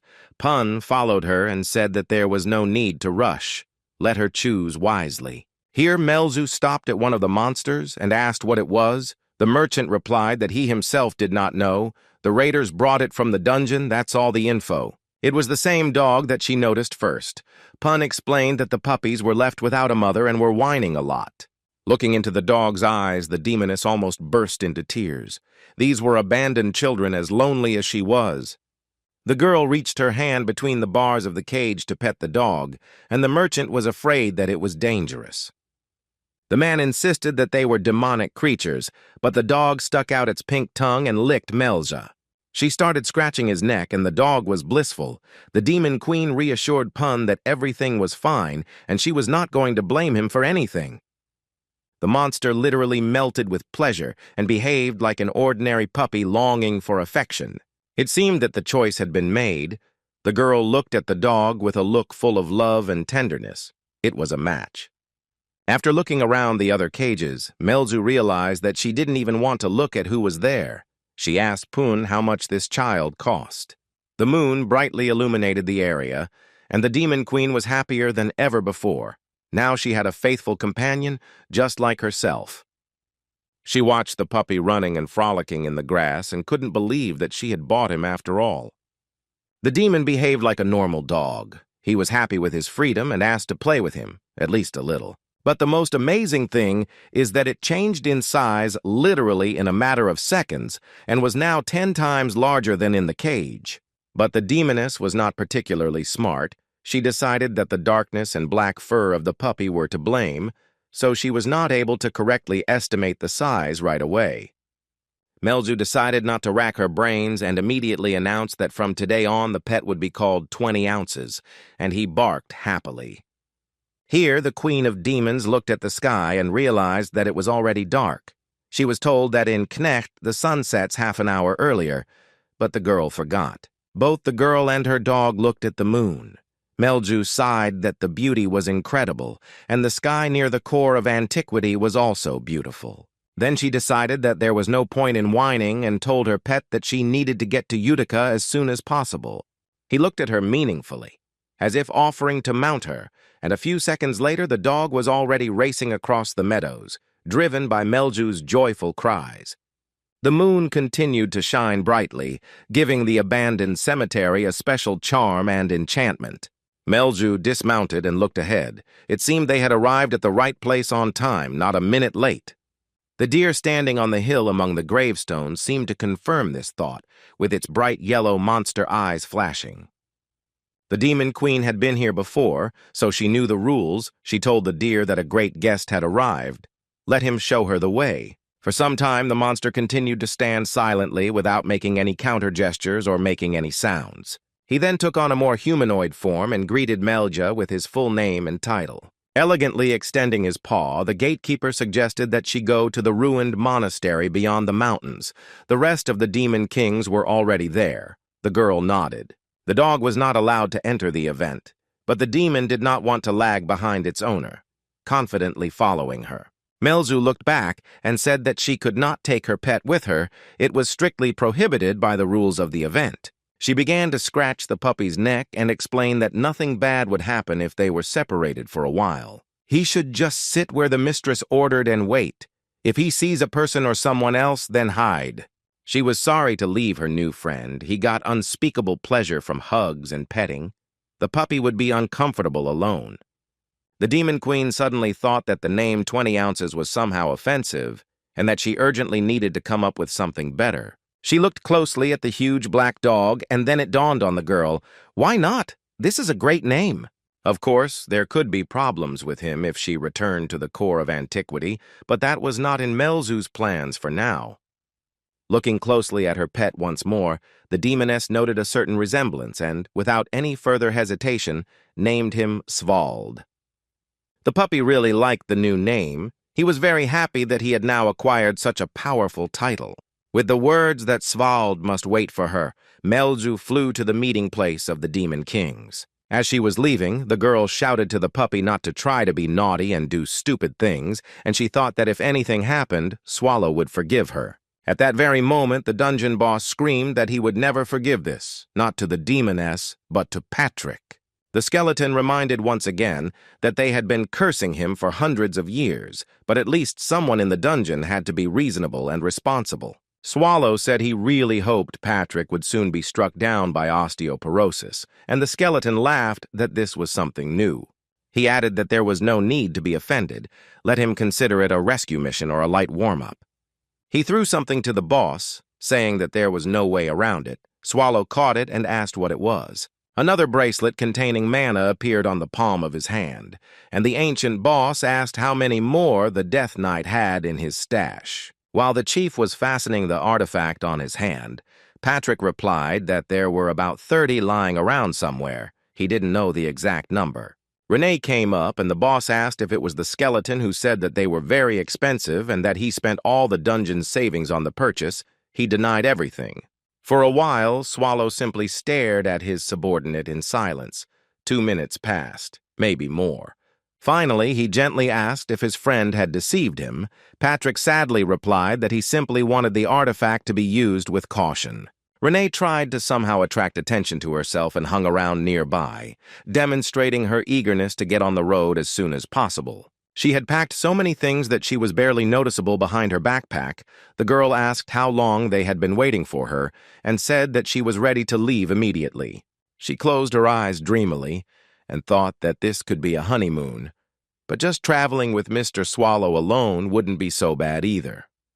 Patrick and the dungeon boss suspected that she had special plans for this trip, but they did not comment on anything so as not to further inflame the atmosphere. The ancient monster literally jumped up and said that it was time to go. Patrick barely managed to shout after him that he was not finished yet. He reminded them both to be serious and not to forget about the main purpose of their foray into the human world. The skeleton began to loudly beg that when they returned, they would not find that they had destroyed half the world. He even added that he was begging. Swallow asked Renee what the first destination was, and the girl replied that Connect, in the city of mercenaries, all the necessary information could be obtained. The boss agreed that Connect sounded good. He was ready to go anywhere, just not to listen to Patrick's moralizing at least for a while. The skeleton looked after them and thought that he was experiencing some strange feeling, like a bad premonition. His skull was simply splitting at the thought that sending the couple together had been a huge mistake. The Death Knight sighed and decided that as long as everyone had a head on their shoulders, there shouldn't be any problems, major ones at least. Meanwhile, Melju was on the ruins of the former monastery. The place was specially camouflaged from prying eyes. She stepped over the threshold of the hall where the meeting was being held, a little hesitantly. It was clear that the event was rather pompous. The Demon Queen was very sad. It had been so long since she was here last time with her family. The meeting of the Demon Kings of Judica was held once every few years for all representatives without exception, but attendance was not mandatory. The hall was filled with horned men, women, and boys, all of them full of self-importance.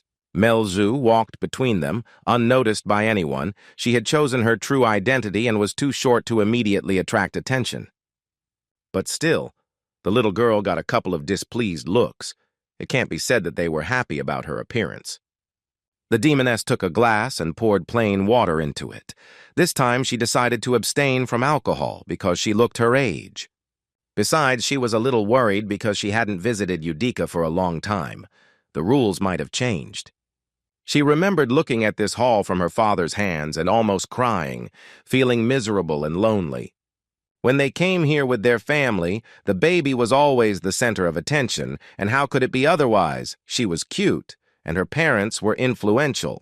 Melju stopped in the middle of the hall and realized that not a single soul had come up to even greet her, let alone chat. The girl drank her water from a luxurious glass and thought that no one here cared about her at all. Then someone pushed her, and the Demon Queen was doused with water. This was the last straw. Her patience simply snapped. Melju looked back and bared her teeth, hissing that no one dared touch her with a finger. What disrespect. The tall man looked at her with complete indifference. The demoness suddenly felt that he was not the king of demons. But then what was he doing here? She prepared a magical charge and shouted that no one dared to crash into the Demon Queen. Now she would teach the impudent fellow a lesson. He couldn't help but smile. The situation was truly stupid because the young man's red eyes betrayed his true nature. The guy snorted and walked on. This angered Melza even more than before. She was ready to rush after the offender and give him a slap. She was so much smaller than her opponent that laughter was heard behind her. Everyone was unanimous in the opinion that such a small fry had no right to be called the Demon King. Melju cried and thought about how these bastards looked down on her, although they had no moral right to do so. Before they kissed her father's feet. The girl said that let them laugh. A little later, she would make everyone regret it, as soon as she gathered her great army and returned here. Then someone's hand fell on the demoness's shoulder, and she widened her eyes in fear, deciding that someone had decided to teach her a lesson for her insolence right now. Melju turned around menacingly, shouting that no one dared touch her. For the second time that evening, it sounded even more comical. The blonde looked at the girl in surprise. There was surprise and joy on her face. She asked if Melju had really come here. The girl looked at her childhood friend in surprise. It was the Demon Queen named Marmolia. She grabbed her friend in her arms and started chattering about how she was just happy that Melju was alive. She was very worried. She hugged the demoness and tried to remember when they saw each other last. It seemed to be during their studies. She tried to break free from her embrace. Finally, the girl managed to free herself and stated that she wanted more respect, to which Marmolia laughed that she didn't think they would move to a formal relationship. She winked at her old friend and suggested that they go somewhere first, but it seemed that refusal was not an option. The girls returned to the mercenary city of Knecht. At night it was even more unpleasant than during the day, but the walk was not long. Marmolia brought Melia to the hotel, threw a couple of coins at the reception desk, and asked for the best room for them. Some people also tried to rent a room at the hotel, but the innkeeper looked at them with a bit too much distrust. Some beggar came with a maid and tried to occupy good quarters. Everything would have been fine, but they paid in gold. Before he could even step over the threshold, Swallow spread his arms wide and prepared to jump straight into bed. Renee said goodbye to the innkeeper, and the ancient monster had already carried out his intention, assessing the softness of the feather bed. The innkeeper wished them a pleasant stay and reminded them that they could call him if necessary. The dungeon boss was about to go to bed, but the maid noticed that they had other plans. Renee explained that there was an adventurer's shop nearby, but Swallow replied that he simply had to rest.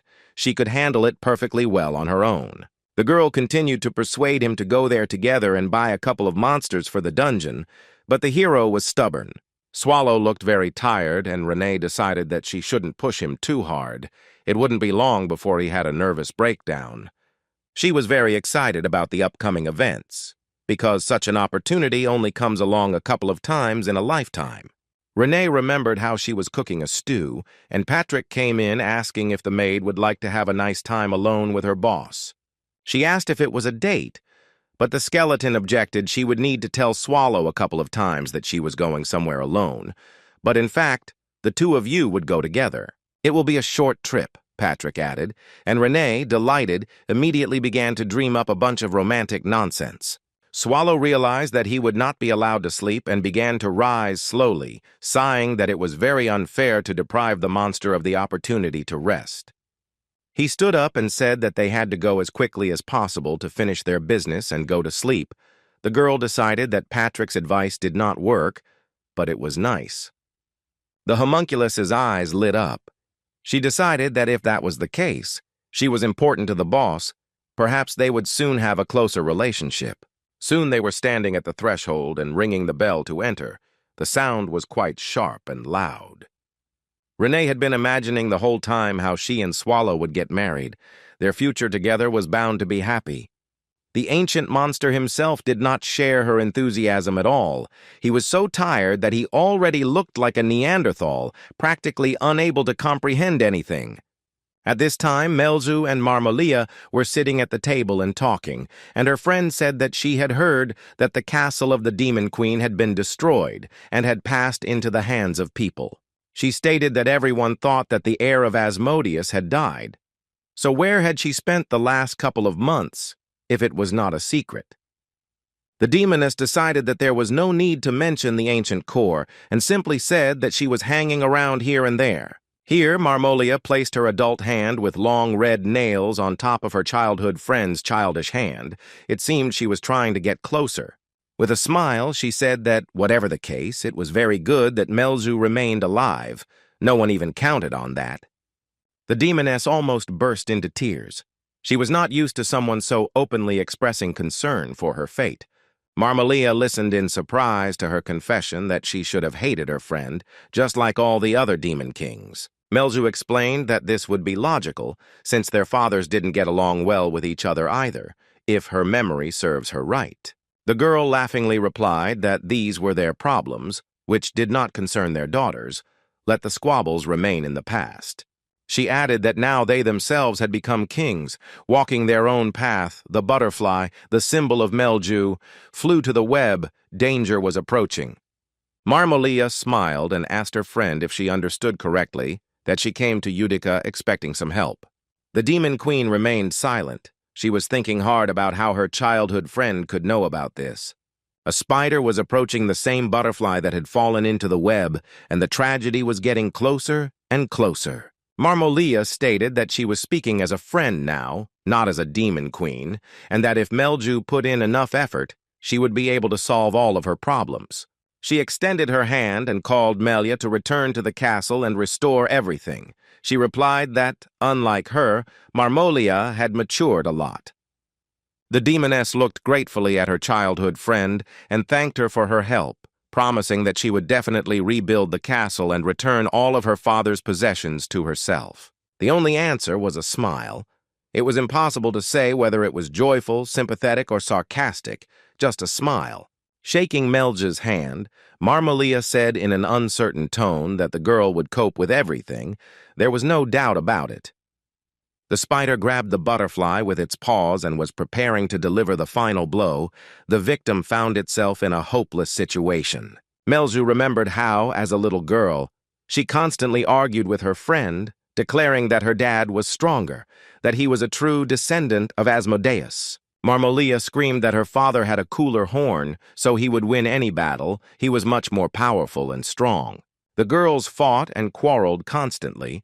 They did not have any particular disagreements, but they found a reason for the conflict without any particular problems. Their fathers never got along with each other. Most likely this was the result of their subconscious influence on their daughters. When there were rare hours of calm, the girls could well consider each other good friends. There was a wonderful moment in their lives when they both fell asleep next to each other and saw a wonderful magical dream. There they played among the butterflies together, and Melju thought that it was at that moment that they began to change. The fact is that their fathers also watched this dream together with their daughters after the girls woke up. The phenomenon itself was too curious and rare. At that time, the young demon queen was bathed in the love and adoration of her parents, and this became the main factor that shaped Melju's character. Marmalia's family did not have open displays of emotion. She looked at her friend's happiness and slowly began to hate her. Now she took Melja by the hand and led her to the door, saying that she wanted to show her something interesting. The girl followed her and thought that her friend had become quite an adult, while she herself was still a perfect child. She seemed to read her thoughts and looked back. Melju asked where they were heading. Marmalia said that she couldn't help her friend rebuild the army on her own, but the other demon kings could help. Melju entered the room behind the door, full of hope and gratitude to her friend and her fellow demons. But after a couple of seconds, her face began to change. It became full of fear and disappointment. Everything was not at all as it should be. The demon kings greeted Melja with contemptuous, hateful looks, and it was immediately clear that no one was even thinking of helping her. Marmalia bowed and reported that she had brought her. Melju looked in surprise at her childhood friend who had betrayed her. Melju realized that since then Marmalia had not changed at all and remained a mean and envious hypocrite. Melj Udalimf Agreya knelt before the demon king Ubar, who represented the fourth generation of direct descendants of Satan. He sat on the throne, towering over his subjects, and shouted loudly that she had greatly disappointed them all. Marmalia glanced sideways at her former friend and contemptuously called her little silly Melju. Did she really expect that the demon king, who had lost his entire army, power, and territory, would be welcomed here in Udica? The girl replied that she suspected that she would not be greeted with fanfare, but that she could not even imagine that everything would turn out so bad.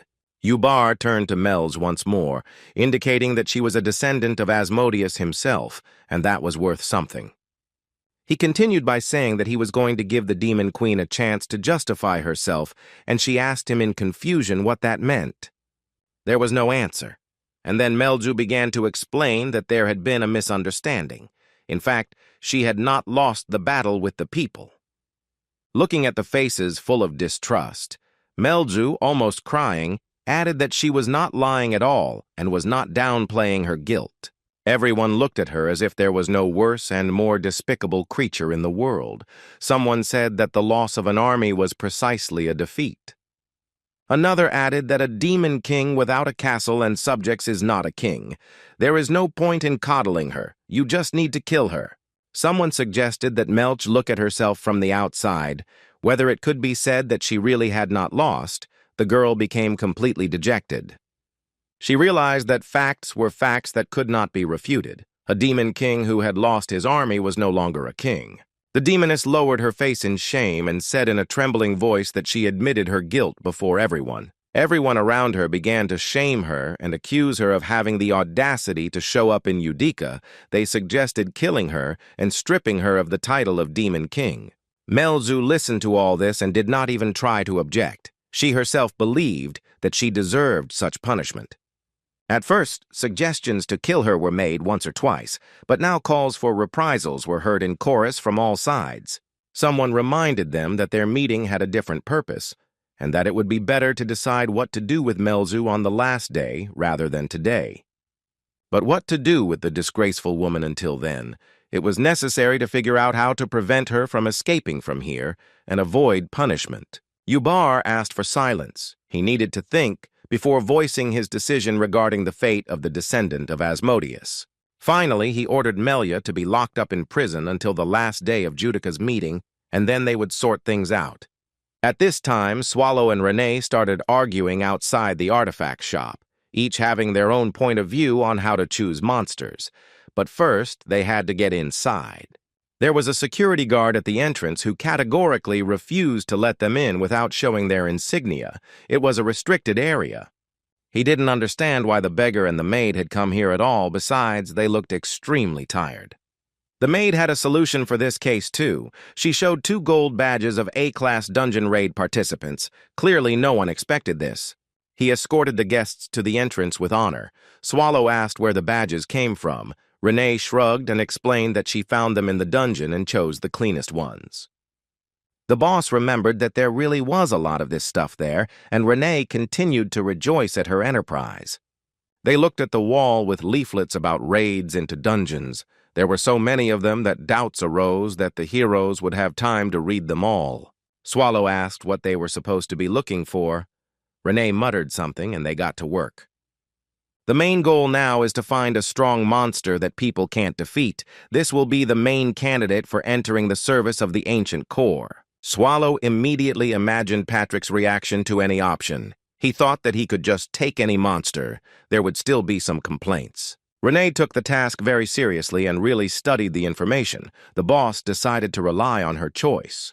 She thrust a stack of dossiers at him on monsters just below the level of the great dungeons of evil, but the devourer yawned, too lazy to study them. The seller apologized and said that they had been there for quite a while. He was going to start cleaning, so he suggested that the guests come back tomorrow. Renee asked to hold off on closing a little longer, but the man replied that everyone had already left long ago, and for the sake of the 2 of them, he had already hung around there a couple of extra hours. Renee thought that if it dragged on until tomorrow, the date would fail, and Swallow just wanted to sleep, not waste another day searching. The girl said that she would never come here again tomorrow, and the boss suggested simply killing the annoying merchant. But money became the best solution. All the claims disappeared at once, and our heroes were able to continue searching for monsters. The homunculus saw data on another interesting raid on the top shelf and ordered it to be retrieved immediately. They looked through the information in several more weighty folders, but still could not find the right candidate. Swallow was practically asleep, but suddenly he suggested that the maid read about some ancient slug, and she became interested. The girl looked and admitted that the choice was excellent, but his dungeon was too far from them.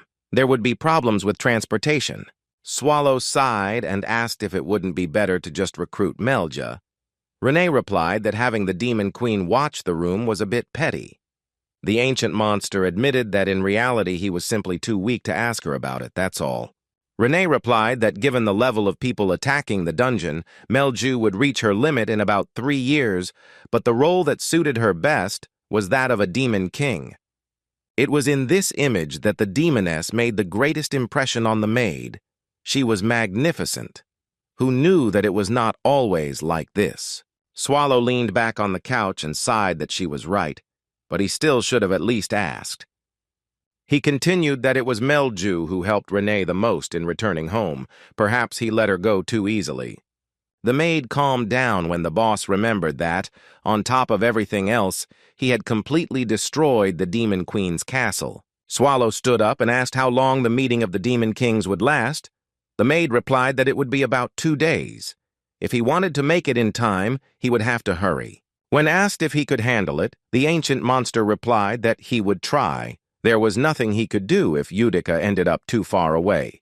Renee added that in order to find the gathering, one must be able to read the stars. She heard that it was a hereditary skill of the Demon Kings, but she didn't know how at all. The boss turned away and was silent for a while, then said that he could do it.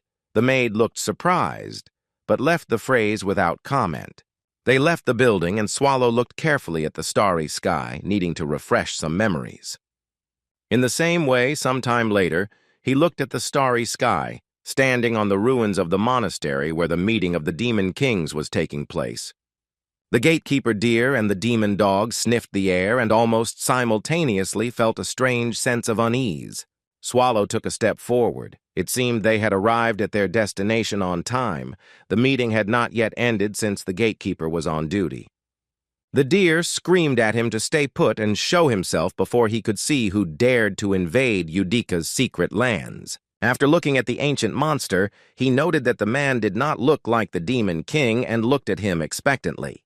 He said that further entrance was only for representatives of this race. If he takes another step, he will regret it for the rest of his life.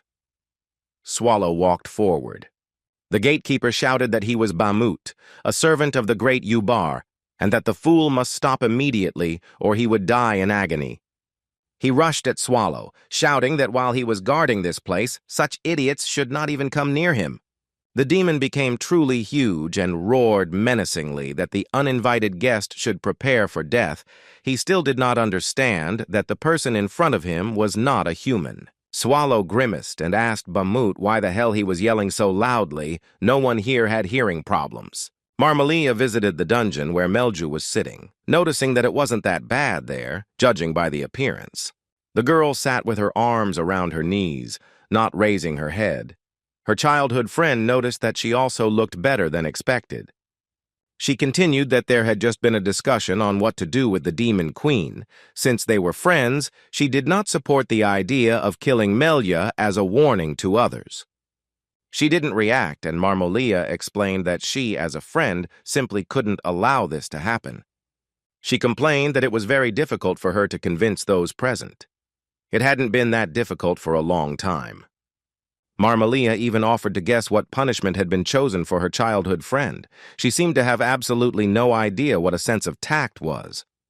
The Demon King sentenced Melia to have her fangs torn out and her horns sawed off, the main attributes of belonging to their race. The girl continued to listen silently, and the demoness lamented that now everyone would definitely look at her with contempt. Then my childhood friend was overcome with memories and began to tell me that she had really wanted to see me before. Melzu was broken and depressed, so she didn't react to this phrase in any way, continuing to think about her own. Then Marmalia added, but most of all, she always wanted to see her in exactly the same state as now, disgraced and damned. The Demon Queen ignored this too. Then her former friend said that she had an idea. Since she would be left without horns and fangs, attributes of her race, she had a proposal. Let him become her servant. If he diligently licks her heels, he can even count on a salary. Melzu continued to remain silent, and this drove Marmolia more and more furious. She couldn't understand such apathy. Then 2 demons came and said that they were ordered to escort the criminal to the courtroom immediately. Marmolia proudly straightened her shoulders and ordered that they seize her and take her there immediately, and that they not be shy along the way. Melzu began to slowly rise from the floor to her feet. She had no intention of resisting or trying to escape. Peacefully standing between the demons, the girl announced that she was ready to go, and they howled that she was so bored. Narrowing her eyes, Marmolia hissed that in fact the fun was just beginning. Let them wait about 10 minutes. They entered the hall, and loud whispers began to sound from all sides. The Demon Kings were eager to administer justice. One of them read a speech about how no one dares to disgrace the title of the Demon King, so now a trial will take place where a suitable punishment will be chosen for the criminal. First and foremost, Melju must answer for losing the trust of the demons who have faithfully served her family for many years. For this, a severe punishment will be assigned, which will be able to return weight to the very title that the girl desecrated. Her Demon King horns will be sawed off and her fangs will be torn out, as well as her claws if they are available in this form. Melju de Lymphagrea also has the right to have the last word before the sentence is carried out. The girl nodded and began by saying that although she had not spent much time behind bars, she had managed to think about a lot of things. But even now there are things that cannot be understood. Let's start with the thesis that the weak perishes. The strong survives. The Demon Kings looked at her in surprise. It didn't look like words of remorse or anything like that. Melju explained that initially the Demon King's army was gathered to protect him, the weak army fell, the strong queen remained alive, which is the essence of the problem. Everyone around screamed that she had committed treason, that her demons had died, and the Demon Queen didn't see a problem with it. What impudence! Melju asked in surprise if they wanted to accuse her of abandoning her army during the battle. The girl indignantly asked if anyone present knew how she treated her demons. Marmalia burst out laughing, which caused several puzzled looks from her colleagues. She said that Melju should stop these pompous speeches. Her army was simply wiped out, and the Demon Queen herself was weak and in a pitiful state. She objected that her condition was quite normal, and it was just not clear why there was this trial and these accusations, discussions of punishment for offenses that did not exist. Marmalia shouted indignantly that it was time to stop this chatter. She didn't understand why the great lord of the Demon Kings wouldn't stop this farce. Melzu looked at Yubar and simply asked him if she was right in her judgment. She turned to Sir Yubar again with the same question, and he continued to sit silently on the throne, deep in thought. Marmalia cried out how her childhood friend dared to address a higher being in such a way, calling him not lord but simply sir. Someone suggested tearing out the demoness's tongue along with her fangs. Yubar called on the crowd to calm down, replying that he was not impressed by this speech, and Melju had already lost everything. The Demon Queen fell silent. She already understood that her words played no role at all. No matter what was said, it would not affect the outcome. Here she felt cheerful. Yubara was called a supreme being, with all his narrow-mindedness and limitations. No, the Demon Kings are clearly not a supreme being. Thinking about Swallow, the girl began to feel much more confident and calm. It was a little strange. One of the executioners shouted that they would first carry out the first sentence, and then think about punishing her for her insolence. The demon with the cleaver approached him and chuckled, saying that apparently they should work well together. He turned to Melz and said that now it would be very painful for her. Let her try to enjoy the moment as much as possible. The monster announced that he was going to start with the Demon Queen's horns, and she sat completely still, ready for anything. Then a loud slam of doors and the sound of footsteps were heard in the hall. Everyone froze. Melzu felt a timid ray of hope. Marmalia glanced at the door with displeasure, but while no one entered the room, all the events took place outside. Yubar leaned his head wearily on his hand. He didn't like the noise, but he had absolutely no desire to waste time on finding out. Melzu heard her dog barking and wondered if the devourer could have come all the way to Utica for her. It seemed incredible. The Demon Queen thought about this and dismissed the thought over and over again, but still returned to it again. How much more pleasant it was to hear the barking of a dog outside the door than all the shouts of the crowd gathered in the hall to carry out the sentence. The girl thought that Swallow would not have come here, even the fact that she heard his voice behind her back, the usual jokes of the psyche. Melju didn't want to turn around until the very end. Tears gushed from her eyes, but sooner or later it had to be done, considering that no one had started to saw off her horns. Finally, the girl couldn't stand it any longer and turned around. Swallow was sitting on Yubar's throne in a relaxed pose. He was completely pleased with himself. The ancient monster smiled and said in a cheerful voice that it seemed to him that Melju was in some minor trouble. Once upon a time, in this place, in Utic, there was a huge castle, and next to it a monastery of servants of the dark forces. The Demon King lay defeated, his horns broken, and it would be hard to imagine a greater humiliation. Swallow towered over him in armor. He thought it was the last one. But why resist and die? Demon Kings are so stupid. Then he heard someone hiccup loudly behind the mountain of corpses. It seemed there was still one survivor here. True, this creature was much smaller in size than the others, but the ancient monster decided that if the demon had horns, then it must be one of the race of kings. He asked how old he was. It was difficult to tell by his appearance, and even asking him to raise his head did not give any result. Swallow thought about it. The dungeon boss once again ordered the young Demon King to raise his head and look at him. A snort was heard in response, and the order was carried out. Swallow noted that the youth's horns were very beautiful and asked his name, and he whispered something about the devourer. That's true, but he needs to say his name. The Demon King clenched his teeth, trying to gather all his will into a fist. Tears welled up in his eyes as the boy looked at the supreme being that could destroy him with one finger and whispered that his name was Yubar. The Demon King Lord closed his eyes and then looked back at the meeting room, the memories becoming a thing of the past. He looked at Swallow and Renee and couldn't believe that he had once again encountered an ancient monster from the famous ancient core. Someone called out to the Lord. He didn't answer and watched as a huge dog entered the courtroom. The Demon Kings would never have allowed a dog to enter Judica before. The demon puppy rushed to his mistress, and not paying attention to what was happening, began to cuddle and lick her face. Melzu smiled broadly, but decided to scold her pet for not following the order to wait for her outside.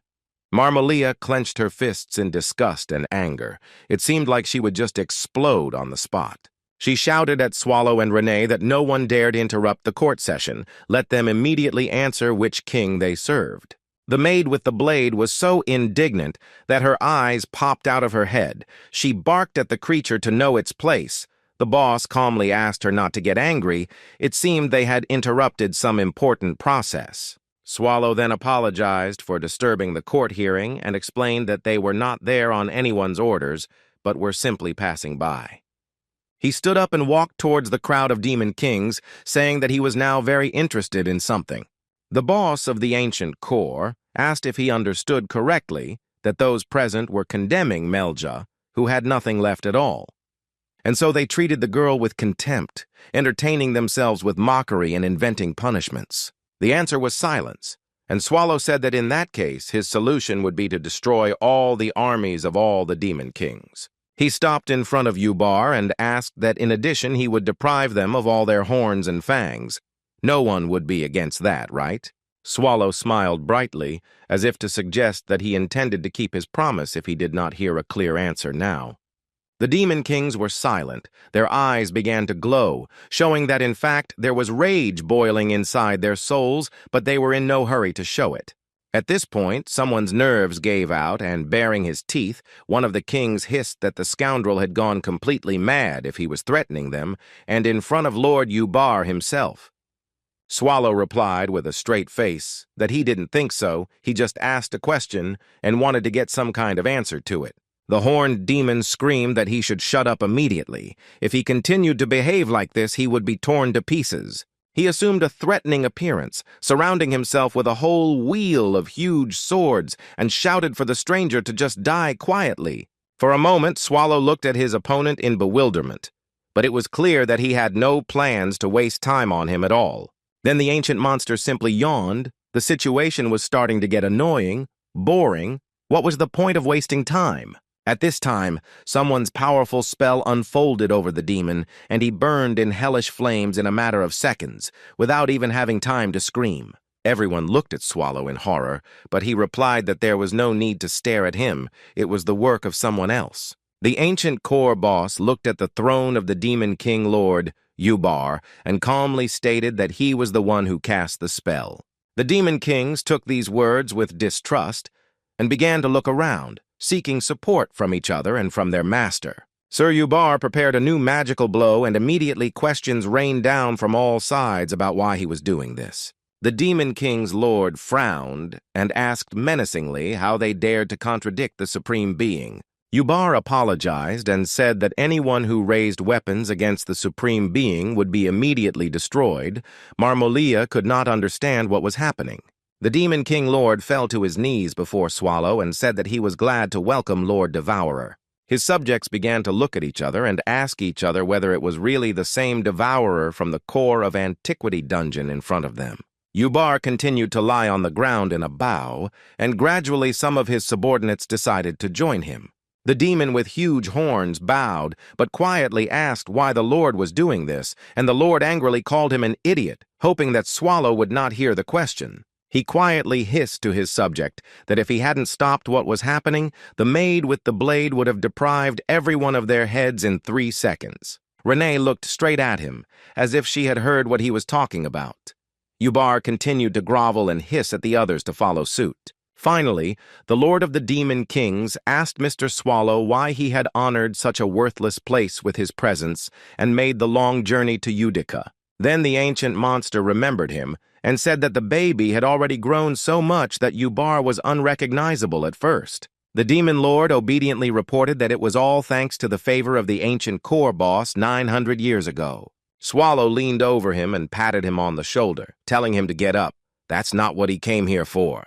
The touch sent a sense of fear through Ubar that he had not forgotten for nearly 1,000 years during his last encounter with the Devourer. Now he felt like a boy again, realizing that he was literally a hair's breadth away from certain death. 900 years ago, the ancient monster also asked if the young Demon King knew why he had come.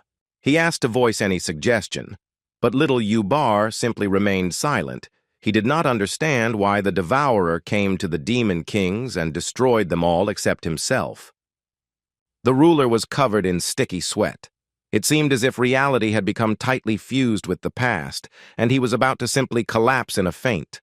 Swallow's look then, and Swallow's look now were almost identical, so ancient that the years had flown by as if they had never happened.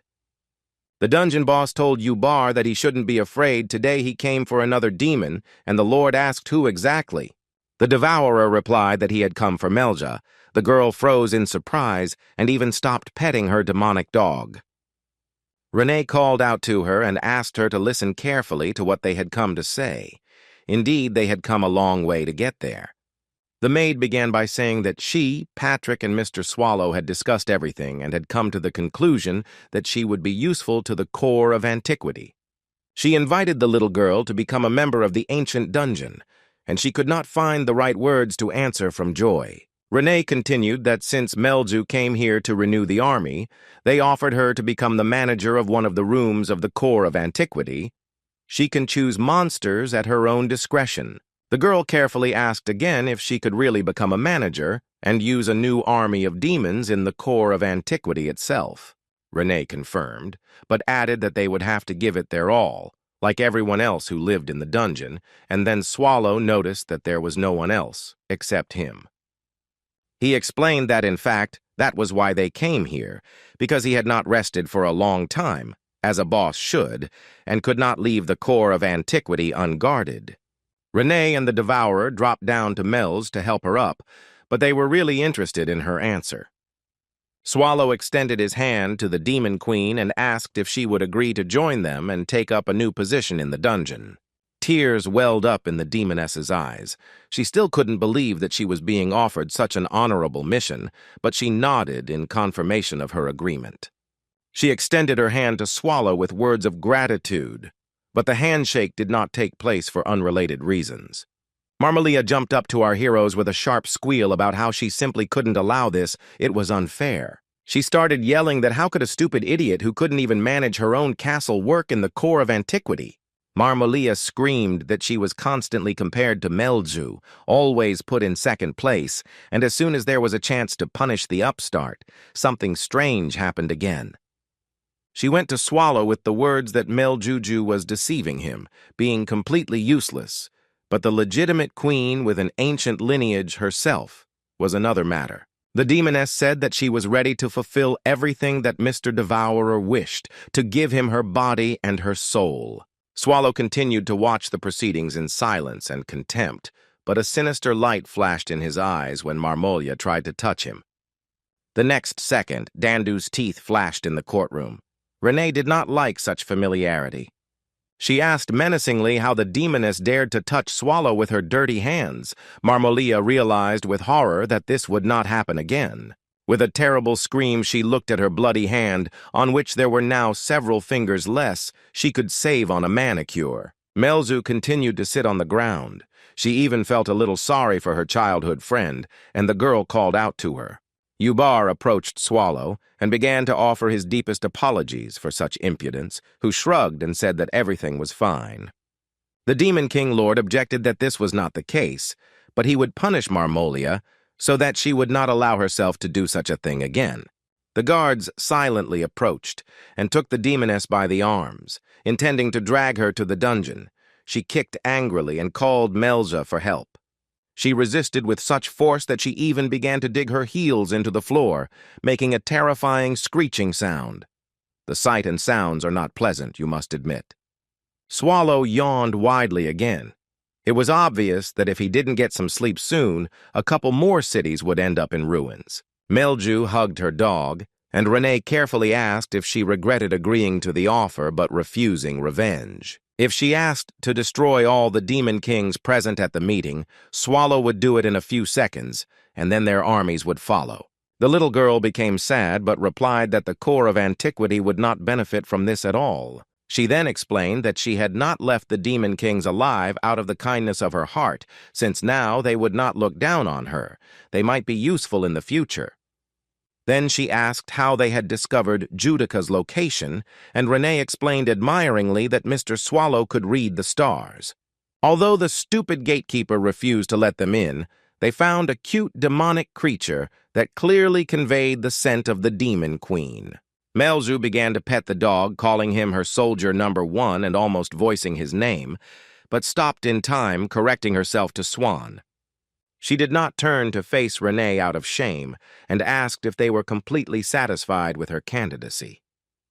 The girl explained that she would try her best, but she understood perfectly well that the previous manager was much stronger.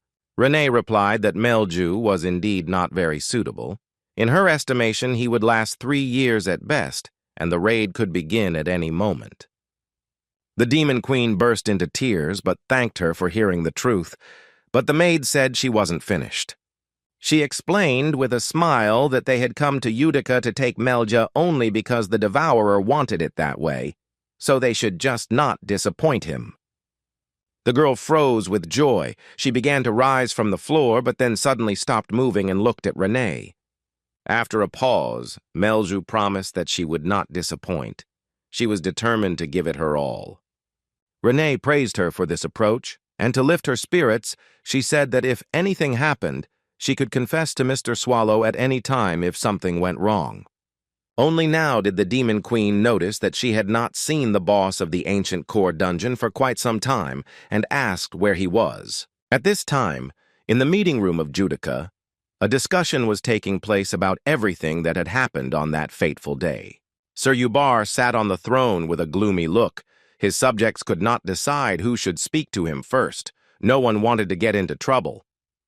But still, it was necessary to dot the I's and cross the T's, and one of the Demon Kings asked if there was a minute for him. As a representative of the Northern Viramans, he wishes to voice the point of view of his entire clan on what is happening. He carefully began by saying that he knew that the Devourer was an ancient monster, the ruler of the strongest dungeon of great evil. But his whole family is interested in why there was such a sharp reaction to his appearance in Udik.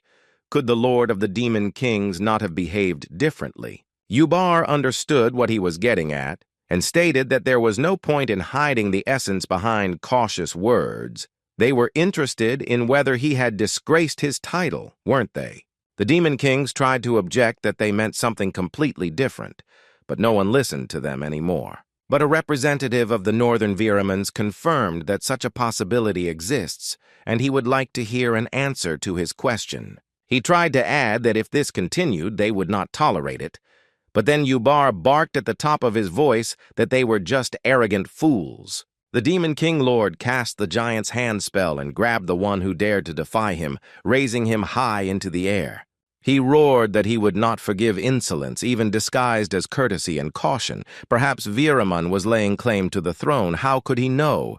Here someone turned to Senior Ubar with a request to restrain his anger at least a little. He reluctantly stopped. Someone remarked that at this rate Viraman would soon die, at which point Ubar squeezed his hand and tossed the dead body aside, asking who else wanted to talk. The subjects began to ask for mercy, and the ruler ordered everyone who did not have anything to add to get lost. He added that in the future he does not want to tolerate the slightest doubt about the correctness of his decisions and actions. The Demon Kings began to leave the hall, and Ubar wondered how the child of Agreus's line had gotten along with the ancient monster. Then Swallow looked into the meeting room and joyfully exclaimed that he was just looking for Ubar, who asked what Mr. Devourer wanted. The ancient monster was silent. Yubar asked again what was required of him, and the ancient demon slowly began to voice his wishes. The Demon King Lord thought that it would be naive to think that the ancient core boss didn't have ulterior motives, but he was willing to submit for the sake of his subjects. Swallow waved some object, saying that he needed to clarify something with the Demon King, and the man screamed in fear. The ancient monster asked in surprise why he was yelling and handed him what he was holding in his hands with a question. It was a description of some kind of dungeon raid. Yubar looked at the cover for quite a long time and did not understand what was required of him. Soon the detachment of our heroes left Udica, and for some time all three looked at the ruins of the ancient monastery. Renee stood with a backpack on her shoulders and loudly announced that for a long time she did not understand why the Monster Kings had called a meeting, but it turned out that it was because of Melju, who would have thought.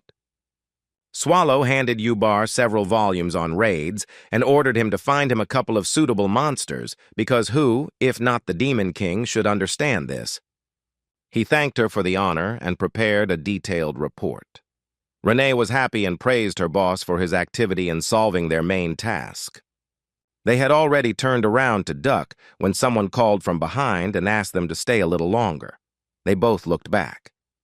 It was Melju, who had sorted out her affairs and was now ready to help her colleagues with their luggage.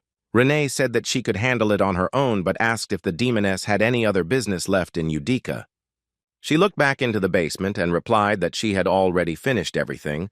There was no point in looking back into the past now. She should think about the future.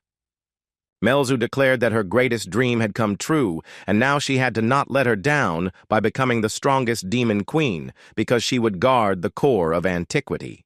The girl suggested returning to the mercenary city. Swallow wanted to get some sleep, but Renee replied that they should stay here for a few more minutes.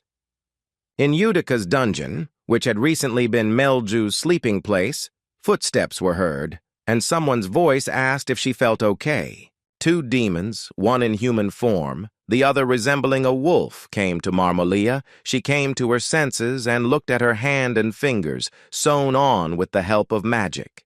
Realizing that they were moving and that sensitivity was preserved, the girl tried to feel her horns, but they were not in their usual place. She looked closely at the demons as if seeking confirmation that this was not a dream. They were a little confused. Then they explained that the Demon Queen had been unconscious for about a day, but she didn't listen and immediately screamed where the scoundrel Melzu was. Hearing that she had left the village with the ancient monster, Marmolia began to wail again, and it was discovered that she no longer had fangs in her mouth either.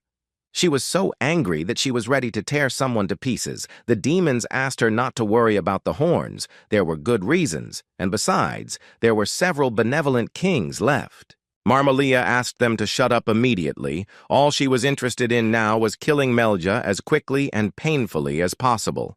She began to bite her nails, trying to think of the most successful way to carry out this revenge. She needed to think carefully. Marmolia thought out loud that the power of the Demon Kings was not enough. Someone capable of resisting the monster from the ancient core was needed. The demons were taken aback. Here the demoness's face reflected joy. It seemed she had come up with someone who could go against the devourer and help her. Edelbrace came to the abode of the people of the Third Eye and said that he wanted to ask them about something, or rather, to ask. The man in the blue cape with the image of eyes remained silent, and Sir R decisively stated that he was interested in homunculi. At this time, not far from Knecht's hotel, two men got into a fight. They weren't trying to hurt each other, they were just pushing each other, apparently having had a little too much to drink. The noise was a bit of a nuisance to the guests, but not to Melj and Renee, who were studying the information about monsters that the Demon Kings had collected. Both were delighted. They did not expect that it was possible to collect and structure data so carefully and in such detail. Even raid requests were copied. Swallow tried to sleep but was constantly distracted, this time by the remark that the Demon Kings had gathered monsters of their level and above. To Melzu's surprise, the Blade Maid wasn't thrilled with the offer. All these monsters weren't quite right for them. For example, the queen of the succubi, Elizaveta, looked like a dangerous harlot in the image, but in reality it is not a fact that she had any combat skills. Renee tore the piece of paper furiously, her face suddenly becoming rough and manly, perhaps out of jealousy. The underground giant Lamia was also rejected by the homunculus. The notes said that she had very beautiful skin. The maid waved Dandu's teeth several times and shouted that this was also a miss. Melju began to understand what was happening. Renee pointedly stated that all the monsters they had picked up were completely useless for their purposes, and the Demon Queen had to agree. The maid added that they did not meet their high standards, and Melju began to wonder how she had met them. The girl immediately remembered her second image and decided that Renee had treated her so badly before because the maid with the blade was worried about her beauty. Swallow continued to sleep. Renee announced that she would continue looking at the questionnaires. Melju happily volunteered to help. Meanwhile, events continued to unfold in Riaz that would greatly influence the fate of our heroes. There they also collected information, but not reports on raids and monsters, but about the powerful boss of the core of antiquity. There were plenty of books, but all was not it. Sir R. Edelbrace was quite tired, resting his chin on his hand. He tried to remember where he had read the necessary information about the Devourer. The knight remembered the tone in which he asked him about how the man was going to deal with the consequences. He needed to find a way to get rid of the ancient monster. The existence of the Empire was at stake, and the man was ready to take any measures to protect it, but now he was panicking. There was an insistent knock on the door, and Garrett reported that there was no one else in the corridor. R allowed her to go inside. The girl did not go further into the chambers, pressing her back against the door, and asked the captain if he had managed to find anything. Instead of answering, Edelbrace asked to pour him a cup of tea. Either he wasn't going to say anything, or he had a long story ahead of him. Garrett was a skilled magician. She did not approach the cups and tea, but solved the issue exclusively with the help of magic. The teapot rose into the air, a cup and saucer joined it, and the drink poured out of the spout itself as if by magic, or rather, precisely by magic. When the tea was in front of him, the knight reported with satisfaction that it was much better this way. Now they could talk. He stated that the books contain a lot of information about the core of antiquity and its features, but there is nothing about Swallow himself. Everyone who got to him is dead. R added that in any case, reading was useful. The more he learned, the more interesting one moment became for him. Edelbrace became interested in the identity of the guards and the very meaning of the existence of this ancient dungeon. At the same time, so many raiders and heroes died there that the gatekeepers were clearly no pushovers, and it wasn't just the boss. You can ignore the tentacles because everything about them has long been known and described many times, but there is not a word about the rest in the books. Even if we take random factors into account, it seems strange that all the dungeons are concerned with increasing power, but the ancient core does nothing of the sort. As if he doesn't need an army or resources, then what is Mr. Swallow's main goal? It is completely unclear. Garrett sighed loudly and lowered her eyes to the floor, saying that first she wanted to tell the captain something important, and he realized that she had come for a reason. The girl reported that the Third Eye had sent an urgent message. The Demon Queen Marmolia had requested a personal meeting with Sir Edelbrace. Sir R and the knights went to the mercenary city of Connect, not even suspecting that his enemy was there, only not at the Third Eye, but in the inn. He walked down the street and climbed the steps of a fairly large building, somewhat reminiscent of a museum, a university, or an ancient temple. The man in the blue cape with 3 golden eyes on it thanked the knight for agreeing to come. He added that the demonic side was clearly in a hurry, which is why they chose this meeting place. But he personally would not advise people to go there. It was too dangerous. Before he could finish speaking, Marmolia's voice was heard from behind him, and she stated in surprise that she had expected the old man to come, given his status as the leader of the people. Garrett was about to launch a spell at the impudent girl, but Edelbrace gestured for her to wait a bit. The Demon Queen, accompanied by her familiar companions, declared that Sir R was a real handsome man and that they should work well together. The knight stated that his name was R. Edelbrace Gar Livestein, and the message sounded rather ambiguous. The demoness narrowed her eyes and reminded him that it said there that she would not have bodyguards or weapons with her, but he himself had come with security. She was confident that if necessary, she could resolve the issue by force, which is why she behaved so casually. The third eye suggested that everyone present stop swearing and first sit down at the negotiating table. The Demon Queen decided to go first and said that near her castle there was a village called Rozoid with a population of 400 people. If something went wrong, everyone would die. Edelbryce listened to the threat and noticed that Marmolia herself was acting much more suspiciously than he was. He pretended not to notice that he was served in a cup instead of a drink. Thanks to Garou, the deception was revealed instantly. The demoness stated that it was a test to see how strong R was. She didn't feel any aura from him, so she carried out such a test.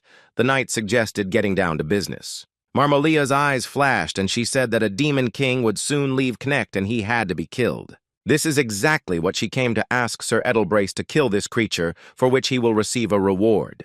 The knight asked if he really wanted them to fight an army of demons, dying in vain for no apparent reason. Marmolia objected that this was not so. Only one Melja needed to be killed, the very same demon queen in question. For her head people would receive a generous reward. She stated that as payment she could offer a couple of demonic creatures kidnapped for experiments. Edelbryce looked at her and replied that he would not make such a deal. Or rather, he would simply reject the offer. The demoness was indignant that he was not satisfied. This was a good offer. Why was he refusing? Was the price really too low? The knight chuckled and shook his head, after which he calmly said that this was not the case. There was another reason. Marmolia started shouting that she didn't understand why he came here then. Did the leader of the people really not need anything? That can't happen. R noticed that the demon queen had no fangs and her horns were sawed off. She was either trying to lure him into a trap or she was in deep trouble herself. These thoughts were written all over his face, and Marmolia was furious that the man dared to look down on her. R calmly replied that nothing of the sort was happening, that she was hiding something and that his intentions were completely clear. He had come to talk. But he doesn't understand at all why she asks for help in dealing with one demon queen, even without an army. Is Melzu really that strong?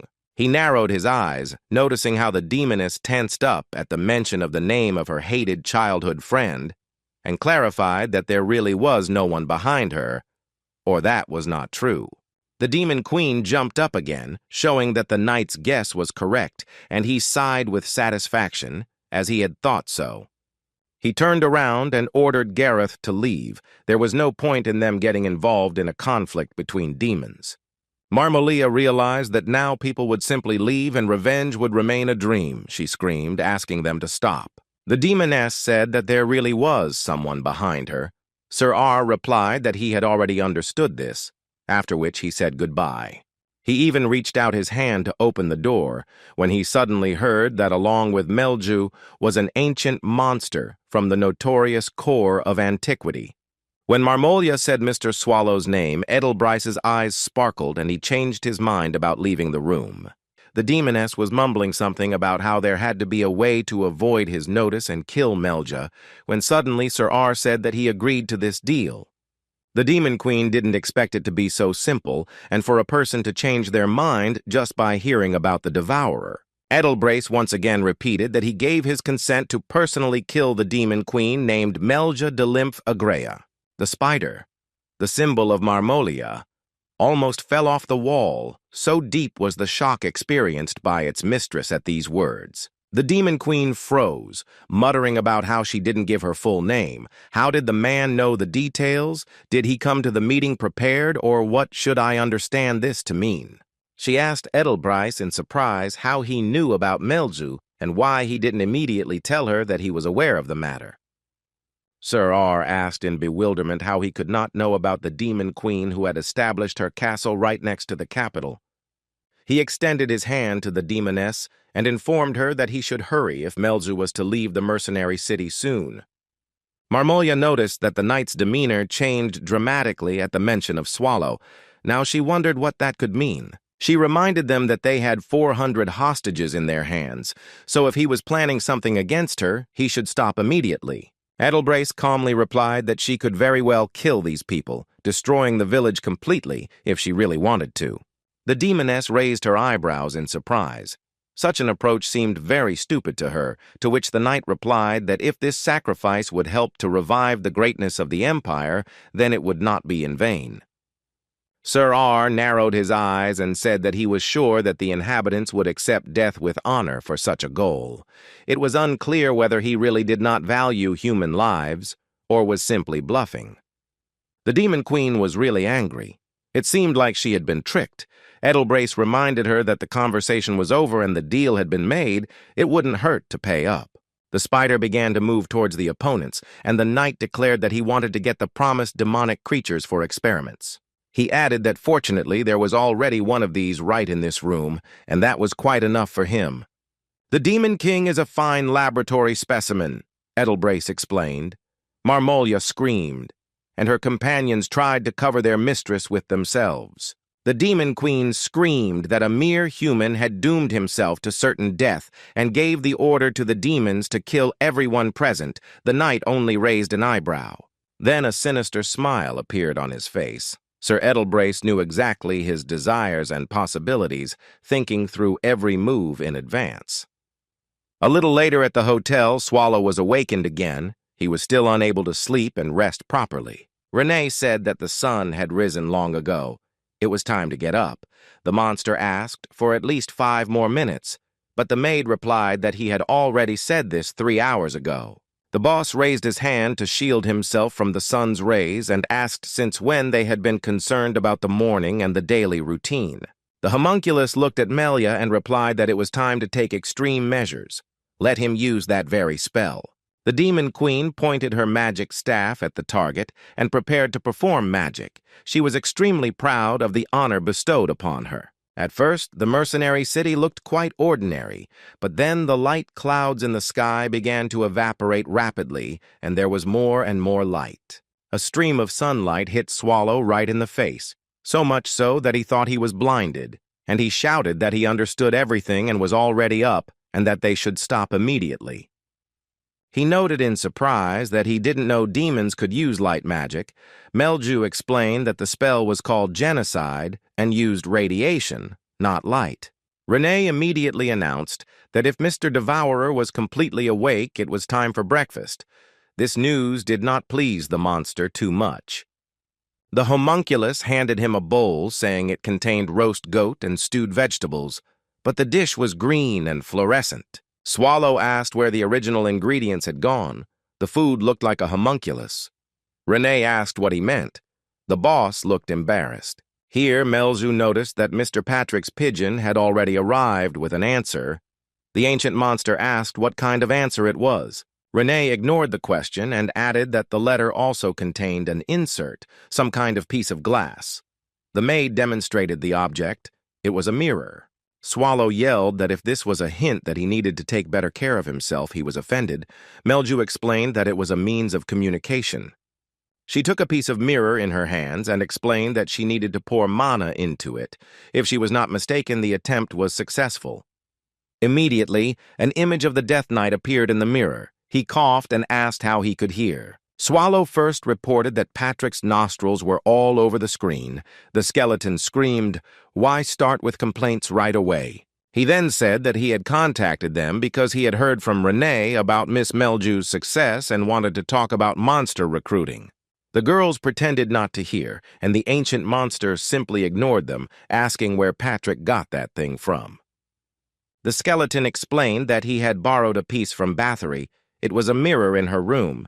Everyone was surprised that Elizabeth shared. The Death Knight replied that it wasn't free. Bathory wanted blood, but he was a skeleton, so he promised some blood to Renee when she returned. Here he realized that he had said too much and asked in fear if the maid was nearby. Patrick could tell from the look on the boss's face that he had screwed up. Renee looked into the mirror and screamed furiously that she was there and heard everything. Her voice was threatening and extremely loud. Instead of a skeleton, the mirror began to show emptiness. Everyone began to call for Patrick, but he did not appear, although the device worked. A second later, the Death Knight reappeared and asked how they could hear. Now everything was fine, and the real Patrick was speaking to them. Renee replied that there was no point in pretending. They had figured him out. It was too late to pretend not to say anything.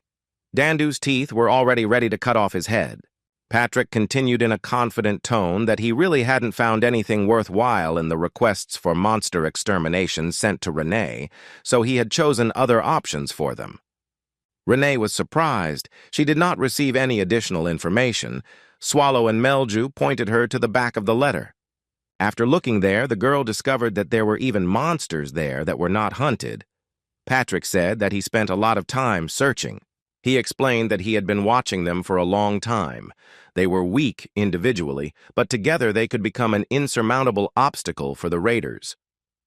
Swallow squinted and asked what he meant by long ago. Why then had they gone so far in search of new monsters? He asked menacingly if Patrick had started following them before he sent him to study the information and look for monsters. The skeleton opened his mouth to answer, but then the image froze and only sound remained. And this sound was like the sound of a battle. Then two silhouettes flashed on the screen, but it was impossible to make out who it was. The noise continued. Melju slowly said that this time the connection seemed to have really been broken. Renee confirmed that she thought so too. Swallow introduced Patrick and thought he was willing to let him get away with the trick, since he was currently fighting off an attack on the dungeon. Sir Edelbrace looked at the heads of the destroyed demons at this time and thoughtfully said that he was not surprised. They were completely untrustworthy. They had prepared so many fighters for an ambush that it was simply beyond comprehension.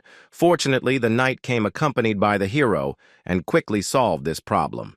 Only the Demon Queen remained alive, and Sir R headed straight to her. They needed to discuss the details. Two guards stood over her, holding huge swords to her neck to prevent her from attacking. The demoness was furious. Marmalia shouted that if the man thought he could get away with it, he was wrong. The other demon kings would take revenge. Edelbrace replied that he didn't care. The man looked at her with slight regret and explained that he should understand correctly. He was truly grateful to her for the work she had done. Thanks to the Demon Queen, people now have the opportunity to deal with the Devourer, and this is worth a lot. Marmalia was taken aback. Then she started laughing out loud, repeating the words figure out and devourer countless times. R asked, offended, what was making her laugh so much. The Demon Queen replied that his words were simply hilarious.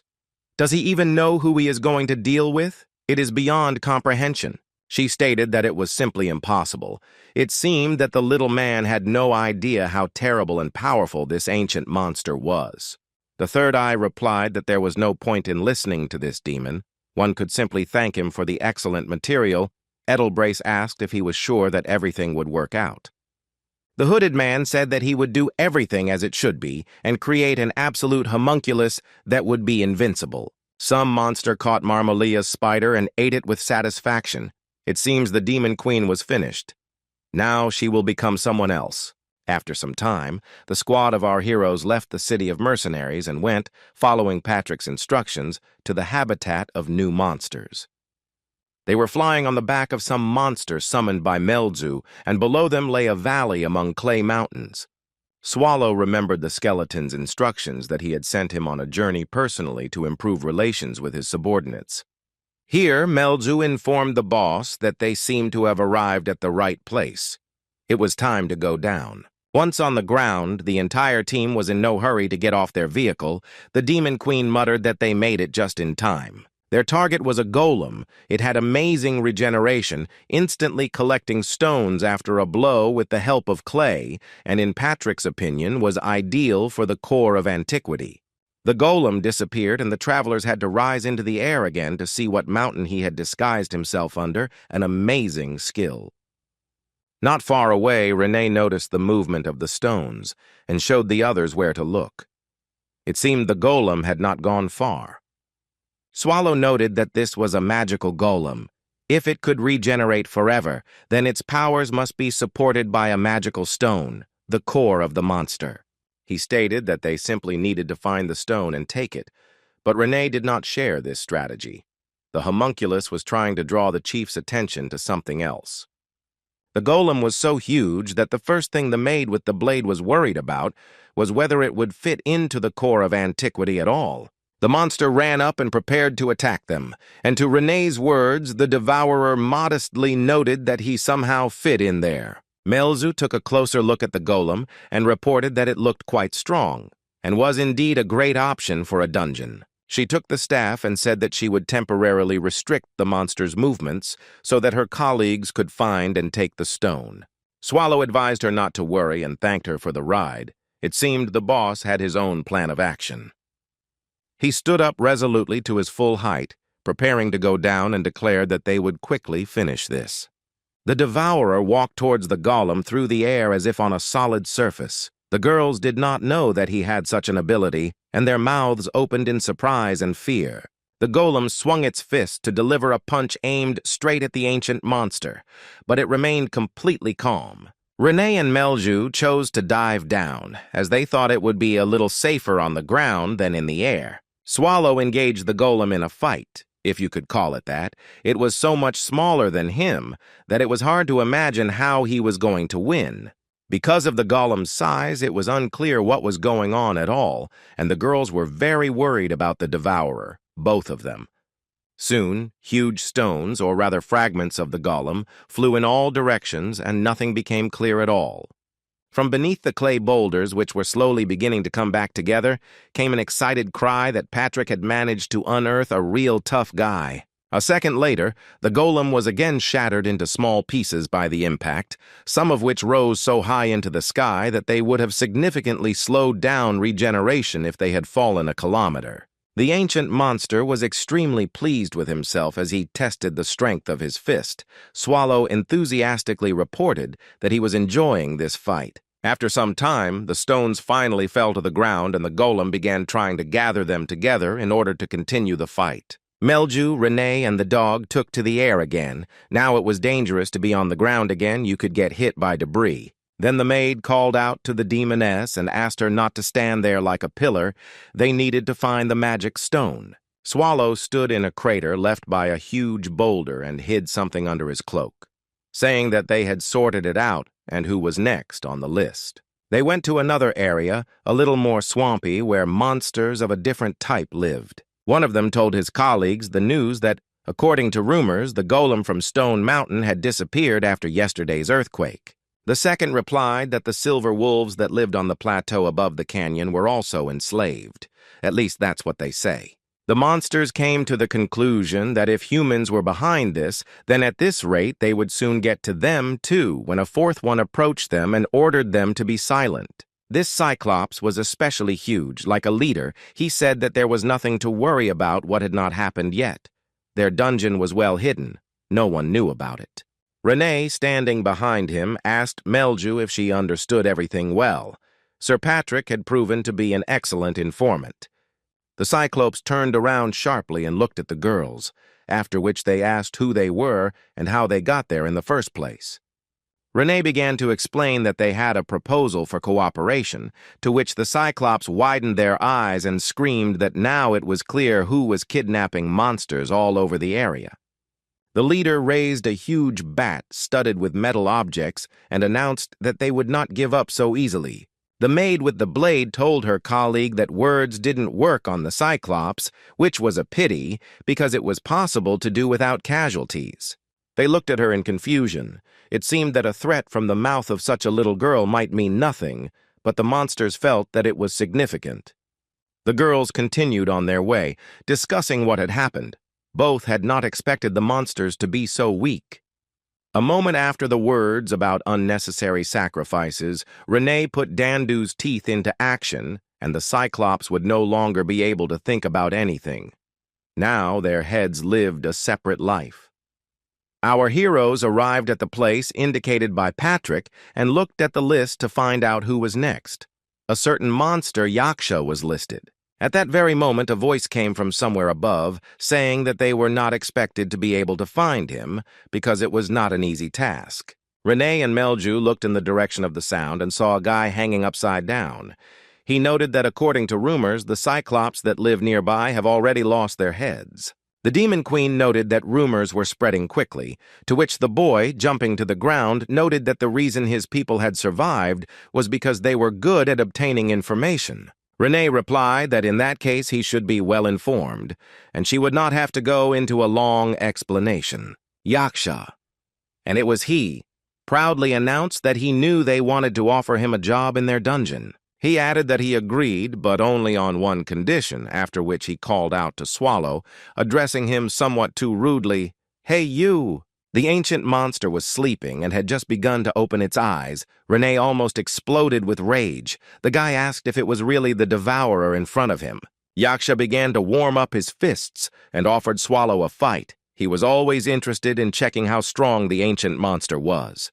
Renee hissed that she would deal with this impudent fellow herself, but the boss replied that since he was so eager, he agreed. He stood up and lazily muttered that he was ready to see what his impudent opponent was capable of. The dog Melju looked at the guy as if he were food. He made several passes with his hands, testing his strength and mana reserves, after which he declared that everything was going just perfectly. Yaksha assumed a fighting stance and commanded Mr. Swallow to fight him with all his might, without giving in. The ancient demon's eyes lit up with fire, and he asked if he really wanted him to fight to the fullest. The squad returned to their now familiar hotel room in the mercenary city of Knecht to rest. The ancient monster fell onto the bed and screamed that he had had enough. How much more nonsense could he suffer? It was time to return to the dungeon and get a good night's sleep. Melzu confirmed that she was also very tired. They had been walking around the area for 2 days. They say that if you overdo it, you can even run away. Melzu handed over a bowl of treats and offered everyone to have a snack. There was no time to cook, so she simply bought food in the city. The monster threw all the food into his mouth as if he hadn't eaten for a month. At that moment, Renee looked at the list and reported that the only monster that had been successfully recruited so far was the golem. The Cyclopes and Yaksha went to their forefathers. The naive boy did not expect to die from Swallow's little finger, and Arachne had already apologized for declining the offer. But Renee was still pleased and noted that they got a lot. It was a truly memorable campaign because they killed everyone and got trophies. Melzu squealed with delight. She couldn't wait to see what kind of treasures were in the chests and boxes she had obtained. Swallow began to sort through the loot and reported that there should be a lot of artifacts and magical tools there. He dumped a bunch of things and started rummaging through them, muttering under his breath that he was looking for anything that could mess with Patrick's bones. Quite unexpectedly, the devourer found an object that really interested him. I wonder how the monsters got hold of it. It was a beautiful red flower, quite fresh, and Swallow asked the girls what it was. At this time, Sir R went to the third eye to find out how the process of creating the homunculus was progressing. The man in the blue cape bowed respectfully before him and thanked him for the copy he had provided. It turned out to be very good. Edelbryce looked at him and calmly replied that all this was being done only for the good of the Empire, so there was no need for gratitude. The man replied that it was so, but he had not even expected such excellent material, after which he invited me to evaluate the result. It was wonderful. The knight looked at the created and connected to life support tubes and thought that wonderful was not quite the right word. Then he smiled a little sinisterly and thought, why not? Let this creature be considered beautiful. Looking at what the Demon Queen had become, he slowly said that he was satisfied with the result of the experiment. Edelbryce asked when it would be possible to extract the creature from the flask and test the skills. Third Eye replied that it was too early. There was no need to rush. If not all processes function properly, the homunculus will not live longer than 2 days. The creature must be given time to grow stronger. Sir R stated that this was enough for him, and the man agreed to make concessions, stating that the creature was extremely strong and should cope with the task. Swallow continued to look at the beautiful flower and asked Melju if it was magical. The girl replied that yes, but it had already been used. Only the protection spell remained in effect, so the thing was practically useless, although beautiful. Renee suddenly said that this flower would look good in the hair. The demoness agreed that this was indeed the case. Then an idea occurred to Swallow, but it was so out of character for him that the ancient monster's eyes widened and Renee feared for his health. He ordered the maid to stand still and approached her at a distance of a step. The girl did not understand at all why this was necessary and what he was doing. Melzu covered her mouth with her hands in delight. Renee continued to fuss, and the boss ordered her not to move. How many times can I repeat this? A second later, the deed was done, and Swallow took a couple of steps back to assess the result. Melju continued to cover her mouth with her hand so as not to squeal with delight. Renee looked stunningly beautiful with the flower in her hair. Even the Death Eater complimented her, saying that she looked very cute. He thought that Renee had always worked very hard, but after arriving in Connect, she had changed a little, as if she had rested and become more cheerful. Swallow felt that she seemed to be expecting something from him, and besides, he had never given the maid gifts, which is why he decided to do such a thing. Melju finally opened her mouth and said that Renee was very beautiful. The homunculus could not believe that this was being said to her. The ancient monster said that if she didn't like it very much, she could find something better, but the maid was very happy and bowed in gratitude. Then she straightened up, and it became obvious that Renee was absolutely delighted. She exclaimed that she was incredibly happy. Swallow couldn't find anything to say in response, but simply muttered that he understood. Melju was seriously touched. But she couldn't forget about business, so the maid decided to look at what was next on the list. There were 2 more places. Swallow, who was getting ready to sleep, slowed down. He really didn't want to continue all this, but he didn't want to listen to Patrick's reproaches and spoil Renee's mood even more. When Historia faced the exact opposite problem. In her chambers, the girl was simply dying of boredom. It seemed to her that in a little while she would simply become glued to the sofa. She needed to come up with at least some kind of activity for herself, so as not to suffer from doing nothing. She had enough strength to stretch and take the same pose again. If nothing changed in the near future, the heroine would be left without any muscles at all. This thought made Wynne start slamming her hands and feet on the furniture as hard as she could to let off some steam. She continued this exercise until she collapsed in exhaustion. Well, it wasn't a workout, but at least she moved a little, and the bruises would go away quickly. The words about simulating a long recovery process so that the imperial family would not find out about the super-fast regeneration echoed in his head. But sitting around doing nothing was simply unbearable. Suddenly, right now, someone was in danger. People were waiting for a hero. Historia stood up. She took a few steps around the room, thinking that she should at least check the situation in Riaz. It certainly wouldn't make things worse. Wynne went out onto the balcony and sat down on the railing. Jumping down wasn't difficult at all, but the consequences of the foray were a little scary. Suddenly someone would find out. Before Historia could jump off the balcony, Edelbrace entered the room and asked what she was doing that was so interesting. The girl was unhappy that she was caught in her home clothes. She screamed that usually people worn before entering the chambers. Sir R sat down opposite her sofa and said that he had a premonition that the heroine would run away. Wynne replied that she had not even had such a thought. The man smiled and asked if this was true, to which Historia frowned and admitted that she had lied. They were served tea, and the girl said that she had long wanted to ask her captain one question, and now it was bothering her even more. Edelbrace grinned and asked what exactly, to which he received the answer that she was very concerned about how Garou was, whether everything was okay with her. Historia explained that she hadn't spoken to her friend since she lost her arm, which had been a long time ago. It turns out that Wynne can't find the strength to meet with Gareth because she believes that she, Historia, is to blame for everything that happened. The knight sighed and said that a hero should not take on all the responsibility of protecting the Empire. This is a commendable quality for a warrior, but one must not forget that each member of the Black Wolf squad sacrificed themselves for the Empire. He thought and added that absolutely everyone, including Garou, so she just needed to meet her friend and not engage in self-flagellation. The tea was drunk, and Wynne tried to come to terms with the idea that the heroine had sacrificed her hand for the sake of the Empire.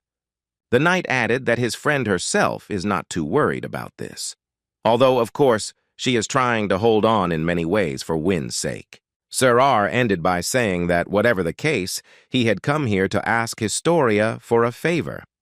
The girl did not drink her tea. She put the cup down and looked questioningly at the captain.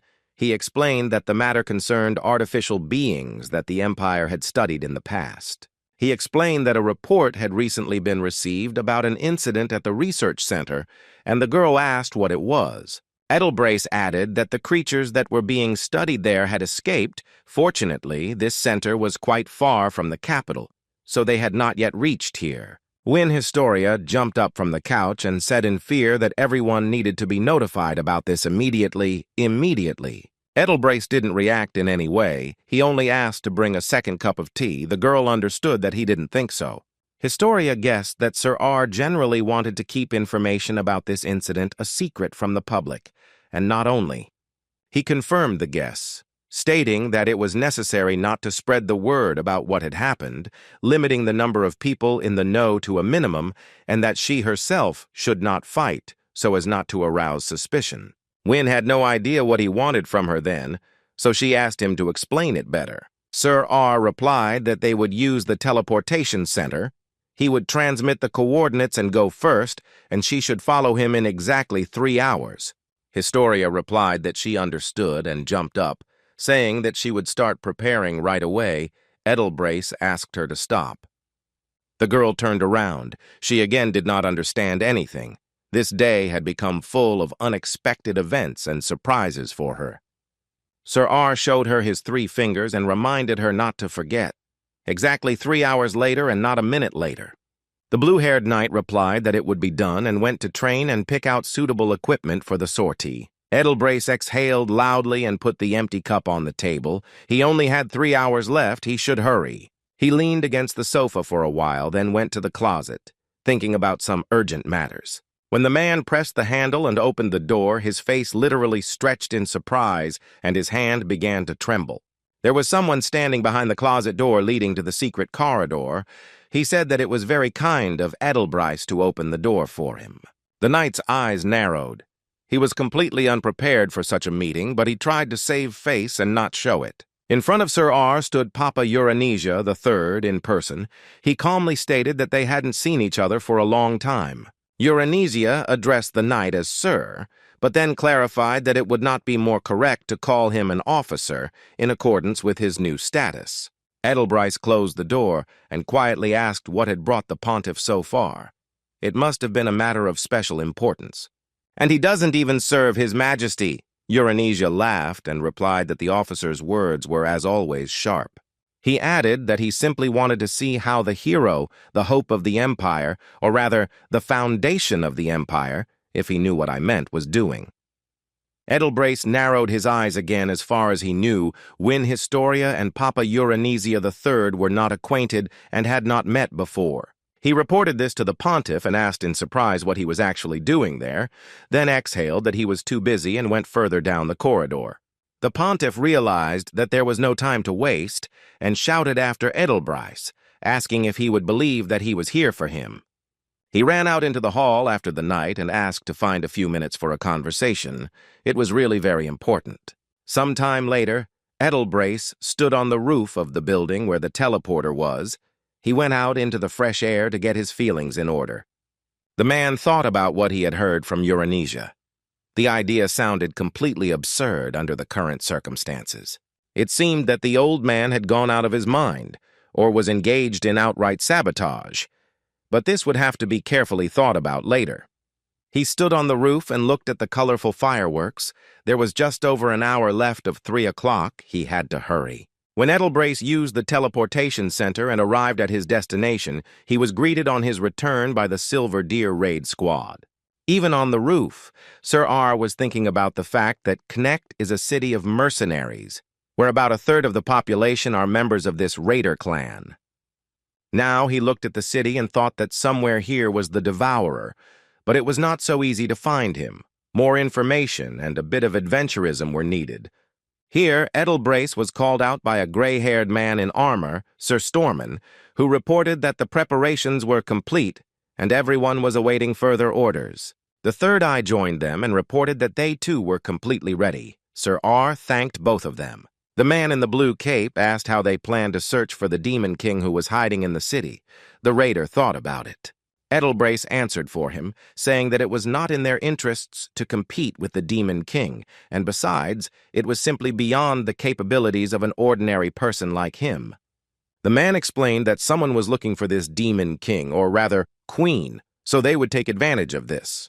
Sir R asked Storman how much time was left before the hero's arrival, and he replied that it was exactly 78 minutes. He sighed that it was a bit early, but he would have to start right now since everyone was ready and just waiting for the command. Only demon kings can summon demon kings, so first we'll find Melia and then we'll go after the Devourer. Sir R promised a rare sight. In the tavern, everything was going on as usual. Beer was flowing like a river. Common people, raiders, and mercenaries were having a good time. One of the raiders shouted that they had something to celebrate. Today's dungeon was dangerous, but there were no casualties. Barcus stood up and said that he would be back soon. He needed to relieve himself. He waved his hand to his friends so that they wouldn't get bored for now. The man went outside and started looking for a secluded corner. He had overindulged a little, so he felt nauseous. Another raider on the street was much more drunk. He could not stand on his feet and was squatting, leaning his forehead against the wall of the house. Barcus called out to him and asked if everything was okay, but the stranger only covered his mouth with his hand so as not to vomit right then. The next second, the man was attacked by some very strange and bloodthirsty monster, its fangs biting right into his carotid artery. The second one pulled out his sword, screaming that there shouldn't be any monsters here at all. Could someone explain what was going on? The monster did not release its victim, but managed to block the blow of the blade with its clawed paw. It was incredibly fast and strong. The sword literally began to crack under his onslaught, and yet it was forged from the strongest steel. It seemed that soon there would be one more victim. But the most terrible thing was to look into the monster's huge blue eye, which stared without a shadow of thought, demonstrating only dull tension. It soon became clear that there were so many of these monsters on the street that it was difficult to count them. The last thing Barcus said in his life was a dirty curse. The raiders inside the tavern noticed movement outside and became alarmed, trying to figure out what was going on. The knights on the roof of the building where Edelbrace was asked the same question. Even for an officer of the Empire, setting fire to an entire city was too presumptuous. One of those present, a knight in a white cloak, said that this was too much. Even if the order was given by His Majesty, the Third Eye ordered him to watch his language. The knight stated that he suspected that the organization's experiments were inhumane, but to commit a massacre in the city center and even set it on fire was too much. Edelbrace sat on a chair, crossing his legs, and asked him not to worry.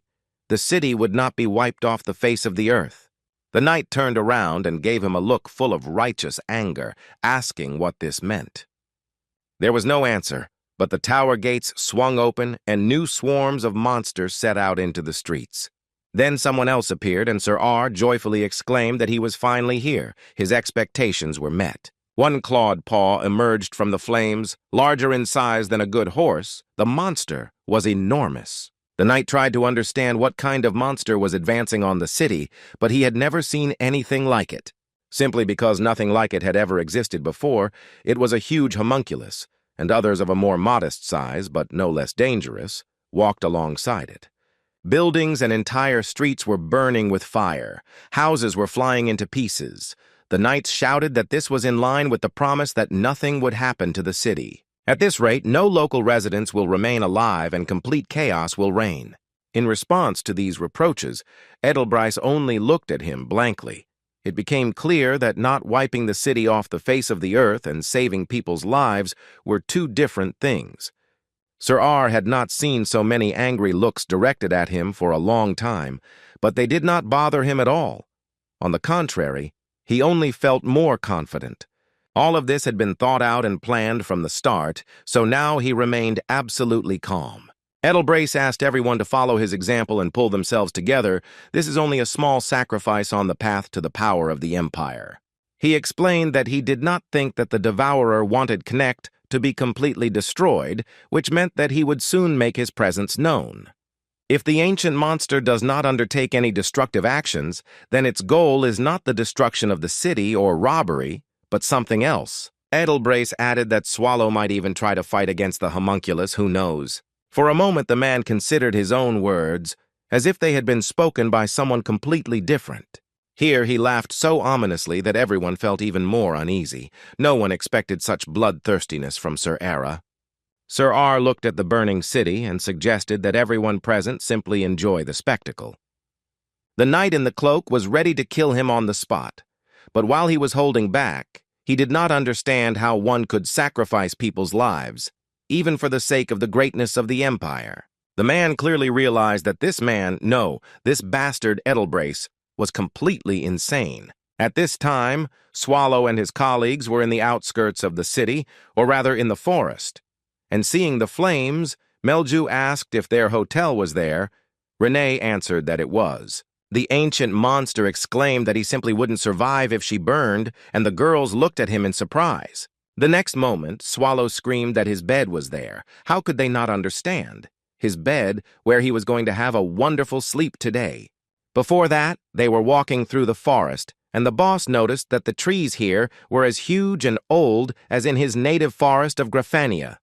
He asked if he could just lie down for a while if they were done with the monster set. Renee replied that she would lie down in the room. Here, the dog Melju became alarmed and began to sniff the air. The girl stroked him to calm him down and asked what was wrong. The demon dog bristled its fur and began to bark and growl loudly at the gust of wind that brought a specific smell of mana into the forest. Melju also caught this flow of mana with her hand and grimaced. It was unpleasant to her, simply to the point of disgust.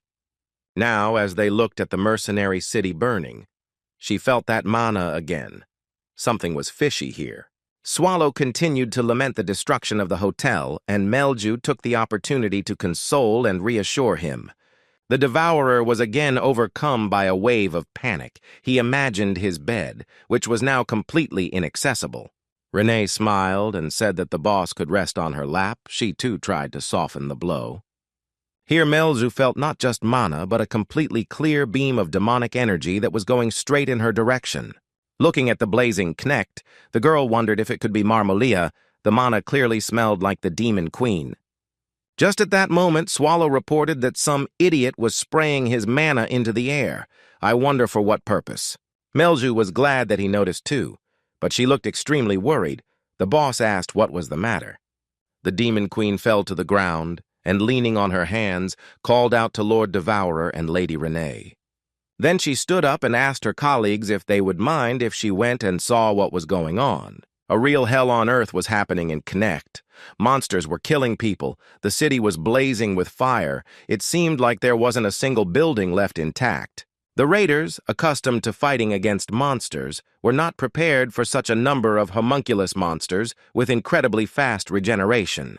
The residents fought with all their might, but they could do nothing against such a number of opponents. At the same time, people tried to cover each other. While one fought off the attack, others were given the opportunity to slip away and hide. The raiders even had time to thank each other, and in the rare moments of calm, they thought out tactics and strategy for the battle. But there were too many of these strange creatures which regenerated almost instantly to be able to counter them with anything. Reinforcements from the Red Lion Ursus raiding party have arrived.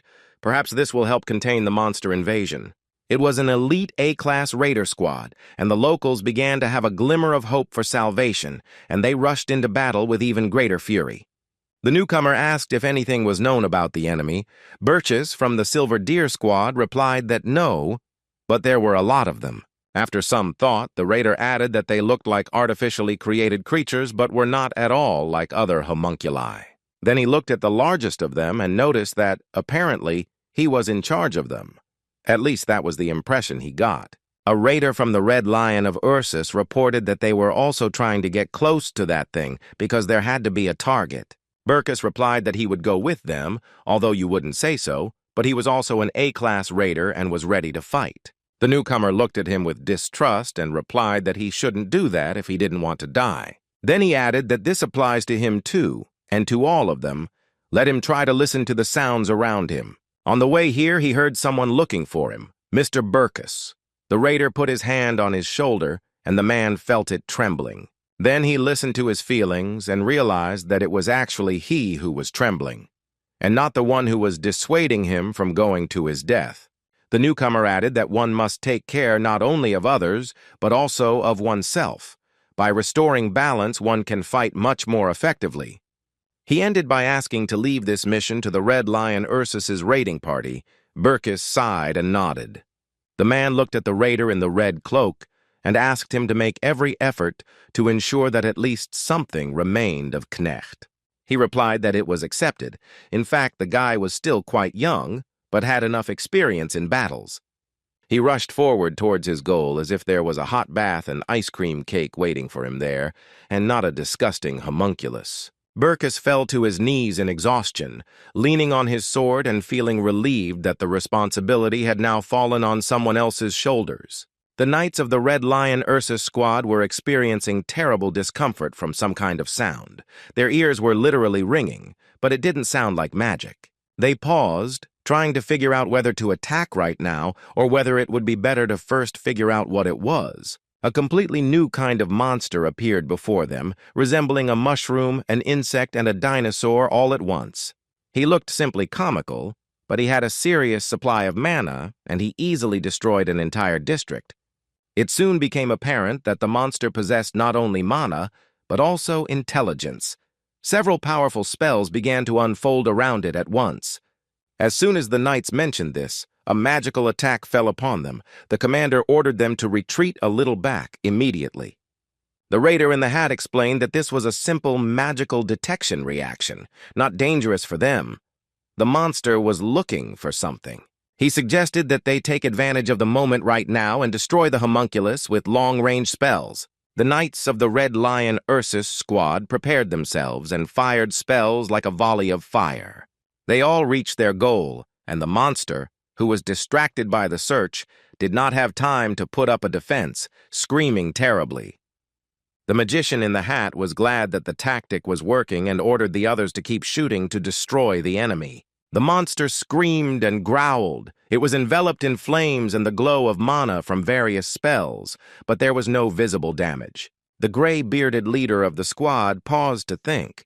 There was clearly something wrong with this, but he couldn't figure out what exactly. Then one of the raiders also noticed this and shouted that it was not their magical attack, but something else. The monster had gathered enough mana and was now completely engulfed in radiance. The squad leader ordered the knights to stop. Shouting out a wish to die as quickly as possible, he rushed into a melee attack, enveloping his weapon in mana. He continued to scream as he approached the monster, which gave him more determination and helped him gather his courage. Finally, he got within striking distance and swung the shining blade with all his might to attack. The knight struck several blows, but the monster had enough power. One energy met another. The man didn't expect this. He was hit by the mana of the homunculus's protective shield so hard that it seemed like his heart would stop from the pain shock. The flow of mana was so strong that it literally knocked him off course, but the knight managed to deal another blow to the enemy. He was then thrown back by a powerful energy blow, which also almost knocked down the rest of the Knights of the Red Lion Ursus. Some were forced to retreat a few steps back, while others continued to resist the monster's magical attack. It soon became clear that this mana wave was a side effect of the rebirth. The homunculus changed its appearance. Now it stood on four powerful paws like a wolf. The knight who had decided to attack in close combat was alive. He exhaled loudly and tried to rise from the ground. He didn't succeed. He only managed to raise his head to look at the monster and assess its condition. The raider realized that people simply could not cope with such a powerful creature, created artificially. Its characteristics were impossible to predict. Then, from behind the man, a whisper was heard that the search would soon be crowned with success. He who seeks will find. The knight did not understand what these words were and to whom they were addressed. A figure with pink butterfly wings appeared in the sky above him. The first thought was that it was an angel, but we know very well that this is not so. Melju found Marmolia, or vice versa, it is difficult to say, but the Queen of Demons came to the call, reporting that her childhood friend had turned into absolute chaos. The demoness tightly clutched her magic staff in her hand, and added that resentment was not a reason to disfigure oneself like that. The homunculus bubbled and stared with round, empty eyes, shouting out only one word, the name of our heroine. Melju raised her weapon and offered to finish everything right here and now, without putting it off for a long time. She cast the highest level magic Black Destruction and unleashed this powerful spell on the homunculus. Having gone to the city, Melju tried to understand why she constantly felt Marmolia's energy in Connect, since several days had already passed since the verdict, and she had no reason to stay there. She flew through the streets of the burning city one after another, and everywhere she heard demonic energy calling specifically to her. The Demon Queen clearly felt that this was the energy of her childhood friend or someone who was pretending to be her. It took a long time before Melju realized that the monster the raiders were fighting was Marmolia. But as soon as she realized this, she rushed forward at maximum speed. The sound became louder and louder, and Melju realized that her guess was correct. The girl wondered if Marmolia was so offended by her that she turned into this monstrosity of an incomprehensible shape. She thought that she didn't know what had happened to Marmolia, but she felt no pity, feeling a clear desire to destroy the enemy. The supreme magic of black destruction, as we remember, achieved its goal in a matter of seconds. Having finished, Melju lowered her magic staff and looked at where the homunculus had recently been, where the purple flame of her magic was burning, and the black energy of the enemy was swirling. The knights looked at what was happening in horror. They couldn't believe their eyes. The Demon Queen had just defeated a huge monster.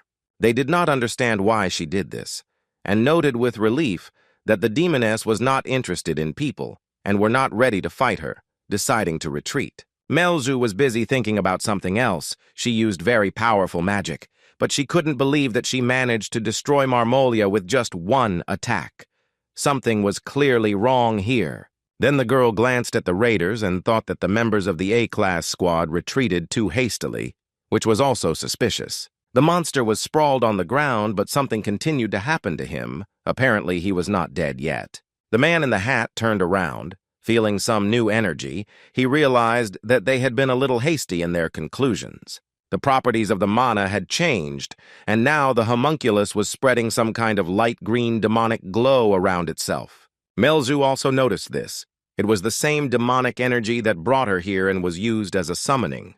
Suddenly, from the pile of matter that had recently been a formless monster, a clawed hand burst forth, much more resembling the hand of a demon king than before. The heroine clenched her teeth in disgust.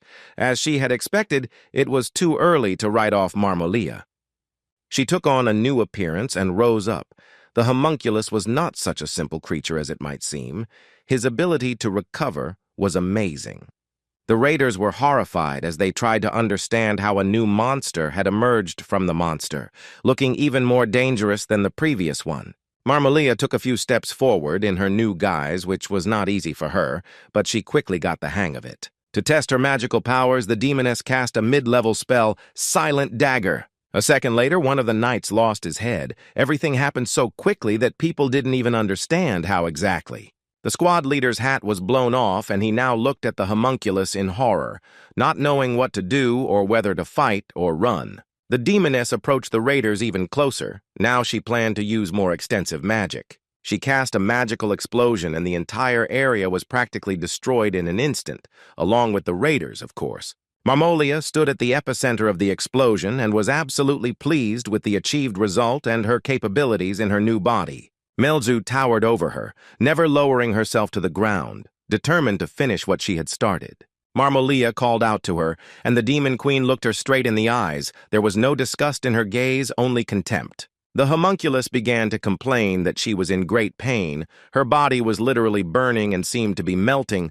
She felt that she would soon die. She added again that the sensations were simply disgusting, but she was sure that she would live long enough to make it. In order to finish off Melja before she died, Marmolia screamed hysterically at the end of her pitiful speech. She continued to hurl threats, but the Demon Queen listened calmly, not a muscle moving on her face. Melju used the top-tier spell Earth-Piercing Gust and launched it straight at the enemy. Marmolia grouped herself and tried to jump to the side. She was only slightly hit, but that was far from the end.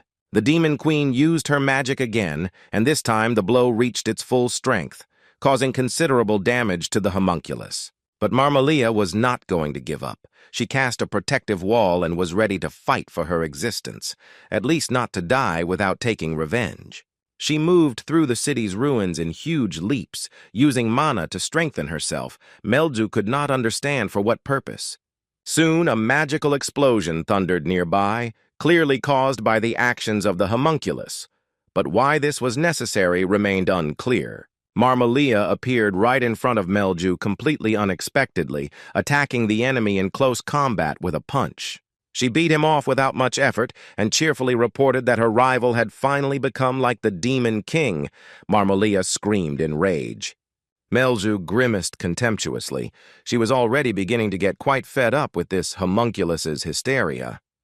They began to fight, illuminating everything around with a powerful glow of mana, while Edelbrace watched them from the roof with some pleasure. The man in the blue cloak asked the knight if he was pleased with his work, and he replied that he was without a doubt, and now he understood why he was confident of success. Sir R watched the homunculus fight with almost delight. He didn't expect the third voice to be so skilled. He turned around and threw off his hood, after which he said that if you wait a little, you can witness an even more intriguing spectacle. Edelbrace smiled happily and said that he was intrigued and would definitely wait until the end of this show. He thought that everything was going according to plan. Melju at this time used all the attack spells she knew against Marmolia at once. She managed to cast defense and responded in kind. They spent so much mana that the energy could have been used for a year using the teleporter. Both were at their limit, but the homunculus's body began to fail. After all, it was not designed for a long life and such active use. Melju thought she had very little mana left, but she was almost certain that Marmolia's body would fail before the energy ran out completely. She decided that she could win if she held on until the end, so she ordered the homunculus not to move and cast a new spell. The Demon Queen was so distracted that she didn't notice that her opponent had managed to attack her without her noticing. Several of the sharpest blades flew straight into Melju's stomach as a parting gift from Marmolia. These were the claws of a hand that stretched to incredible sizes and treacherously reached the enemy at the right moment. Even pierced through and through, Melju did not lose control of herself. She thought about how to finish off the creature that had brought her so much pain. The homunculus closed the distance and began to fight hand to hand. She could barely stand on her feet. The Demon Queen gripped the staff in her hand tighter. Marmolia hissed that now her beloved Melj would be in a little pain and giggled uncontrollably, squeezing her rival's throat. But she didn't know who she was dealing with. The Demon Queen wasn't going to let herself be killed by some homunculus so easily. She pointed her staff at her and cast Sylph Rejection, one of the most powerful spells she had mana for. With a terrible scream, Marmolia flew back several meters. Her body began to literally disintegrate in the air. She collapsed, raising clouds of dust above her. Melju also fell to the ground and bent over in wild pain. Then she stood up with effort to see what was wrong with Marmolia. She had absolutely no mana left, but she had to hold on. She thought that everything was exactly like when she defended the teleporter on the orders of Mr. Swallow. A little more, and her consciousness would fade. Melju was bleeding and thinking about how the Devourer had appeared at the last moment and saved her, but the girl didn't understand why thoughts about this were creeping into her head now. She raised her head to the sky and thought that now she knew what it was like to die, but the Demon Queen did not want to die at all. She mentally apologized to Swallow for not even having time to begin fulfilling her assigned duties in the dungeon. The next moment, Melju collapsed to the ground. Her last thoughts were about her family and her dead father. Finally, they would be able to meet. Renee and the demon dog looked down from the mountain at the blazing mercenary city. The maid wondered how Melju was doing. The Devourer replied that she should be fine. The Demon Queen was much stronger than she looked. Renee nodded, but the demonic energy below her was very disturbing. He added that although the little girl herself did not realize it, she turned out to be an excellent demon king. He looked at the demon dog that Melju had bought and asked if he was really right, and the dog squealed in approval. It was at that moment that the demoness's eyes opened wide. She felt a surge of strength and clearly sensed the presence of Swallow's mana. Her wounds were healing and her energy was growing, but the Demon Queen did not notice the Devourer himself nearby. At this time, Edelbrace watched the burning city and reported that half the job was done. They had found Melja and practically neutralized her. The change to the homunculus formula had had a positive effect, he added, asking the hooded man what he had added. He began to explain that previously he had focused on achieving maximum power and eliminating side effects, as in the case of Nifrim. However, in the case of work on the Demon Queen, things went a little differently, getting out of control. The last homunculus ignored the side effects and was extremely focused on gaining power, which is what he was allowed to do. He explained that despite its instability, the Marmolian-based homunculus possessed considerable durability. This is necessary for the subjugation process, which will certainly happen in the near future, the hooded man added. This is a method he devised specifically to measure the power of the devourer, as Edelbrace had asked him to. Here Sir R voiced the thought that had been troubling him since the beginning of the battle between Melju and Marmolia. Swallow was in no hurry to appear to help the Demon Queen. He thought that it was possible that the demoness had no relation to the boss of the ancient core at all. Then everything would be over before Win Historia arrived here. Edelbrace decided that before this moment he needed to find out as much as possible about the devourer, but he was still nowhere to be found.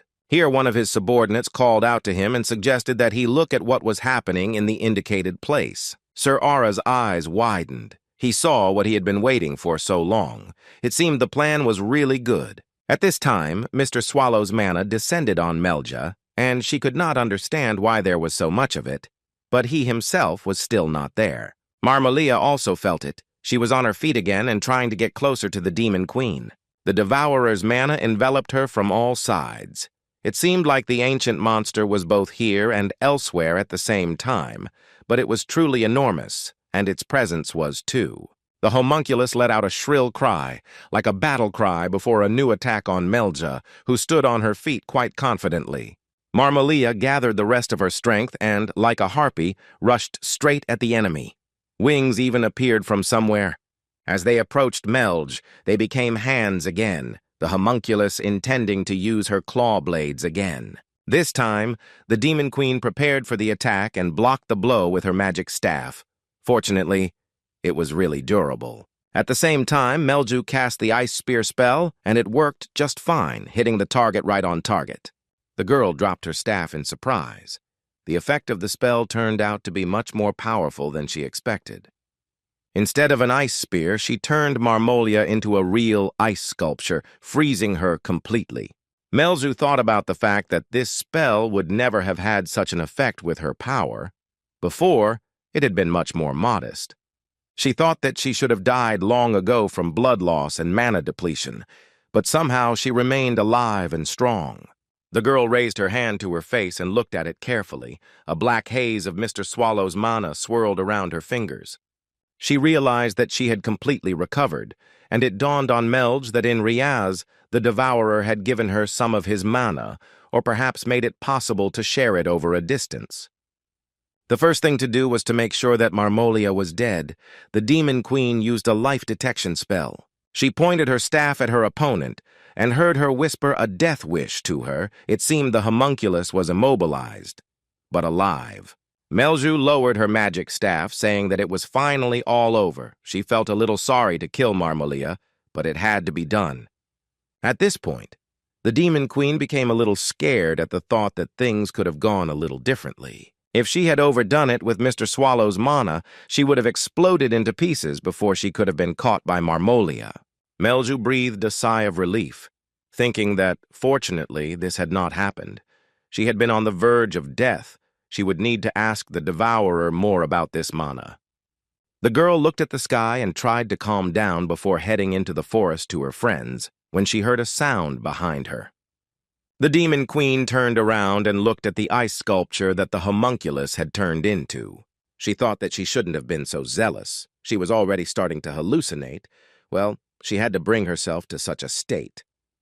At that moment, a green, foul-smelling stream of mucus burst out from the place where Marmolia's head had just been. Melju clearly hadn't expected that. She watched as the slime grew larger and larger, feeling only one desire, to curse loudly. At first, the girl assumed that this monster was simply devouring Marmolia's corpse, but this theory had little resemblance to reality. Then Melju thought that the slug probably feeds on mana and devours energy, growing literally before her eyes. She decided that she wasn't going to find out what was going on. It was none of her business. Marmolia was dead. She had done her duty as her former friend. She decided to distract the monster with a small attack and leave this place as quietly as possible through the teleport. To Melzu's incredible surprise, the attack failed. The blow bounced off the surface of the slug and flew back into her. The Demon Queen knocked herself down and fell to the ground from the force of the blow and was unable to quickly disappear from the scene. She began to rise slowly, thinking that this was the price she paid for using someone else's mana, or perhaps it was hard for her to control spells. The slug grew larger and larger and inexorably approached the heroine. She convinced herself that she had to get up, but her legs wouldn't obey. The attack was so swift that Melzu didn't even have time to figure out how he managed to develop such a high speed. The girl didn't have time to get up before she was knocked down again and found herself face down on the ground. She needed to pull herself together.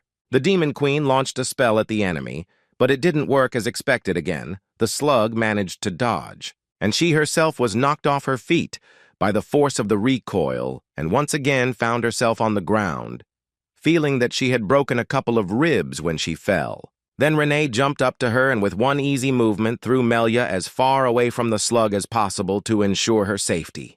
To make the landing soft this time, her loyal demon dog caught the owner in his soft side. Melzu was so happy that her pet came to the rescue that she began to pet him without even getting up, tears welling up in her eyes. Renee looked back at her and noted that it was not surprising that she was so late. It was very difficult to fight such a monster. The demoness hastened to apologize. She was thinking that if the maid and the dog were here, then Mr. Swallow was somewhere nearby, and so it turned out the ancient demon yawned loudly. He came closer and said that he practically fell asleep while he waited. Melju seemed to have stayed too long. The Devourer complimented Renee on the Melju throwing trick and said he wanted to try it. The maid suggested he just cut someone in half. The dungeon boss turned away, offended, and muttered that, well, okay, then he wouldn't try so as not to take risks. He turned towards the slug to see what was wrong with it, but froze in surprise. While they were distracted by their conversations, something happened. The monster had grown much larger, increasing in size tens of times in a matter of minutes. Even Swallow was a little puzzled. The ancient monster began to shake out of anger that he would have to solve the problem again instead of sleeping. Renee noticed and said that she would take care of everything herself. Having assessed the situation, our hero objected that this was not her area. It was too dangerous and unpredictable to meddle with this creature, about which they knew nothing. The monster blinked its eyes playfully and stretched streams of slime like hands in the direction of the Devourer. For some reason, he became very gloomy and serious, flexed his fingers, and stepped forward, saying that he would do everything himself. The slug began to move again and changed shape. Now a thicker stream was visible from the side. The monster continued to grow. Swallow raised his arm, bending it at the elbow, a gesture that didn't look defensive, more like a test of the joint's mobility. But we know that the ancient monster was able to foresee the enemy's attack long before it reached him, and he raised his hand just in time to block the slug's blow. He was so powerful that the earth shook. Who would have thought that it was possible to artificially create a creature with such a reserve of power? At this point, the slug began to change shape again, as if growing limbs, and the Devourer asked if he would like to shake his hand. He stopped the monster almost at his face, its eyes flashing a dangerous yellow glow. Renee offered Melz a cup of tea, and the Demon Queen's jaw dropped, wondering where the teapot and cups of drink came from.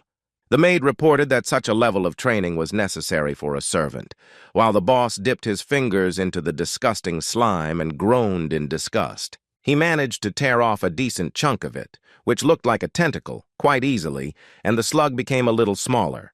Then he grabbed a couple more appendages and tried to spin the monster around himself like a giant ball in a bag. The spectacle was quite amusing, as if Swallow were standing inside a hurricane of slime, controlling it.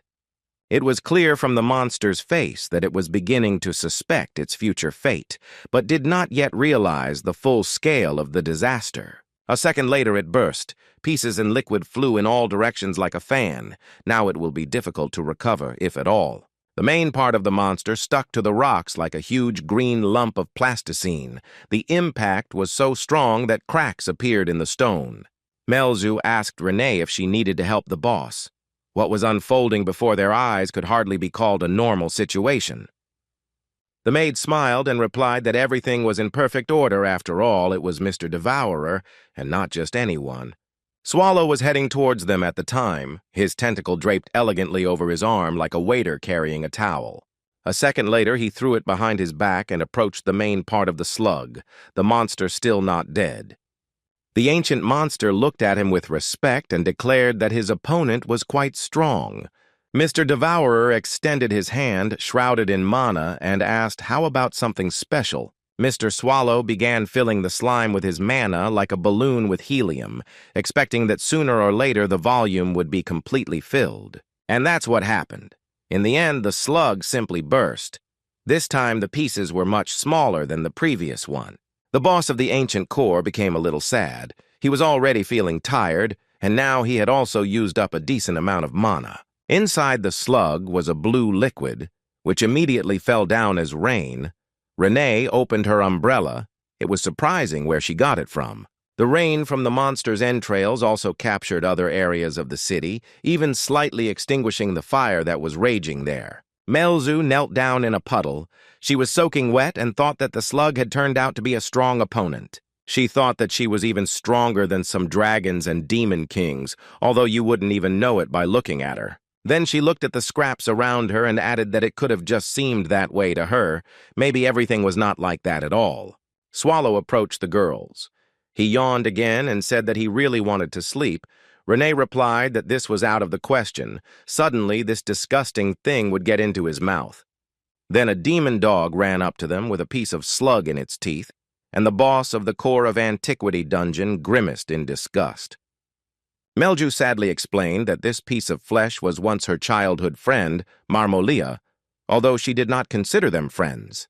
At first, the boss didn't understand who they were talking about, but then he realized that they were talking about that same cunning girl from Udica. He remembered her. The Demon Queen said that when she met Marmolia here, she already looked strange, and then this slug crawled out of her head. Maybe it's a parasite. The dog began waving a piece of mucus in all directions. It seemed he was going to eat it. Melzu began to command him to spit it out immediately. As the piece of slime flew past Renee, she was able to get a better look at it, and she also felt a familiar energy. She called out to Swallow and said that she seemed to have realized who was in front of them. It was a homunculus, an artificially created creature, almost like herself. Melzu continued to take the prey from the dog. Swallow tried to digest what he had heard. Renee waited for his reaction, and the slug, or rather what was left of it, simply dripped off the objects. The rooftop tower that had become Sir Edelbrace's observation post once again became the main location of events. The man in the blue hood was indignant that this should not have happened. The pinnacle of their achievements. The perfect creation defeated so quickly they were counting on another 3 minutes. The knight, without turning to face them, said that there was no need to look for justification for what had happened. He continued that he thought so. No matter how strong a monster they created with alchemy, it would have absolutely no chance against the Devourer. Edelbrace added that given how quickly Swallow dealt with the monster, there was no need to call win. They should return to Riaz. Finally, he asked the master of the Tower of Magicians, Connect, if he was okay. The man answered in confusion that he personally was quite okay. Sir R said that this meant the end of their trading relationship. The man exclaimed, "Why is this suddenly the end?" Seeing the knight simply turn around and walk towards the teleportation center, the mage indignantly ordered them to stop. He indignantly asked how they could just leave, calling everything that had happened simply a sacrifice made for the sake of the Empire's prosperity. The man shouted that in this situation the destroyed city and all the deaths become completely meaningless. Edelbrace patted him on the shoulder and urged him to calm down, then asked what exactly he called senseless. He led him to the edge of the roof and urged him to look at the city, its inhabitants giving their lives fighting monsters for the sake of the Empire. After that, Sir R said in an ominous voice that everything had stopped only at half of the expected victims. The master of the tower's magicians gasped. He fell to his knees, and Sir R turned and walked away, thinking that some progress had been made. Not everything was so useless. The knights managed to find out that it was impossible to defeat Mr. Swallow with some mediocre power, and there was someone he valued enough to intervene. Moreover, because of this catastrophe, a split will occur, and a war will begin. This will become the stage on which the full power of their masterpiece will be required. And the battle in Connect will look like just another battle between people and monsters, of which there were many. It's impossible for an outsider to tell that the disaster was caused by a homunculus, so Edelbryce won't even have to come up with a plausible legend. He said that there was a teleport on the corner through which they would get to Riaz. Someone said that he had already contacted his subordinates in the capital. Suddenly, Sir Stormin stopped abruptly and raised his hand to silence everyone. Sir R asked what was going on. The man was silent for a moment and then slowly began to explain to the officer that unforeseen circumstances had arisen. He had just received a message that someone had broken into the teleportation center and was carrying out destructive actions there. One of the knights suggested that the only one who could have gotten in was the creature in the maid's costume who fought with the Dandu teeth. Edelbryce realized that the maid with the blade was trying to block their escape routes. She probably knew that people were involved in everything that happened. He suddenly realized that the homunculus, apparently, could recognize its own kind, and that is exactly what happened. Sir R gave the order to immediately return to the mages and begin construction of a temporary teleportation center based on the tower's mana reserves. The knights did not have time to do this. With a terrible whistle, the sharpest deadly blades flew at them, one of which wounded Edelbryce. People turned out to be not so simple, and some of them did not achieve their goal. Then special ropes came into play, depriving the knights' weapons of the opportunity to defend themselves. They flew in at such a speed that it was impossible to dodge in time, and gradually almost everyone present was left without the ability to fight. The one remaining managed to cut the ropes and advised Sir Stormin to take care of Edelbryce, and he would cover them. The commander tried to object that he would not leave him alone, but the knight shouted that he should not waste time and do what he had to do. The man pushed his feet into the ground with all his might, because just at that moment the rope grabbed his sword and pulled him forward. Stormin asked Edelbryce to hurry, but the man wanted to tell something to the knight who remained to fight. He turned to Sir Gwyn and informed him that he did not forgive an unplanned death. The boy shouted that he understood, that's right. The guy decisively cut the rope and again assumed a fighting stance with his sword at the ready. The battle promised to be quite interesting. Sir Gwyn did not see the enemy, who was hiding in the dust and haze, so he simply asked how many thousands of raiders he had destroyed and let him come out and show himself finally. When he said that he had heard a lot about the sad reputation, Renee decided to fulfill the request and approach so as to look the impudent man in the eyes. The man didn't expect it to be Renee, the maid with the blade that knows no mercy. His eyes became anxious. This time, the girl decided not to use Dandu's teeth. She continued to test her new weapon, the strongest ropes. The streets of the mercenary city of Knecht were still filled with the remnants of the homunculi, engulfed in flames, and the surviving raiders were trying to finish them off.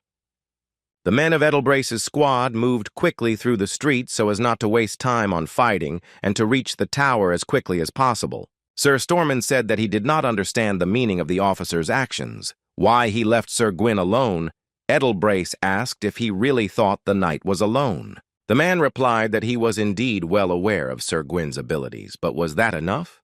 He suggested sending at least one more person to help, but Sir R replied that it was unnecessary and would only distract.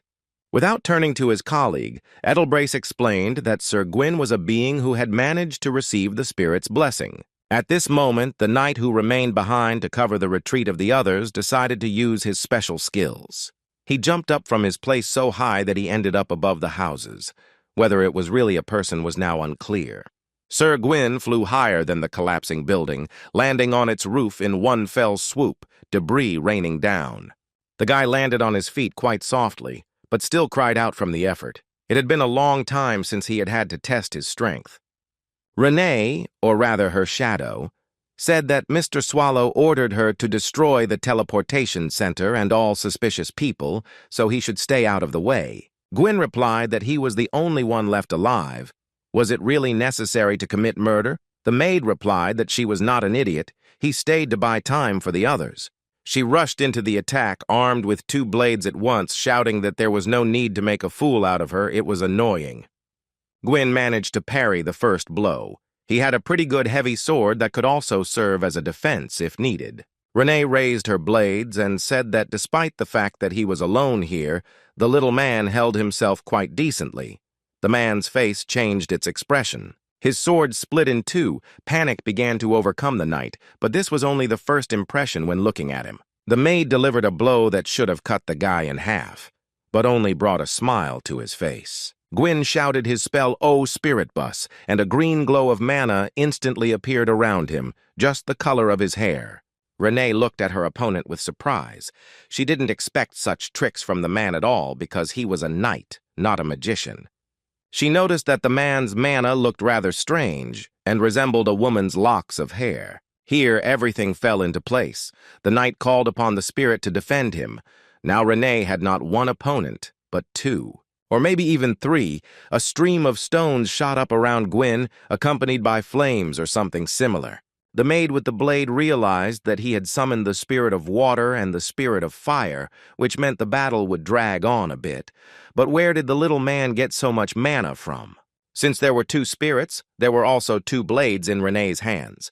She jumped high into the air, preparing to attack both of them with lightning speed.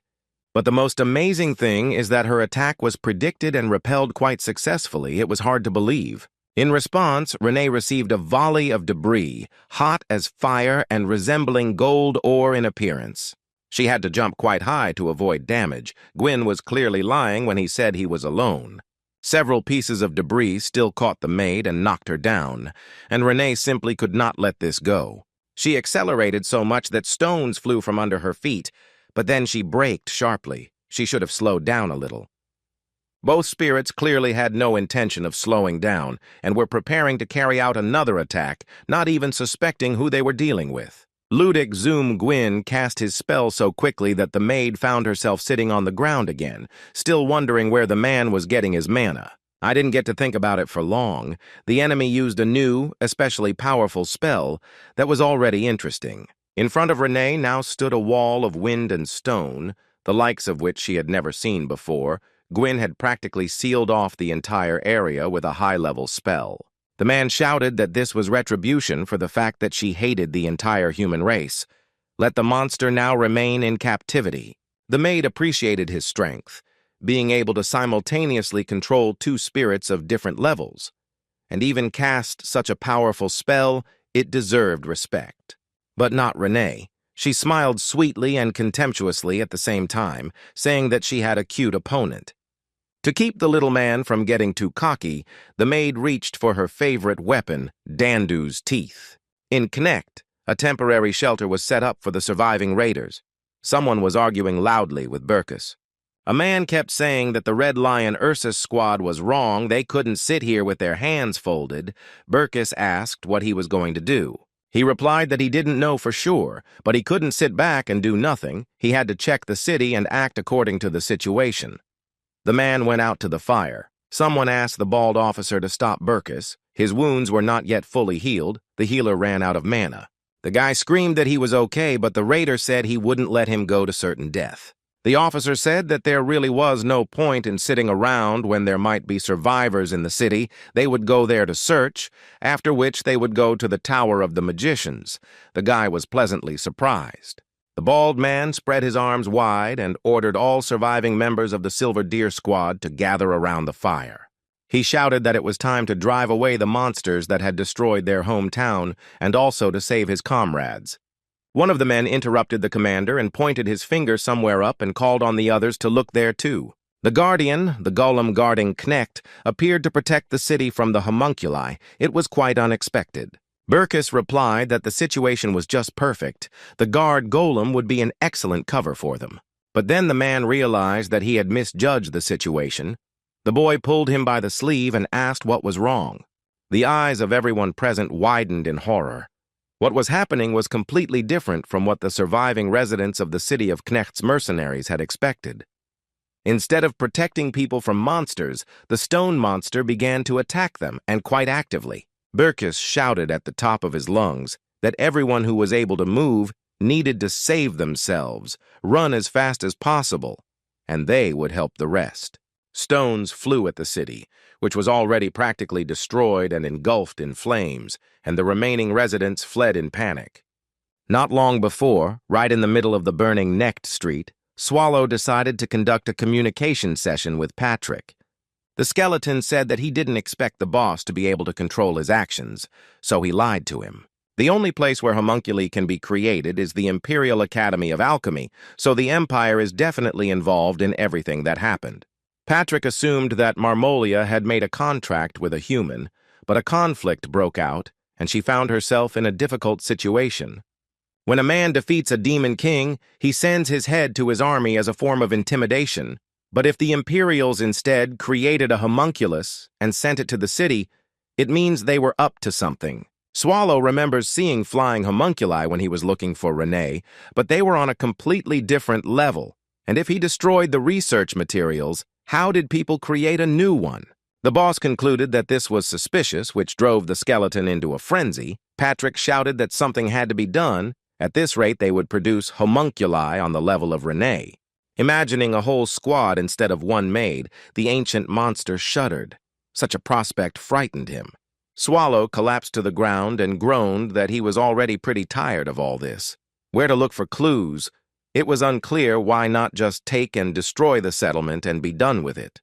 The Death Knight declared that this was exactly what should be done. The boss jumped up in surprise. Patrick explained that if these people were doing this, it meant they were definitely following the homunculus. The skeleton added that if that was the case, then they had seen both Melia and Swallow, and even blamed him for the destruction of the city. So it was necessary to immediately clean it all up. The ancient monster replied that he understood he would do everything, but let Patrick keep in mind that it was he who pushed him to this decision, so let him not complain later. Patrick agreed, but added that if it came to a fight, they would simply raze the entire city to the ground. Swallow pictured this scene very vividly, and it must be said he found it rather pleasing. When the boss came and told Melds the news, she froze for a few seconds, not believing her ears. Then Swallow added drama and raised his hand, shouting that the great Patrick had given permission to destroy everything here to hell, and the demon queen and the dog jumped for joy. But, looking at the city, they suddenly became quiet. The boss could only say the word wow, so impressive was what he saw. The huge golem was destroying the remains of the buildings and finishing off the inhabitants. Connect was blazing with fire. It seemed that our heroes had almost no work left.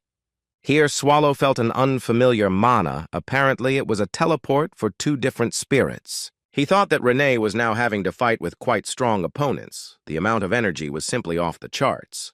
Swallow noticed that such a strong fighter remained in the city, which meant that the main leadership was also hiding somewhere. Melju replied that the boss did not need to worry about the main gate. She used the all-seeing eye spell and has been watching them for a long time. No one has come out through the gate. The demoness said that she was already fully recovered and ready to go there. The ancient monster noticed that the gate was on the opposite side. Sighing when he received no answer, Swallow replied that since everyone was in position, it was time for him to begin. He stood on the bell tower and decided to use what was already at hand so as not to complicate his life. The boss of the ancient core lifted the huge bronze bell weighing several tens of tons with one hand and froze, looking for a suitable target. His attention was drawn to the Tower of the Mages. While most of the buildings were destroyed or burning, this structure remained unharmed. Deciding that this needed to be rectified immediately, Swallow launched his improvised projectile straight into it. The knights and servants of the Third Eye, who had almost reached the tower to use its mana to create a temporary teleport, did not expect this. They stood around the crystal in a slight panic, asking Edelbrace what it was, if it was the work of an ancient monster. The tower began to tilt towards them. The situation was becoming extremely unpleasant. They needed to run away.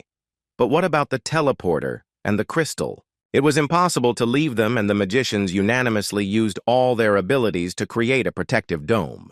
The tower collapsed, but the dome helped people save themselves and their equipment, but they had to speed up the process in order to save themselves. The mages reported to the officer that they would try to transfer the mana to a temporary teleportation node, but this would take at least 10 minutes. Edelbrace asked Stormin how long it would take for Win Historia to arrive, and he replied that it would be in about 5 minutes. Edelbrace thought that Win would arrive at Knecht's old coordinates to where the maid was. The heroine would hardly fail to defeat her, and if Swallow was there, then there was no chance.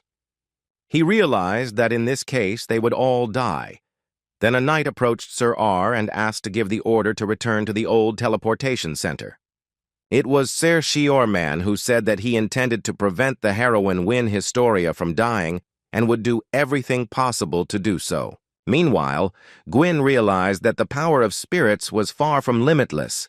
Summoning required both time and mana.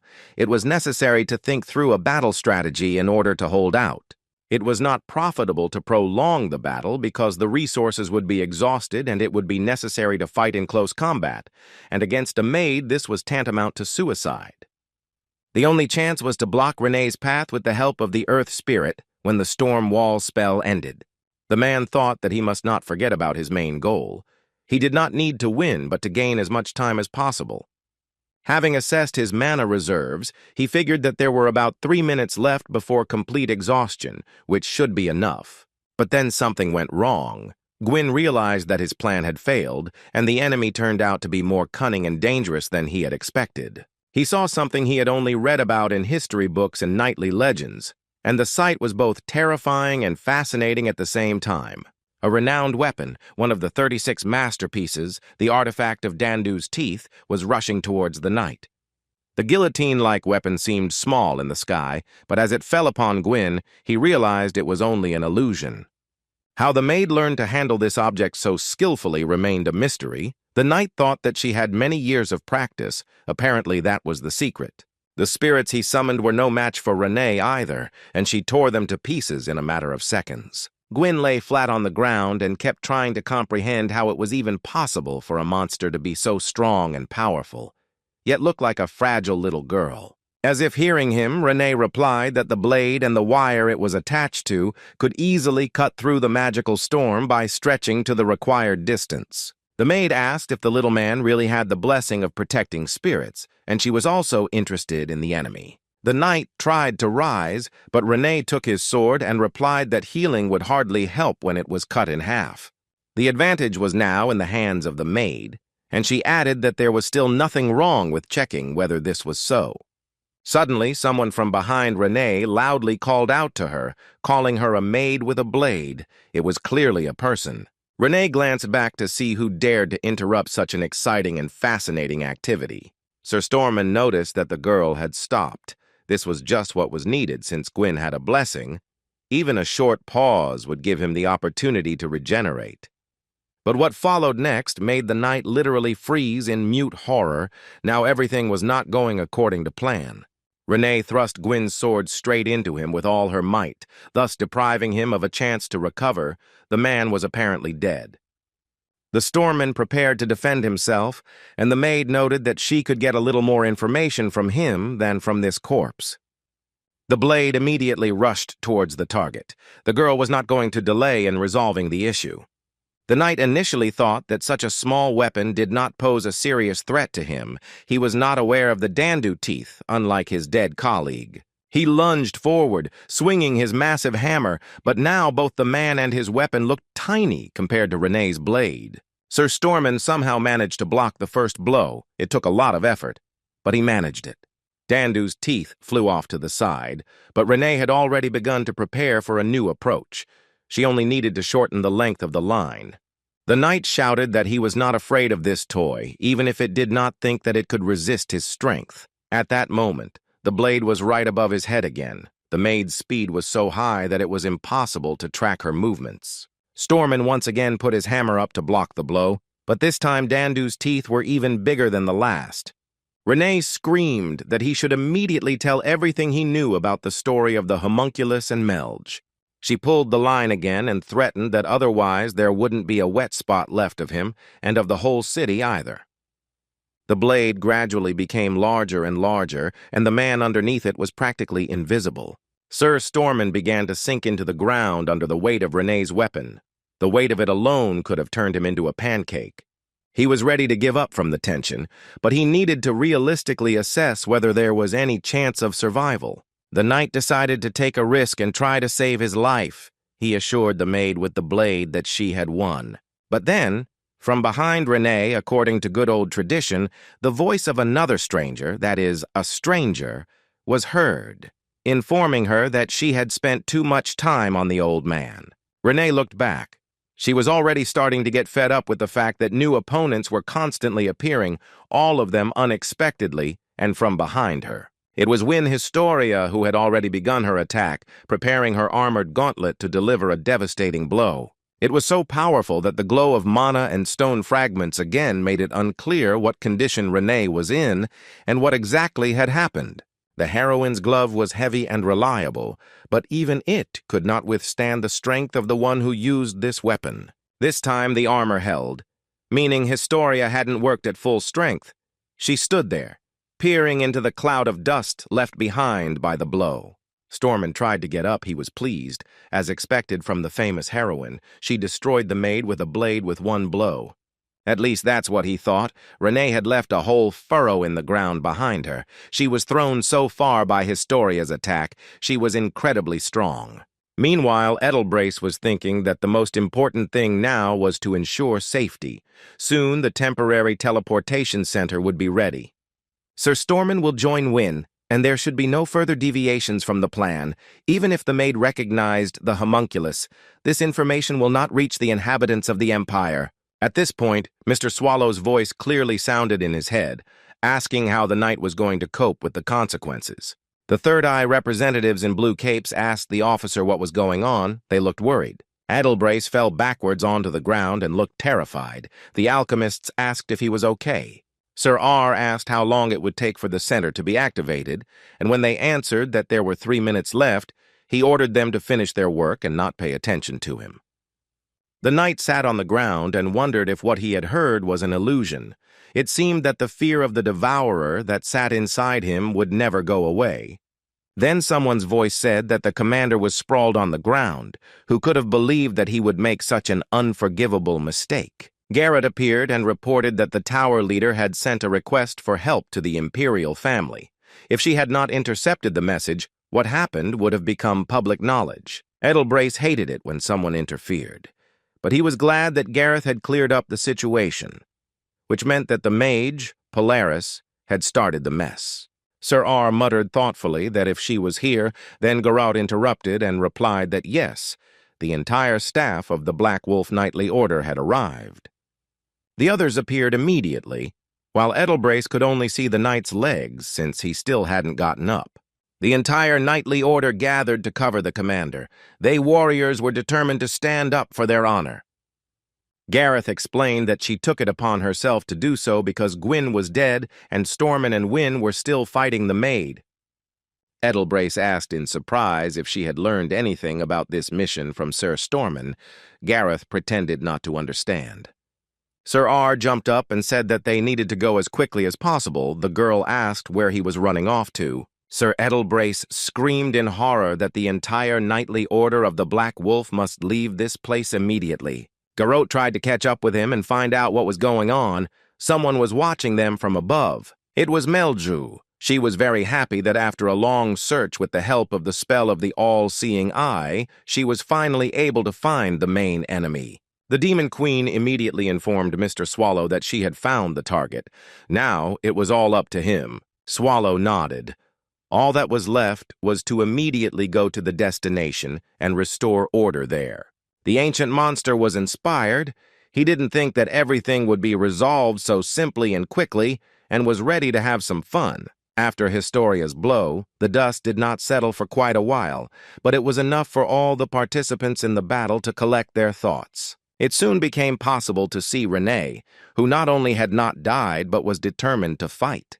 Her eyes glowed with an unkind radiance that clearly did not bode well for people. The homunculus was about to administer justice.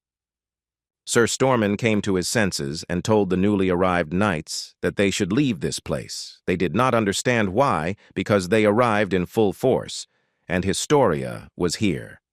They began to explain that they could very well destroy the monster, but the old man shouted that this was Edelbrace's order and it must be carried out. When her colleagues shouted at Win that they should go back, the girl became very angry. She was just starting to get into a frenzy. She clenched her fists and firmly declared that if she was given a little more time, she could handle the maid just fine. Here a familiar voice called Historia to carry out the order. She froze. It was Garrett who came to the battlefield with the officer. Wynn didn't expect to meet her friend and captain here, so she looked inquiringly in their direction. She screamed that this was an amazing chance to destroy the boss of the Ancient Corps, but Sir R said that he would explain everything after the retreat. The knight added that she was right, but now was not the right time. They would have another chance. Let him just follow the order. The heroine was clearly upset but did not argue, agreeing that since they thought they should leave, she would leave. Both Garrot and Edelbrace could share her emotions, but they had a little more information to make the right decisions. Sir R ordered everyone to run towards the temporary teleportation center, but at that moment Dandu's teeth whistled through the air. Renee asked in a sharp tone where they were going. She was furious that the little people were preventing her from fulfilling the will of the master. The maid firmly stated that Mr. Swallow had trusted her, so no one would dare leave this place. She looked at Edelbrace and figured that this was probably the main one. It wouldn't be easy. Historia shouted that she would take on the enemy herself. Renee noticed that the blue-haired creature was also very strong. She had seen many opponents, but no one was able to put so much energy into a blow. She said that she would finish off this blue one first, apparently. This was a reasonable decision. After all, you have to start with someone. Wynn screamed that no one dared call her that. She had a name. Edelbrace tried to restrain the heroine, who was desperately rushing into battle. Renee replied that no matter what, she would complete her task. Then Garrett noticed that pink glowing butterflies appeared around them. Historia immediately realized what was going on and shouted to the commander that it was a magic spell and not just moths. Quick and light footsteps were heard, and a cheerful voice announced that he had come here in search of Renee, and Melju butterflies were also fluttering around Swallow's boots. The look Edelbrace gave him was impossible to describe in words. It was pure panic. The Devourer noticed that it seemed like everyone who was needed was there and had gathered, and then asked how things were going. He looked closely at Historia, Garrot, and Sir R, and thought that he had seen them somewhere before, or that it seemed so. No, it didn't seem so. While Renee was talking to Melju, the boss remembered that these were the same heroes from Riaz. He thought that he would not see them again, because people live very short lives. He looked at Edelbrace and asked if he found it strange that there were so many people in the Empire, and this was the second time he had met them. The captain thought that there must be a reason why the ancient monster did not raze the city to smithereens, but instead came here and talked with the Imperial Knights. He needed to find out. Then Historia quietly called out to him. It seemed that the girl also had something to say to her boss, but he ignored her. Kneeling down in front of Swallow, he said that it was a great honor for them that the Great Lord remembered who was in front of him, and then asked if everything was okay. The Devourer wearily replied that he didn't need pompous greetings. It would be better if he told us whether this was all his doing. Sir R said that the incident had nothing to do with them, but Swallow reminded them that they were Imperial Knights and were stationed in the capital. So why did they come here? Edelbrace explained that they were here to resolve the situation. If he wanted to find the culprit, he could count on the help of the Order of the Black Wolf. The Devourer chuckled. This reaction was not clear to the officer. He expected a more obvious display of emotion in response to what he said.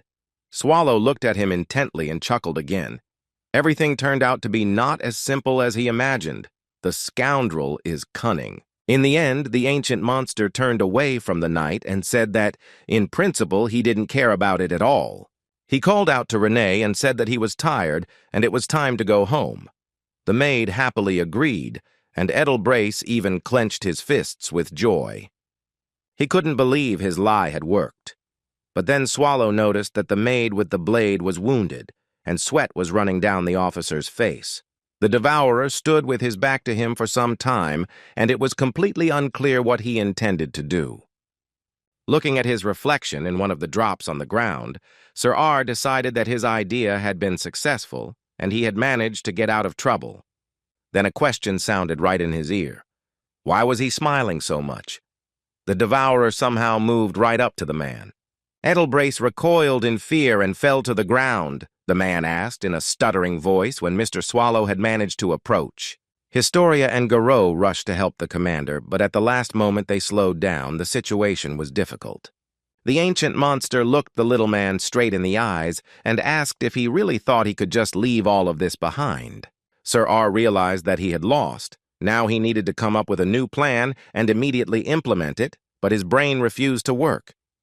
Swallow showed Edelbrace only an image of his true form, but that was enough to cause the knight to be overcome with primal terror.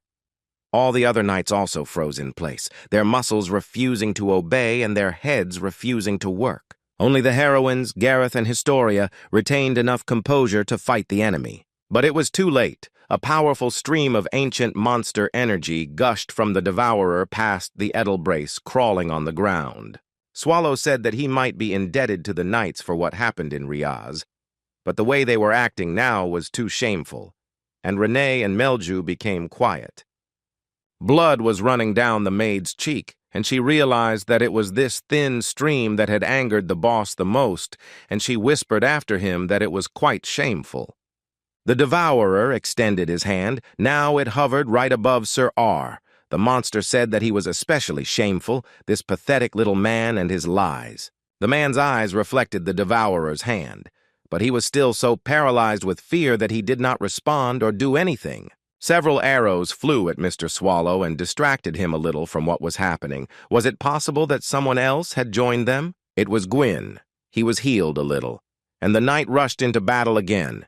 His regeneration was higher than that of ordinary people. He shouted to Historia not to hesitate. Gwyn used the surge of energy as a punch, jumped up and snatched Edelbrace from under the devourer's feet, who only asked where they were going. Garrett gave orders to all the other knights to cover these two without being distracted by anything. Swallow looked like he was watching the same movie for the 100th time.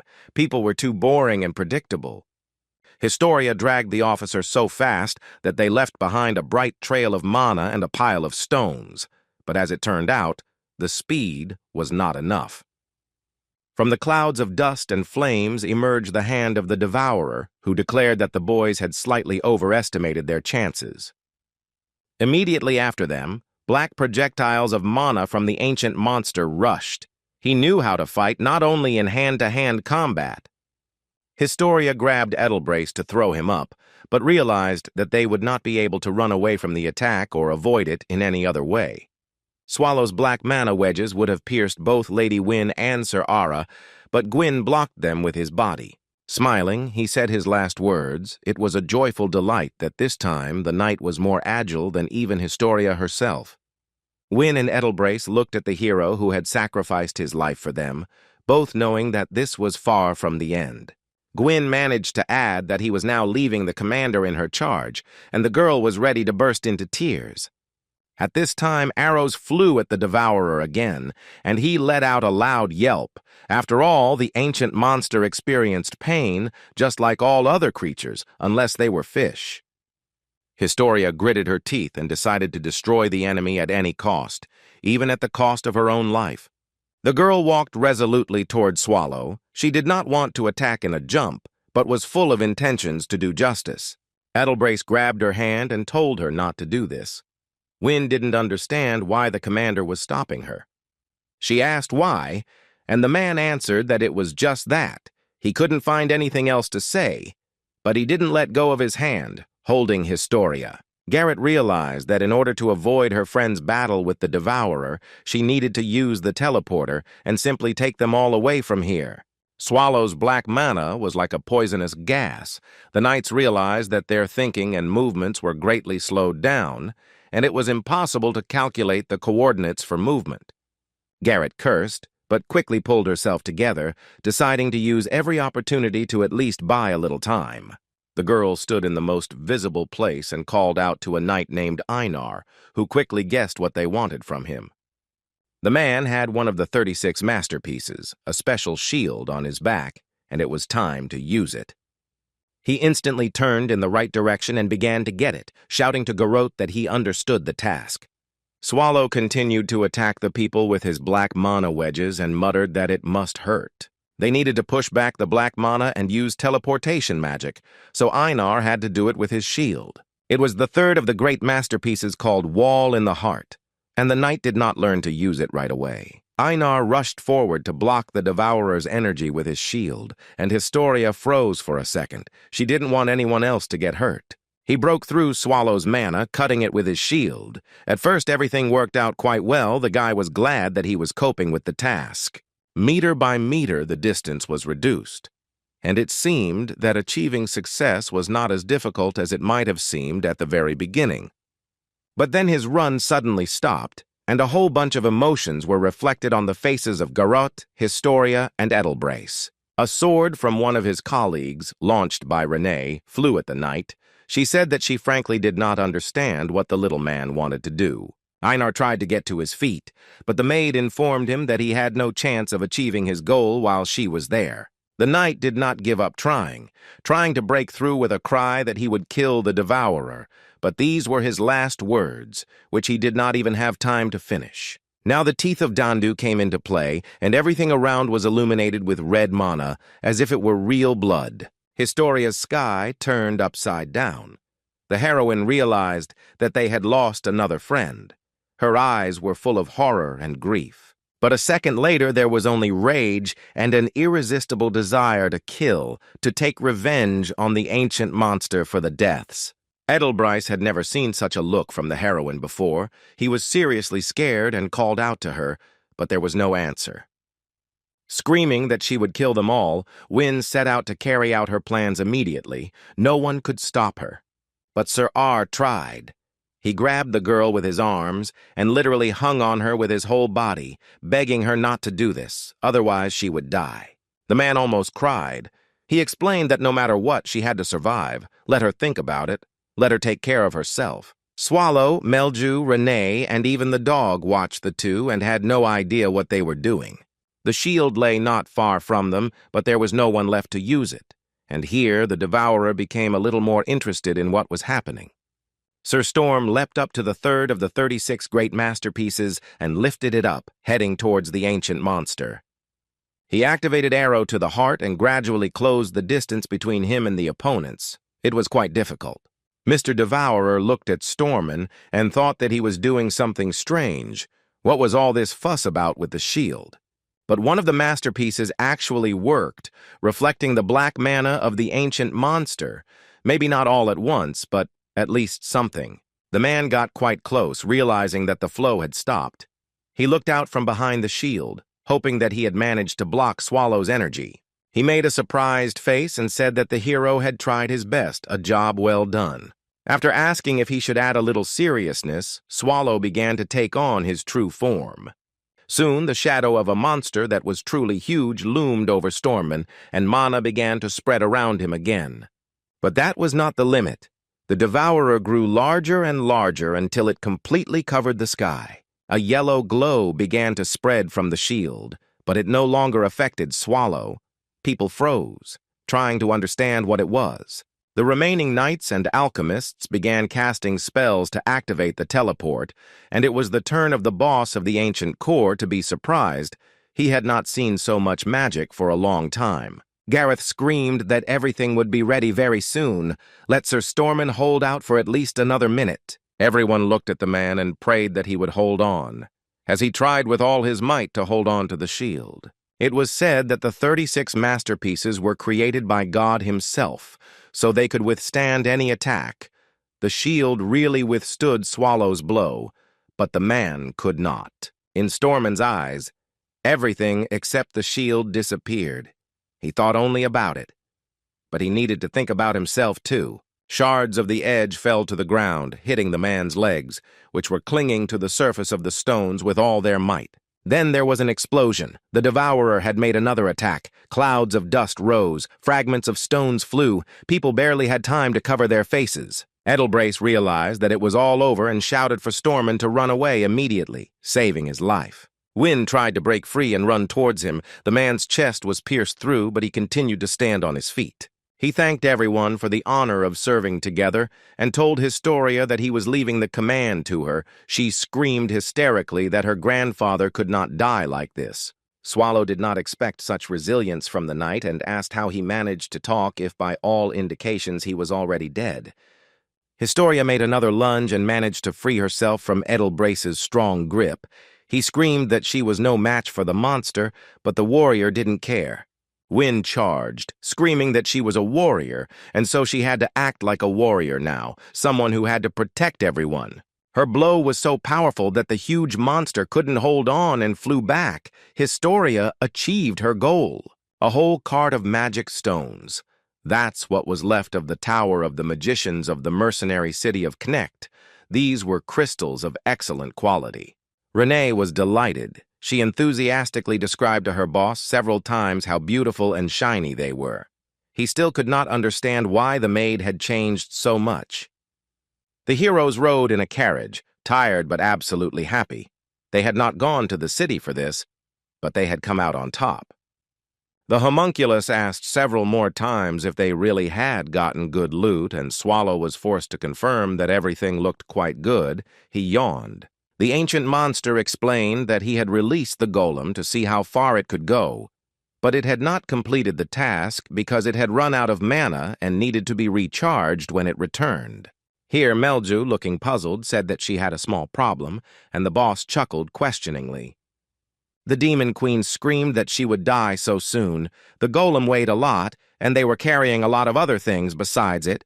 She was driving a cart pulled by a demon dog. Swallow promised that he would feed the dog until he was full as soon as they arrived at their destination, and the demoness would not be left without a reward either. At this point, Renee raised her hand and announced with an air of importance that she had a great idea for this. The maid suggested that Melj pull the cart herself, if she was so worried about her dog, and the demoness literally fell into a stupor. They continued arguing for some time, but the ancient monster simply did not have the strength to listen to all this chatter. He just wanted to sleep. Swallow looked around to assess how much junk they had loaded down, but there really was nothing to throw out. Suddenly, Melju decided to change the subject and asked why the Devourer didn't kill all those people, and Renee noted that it took him longer to show his true nature. Swallow rolled the precious magic stones in his hand and said that in principle, he could simply trample everyone on the spot. There are advantages to a quick death. It is very convenient, and for everyone, but in this case, it would be a waste of time. He narrowed his eyes and added that he remembered all the problems Edelbrace had caused him and thought that this would be too easy. Each cemetery always has its own atmosphere. The cemetery in Riaz was not at all gloomy, but very solemn. Chrysanthemum is a mourning flower, but whether blue chrysanthemum can be considered as such is a big question, and no one would ever think of taking a blue chrysanthemum, which is a magical artifact, from the freshly dug grave of a dead hero. No one except Win Historia, a blue-haired warrior who had superior striking power to all humans. She was very beautiful in a snow-white dress, and the chrysanthemum only emphasized the color of her hair. They say that taking something from a cemetery is a bad omen. The knight standing next to Historia said that this time the losses were even greater than in the case of Burns' squad, 4 knights, and one of the masterpieces. His name was Barisk. The man also belonged to the Black Wolf Order, and he thanked Win. Thanks to her, they survived. There were footsteps behind them. Historia replied that she knew, but she listened, hoping that Gareth was coming towards them. It was indeed her pink-haired friend who came to say goodbye to the dead. She also expressed her gratitude to Historia, adding that it was from all of them. Tears appeared in the girl's eyes. She whispered that this simply couldn't be. No one should be grateful to her. The eyes became even bigger and sadder, and Win began to sob that everyone should hate and curse her, and not thank her. She introduced Gwyn and began to explain that if she had arrived earlier, he would have survived. Barisk turned away. If she had been stronger, she would have been able to defeat the maid with the dagger, and then another one of them would not have died. If she had been stronger, the shield's keeper, Einar, would not have lost his life and his weapon, one of the masterpieces. If she had been more persistent and stopped her grandfather by completing the task for him, everything would have been completely different. When Historia screamed that she simply had to kill the damn Death Eater and save them all, every single one of them. She continued to scream and cry. It was almost hysterical, but Garrett calmly replied that Win would definitely defeat him.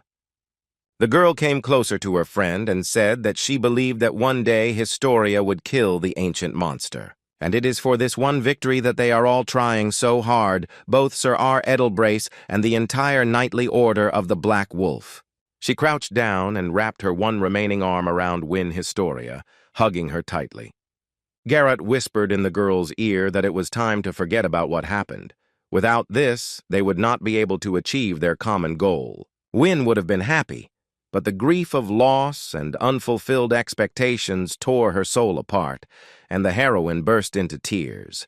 She continued to cry, hugging her friend and pressing a blue chrysanthemum to her back. One delicate petal broke off and fell to the ground. Just as slowly, the petals of the flowers that Edelbrace had placed in a vase at home fell away. They were the same blue chrysanthemums. The captain sat in his chair.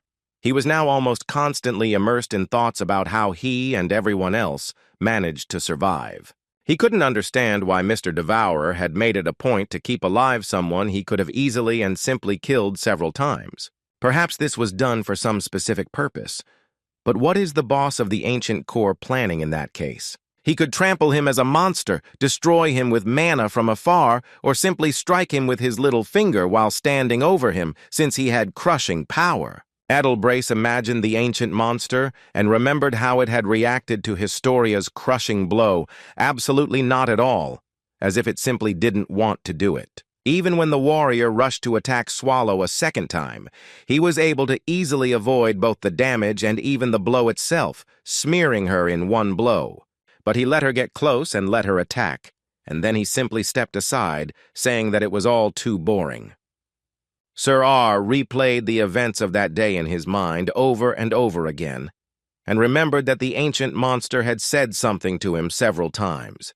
After Win's blow, when he simply disappeared and they started looking for help from Garroth, he seemed to send a telepathic message to Edelbrace. While the girlfriends were busy discussing what had happened and preparing to use the teleportation center, the captain heard a voice calling out to him.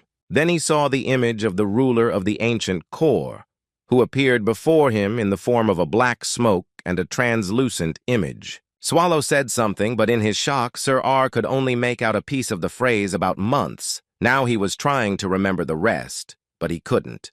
The knight exhaled loudly and thought that he should look into this better, but there were too many eyes watching him now. He couldn't act suspiciously. He thought with sadness that he was not even able to attend the funeral of the fallen knights of his squad. He only brought flowers. Finally, Edelbrace crossed his legs and turned to the table. It was time to do the reports. He had been inundated with paperwork since the incident. But then the man realized that he was seeing everything in some kind of murky haze.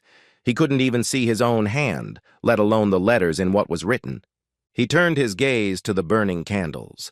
They were also blurry, and his eyes began to hurt, as if they were about to burst from the strain. Sir R was in incredible pain. He was almost losing consciousness, but he still tried to interact with the candlestick. He walked up to the mirror and placed the candles on the dressing table, after which he covered his face with his hand, as if afraid to see his face in the reflection. Finally, the man gathered his courage and looked at himself. The pain was gone. Everything seemed completely normal. Edelbrace decided that he was simply too tired.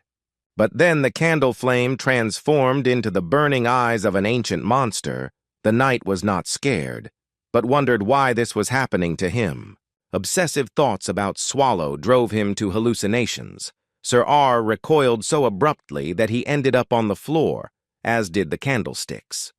He lay and looked ahead. Everything began to be covered with a gray, now black haze again. His eyes began to hurt even more than before. After some time, the commander heard someone's voice calling him excitedly. The man opened his eyes and saw Garrote leaning over him. He tried to get up and started muttering that he probably passed out. I wonder how long the knight lay on the floor unconscious. Then a whole fountain of blood burst from his mouth and Edelbrace grabbed his chest. Garrote began to call for a doctor. The man began to understand what it was. He realized that it wasn't that the ancient monster hadn't killed him.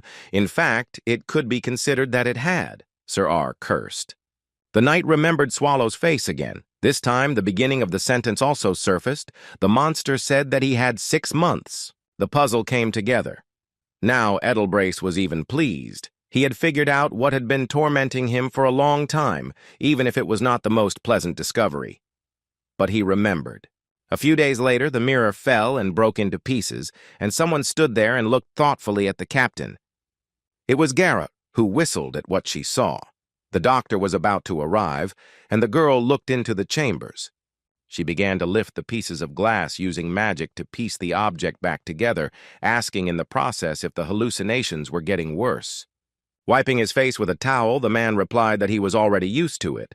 Everything was fine, but from his appearance it was clear that this was far from the case. Edelbrace looked at Garot and found himself thinking that he was very lucky that he could still see people the way he used to. 4 days passed, the treatment did not help, the symptoms did not go away, the girl noted that medicine was powerless. Sir R stated that therefore it was now only a matter of time. He realized that the devourer had infected him with something, and that this something was incurable. The Knight of the Order of the Black Wolf cursed again. So there was only one way. The captain informed Garrett that this was an order given by the commander which no one should know about. She nodded. He looked at the girl carefully and added in a stern voice that even Win Historia, especially Win Historia, needing to solve the problem before he dies, Edelbrace decided to restore one of the lost masterpieces and the power of the knightly order. The girl said she would take care of it. She added that she had gathered several talented people and that they, together with the knights, were already approaching the goal. R was embarrassed and asked why he had not been notified. Garrett noted that there was no point in reporting to the commander when he was in such a deplorable state. He would provide a detailed report after the operation. Edelbrace was puzzled. The heroine also added that on the way here she met someone who was especially loved by the boss, and he asked what it was about. Garrot didn't answer and teleported away. Sir R was sure that his chambers were protected, and it was impossible to just use magic of that level there. It turned out that everything had changed. There was a knock at the door. Edelbrace had not yet recovered from what had happened, and in a weak voice allowed the visitor to enter. Papa Uranesia, the third, stood on the threshold. He smiled. Having heard the news, he decided to come and provide the officer with all possible support. Sir R looked at him with disbelief. He didn't know how to explain that he didn't believe a single word. Then he simply said that his guest had been a priest for too long and had simply forgotten how to lie. He looked closely into the old man's eyes and assumed that he had come only to hear his answer. The man smiled and replied that it was so. Edelbrace asked why the Pope wanted to separate the Imperial Knights from everyone else. Uranesia explained that he simply wanted one of the Empire's strongest knightly orders, the Black Wolf Squad, to support him. He replied that now religion is only a way of connecting the Empire with the Holy Kingdom, but the Church is oppressed, and this needs to change. The Pope noted with regret that in these times his life was worth no more than that of an ordinary nobleman, and it should not be so. Edelbrace said it sounds like they are suppressing doctrines. Maybe there was a god before, but the current god is the Emperor. Uranesia placed his hand on the windowsill and sighed, then slowly said that this was undoubtedly true. Smiling, he repeated that this was indeed the case now, but very soon the blessing would reach every corner of the earth that humanity had touched. He spread his arms and proclaimed that very soon they would spread their doctrines widely and oppression would cease. Sir R noted suspiciously that this looked like the beginning of a holy war, or so he imagined. Uranesia replied that there was no need to rush to conclusions. He was so old that he could barely hold a spoon, let alone a weapon, but Edelbrace was not in the best condition either. He emphasized that the night looked bad and therefore would not tire him, but before leaving he still wanted to hear an answer. Already at the door, the Pope looked back and said that he hoped that the knight would be able to fulfill God's will. Sir R looked at the doors closing behind the pontiff with absolute indifference. He didn't have the strength for manipulation. He sat there for a moment, thinking, muttering something under his breath about how his answer could be completely different. Finally, Edelbrace decided that next time he would answer Uranesia completely differently, he would answer as he should. And he very much doubts that this will please the representative of the Church and his idea of ending the oppression of the clergy. When our heroes returned to the ancient core, it took some time to adapt and restore order to the dungeon, but they finally introduced Melge to her room. Patrick brought her there with pathos and announced that from that moment on, the Demon Queen was the gatekeeper of the fourth room of the core of antiquity. All who live here are obliged to take care of both Melza herself and her demonic dog, helping with any issue. The little girl asked incredulously if they really had such rules. Swallow yawned. He didn't understand why all this formality was needed. Melzu and her pet jumped for joy when Patrick announced that everything was exactly like this and nothing else. The Demon Queen had realized her dream. She screamed that she liked it here so much that it was as if she had ended up in a fairy tale. The girl was sure that she would be happy in the core of antiquity. Melzu immediately became inspired by the idea of building a real castle in her room and immediately began looking for the necessary papers for the calculations. Patrick let out a happy sigh, telling his boss that he was very glad that everything was okay, and his boss remarked that he liked the room himself. The skeleton replied that this was indeed the case. It was worth destroying Connect for this. They brought an excellent guard with them. Swallow turned in the opposite direction and was about to leave, but then decided to clarify whether the Death Knight meant the dog. Patrick confirmed that even one demonic dog would be quite enough, but his mistress wouldn't hurt either. He asked if Melzu had really bought the demon and given him a name, and the devourer replied that yes, the dog's name was Svaldi.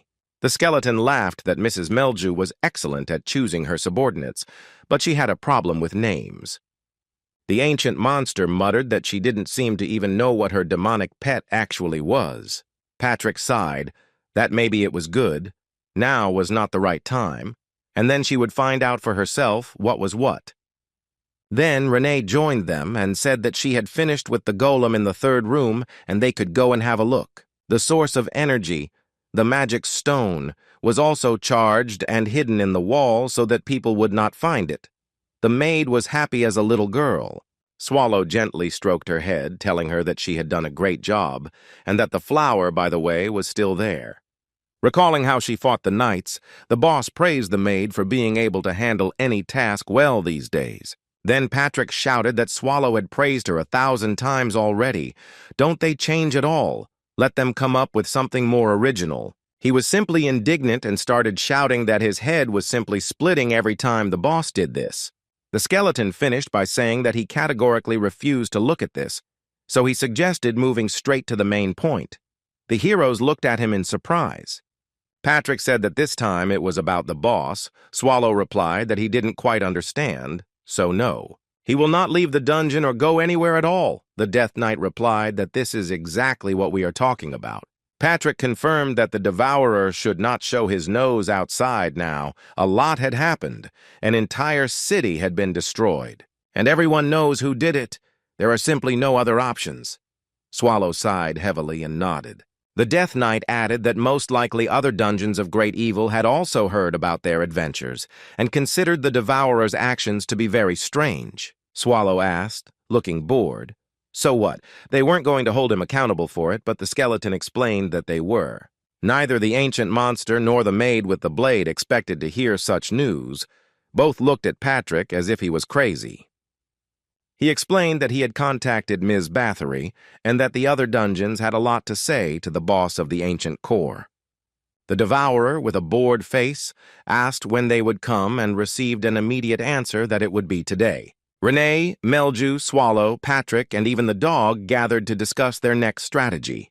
Then, in the core of antiquity, immediate preparations began to receive the high-ranking guests. Swallow was about to sleep, shirking his duties, but Bathory showed up to make sure the friends didn't relax prematurely.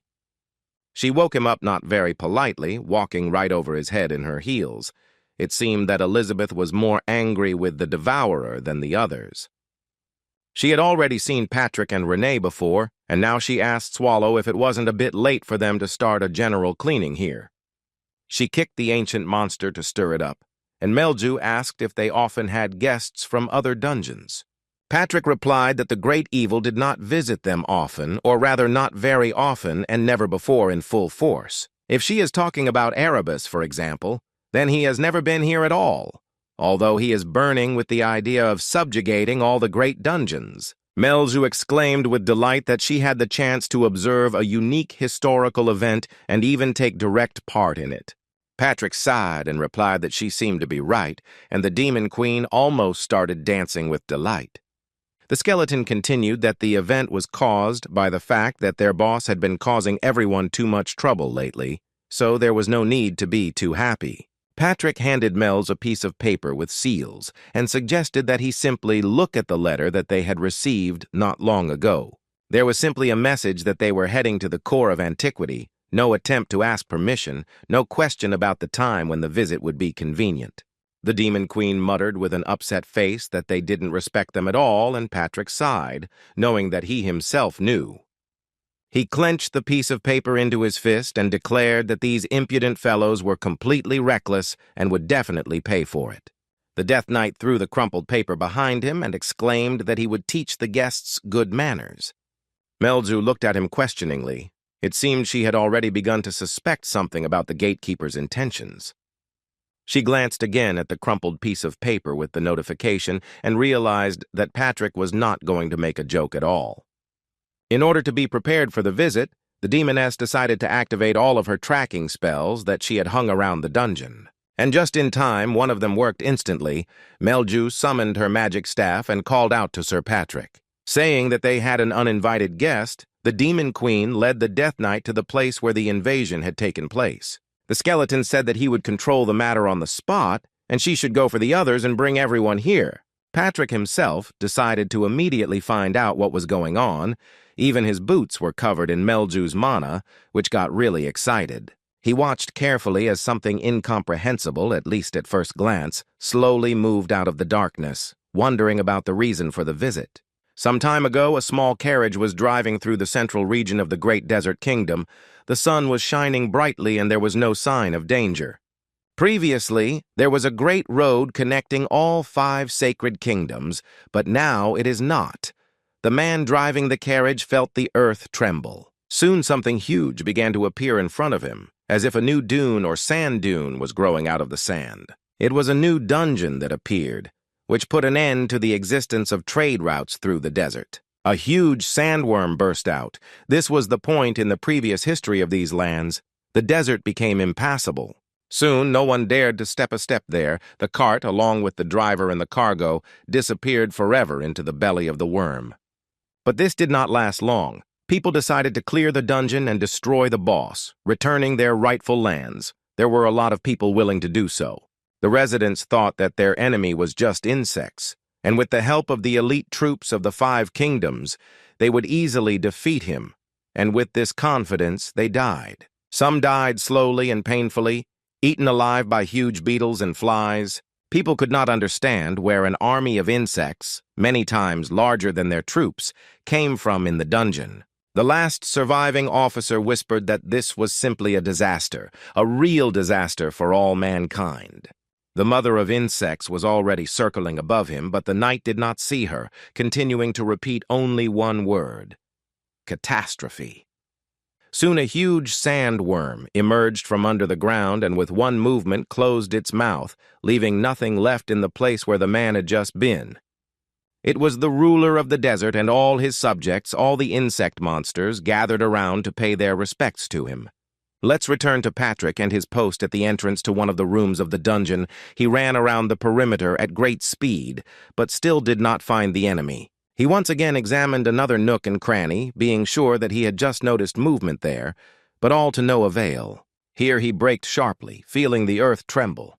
It seemed that one of the guests had decided to find his own entrance to the core of antiquity. A sandworm, Hexabel, Mother of Sand Hills, Lord of the Desert, appeared before the Death Knight.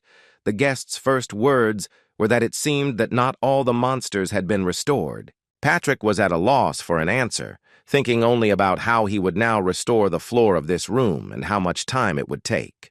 The worm's voice was a poor imitation of a human voice, and the skeleton remembered that monsters of this type take on the qualities of those they eat. Patrick wondered if the intent was more important. Perhaps Hexabel was trying to assess the defenses of the ancient core. Here the monster's mouth opened, revealing many teeth, and the gatekeeper thought that he had to deal with this problem before the boss arrived. But he didn't have time. Swallow appeared with the words that there was no need to start a showdown here. This was not the situation to waste time on nonsense. Renee and Melju rushed after him and begged him not to go so fast. They were completely behind schedule, but they didn't want to miss anything interesting. Patrick covered the devourer with himself and declared that he would take care of it himself. The boss did not understand what he even intended to do.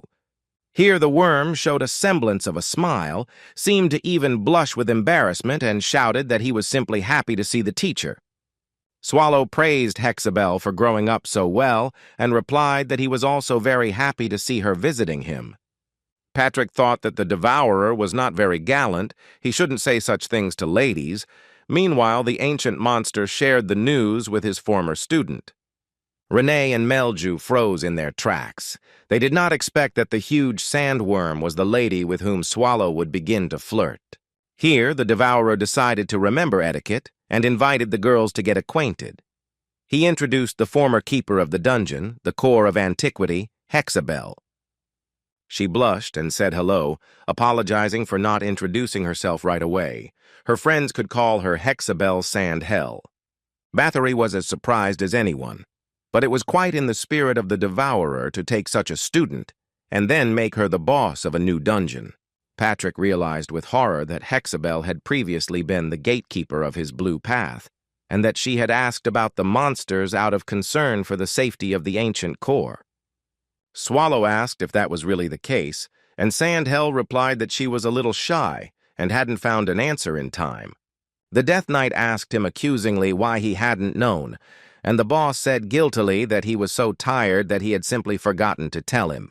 The skeleton explained that even though he had a good relationship with Swallow, she now had her own dungeon of great evil, which was why he was vigilant. Here Hexabel announced that she was Patrick's biggest fan. If the skeleton could blush with embarrassment, he definitely would have done so. The monster explained that he was considered an unrivaled master of swordsmanship, with no equal in the entire world.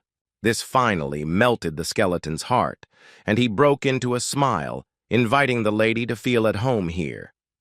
He asked if the girls had heard that the owner of the dungeon of great evil was his fan. Renee asked, not to put her in an awkward position. Here Hexabel turned her attention to the homunculus. The maid explained that she was the current keeper of the core of antiquity.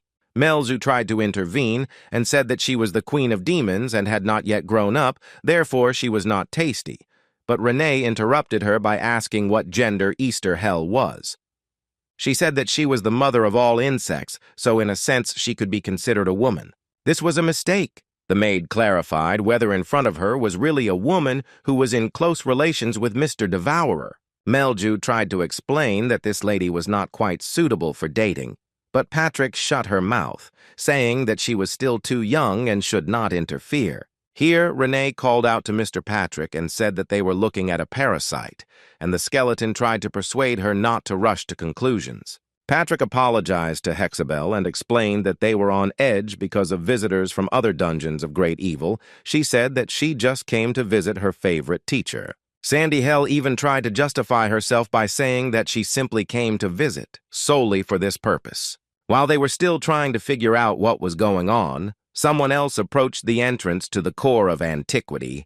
Apparently, it was his first time here. The purple-haired creature slowed down, trying to figure out if it was really the famous ancient core in front of her. Margarita Ajihadaka, the boss of one of the dungeons of great evil, put her hands on her hips and was ready to give Swallow a beating. Her ice palace, Margara, was located high in the mountains in the north, as you might guess, among eternal ice and snow.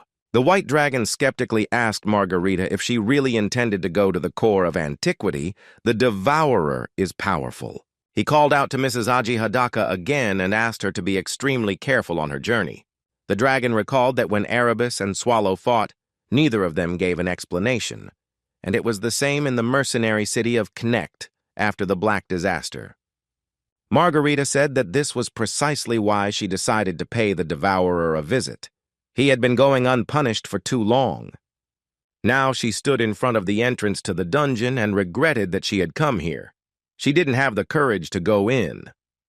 She, Ajihadaka, the ruler of the White Mountain Range and the master of dragons, was afraid of the ancient monster, but she did not want to let others underestimate her.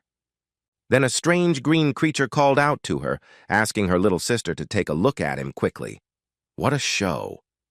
The green monster stood up on his front paws and declared that he too could now turn into a human, although the only thing he had that was human was his head. He also proudly showed off his tail, asking if it wasn't cool. Aji Hadaku agreed that it was great.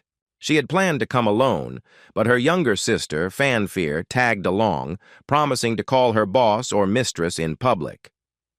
The girl shortened the tail and asked the lady to evaluate the result. She was angry, but replied that it was cool. Someone was watching them from behind the rock. A male voice said that only an idiot could bring a child to a meeting of the dungeon lords. Margarita said that only a moron could come with such an aggressive attitude.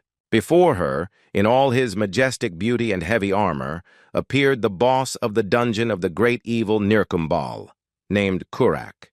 At first glance, he might seem like an ordinary orc, but an ordinary orc couldn't become a boss. Kurak was extremely strong. Aji Hadaku couldn't believe that she had bumped into him at the entrance, and explained that Fanfear was stronger than a normal dragon and would not tolerate such treatment. The orc replied that in that case they were both very lucky, but the dragon mistress should be careful. Losing a comrade could happen in a matter of seconds. Kurak turned to enter the core of antiquity. Margarita assessed the expression on his face as a personal insult and his words as a hidden threat. Action had to be taken. She told Fanfear to stay close and not leave her. No matter what happened, the little sister wanted to be indignant, but changed her mind. With a slightly sad and frightened face, she replied that she would do everything the lady ordered with full responsibility. All three headed towards the entrance. The orc went first, followed by the dragon mistress with her sister, whom she unsuccessfully tried to make walk on 2 legs. They entered the first room and were surprised to find that there was nothing there. Kurak thought it was a trap. Aji Hadaku took out a manual on the dungeon and said that there should be many ice giants here. Something doesn't add up. He added that there was also a possibility that they were destroyed by raiders. The girl slammed the book shut and said that she would never believe it. Margarita decided that this was another display of disrespect, designed to test her, the ruler of dragons, and she began to boil again. They moved further, but there was no one in the next room either, which Fanfear did not fail to inform them of. In fact, it was not quite like that, but her loud cry woke up the golem. Now the guests will be greeted with more attention, or maybe not. The giant opened his eyes, but then began to snore again. Aji Hadaku didn't even suspect that the golems were also sleeping. Margarita lost her mind. She took everything that was happening as a mockery, and began to chaotically release charges of mana along the walls of the room. She screamed that if they wanted it that way, she would respond appropriately and burn the damn cave to the ground. Then Patrick appeared and asked what they were doing there. Melju told him about the invaders, and he went to look. The skeleton assumed that the dragon mistress was in front of him, and with her the orc Kurak, after which he asked if they had come together. The man said that they met at the entrance, after which both received an invitation to go further. The rest had already gathered and were waiting. Fanfear was very interested in the bones of the Death Knight, and she did not want to leave him alone so easily, even though Patrick said that it was time to begin. Aji Hadaku asked what to start, to which the skeleton indignantly replied that the first ever meeting of the dungeon bosses of the great evil, of course. Soon everyone gathered around the table, including Bathory and even Hexabel, to talk, and Renee served drinks. The little sister constantly asked Margarita what the lady would do now, which made Patrick and Kurak extremely nervous. Aji Hadaku stood up and said that almost everyone present had suffered in one way or another from the Devourer's actions, so she saw only one way out. They must all unite to jointly stop the rampage of the arrogant ancient monster from the core of antiquity. Bathory sat with a dissatisfied face and looked away, thinking about her own things. The others were not beaming with happiness either. Kurak looked like an orc. Margarita assumed that they agreed with her and that everyone could make certain claims against Sval. Then the dragon mistress apologized and added that she was only unsure of the emotions expressed on the face of the insect mother. Then Patrick appeared, saying that he was grateful to everyone for waiting, and here he was, the lord of the dungeon of the great evil, the core of antiquity. Everyone turned to see what the boss looked like. The devourer was in human form and slowly walked into the hall. Ajihataku froze. Swallow was dark, majestic, and his every movement was so powerful that even the orc's spine tingled. Margarita felt with her skin how strong was the one who caused the black catastrophe, the lord of the strongest dungeon of enormous evil. Sweat began to trickle down her forehead, but she had to control herself and achieve her goal. The devourer sat down at the table. Swallow's face was calm and his gaze clear. The ancient monster commanded respect just by his appearance, and he knew it well. Patrick looked questioningly at the boss, as if asking if everything was going as expected, and he nodded. The devourer sat on an ordinary chair, but was so majestic as if it were a throne. Behind his back were two loyal guards, Renee and the Death Knight. A little further away, Hexabel lay down, crawling out from behind the table to demonstrate that she was also on the teacher's side. At first, Margarita was afraid to even look at Swallow, but then she plucked up her courage and was about to voice her complaints, but the words stuck in her throat. Bathory broke the silence and said that she came for fun, she was bored, and then such an event was planned. She pounced on Swallow and asked how long he would act so pompously, and that he should solve the problem already and go back to sleep. Ajihataku did not expect that Elizabeth was familiar with the devourer and apparently in close relations with him. Sandy Hell also said that she came to see the teacher, she missed him, and then there was such a reason, Margarita almost had a stroke. Bathory took the floor again and asked to do at least something so that it would not be so boring, or she would go to her room immediately. The dragon mistress was in shock, but decided not to interfere in the process right now, but to see what would happen next. But then absolutely nothing happened, so she decided to take matters into her own hands and express her dissatisfaction, for which she stood up. Fanfare watched her. It was impossible to deceive her sister's expectations. It was necessary to live up to her high status. The main message was to start a war against the Empire and destroy it to hell as quickly as possible. Everyone froze. Silence fell over the table. The assembled dungeon lords expected anything but this. Ajihataku shook her head furiously from side to side and screamed that it wasn't her who said that. She couldn't have said that. Here, Kurak calmly explained that it was he, and it was he who sent everyone the messages that he was heading to the core of antiquity. The orc added that he had gathered them all here to ask for help in a certain matter. Swallow looked at him curiously, but without enthusiasm, he was too lazy to be carried away by such an idea. The orc continued that before the winter ended, they, Nirkambal, would destroy the Empire. Everyone continued to remain silent and digest this information. Patrick rolled his eyes. This idea seemed like some kind of silly, childish prank to him, and not real intentions. Renee let out a loud sigh. The maid didn't think they should waste time on such nonsense. Hexabel reacted in a similar way. It was difficult to say anything about Bathory, as well as about Swallow. Their faces most often had an expression of bored indifference. Finally, Elizaveta broke the silence and asked if help was needed, or why, in that case, Kurak had come to the core of antiquity and called them all together. The orc gnashed his teeth menacingly and said that he was not here for that at all. Bathory shook her head in surprise. Kuran stated that he wanted to warn the dungeon masters of the great evil not to interfere in the war between Nirkambal and the Empire. Swallow thought about it. For a while, the orc looked at the ancient boss, waiting for what he would say. The devourer continued to remain silent and think about the situation. Instead of the teacher, Hexabel spoke up, asking if Kurak knew how much was left until winter, exactly 1 month. The orc nodded and suggested continuing. He hadn't said everything he had planned. There was still something to talk about. Everyone looked at him again with interest but distrust, to which Kurak loudly and clearly said that he would destroy the Empire. And then he shouted the same thing so loudly that these words could be heard even outside the core of antiquity. Then he added that he would do it in 1 month so loudly that all the surrounding areas, forest and rocks would tremble. They have already completed all the necessary preparations. A lot of work has been done, and now there is no reason to delay. The orc explained that at the moment they had already set out, all of Nirkambal's warriors were ready and were simply waiting for his, Kurak's, order. Hexabel asked how many orc warriors were in his army. If 200 or 300,000, then this was not enough against the multi-million army of the Empire.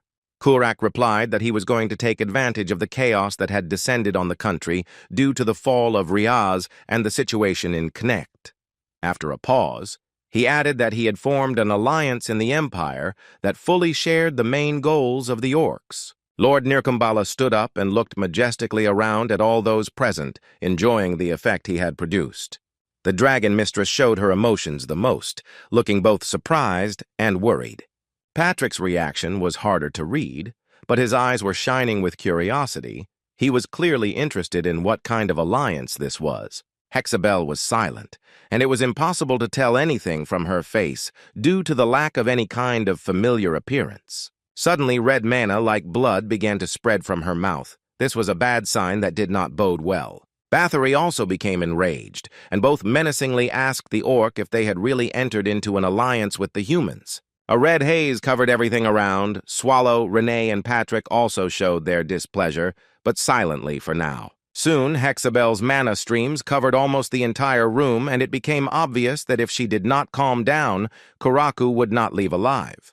The tense, fire-hazardous silence was broken by the keeper of the ancient dungeon, who said only a few words, but from his tone it was clear that this was not a joke.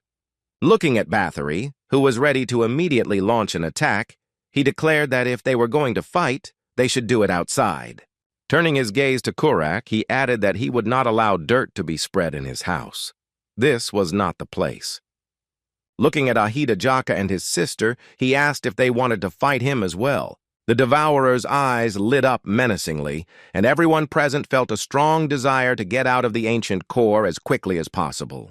Bathory snorted and said that she had nothing to talk about with those who sold their privilege to be a monster. Saying that they would see each other again, Hexabel said goodbye and began to slowly descend underground, leaving the dungeon the same way she had come. Patrick also made a sound similar to Elizabeth's loud snort and said that he had a premonition that it would all end like this. They were left alone, and Swallow leaned back in his chair. He was too lazy to deal with all this, but he simply had no choice. Some time later, the ancient monster went to the core of the dungeon where his throne stood. The Devourer did not come here often. He happily sat down in it, or rather lay down, but then the Death Knight came again, declaring that the master wanted to drive everything away, and achieved this. Swallow countered that he was not the one who started the fight this time. The skeleton confirmed this, and added that judging by Kurak's confidence, the alliance must be very strong. The ancient monster said that destroying the Empire was their common dream. In vain, everyone reacted so impulsively. Patrick objected that only the boss thought so. He explained that now is not the right time to implement such intentions. With the words that they had to wait, Patrick left. Swallow fell asleep right on his throne. He was incredibly tired. The dragon mistress was flying to her domain. Her sister asked if it was really a good idea to destroy the Empire. She replied that she hated it when people interfered with things. Margarita explained that she dreams of wiping humanity off the face of the earth. But destroying an empire is not an easy task. Here she remembered how Kurak had told her that she needed to remember the main thing if the Dragon Lady wanted to avoid problems. You can lose a comrade at any moment. This phrase of the orc continued to greatly disturb Ajihadaka. The girl wondered if it had something to do with the expression on Kurak's face at that moment, or the tone in which the words were spoken. Here she noticed something interesting below. It was impossible to just fly past, but she didn't want to show herself either. Below, Margarita noticed Hexabel and Kurak, who were talking about something. It was clear that they were not fighting. The dragon mistress told her sister that she clearly remembered how these monsters said goodbye and went their separate ways. So why are they together now? Have they really decided to make their insidious plans bypassing the other dungeon lords? Meanwhile, in the city of Yubaf, in the southeast of the Empire, some rather interesting events were taking place, although the weather was not at all conducive to this. A bowl of soup ordered at the tavern stood on the table untouched. One voice asked if it really wasn't tasty. The second replied that he had simply lost his appetite. There were two people at the table, one tall, dark-haired, the other short, with silver-blue hair, possibly a girl. There were no other customers. The man asked when Historia, and it was she, how long she planned to behave like this. He stuck his fork into a rather hefty steak so decisively that he almost broke the table. He should have calculated his strength better. Having stuffed his mouth with food, the man said that by refusing food, the heroine would not be able to bring back her dead comrades. Now it was clear why Garrett asked him to come. Historia silently placed her hands on the table and rested her chin on them. Hearing that everyone else was busy looking for Cian, she didn't react at all. But soon the girl began to understand, and she raised one eyebrow. The knight was glad that she was interested in the fact that the entire squad was looking for one warrior. He added that they were most likely disguised and hiding somewhere, but he and Wynne had a slightly more difficult job ahead of them. The guy added that he had a small matter to attend to, but Historia shouldn't even think about getting up from the table until she finished the dish she ordered. The knight shouted very loudly throughout the tavern that he wanted to see the chef. He had a couple of questions. The man stood up from the table, and the one who was preparing the food was already hurrying towards him from the kitchen. He was moving quickly, but quite confidently. He was a little surprised and respectfully asked the client what had happened and how he could help. He showed him the image and explained that they were looking for this man, and according to the latest information, he was here. The chef leaned on the bar counter and replied that he had never seen anything like it, or maybe he had, but didn't remember it. Remembering all the clients was an impossible task.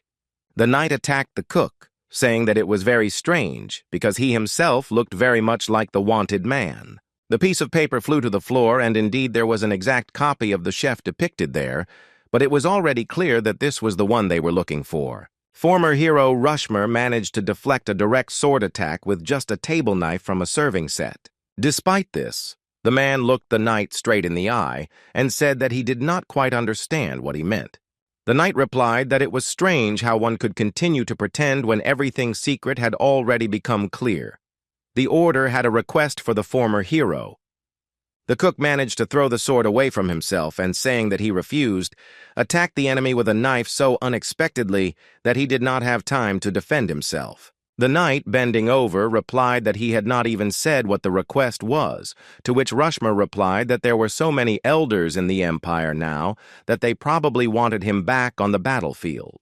The visitor laughed, to which he received the recommendation to return home quickly, while they were both still in a state of having fun. The knight grinned and hissed that Garou had warned him that he might be rejected by the former hero. But she also suggested what to do in this case. He personally likes such methods much more. The man had cast the Bloody Mary spell and now looked like someone only a madman would refuse. Rushmer was far from crazy, but he was not going to agree to the offer either. He was thinking about the best way to proceed. The enemy said that his name was Banished and that he represented the Knights of the Black Wolf, a renowned organization that stood in defense of the Empire. He waved his huge, jagged summoned sword a few times to clearly demonstrate all his power and strength. The enemy continued to stand calmly and said that he was Rushmer, the chef, and he was very interested in what that sound was, like scraping steel. Banished got really angry. His eyes turned completely white with anger, and he shouted that, okay, if that's the case, then he'll talk differently. Saying that it did not matter to him what he was about to do, Rushmer struck the knight with such speed and force that he had no time to block the attack or strike back. Banished hit the wall, almost knocking it out along with the window. It seemed that the opponent's forces were far from equal. Rushmer stood calmly inside his establishment, arms folded across his chest, waiting for the dust to settle. He thought that due to lack of practice, he had problems with controlling his strength. He hadn't fought for a long time. It's good that he hadn't made a hole in the wall. Wynne Historia literally lifted Banished by the scruff of the neck and asked if he was okay. He asked to do it more gently. A couple of fractures had definitely appeared. Rushmer noted that the girl was sitting quite far away and moved in a split second. Not bad, not bad. The knight held his ribs and advised the former hero to be a little more careful. Historia nodded understandingly. The girl introduced herself and bowed, saying that it was a great honor for her to meet the hero of the previous generation. Rushmer was surprised that the famous heroine had come so far specifically to meet with the former star. The girl replied that the Empire had special reasons for this. The country was in deep crisis. He knew about the death of Burns' squad. The man nodded. Then he nodded again and added that he didn't expect the rumors to be true. It's a shame that everything happened this way. When Historia now personally asked the hero to come with them, to which he asked why they thought he was fighting with a kitchen knife instead of a sword. The chef explained that they were living in a time of peace. Riaz was much richer than other cities, and the empire was richer than other countries. But the empire's greed knows no bounds. Youngsters are sent to their deaths under the guise of clearing dungeons. It's simply disgusting. Historia asked if the man was really against the empire's sacred mission of raiding dungeons filled with monsters. Rushmore laughed and asked why she was looking at him with such displeasure. Was she already thinking about how to throw him in jail for treason, or was it something else? The heroine's cloak made a beautiful wave and flew to the floor. She decided to free herself from the extra clothing that was restricting her movements. Wynne stated that since he was in no hurry to agree to a polite request, they would have to seize the man and deliver him to the Empire by force. She prepared to deliver her signature blow, but Rushmore deftly dodged it, commenting that the youngsters were very lively now. Historia just snorted and prepared to attack again. She was hard to confuse and talk down, but it was a little easier to dodge her heavy blow. The furniture and walls of the tavern flew into pieces, and the former hero remained unharmed.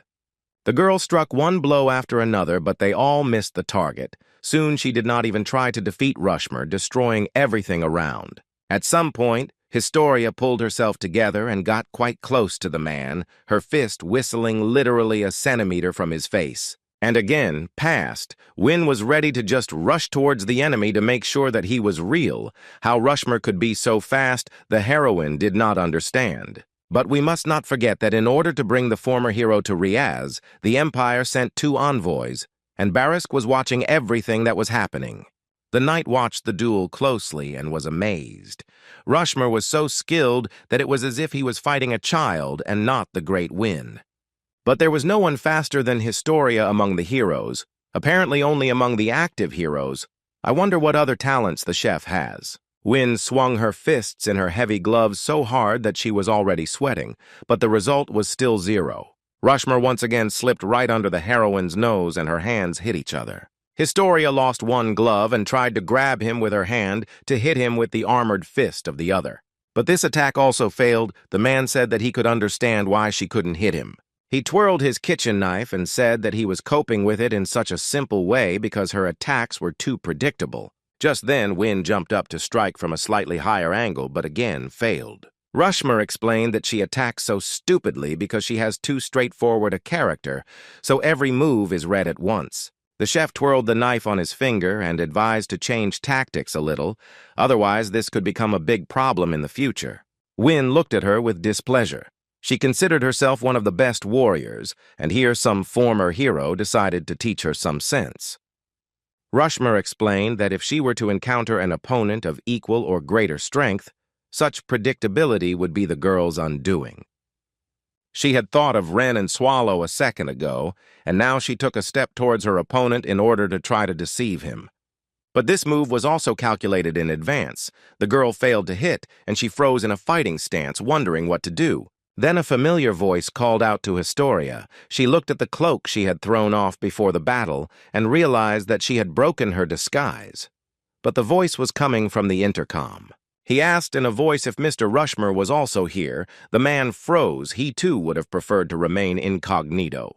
The voice said that it was speaking from Riaz and was glad that it didn't have to waste time on a long search, after which it introduced itself. It was R. Edelbryce. But he used his full name and position. The cook realized that in front of him was the one who had sent Wynne with Barisk and asked if the knight would also try to convince him. R asked his subordinates to wait for him outside. Edelbryce first apologized for having to deal with the hero in this way. He would have preferred to talk directly. Rushmore stated that he had nothing to discuss with His Majesty's subordinate, and Sir R agreed that he had every right to continue to resent the Empire and its power.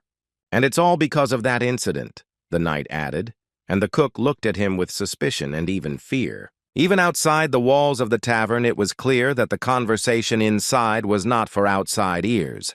The former hero sighed that they had made good inquiries. Edelbryce replied that preparation was needed for a pleasant conversation. Rushmer replied that in that case the knight knew that he did not want to have anything to do with the Empire, and he did not want to continue the conversation either.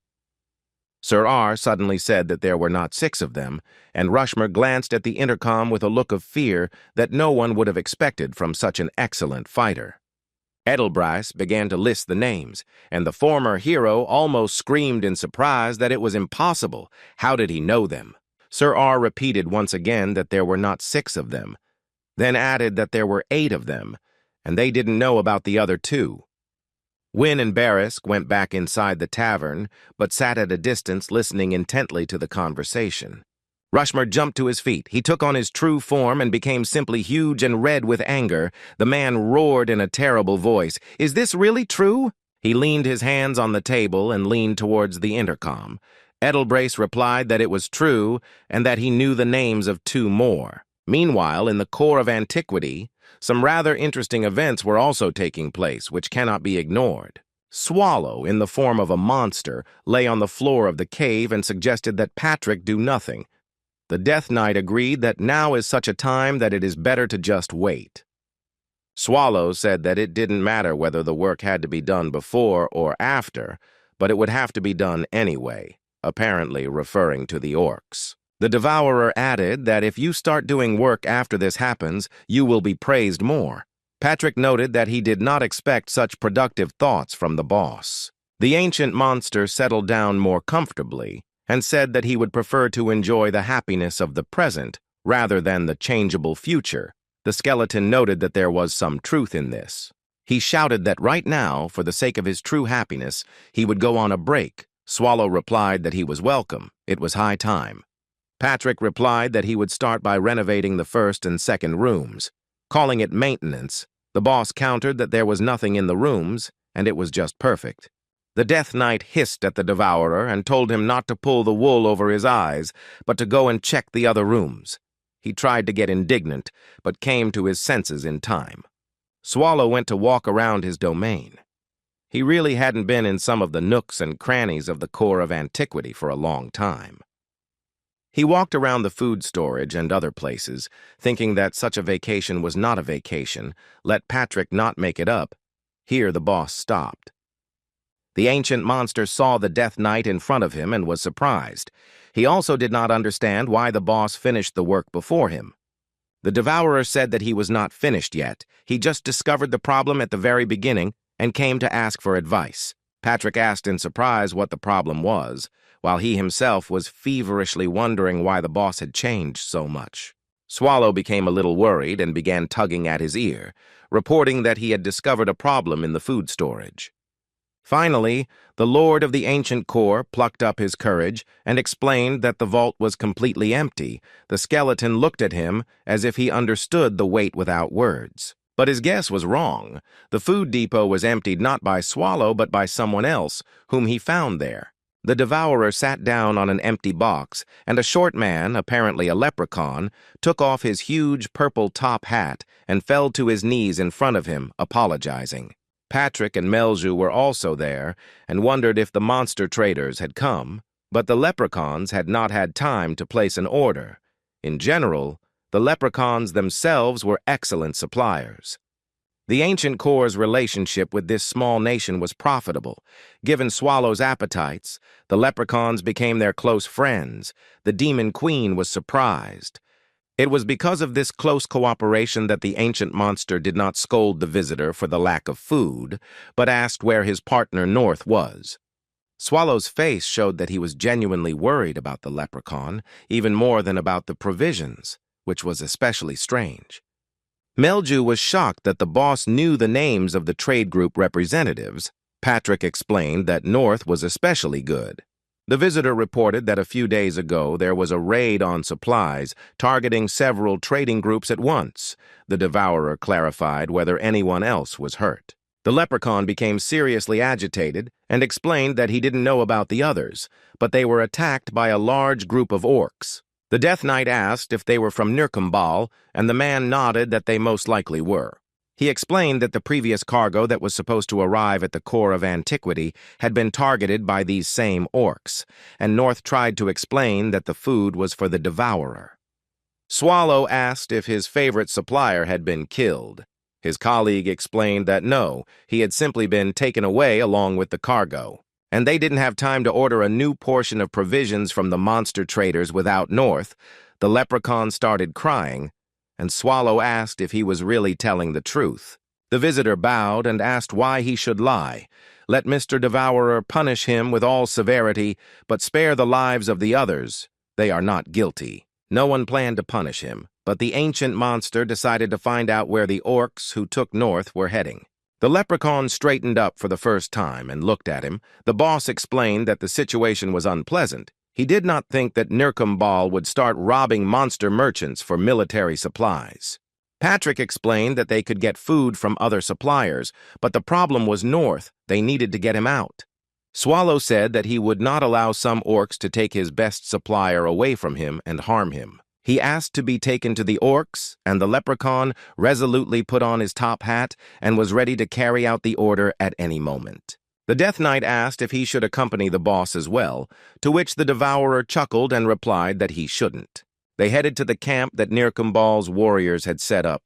Swallow was going to demonstrate what happens to those who steal other people's food.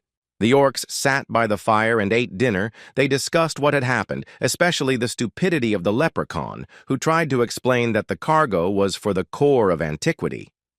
Here they heard a strange sound and fell silent. Someone ordered them to sit still so as not to make noise. One of the orcs, apparently the commander, said that there was no point in believing the leprechaun's words that the devourer would take revenge. They were scared, like some kind of cowards, and not bloodthirsty monsters. Another orc, a little older, said that North was suggesting not to steal from others, but to cooperate with other dungeons. It was much more productive and reasonable. The commander objected that now was not the time to be good boys. They had a war coming up, and there was no time to change anything in the usual logistics. Gakundar, the commander, said that even if there was a conflict with other great dungeons, as long as he was with the orcs, nothing would happen. He said that if anyone wanted to fight him, they should bring that ancient monster. The leprechaun in the top hat appeared just in time and asked if the orc would regret his words. Behind him stood the devourer, and Gakundar looked at him with contempt. Instead of the great swallow, some puny little man appeared to him. The leprechaun said that he had come to bring back North. The orcs recognized him, but did not understand why he had to return to certain death. They mockingly asked if he was crazy, but the visitor shouted loudly that he was only interested in where North was. The orcs looked at him with confusion and asked if he was talking about the guy with the beard, after which they gave the order to bring him. A minute later, they reported that the leprechaun was very brave, since he was not afraid to come here, so let him receive his reward. They brought in North, who was bleeding. The orcs explained that he had been bothering them with his conversations, so he had received little. The merchant whispered to his friend to save himself. The next moment, with the words that they didn't need this trash, the orc threw North forward, straight into his colleague. The leprechaun was just happy that North was still alive and rushed forward to catch him and keep him from falling to the ground. The last thing his friend managed to tell him was to run away quickly, saving his life, and not to think about him. The leprechaun already understood that this was a trap, and something terrible was about to happen. He screamed North's name with the last of his strength. If it were possible to stop time with a voice, North might have survived, but the leprechaun had no such skills, and his colleague was pierced through and through by a spear right in midair. The huge orc watched with satisfaction as the merchant received his reward for his audacity to show up at the camp. He added that he should be thanked for his kindness, since North was practically dead anyway, and at least he was spared the suffering. Gakundar realized that he shouldn't have threatened retribution from the ruler of the core of antiquity. Then maybe everything would have been different. A second later, various parts of the orcs' bodies began to fly apart in all directions, and their commander stood there and did not understand what was happening at all. It took a few seconds for the full tragedy of his squad's situation to sink in, after which Gakundar stared at Swallow in amazement. But soon the surprise gave way to righteous anger. No one dares to kill subordinates in front of the commander. The orc rubbed his hands and stood in front of the devourer in a fighting stance, saying that he would regret this. Swallow replied that he came to warn about the theft of food and the foul language directed at his dungeon, but the idiot decided to kill North right in front of him, and that was too much. Gakundar asked in horror if the dwarf had really spoken the truth, and that in front of him was now the ancient monster from the core of antiquity in person. The head of the orcs immediately ordered an emergency teleport to be created for him. He could not die before Nirkumbal reached his great goal. But something went wrong. Instead of teleporting himself, Castor, a subordinate, teleported to Korak's camp. Gakundar asked what kind of jokes these were. He had ordered that he himself be taken away from here, and not that the commander be sent. He appeared with such a look that it became obvious that someone present did not have much time left to live. Korak was angry, but tried to maintain at least a visible calm. He had already realized that the Lord of the Core of Antiquity was present in the camp. He also noticed the orc parts from the squad lying around everywhere, and the leprechaun leaning over north. Gakundar started to say that he could explain everything, but no one listened to him. His head flew off his shoulders. Korak took out his huge halberd and used it so quickly that his subordinate did not even realize that he was already dead, finishing his last words. The orc stood over his screwed-up subject and slowly considered the situation, after which he said that everything that happened was his mistake. Korak explained to Swallow that it was his stupidity that caused Gakundar's insolence, and he would take full responsibility for it. The devourer showed his true form. He was so angered by everything that was happening, he menacingly asked what the orc understood by the word responsibility. He added that he liked the word. Korak remained silent, and the ancient monster said that he had a great idea. The devourer said that the orc must bring him to the core of antiquity 20 times more food than they had lost. He added that the deadline was in a month. No, 3 weeks would be enough. Just before the destruction of the Empire deadline, very convenient, the orc's pupils narrowed. Korak replied that it sounded simply absurd.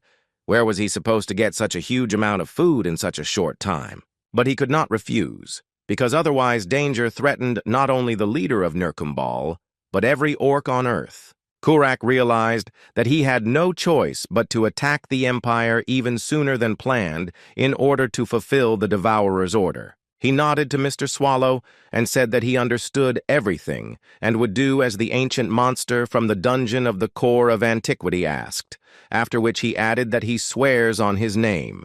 In Riaz, meanwhile, few people were bored, especially the commander of the nightly detachment, Black Wolf. The former hero Rushmer appeared before Edelbrace and folded his arms across his chest, surprised that the knight had called not only him. Sir R nodded and explained that he had to break the important news to the two of them because there were no other people who could solve the problem. He turned to those present. It was Mr. Rushmer and Lady Cian. At the sound of her name, the woman took a few light steps forward and came out of the shadows. The heroine's face was almost always gloomy, so it was difficult to understand how she felt about the current situation. Just at that very moment, Swallow finished his conversation with Korak, and he once again emphasized that he was giving the orc exactly 3 weeks and not a single day more. The orc asked what would happen if he didn't make it in time. The devourer replied that he was too lazy to move, so he would decide whether to do something after the fact. The ancient monster realized that they were still expecting specifics from him, and said that if that was the case, he would cast black tentacles onto Nirkumbal. And then all the orcs will see the ancient child of the Creator himself, as predicted by numerous legends. The prosperity that has now come to the territory of the Empire will be followed by extinction, but it will capture not only the territory of people, but also the abode of monsters. Hurry, because the fall has already begun. The great darkness will swallow everyone and everything, but not for the sake of death, but in order to give way to new life. Looking at the fire that Korak had lit, the ancient monster repeated several times that the orcs should rejoice. The flames grew stronger, and he added that the main character of this legend was not himself at all. Perhaps the Lord of the Orcs had already guessed who he was talking about. The flame illuminated Korak's menacing face, which was frozen in surprise, satisfaction and pride for himself and his idea. Then one of his subordinates came to them and said that it was an honor for him to appear before the commander of the Legion. He reported that the myth that had spread throughout the empire turned out to be true. The black tentacles had caused a lot of destruction to human cities. Kurak gripped the shaft of his halberd tightly as he listened to how the monster from the core of antiquity was destroying all living things in its path. The messenger added that if these tentacles reached Nirkambal, none of the orcs would remain alive, and there would be no dungeon at all. The ruler interrupted him, saying that was enough. He stood up and went out to his army. Everyone began to shout that it was a great honor for them to greet the ruler of the Legion. The orcs said that they were waiting for his order, and Kurak began by saying that he was not a fan of long speeches, but wanted to address the devourer, after which Lord Nirkambala said only one word, but it was very important. He said that they were starting. Now the humans will come to an end. The orc noticed that his heart had not pounded so much in anticipation of the battle for a long time. With the help of a spell, they activated the portal. Kurak shouted that he would see his work through to the end, and the empire would immediately be simply wiped off the face of the earth. He pounded his chest several times with his fist, calling on the soldiers in the army to follow suit, boosting their fighting spirit. After this, first Kurak's hand and then he himself passed through the portal to where the great battle was to begin. He took a few steps forward to allow the rest of the orcs to follow. They were inspired to the extreme, chanting that they would destroy the empire and build a new Nirkambal on its ruins. Everyone glorified their leader and prepared themselves to leave not a single human alive. Edelbrace continued his conversation with Mr. Rushmer and Lady Cian. The main thing he was going to tell the fugitive heroes was that war was coming.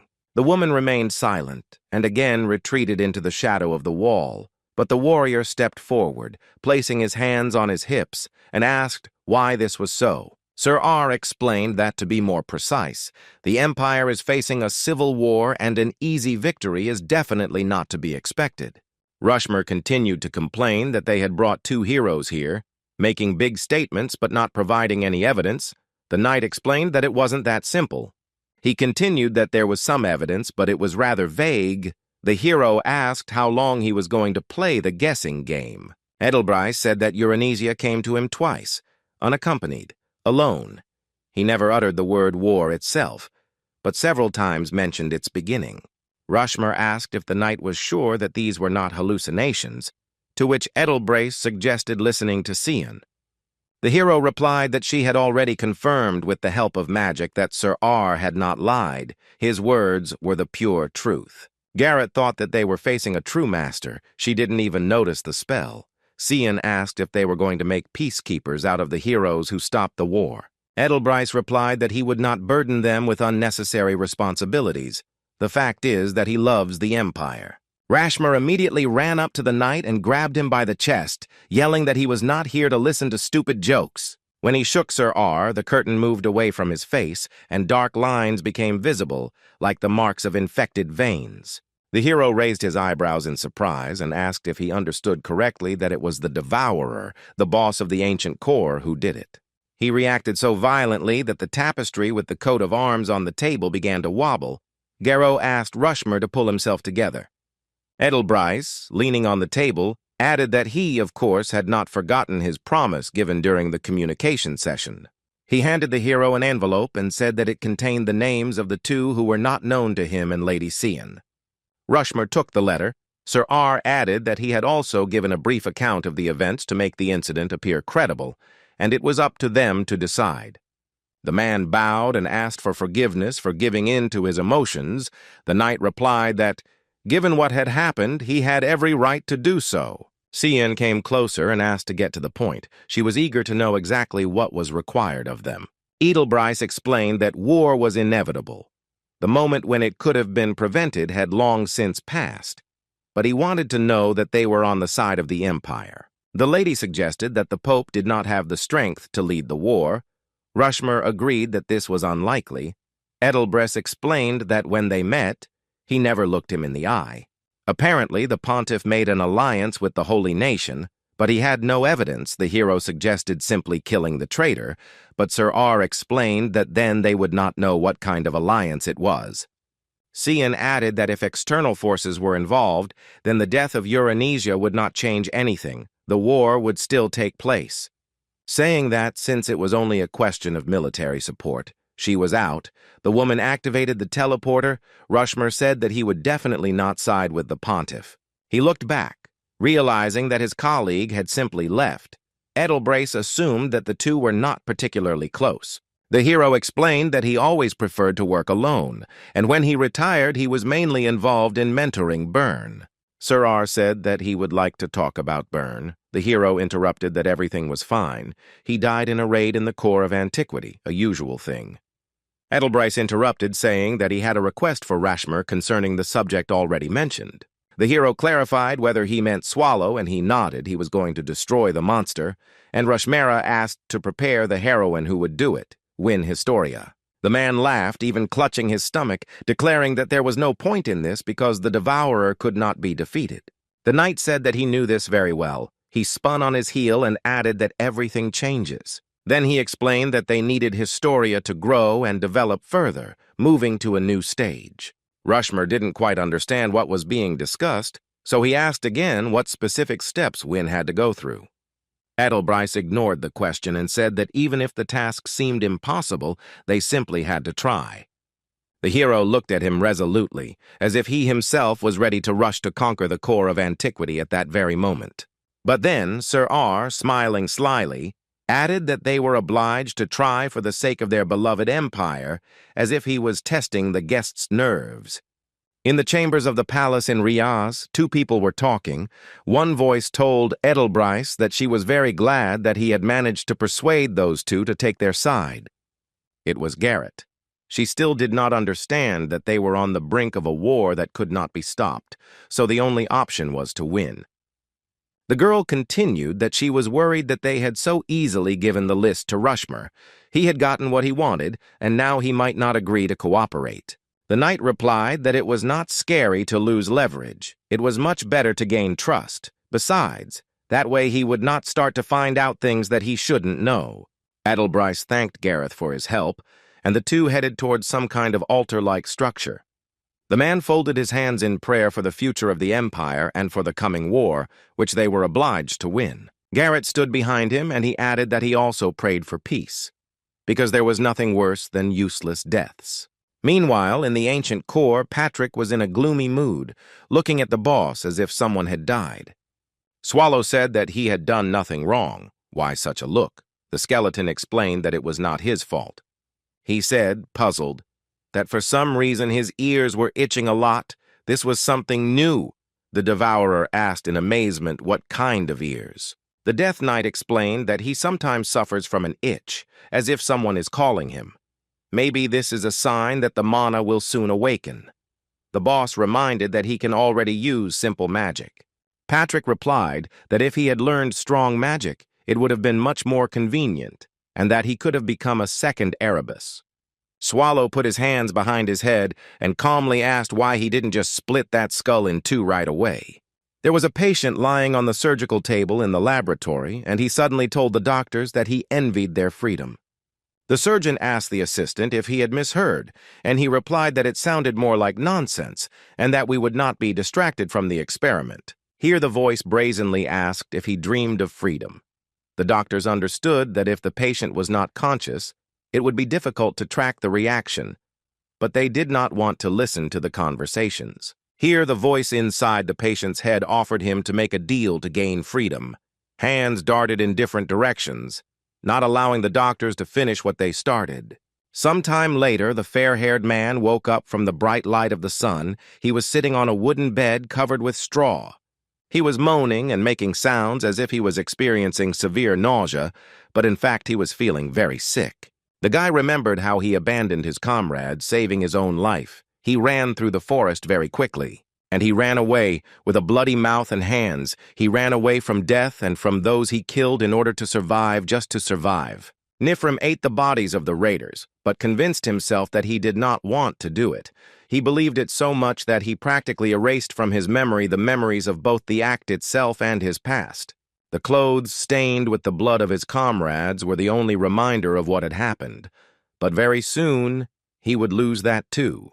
The guy ran through the forest and thought that he was not a cannibal. That skeleton in the dungeon forced him, tortured him. Nifrim stumbled and fell, but he ran for so long that he had no strength left to get up, and remained lying there, passed out in a ditch in the middle of the thicket. He was awakened by some sound. The raider tried to get up to see what was happening and who was making noise in the forest.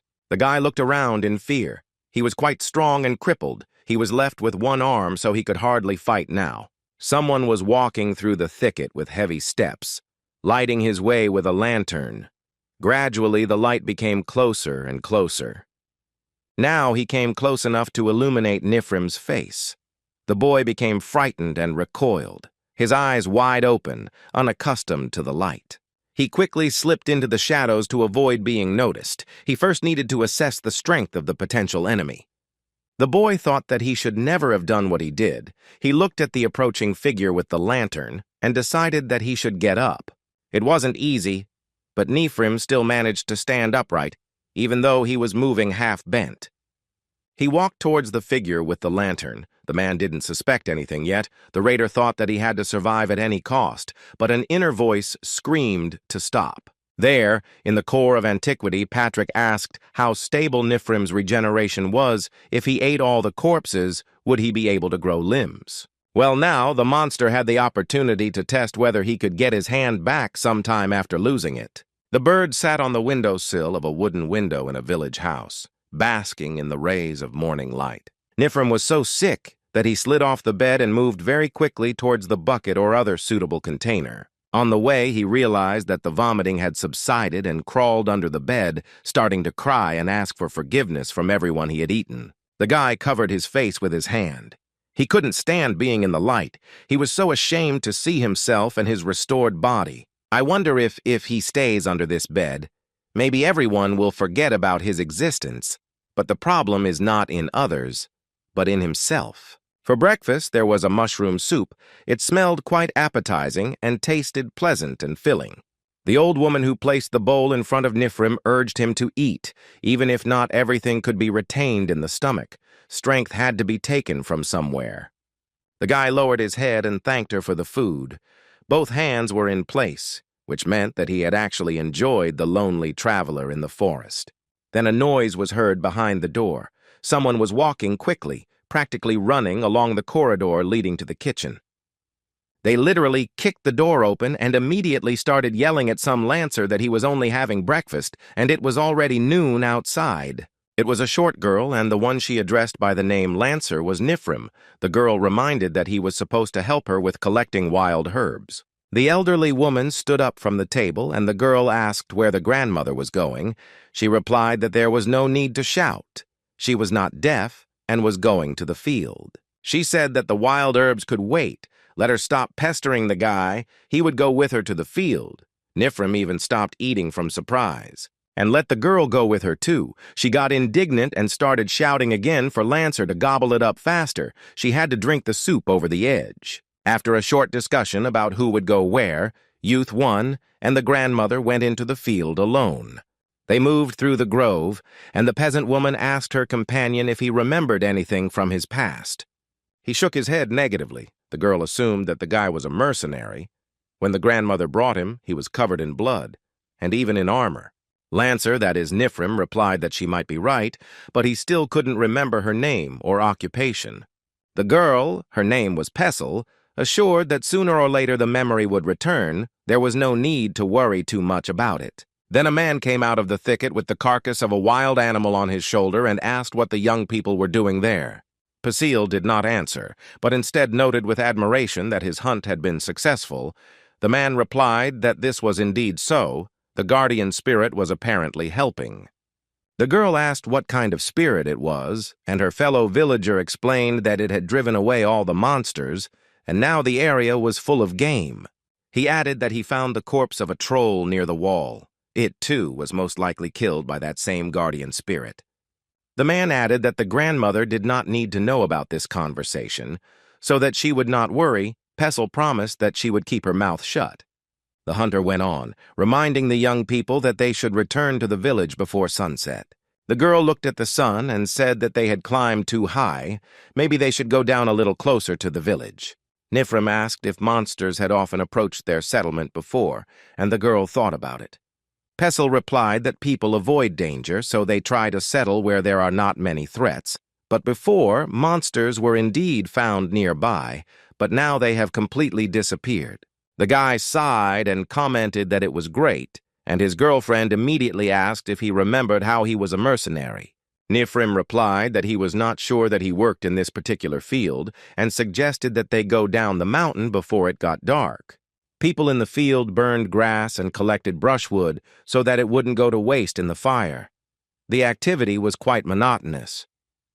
Nifrim stared at the flames as if they posed a huge threat to him. A man noticed that Lancer looked surprised. Was this the first time he had seen grass burning in a field? The guy nodded and asked if they always did this. The man replied that yes. Maybe Lancer had decided to live with them by their rules now, or he hadn't decided yet. The peasant noted that it was probably difficult to get along with Pessil, but Nikifor replied that he had no problems communicating with the girl. The man sighed that the girl was surprisingly energetic, but she was excessively talkative, which bothered many people. Pessil was just running towards them, waving her arms above her head and continuously shouting Lancer's name. Nifrim stood and tasted this new name. The boy never fully got used to what the peasants called him. He thought that after escaping from the core of antiquity, these people welcomed him warmly, like a family member, cared for him and did not pester him with questions. Well, except for Pessil, of course. But they are weak. They have nothing to defend themselves with. So one troll is already a threat to the entire village. So at night he explores the surroundings and kills monsters. The guardian spirit, it is he who, when the village is safe, can calmly leave and then die. Nifrim looked again at the peasants in the field and thought that he would like to live here at least a little longer to delay his death. Black smoke rose above the forest in the mountains. For many, it could be a signal that something extraordinary was happening. A huge green hand, either a troll or an orc, squeezed a tree branch. The monster muttered that he had found what he was looking for. One of the warriors asked the monster with a red wolf instead of a mask on his head what the leader would order to do next, continue on his way or return. He looked up. The place was surrounded by rocks on all sides, and stunted and thin trees grew on top. Ahead of them were piled up the bodies of the relatives of those who had died in battle and who had come here and were now looking at them. The hooded orc asked the chieftain again, and he again did not answer, only shaking his head from side to side. Finally, the chieftain asked the sorcerer what he thought about it. The orc replied that it was just a pile of corpses, but he had not heard of any creature living in these places that could pile them up. He added that, judging by the energy, it was done by a person, and by just one person, and someone exclaimed that this simply could not be. The man is short, and first ties up the enemy, then strikes him several times with a two-handed sword, causing severe bleeding. A few hours later, he finishes the job with a final blow. Even the orcs shuddered, imagining the picture described. The leader noticed that whoever did this was very experienced. All the monsters were killed using the same pattern. The blows were delivered to vital points. The sorcerer stated that the great commander of the legion had ordered them to move without delay, and the leader of the detachment noted that this was self-evident. He looked out of the mouth of the red wolf's head with an ominous look and added that they would simply change direction a little. I had to go to where that black smoke was coming from and find out who had so masterfully destroyed so many monsters, that's all. After looking closely at the tracks left on the ground, the orc chieftain reported that he had found what he was looking for. It seemed that he had the skills of a tracker. Meanwhile, Nifrim, wearing a shabby cloak, sat on the mountain and also looked at the ground at his feet. He was deep in thought about something. He thought that more monsters would come to ambush him because of the smell of smoke. But there was no one. It was possible to light a fire on the other side of the rocks. But it was a bit of a hassle. He left a mark with a knife and decided that the patrol in this area was over for today and that he could move on. The guy thought that the number of monsters had increased significantly recently. Most likely they were stocking up for the winter. He looked towards the village and saw that the houses of the residents were on fire. This should definitely not be the case. Nifrim looked in horror at the place that had become his home and tried to understand what was happening there and who was to blame. Only a little later he realized that another village was burning. Returning to his people, the young man asked what kind of village there was under the mountain and why it could burn. But the men could not find what to answer. Finally, one of them said that there was a large village in that direction, but it should not burn under any circumstances. The farmer assumed that the residents were celebrating something. They had also had a couple of drinks in honor of the weekend and the end of the land work. The men assured Nifrim that smoke was a normal thing for people, and there was no need to make a mountain out of a molehill. Everything was fine. The guy wished them a good hunt, to which he received the answer that they were just going to pick up the prey, and there was no need to hunt this time. The man explained that he had left the carcasses from yesterday, since he simply could not drag them himself. Let Lancer get ready, there would be a feast in the evening. He added that Pessil was looking for the guy, let him go to her. Nifrim nodded and went in the right direction. Turning the corner, he stopped. There was no need to go to the girl now. He needed to urgently find out what had happened. The guy looked at the sky and asked himself if everything would be okay. There was no answer. First, he needed to get some information. Preparations for the holiday were made everywhere. They even put up garlands of multicolored flags. It looked quite nice. The children gathered in the room and began to preen themselves. One of them told Lancer that he had very soft hair. It turned out that the whole village was preparing a surprise for the guy, a welcoming ceremony, which surprised him very much. Pessil said that they hadn't done it before because there was a lot of work, and now was the time, but let him not admit that he knew. It was a surprise. She added that under no circumstances should one reveal one's cards, otherwise everyone will be upset, and this is simply unacceptable. Then the kid asked Pessil if he and Lancer would get married, and she shook the kid out of anger, asking where he had heard such nonsense. The boy replied that his mother and aunt said that she loved the guy very much, and when people love each other, they get married. The children began to bother Lancer, asking him when he would propose to Pessil, and he was dumbfounded. The girl was indignant. She screamed and stamped her feet, persuading the children not to fill their heads with nonsense. Then, quietly turning away, Pessil told herself that Lancer really was a nice guy. He was confused when the girl realized what she had said out loud and screamed that these words meant nothing. Looking at the lantern on the ceiling, Pessil thought that the hunters should have returned by now. She called the guy to join her and check where everyone had disappeared to. She opened the door and stood on the threshold, asking the first people she met why they were looking at her like that. Nifrim didn't like the girl's tone or the way her voice trembled, but what alarmed him most was the silence in response. Smoke was billowing from several points in the mountains at once, giving the impression that not just one neighboring village was burning, but several. The guy thought that his fears were confirmed. The smoke he noticed was not without reason. Something extremely unpleasant was happening. Pessil grabbed his hand in fear. The girl also felt threatened and began to worry in earnest.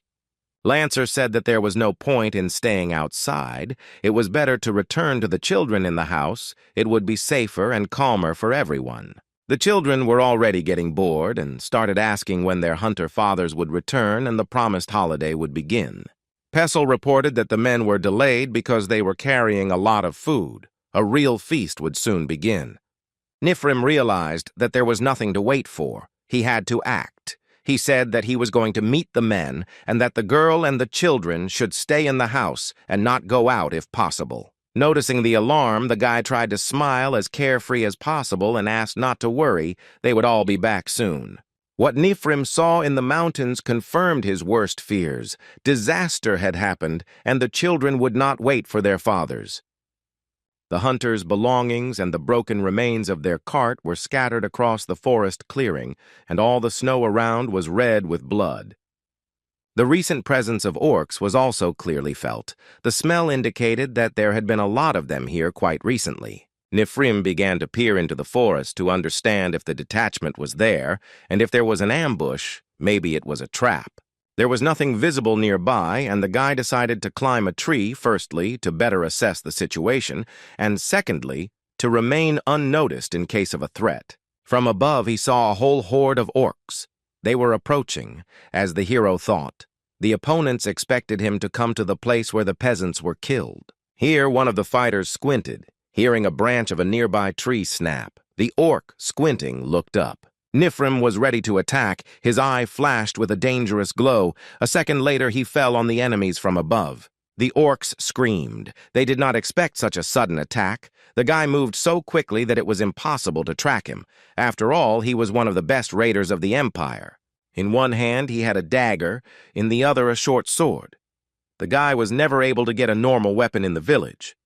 But the orcs were fully equipped. As we remember, the detachment was preparing for war and was heading to the gathering place of the Legion. But if the monsters had nothing to lose, then Nifrim fought for those people who, for the first time in many years, treated him with warmth and care, his eyes sparkling with daring. Soon the hero stood on a mountain of monster corpses. The stars illuminated his figure.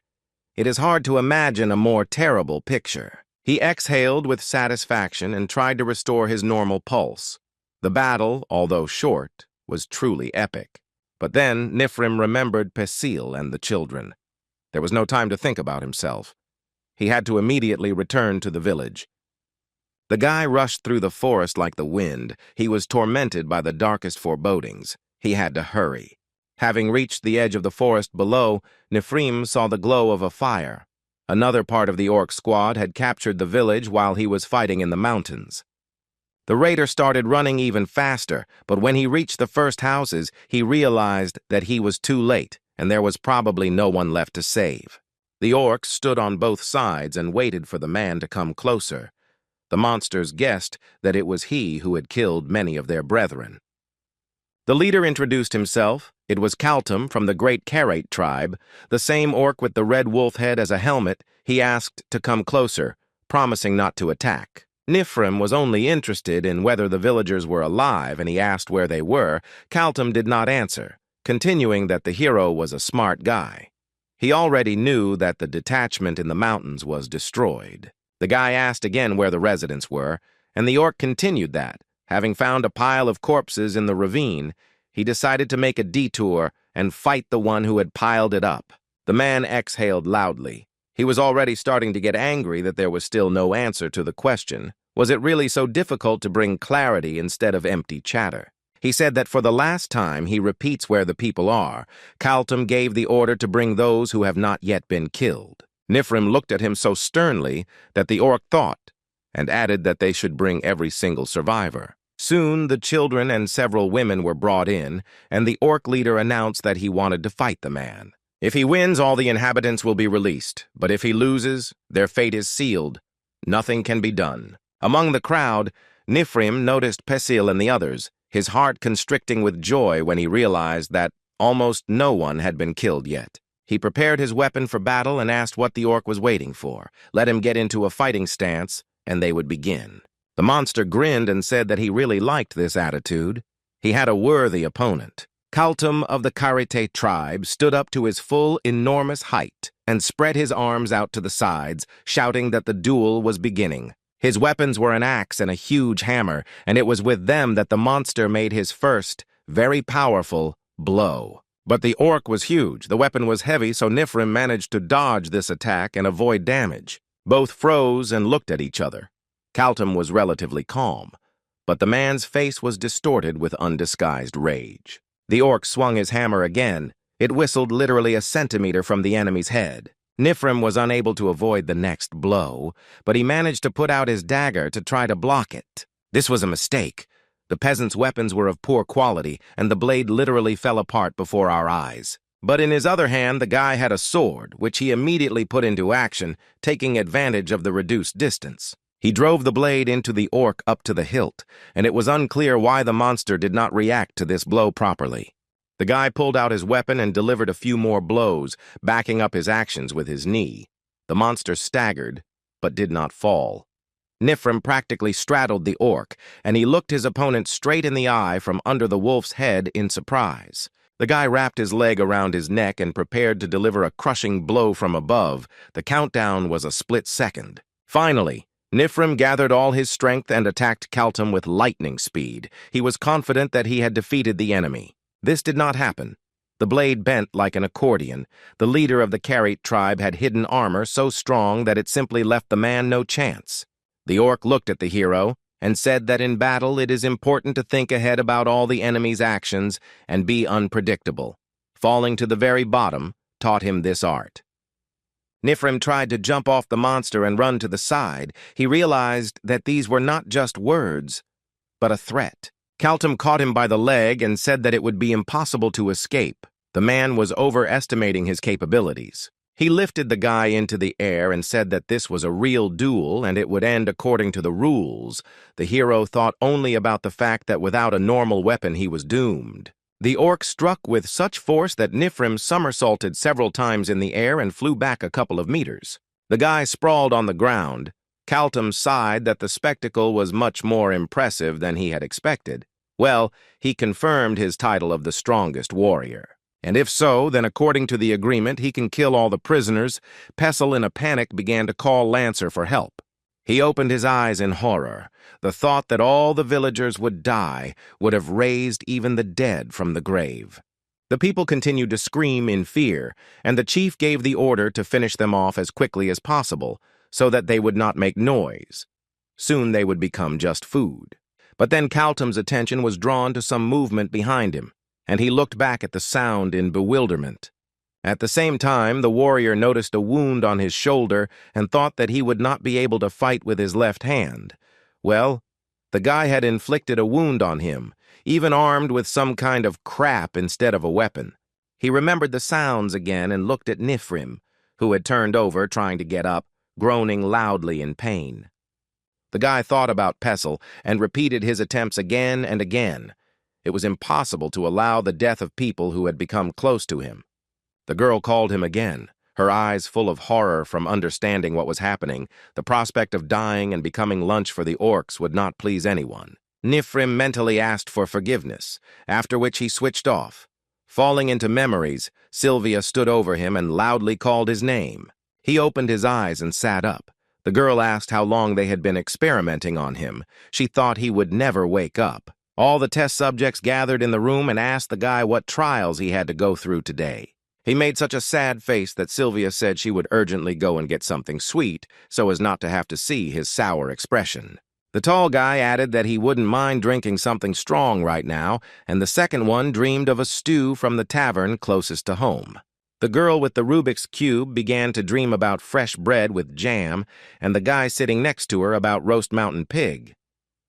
He asked what Nifrim would like, but Sylvia shouted that after all the experiments with his friend's appetite, he most likely had problems.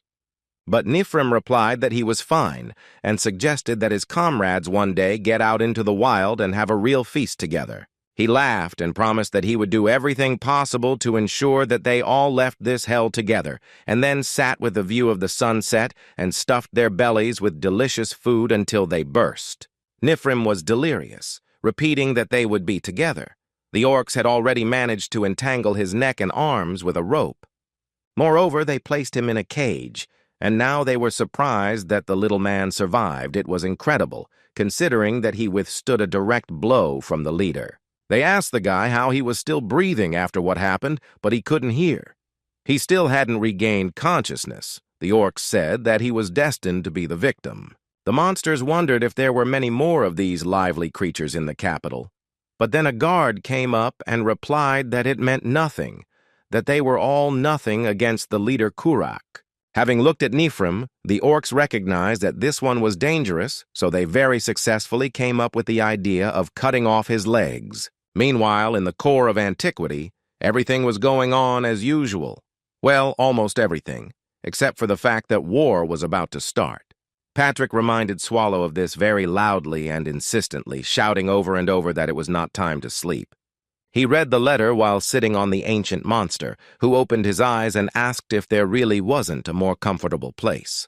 The skeleton reported that, according to the information received from the traders, events were unfolding much faster than he expected. The orcs stormed the mountains, rivers, and valleys, slaughtering entire villages and towns along the way and then burning them down. The devourer commented that this sounded like too much trouble.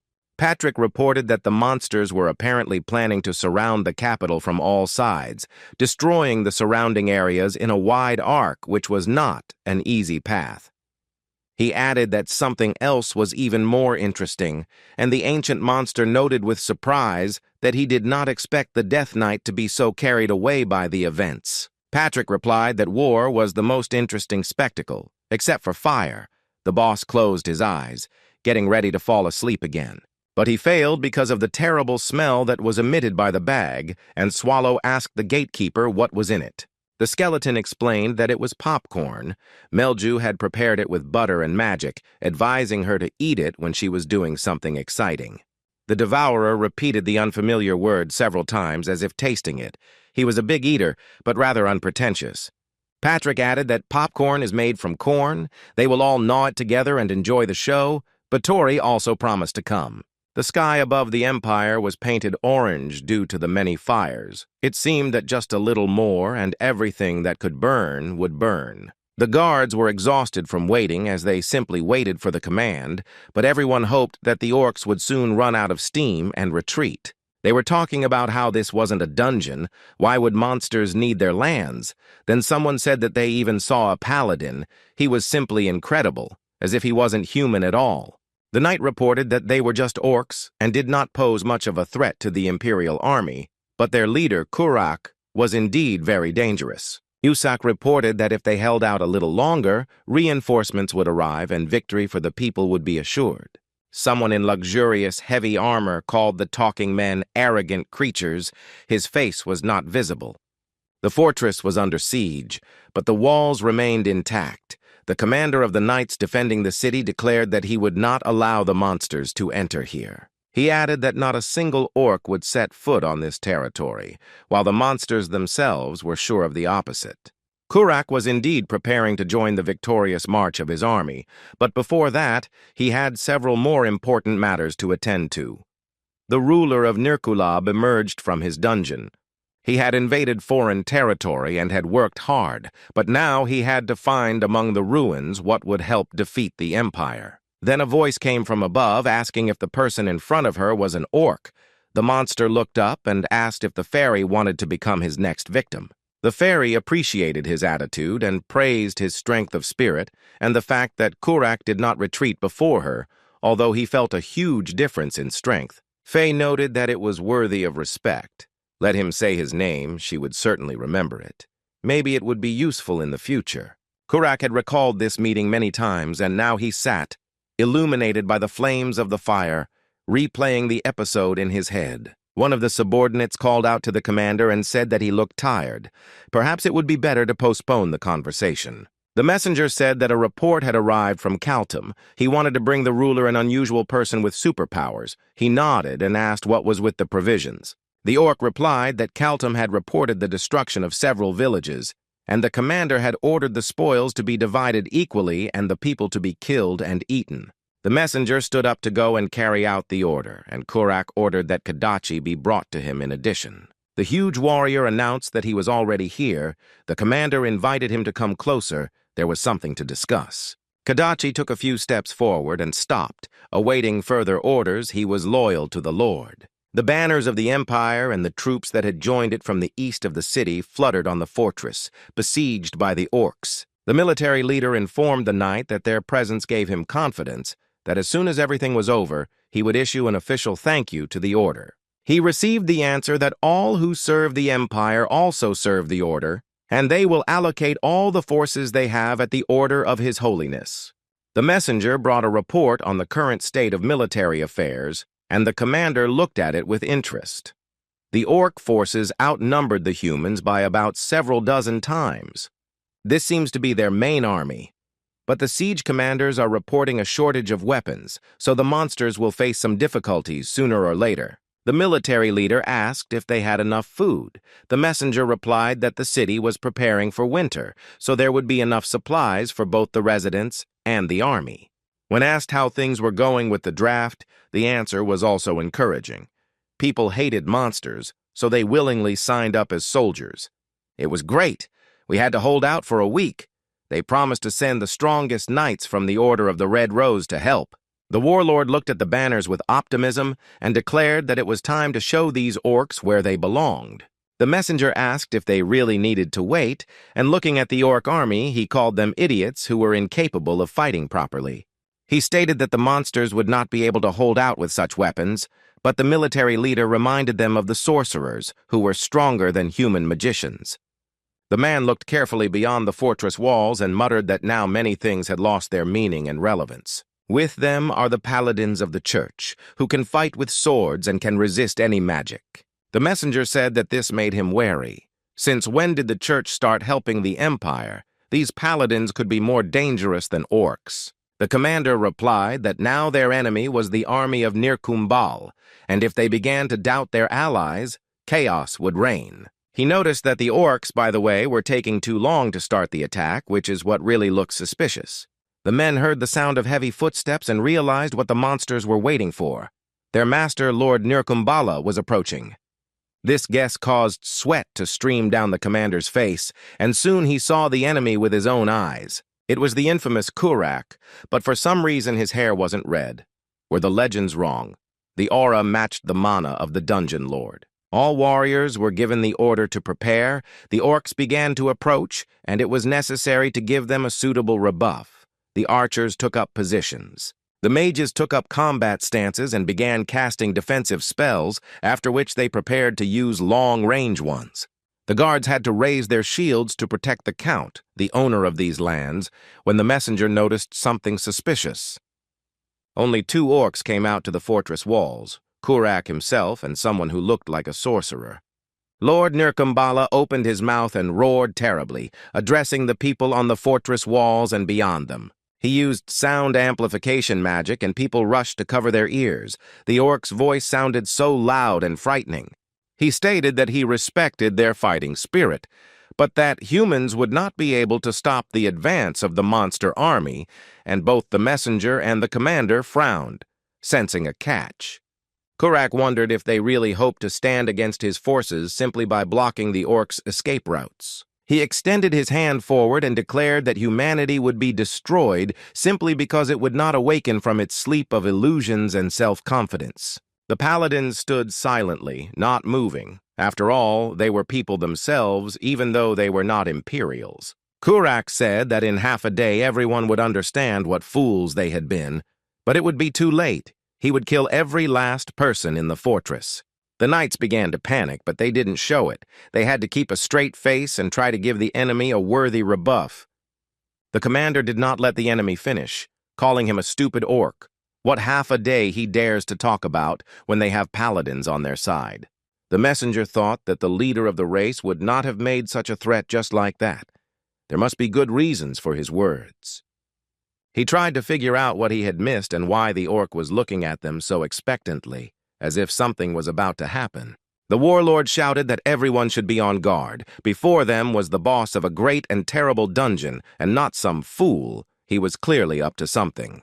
At that very moment, a spear pierced his chest and the man arched forward as the blow hit him in the back. One of the paladins informed the count that His Holiness was right. Attacking this land was the right decision.